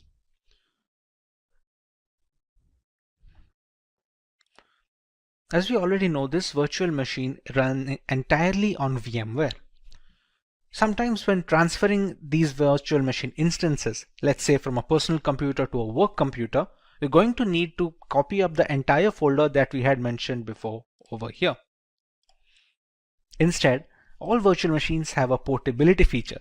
Now this portability feature is possible for all scenarios, except it is much easier if they split the virtual disk into multiple files.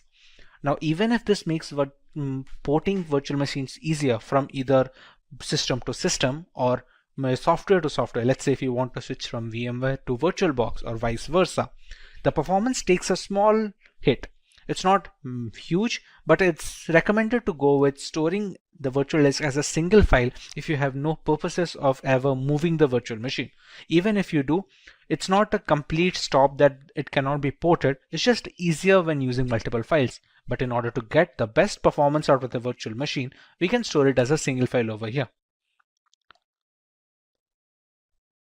This is a summary of all the changes that we made and all the configurations that have been settled until now.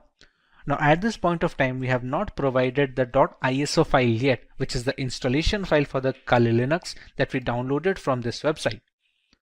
As of right now, we have only configured the settings of the virtual machine. So we can press on finish. And we have Kali Linux in the list. Now, to make the changes further, we press on edit virtual machine settings.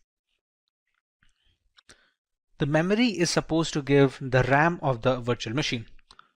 So devices with RAM of 8 GB or below that, giving high amount of RAM will cause performance issues on the host system.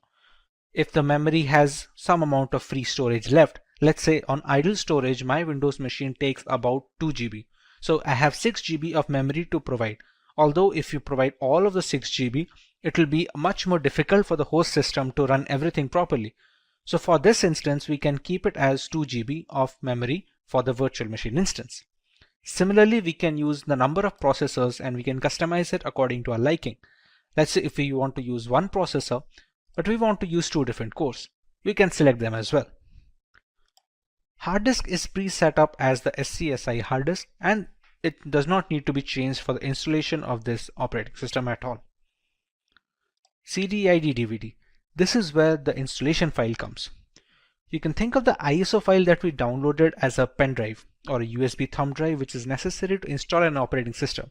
To provide this, we're going to select Use ISO image file. We're going to click on Browse. Go to Downloads and select the ISO file over here.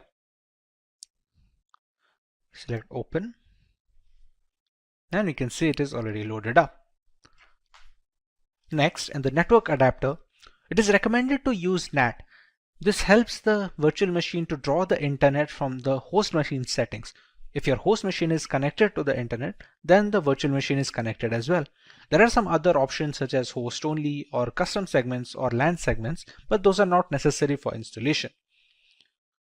Rest of them are pretty standard, which do not need any extra configuration and can be left as it is. Press OK. And now we can power on this virtual machine.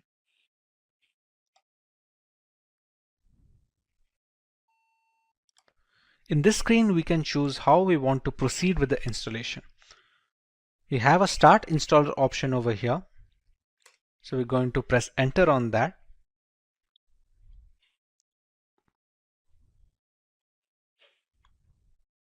We're going to wait for the things to load from the ISO file.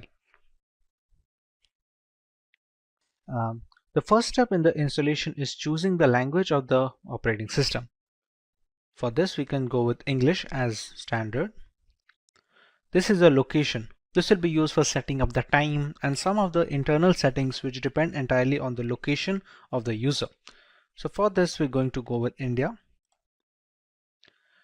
Configuring the keyboard, it's always recommended to go with the American English first.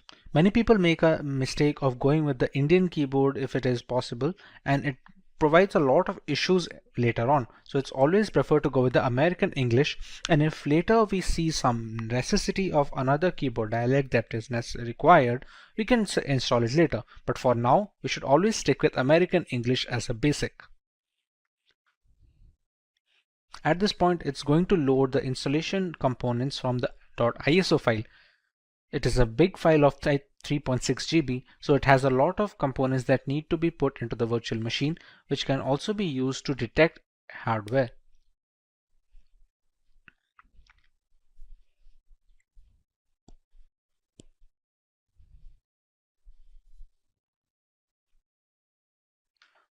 Once the hardware and the network configuration is done by the ISO file, we want to write a host name for the system. This host name can be anything which is used to recognize this device on a local network or a LAN cable. Let's say if we use the name Kali. Domain name, we can skip it for now. It's not necessary as such for the installation.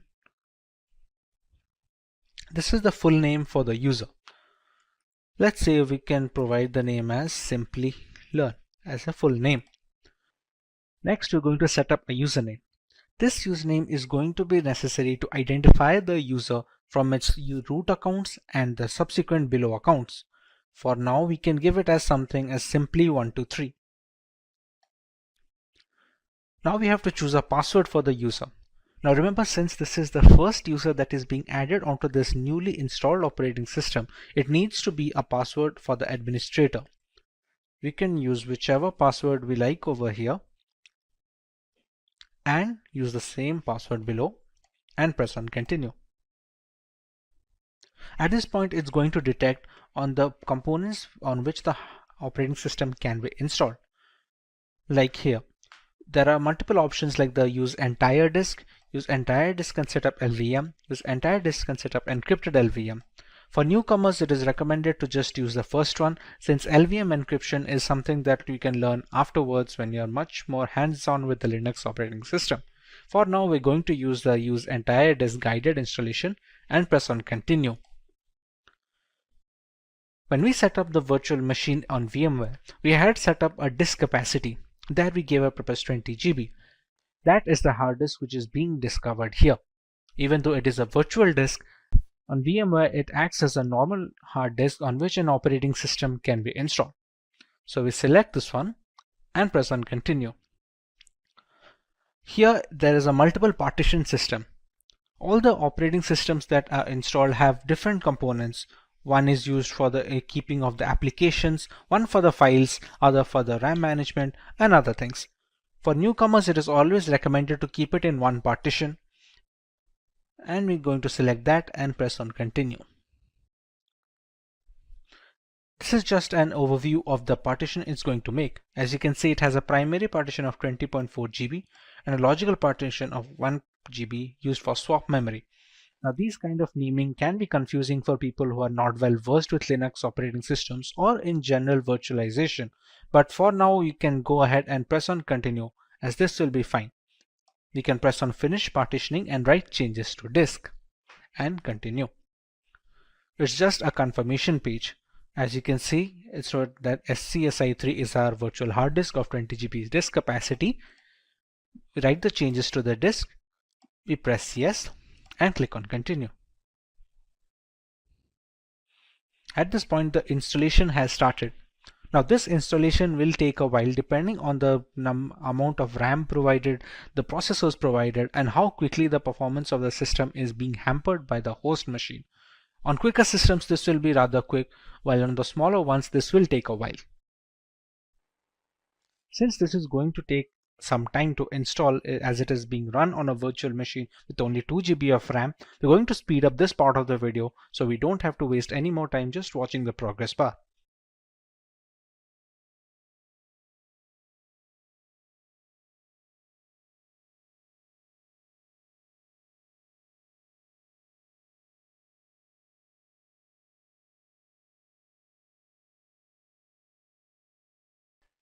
Now that our core installation is completed, it's asking us to configure a package manager. The work of a package manager on Linux operating systems is similar to the Google Play Store on Android mobile devices and on the App Store for the Apple devices. It's an interface to install external applications which are not installed by default. Let's say for Google Chrome or any other browser which can be used to browse the internet. At this point of time, it's asked us to select a network mirror. We're going to select as yes and move forward with this. Next, it's going to ask us for an HTTP proxy, which we can leave it as blank and press it as continue forward. At this point of time, it's looking for updates to the Kali Linux installation. This will fetch the new builds from the Kali server, so the installation is always updated to the latest version. Now that the package manager is configured, we have the grub bootloader. The grub is used for selecting the operating system while booting up. Its core functionality is to allow the operating system to be loaded correctly without any faults. So at this point of time, if it asks install the grub bootloader to your primary drive, we can select it as yes and press continue. Remember, the installation was conducted on dev SDA. So we're going to select installation of the grub loader on the same hard disk that we have configured. We press this one and press continue. So now the grub bootloader is being installed. The grub is highly essential because it shows the motherboard where to start the operating system from. Even if the operating system is installed correctly and all the files are in correct order, the absence of a bootloader will not be able to launch the OS properly. As you can see, the installation is finally complete. So now we can press on continue and it's going to finalize the changes.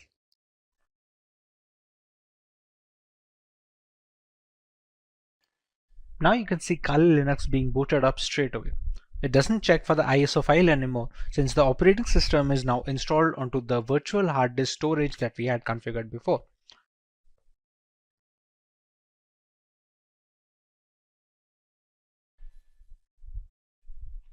Here we're going to enter our username and password that we had set up before.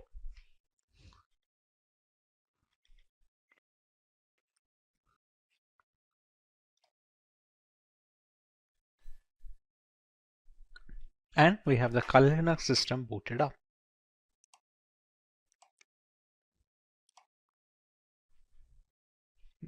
And this is your homepage. We can see the installed applications over here, which are being used for penetration testing by multiple security analysts worldwide. All of these come pre-installed with Kali Linux, and others can be installed using the apt package manager that we had configured. We can see our full name over here. And with this, our installation of the Kali Linux is complete. Hey there learners, welcome to Simplilearn. Today, we will see the starting journey in cybersecurity that is super exciting but can be a bit daunting. So to help you out, we are going to talk about some common mistakes that beginners often make and how you can avoid them. If you're just getting started or looking to improve your skills, this guide will set you on the right path. So let's dive in and make sure your cybersecurity career gets off to a strong start. So let's get started. And we'll see the worst beginner cybersecurity mistakes everyone makes. And we'll start with the number one point, that is ignoring basics. So many beginners rush into advanced topics without mastering the basics, which can lead to confusion and frustration later on. It's essential to build a strong foundation before diving into complex subjects. If we talk about number one is understanding networking. Networking is the backbone of cybersecurity. Learn how data travels across networks, different types of networks like LAN and WAN, and basic networking protocols. Knowing how network protocol functions help you understand how attacks occur and how to defend against them. Then comes mastering operating systems. So operating systems are another critical area. Whether it's Windows, Linux or Mac OS, you need to know how different OS work and learn about file systems, user management, and basic command line skills. So this knowledge is crucial for tasks like malware analysis and system hardening. Then comes the basic coding skills. So coding is an invaluable skill in cybersecurity. You can start with a simple language like Python and learn how to write scripts to automate tasks, analyze data, and understand the logic behind software vulnerabilities. So basic coding skills will help you comprehend how attacks are carried out and how to develop countermeasures. So taking the time to master these basics will make advanced topics much easier to understand and will set a solid foundation for your career in cybersecurity. So remember, it's a journey and starting with the basics will ensure you build strong, lasting knowledge. Now we'll come to number second point, that is skipping hands-on practice. So this is also one of the cybersecurity mistakes that beginners make. Cybersecurity isn't just about theory. Practical experience is crucial. and many beginners focus too much on reading and studying without applying what they have learned. This creates a gap between knowledge and real world skills. So, the number one point here is setting up a home lab. So, create a home lab with an old computer or virtual machine to practice what you learn. Install different operating systems, set up networks, and simulate attacks in a controlled environment. Then comes real world scenarios.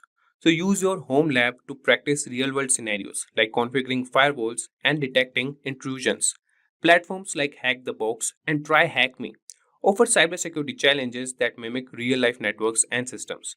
Then comes building confidence. So, hands on practice builds confidence. So, solving real problems and seeing the results of your actions make you more comfortable with cybersecurity tools and techniques.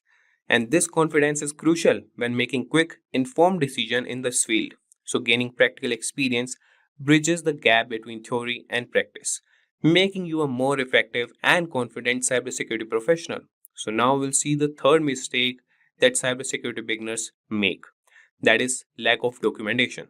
So, documenting your work is a crucial yet often overlooked aspect of cybersecurity. Many beginners focus solely on learning new skills and solving problems without keeping track of their progress. However, good documentation practices can significantly enhance your learning experience. And by keeping detailed notes on what you learn, the tools you use, and the methods you apply, you create a valuable resource for future reference. And this habit helps you review and reinforce your knowledge, making it easier to remember complex concepts. Additionally, well documented work allows you to share your insights and solutions with others, whether through blogs, presentations, or team collaborations. It also helps in troubleshooting, as you can quickly revisit your steps to identify where something might have gone wrong. So, in the professional world, documentation is essential for maintaining clear and efficient communication within a team. And by starting this practice early, you will develop a habit that will benefit you throughout your career. And now we'll move to the fourth cybersecurity mistake for beginners, that is waiting too long to start applying for jobs. So, a common mistake many beginners make is waiting until they feel perfectly qualified before applying for cybersecurity jobs. This approach can be counterproductive. The truth is, you might never feel completely ready, and waiting too long can cause you to miss out on an valuable opportunity. So, start applying for jobs early in your learning journey. The process of applying and interviewing is a learning experience in itself. It helps you understand what employers are looking for, and it can highlight areas where you need to improve. So, early job applications also provide you with real world feedback and networking opportunities.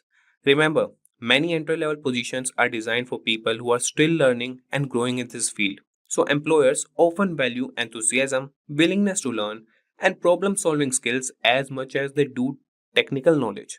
So, by starting early, you can gain experience and build confidence, even if you are not yet perfectly qualified.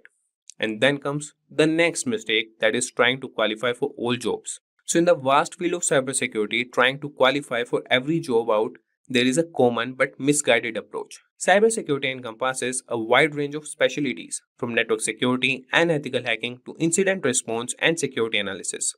Instead of spreading yourself thin trying to learn everything, focus on a key few areas and become proficient in them.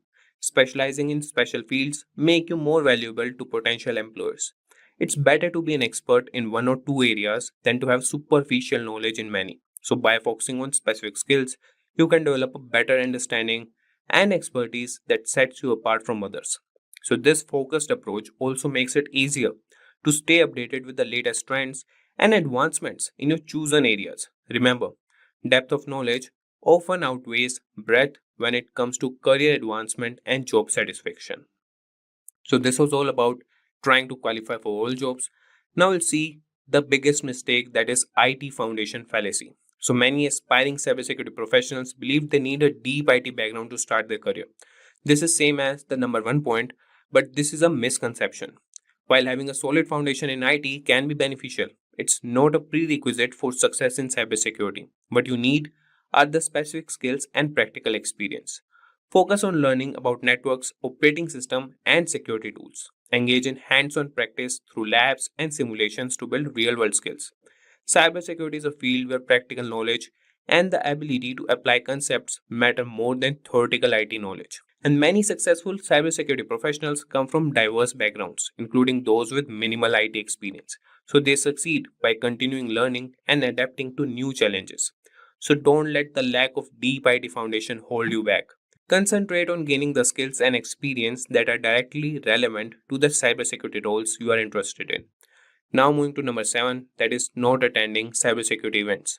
So attending cybersecurity events is one of the best ways to stay updated and connected in the field. These events, including conferences, webinars, and meetups, offer a wealth of information on the latest trends, tools, and threats in cybersecurity. They provide a platform to learn from experts, gain insights into industry developments, and discover new technologies. Additionally, these events are excellent networking opportunities, meeting other professionals that can lead to job opportunities, collaborations, and mentorship. Building a network within the cybersecurity community can provide support and guidance throughout your career. And many events also offer hands on workshops and training sessions that can enhance your practical skills. So, by actively participating in these events, you can demonstrate your commitment to continuous learning and professional development. Make it a habit to attend cybersecurity events regularly to stay engaged and informed. So this was all about number 7 point, that is not attending cybersecurity events. Now moving to number 8, that is obsessing over which specialization to choose. So when starting a career in cybersecurity, many beginners obsess over which specialization to choose.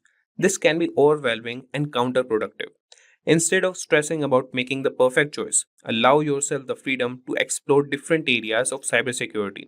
The field is diverse, with specializations like penetration testing, incident response, security analysis, and more. Take the time to experiment with various topics and see what interests you the most. This exploration phase is valuable for gaining a broad understanding of this field. So, over time, you will naturally gravitate toward areas that align with your strengths and interests. So, remember, your specialization can evolve as you gain more experience and insights. Early in your career, focus on building a solid foundation and gaining exposure to different aspects of cybersecurity. This approach allows you to make an informed decision about your specialization when the time comes, ensuring you choose a path that truly excites and motivates you. In this tutorial for today, we will explore the most frequently asked and important interview questions and answers for cybersecurity for all the different levels of proficiency, starting from freshers to experienced. Cybersecurity is crucial in today's digital world, protecting sensitive data from cyber threats and attacks. As cybersecurity risks grow, businesses are investing heavily in security measures, creating a surge in cybersecurity job openings. Roles in security analyst, ethical hacker, and SOC analyst are in high demand across all the industries. Professionals with skills in network security, penetration testing, and cloud security are highly sought after. Preparing for cybersecurity job interviews require knowledge of key topics like encryption, firewalls, threat detection, and risk management. Having a strong list of frequently asked questions will help you boost confidence and readiness. Strong cybersecurity awareness also helps individuals and organizations stay safe in evolving threats. Now, without further delay, let's get started with the cybersecurity interview questions and answers. That said, if these are the type of videos you'd like to watch, then hit that like and subscribe buttons and the bell icon to get notified. Now, let's begin with the first question. What is the role of DNS in cybersecurity? Now, the answer for this question is DNS, or also known as the Domain Name System, translate domain names into IP addresses. Attackers exploit it using DNS spoofing, cache poisoning, or tunneling into redirect users or exfiltrate data. Now, proceeding ahead, we have the next question. What does phishing? Provide an example. So, phishing is a social engineering attack where attackers trick users to revealing credentials via fake emails or websites. For example, a fake email from PayPal asking login details, or an email claiming to be from a bank requesting the recipient to provide their login credentials by clicking a link that leads to a fake website. Now, the next question is how encryption is different from hashing. Encryption converts data into ciphertext and can be decrypted back. Hashing is a one-way function that transforms data into a fixed length hash, which cannot be reversed. Now, question number 4. What is a firewall and why is it used? A firewall monitors and controls incoming, or outgoing network traffic based on security rules preventing unauthorized access and cyber threats. Now proceeding to question number 5. What is a three-way handshake?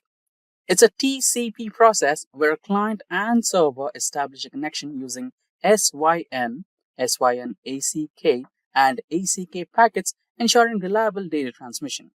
So basically, the client sends SYS, or also known as synchronized packet, to the server to check if the server is up or has open ports. The server sends SYN ACK packet to the client if it has open ports.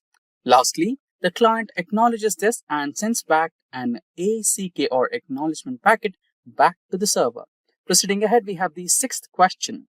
What is a VPN and why is it used? A VPN, or also known as the Virtual Private Network, encrypts internet traffic, ensuring secured remote access and protecting data from interception.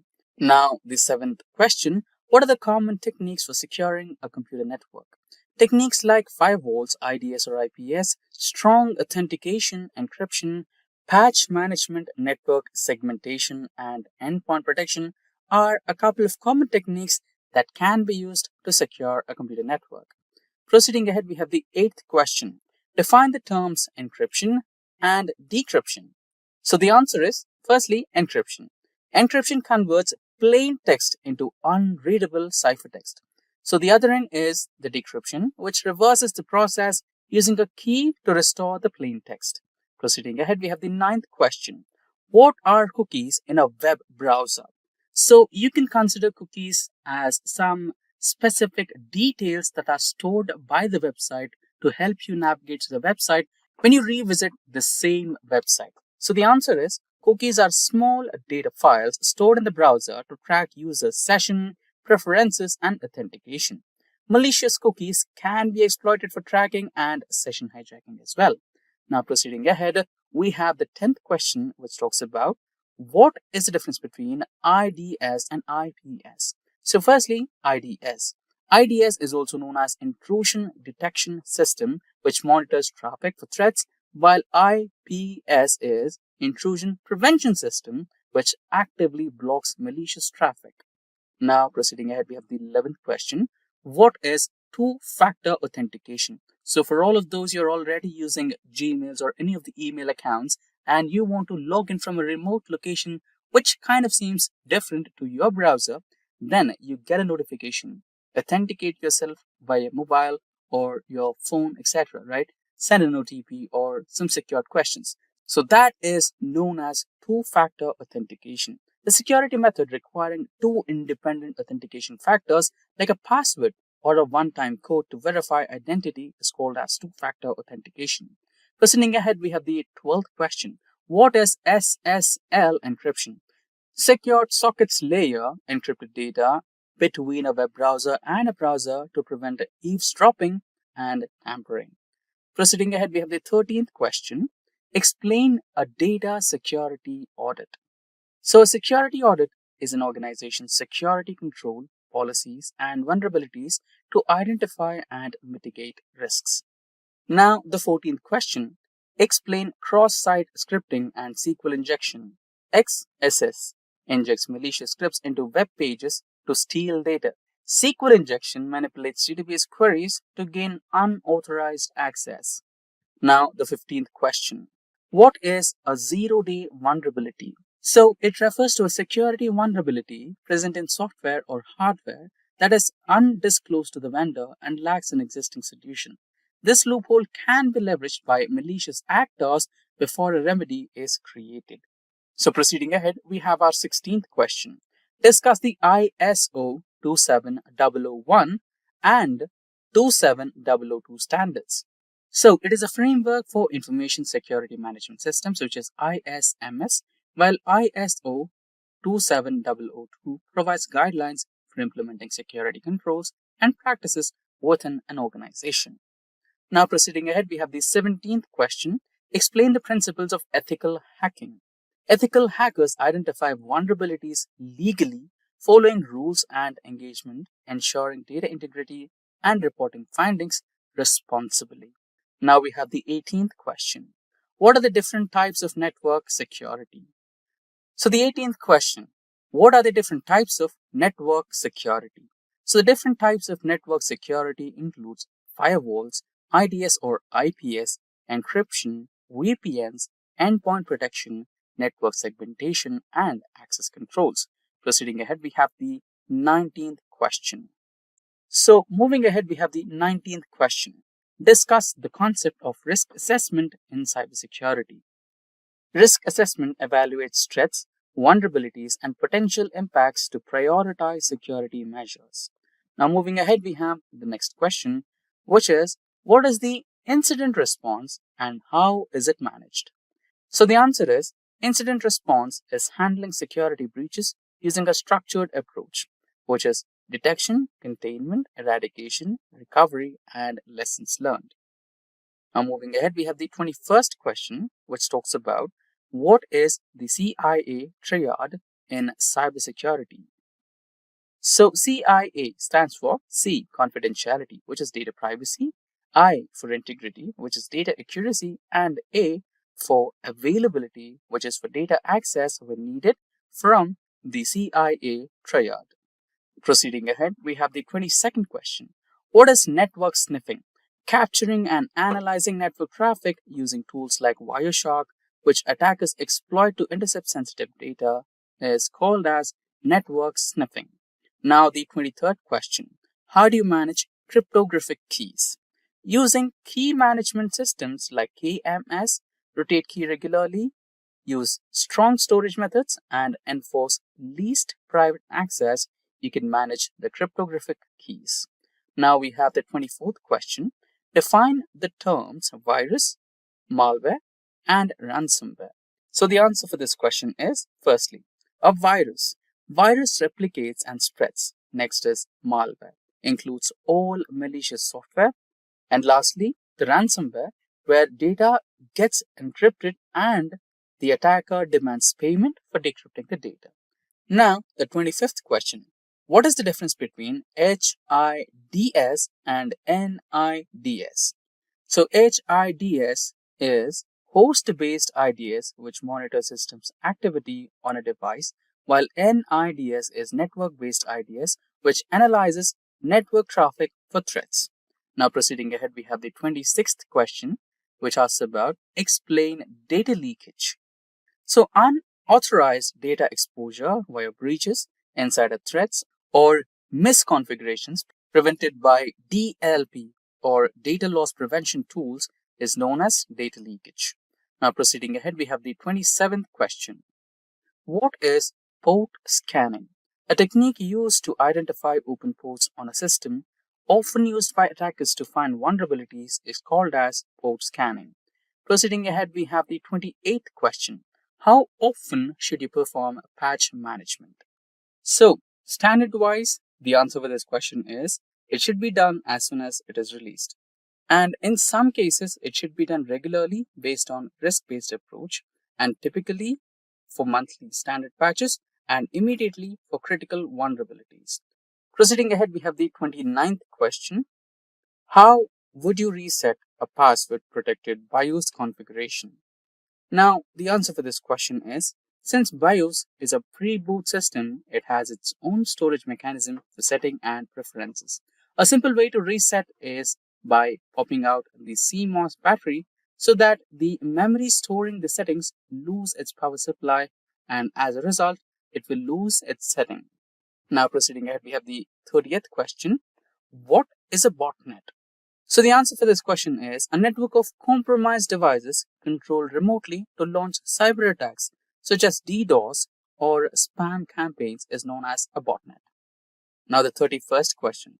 What is the difference between a threat, a vulnerability, and a risk? So the answer is a threat is a potential danger. A vulnerability is a weakness. And lastly, a risk is a probability of exploitation. Now 32nd question. What is cognitive cybersecurity? AI-driven cybersecurity that uses machine learning and natural language processing to detect and respond to threats is known as cognitive cybersecurity. Now, the 33rd question. What is a block cipher? A block cipher is a symmetric encryption method that encrypts data in fixed size blocks such as AES. Now, 34th question. What do you mean by shoulder surfing? So, it's a very simple answer. Basically, someone which is observing your screen or keypad to steal credentials or sensitive data is called as shoulder surfing. Now, 35th question. What do you mean by system hardening? So the answer for this question is strengthening a system's security by removing vulnerabilities, disabling unused services, and enforcing strict policies is known as system hardening. Now, the 36th question for the day. How to prevent MITM? So the answer is, to prevent MITM, you have to use SSL or TLS VPNs, multi-factor authentication, and avoid untrusted networks to prevent man-in-the-middle attacks. Now, 37th question is, what is a ransomware? So the answer for this question, before we get started, we briefly had a discussion about ransomware in our previous questions. Now let's have a detailed explanation for this one. Ransomware is a type of malware that encrypts data to make it inaccessible to computer users. Cybercriminals use it to extort money from the individuals and organizations as well that hack the data and hold the data hostage until a certain amount of ransom is paid. Now, proceeding ahead, we have the 38th question. What is public key infrastructure? So, the PKI, or also known as the Public Key Infrastructure, issues digital certificates to secure communication, protect data, and provide unique identities. It uses public-private key pairs, requiring a strong infrastructure to safeguard public keys from the attackers. Now, 39th question. What is a proxy firewall? A firewall that filters traffic at the application layer, acting as an intermediary between users and the internet, is called as the proxy firewall. Now we have the 40th question. What do you mean by penetration testing? So a penetration testing is a simulated attack on systems to identify vulnerabilities before real attackers exploit them. Now the 41st question. Explain what a cybersecurity policy is. So basically, a cybersecurity policy is a set of rules and guidelines to protect an organization's information and systems. Now, 42nd question. How does a rootkit work and how would you detect it? So the answer is, rootkits hide malware and avoid detection. In order to find one or detect one, you need to use rootkit scanners, behavioral analysis, and integrity checks to detect them. Now, the 43rd question. Explain the principle of least privilege. So, the users and processes should have the minimum permissions needed to perform their tasks to reduce security risks. So, this particular principle is known as least privilege.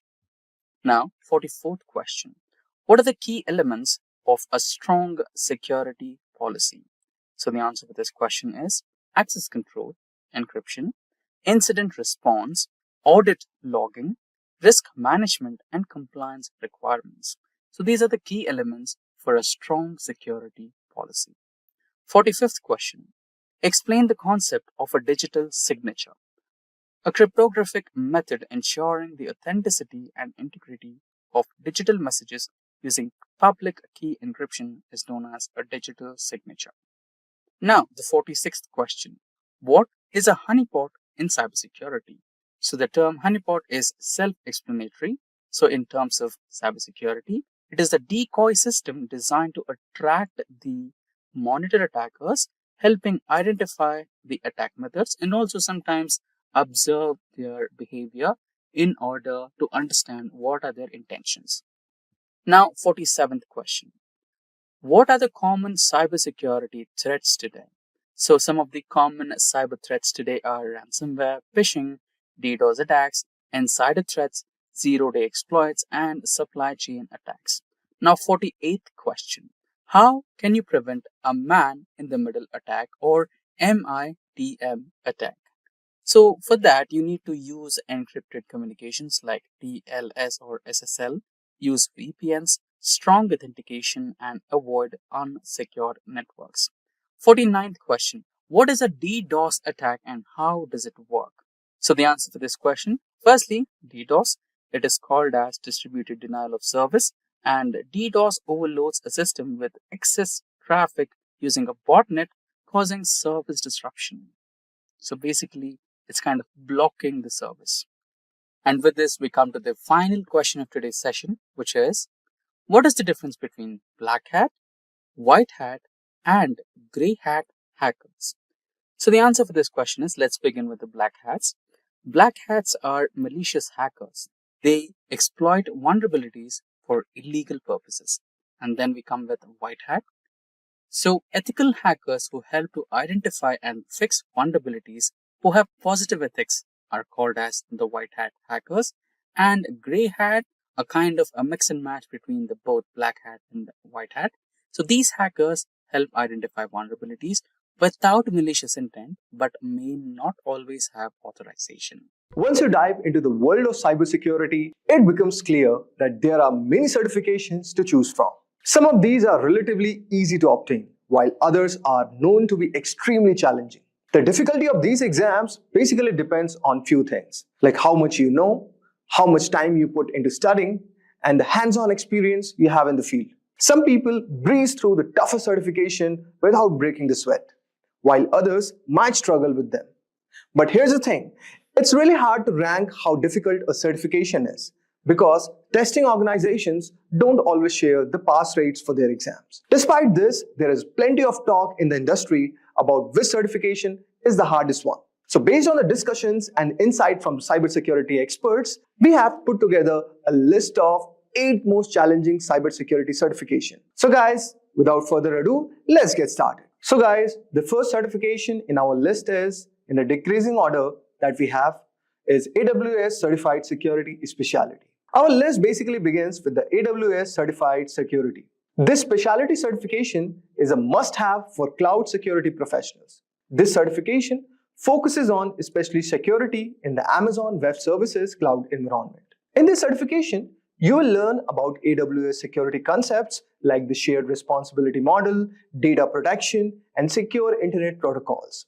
You will also cover topics like identity and access management, incident response, and infrastructure security. The exam itself lasts for 170 minutes and consists of 65 multiple choice and multi-response questions. While there are no official prerequisites for this certification, it's recommended that you have at least 5 years of experience in designing and implementing IT security solutions and 2 years of hands-on experience with AWS. Most candidates who attempt these exams usually have the other AWS certification under their belt, such as the AWS Certified Solutions Architect. AWS Associate also works, and also the AWS Certified Solution Architect Professional.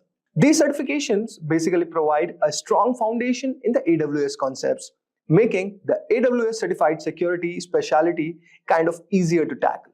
But still, it's a tough exam, and passing it will make you a valuable asset to any organization that uses AWS. Now, let us move to the next one. The next one we have is CompTIA Advanced Security Professional Practitioner Certification, or CASP+. So guys, this is one which is aimed at cybersecurity professionals who work at more advanced level. The CASP+ focuses on enterprise security, risk management, and security operations. The exam itself consists of maximum of 90 questions and you have 165 minutes to complete it. It covers basically 4 main areas: security architecture, security operations, security engineering, and cryptography. Also, it covers governance, risk, and compliance. Each area requires you to have a deep understanding of complex topics, making these exams quite comprehensive. The CASP Plus is often compared to the Certified Information Systems Security Professional or CISSP certification exam, and it is an alternative for certain US Department of Defense roles. If you are aiming for a career in the government cybersecurity, then this could be a certification for you. Now let us move on to our next certification. So guys, our next certification is GIAC Certified Incident Handler Certification, or GCIS certification. This is for those candidates who are focused on incident handling and response. The GIAC Certified Incident Handler is a key certification. With cybersecurity threats becoming more sophisticated, The ability to handle incidents effectively is very critical. This certification teaches you how to respond to incidents, investigate computer crimes, and understand common hacks and exploits. The GCIS exams include 106 questions and last for 4 hours. You will need to have scored at least 70% to pass this certification exam. It is a certification that's perfect for people working on the front lines of cybersecurity, such as system administrators, security experts, and security architects. This certification will give you a hands-on experience with tools like Nmap, Metasploit, and Netcat, which are basically used to carry out some of the most common hacks. So if you are a part of first response team in the cybersecurity, then this certification will be extremely useful for you. Now, let us move to our next certification. That is CISM, or Certified Information Security Manager certification. So guys, the Certified Information Security Manager certification is highly valued for those aiming to move into leadership roles within the cybersecurity. It is specifically focusing on the management side, making it ideal for professionals who want to lead and govern an organization's information security program. Rather than diving deep into the technical aspects, CISM is all about managing the overall security infrastructure, accessing risk, and also implementing policies that ensure security at the organizational level. To earn the CISM certification, candidates must have at least 5 years of work experience in the field of information security, with at least 3 years of those as an information security management role. The exam is going to test your knowledge in the 4 key areas: information security governance, risk management, information security program, and incident management. This ensures that you are well versed in both designing security systems and managing them within a real-world business environment. The exam consists of 150 multiple choice questions, and the candidates are given 4 hours to complete it. The scoring system is based on a scale of 200 to 800, and you will need to achieve at least 450 to pass this exam. This means that not only do you need to be well prepared, but you will also need to manage your time efficiently to complete all the questions within the allocated time. Although guys, the CISM focuses more on the management side than the technical cybersecurity, the experience required to even sit for these exams makes it one of the most challenging certification exams to earn. You will need to demonstrate your ability to assess risk, develop comprehensive security strategies, and manage a security program in a business context. For those aiming for higher level of management role, this is a must-have certification that you should go for. Now, let us move to our next certification. That is Certified Information Security Professional Certification. The CISSP certification is often considered the gold standard in the field of information security. It is one of the most respected and recognized certifications worldwide, both in the private sector and within the government institutions. If you are aiming to establish yourself as a serious cybersecurity professional, then the CISSP can be a career-defining certification. The CISSP is designed for experienced professionals who create and manage security policies and procedures. It's not an entry-level certification, but it also requires a high degree of expertise and experience. To even qualify for the exam, you need to have at least 5 years of relevant work experience in the field of information security. If you have a 4-year degree in a related field, you can reduce the work experience requirement to 4 years. But this still leaves a substantial barrier to entry. The exam itself is not easy feat. Okay, so it uses basically computerized adaptive testing format and can range from 100 to 150 questions, which you must complete in 3 hours. The questions are drawn from 8 different domains, covering a wide range of topics from security and risk management to security operations. To pass this exam, you need to score at least 700 out of 1000 points. So guys, passing the exam is just the first step. After earning your CISSP, you need to maintain it by completing 120 hours of continuing professional education in CPE every 3 years and paying an annual fee of $135. This commitment to ongoing education ensures that the CISSP holders stay current in a rapidly evolving field. The difficulty of this certification lies not only in the challenging exam itself, but also in the preparation.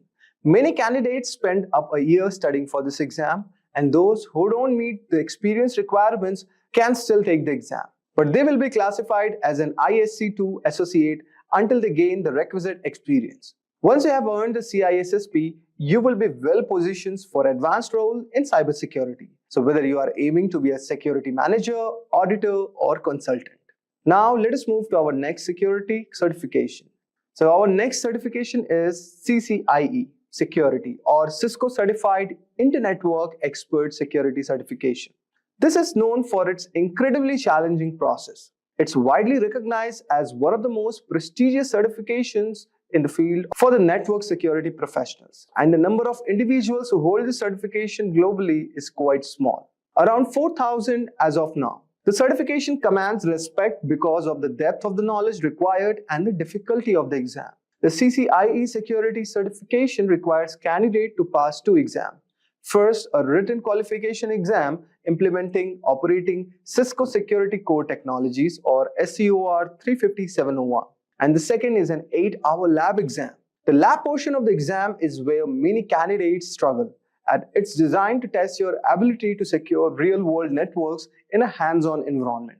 You will need to configure and troubleshoot a series of complex networks using Cisco Core Security Technologies. The lab exam is grueling, lasting an entire workday and testing not only your technical knowledge but also your ability to work under pressure. It's designed to simulate the real-life scenarios where quick thinking and problem solving are very essential. So guys, passing this exam is a massive achievement, and the CCIE Security Certification is highly sought after by employers. Due to the difficulty of both written and lab exams, the CCIE Security Certification is generally aimed at high experienced professionals who have extensive knowledge of Cisco technologies.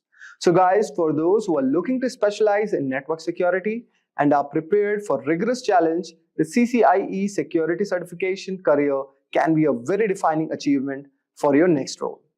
Now, let us move to our next certification, which is Offensive Security Certified Professional Certification, or OSCP. For those interested in penetration testing, Offensive Security Certified Professional Certification is one of the most respected and challenging certifications available.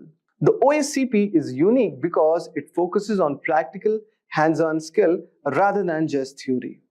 During the exam, candidates must hack into a series of virtual machines to demonstrate their ability to exploit vulnerabilities and securing systems.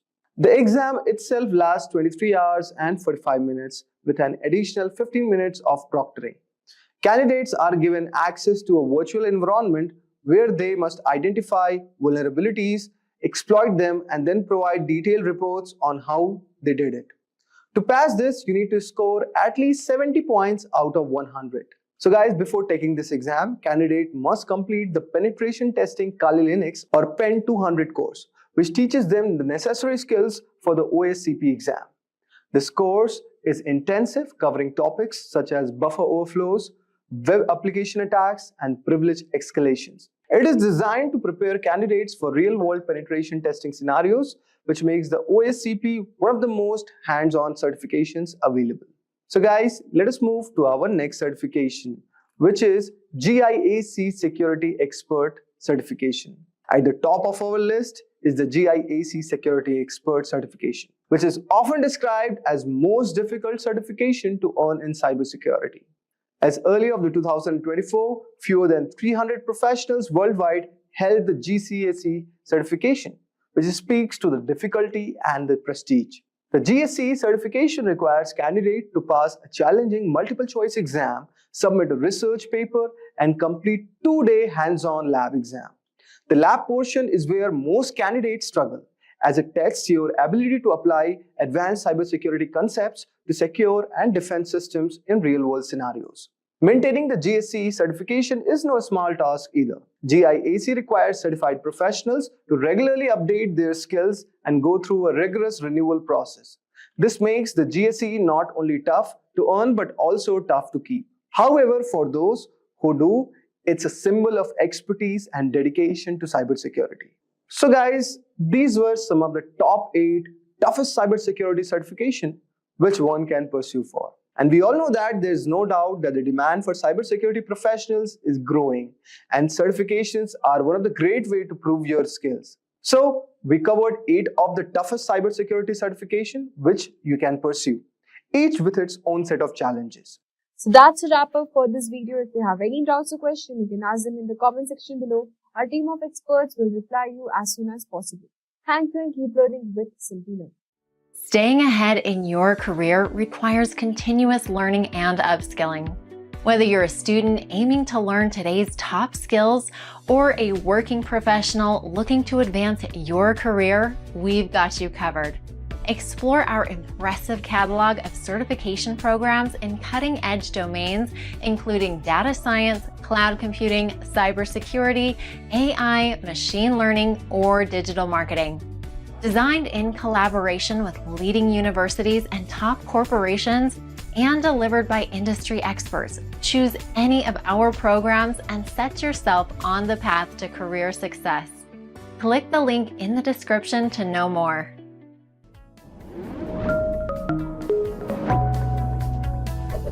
Hi there, if you like this video, subscribe to the Simplilearn YouTube channel and click here to watch similar videos. To nerd up and get certified, click here.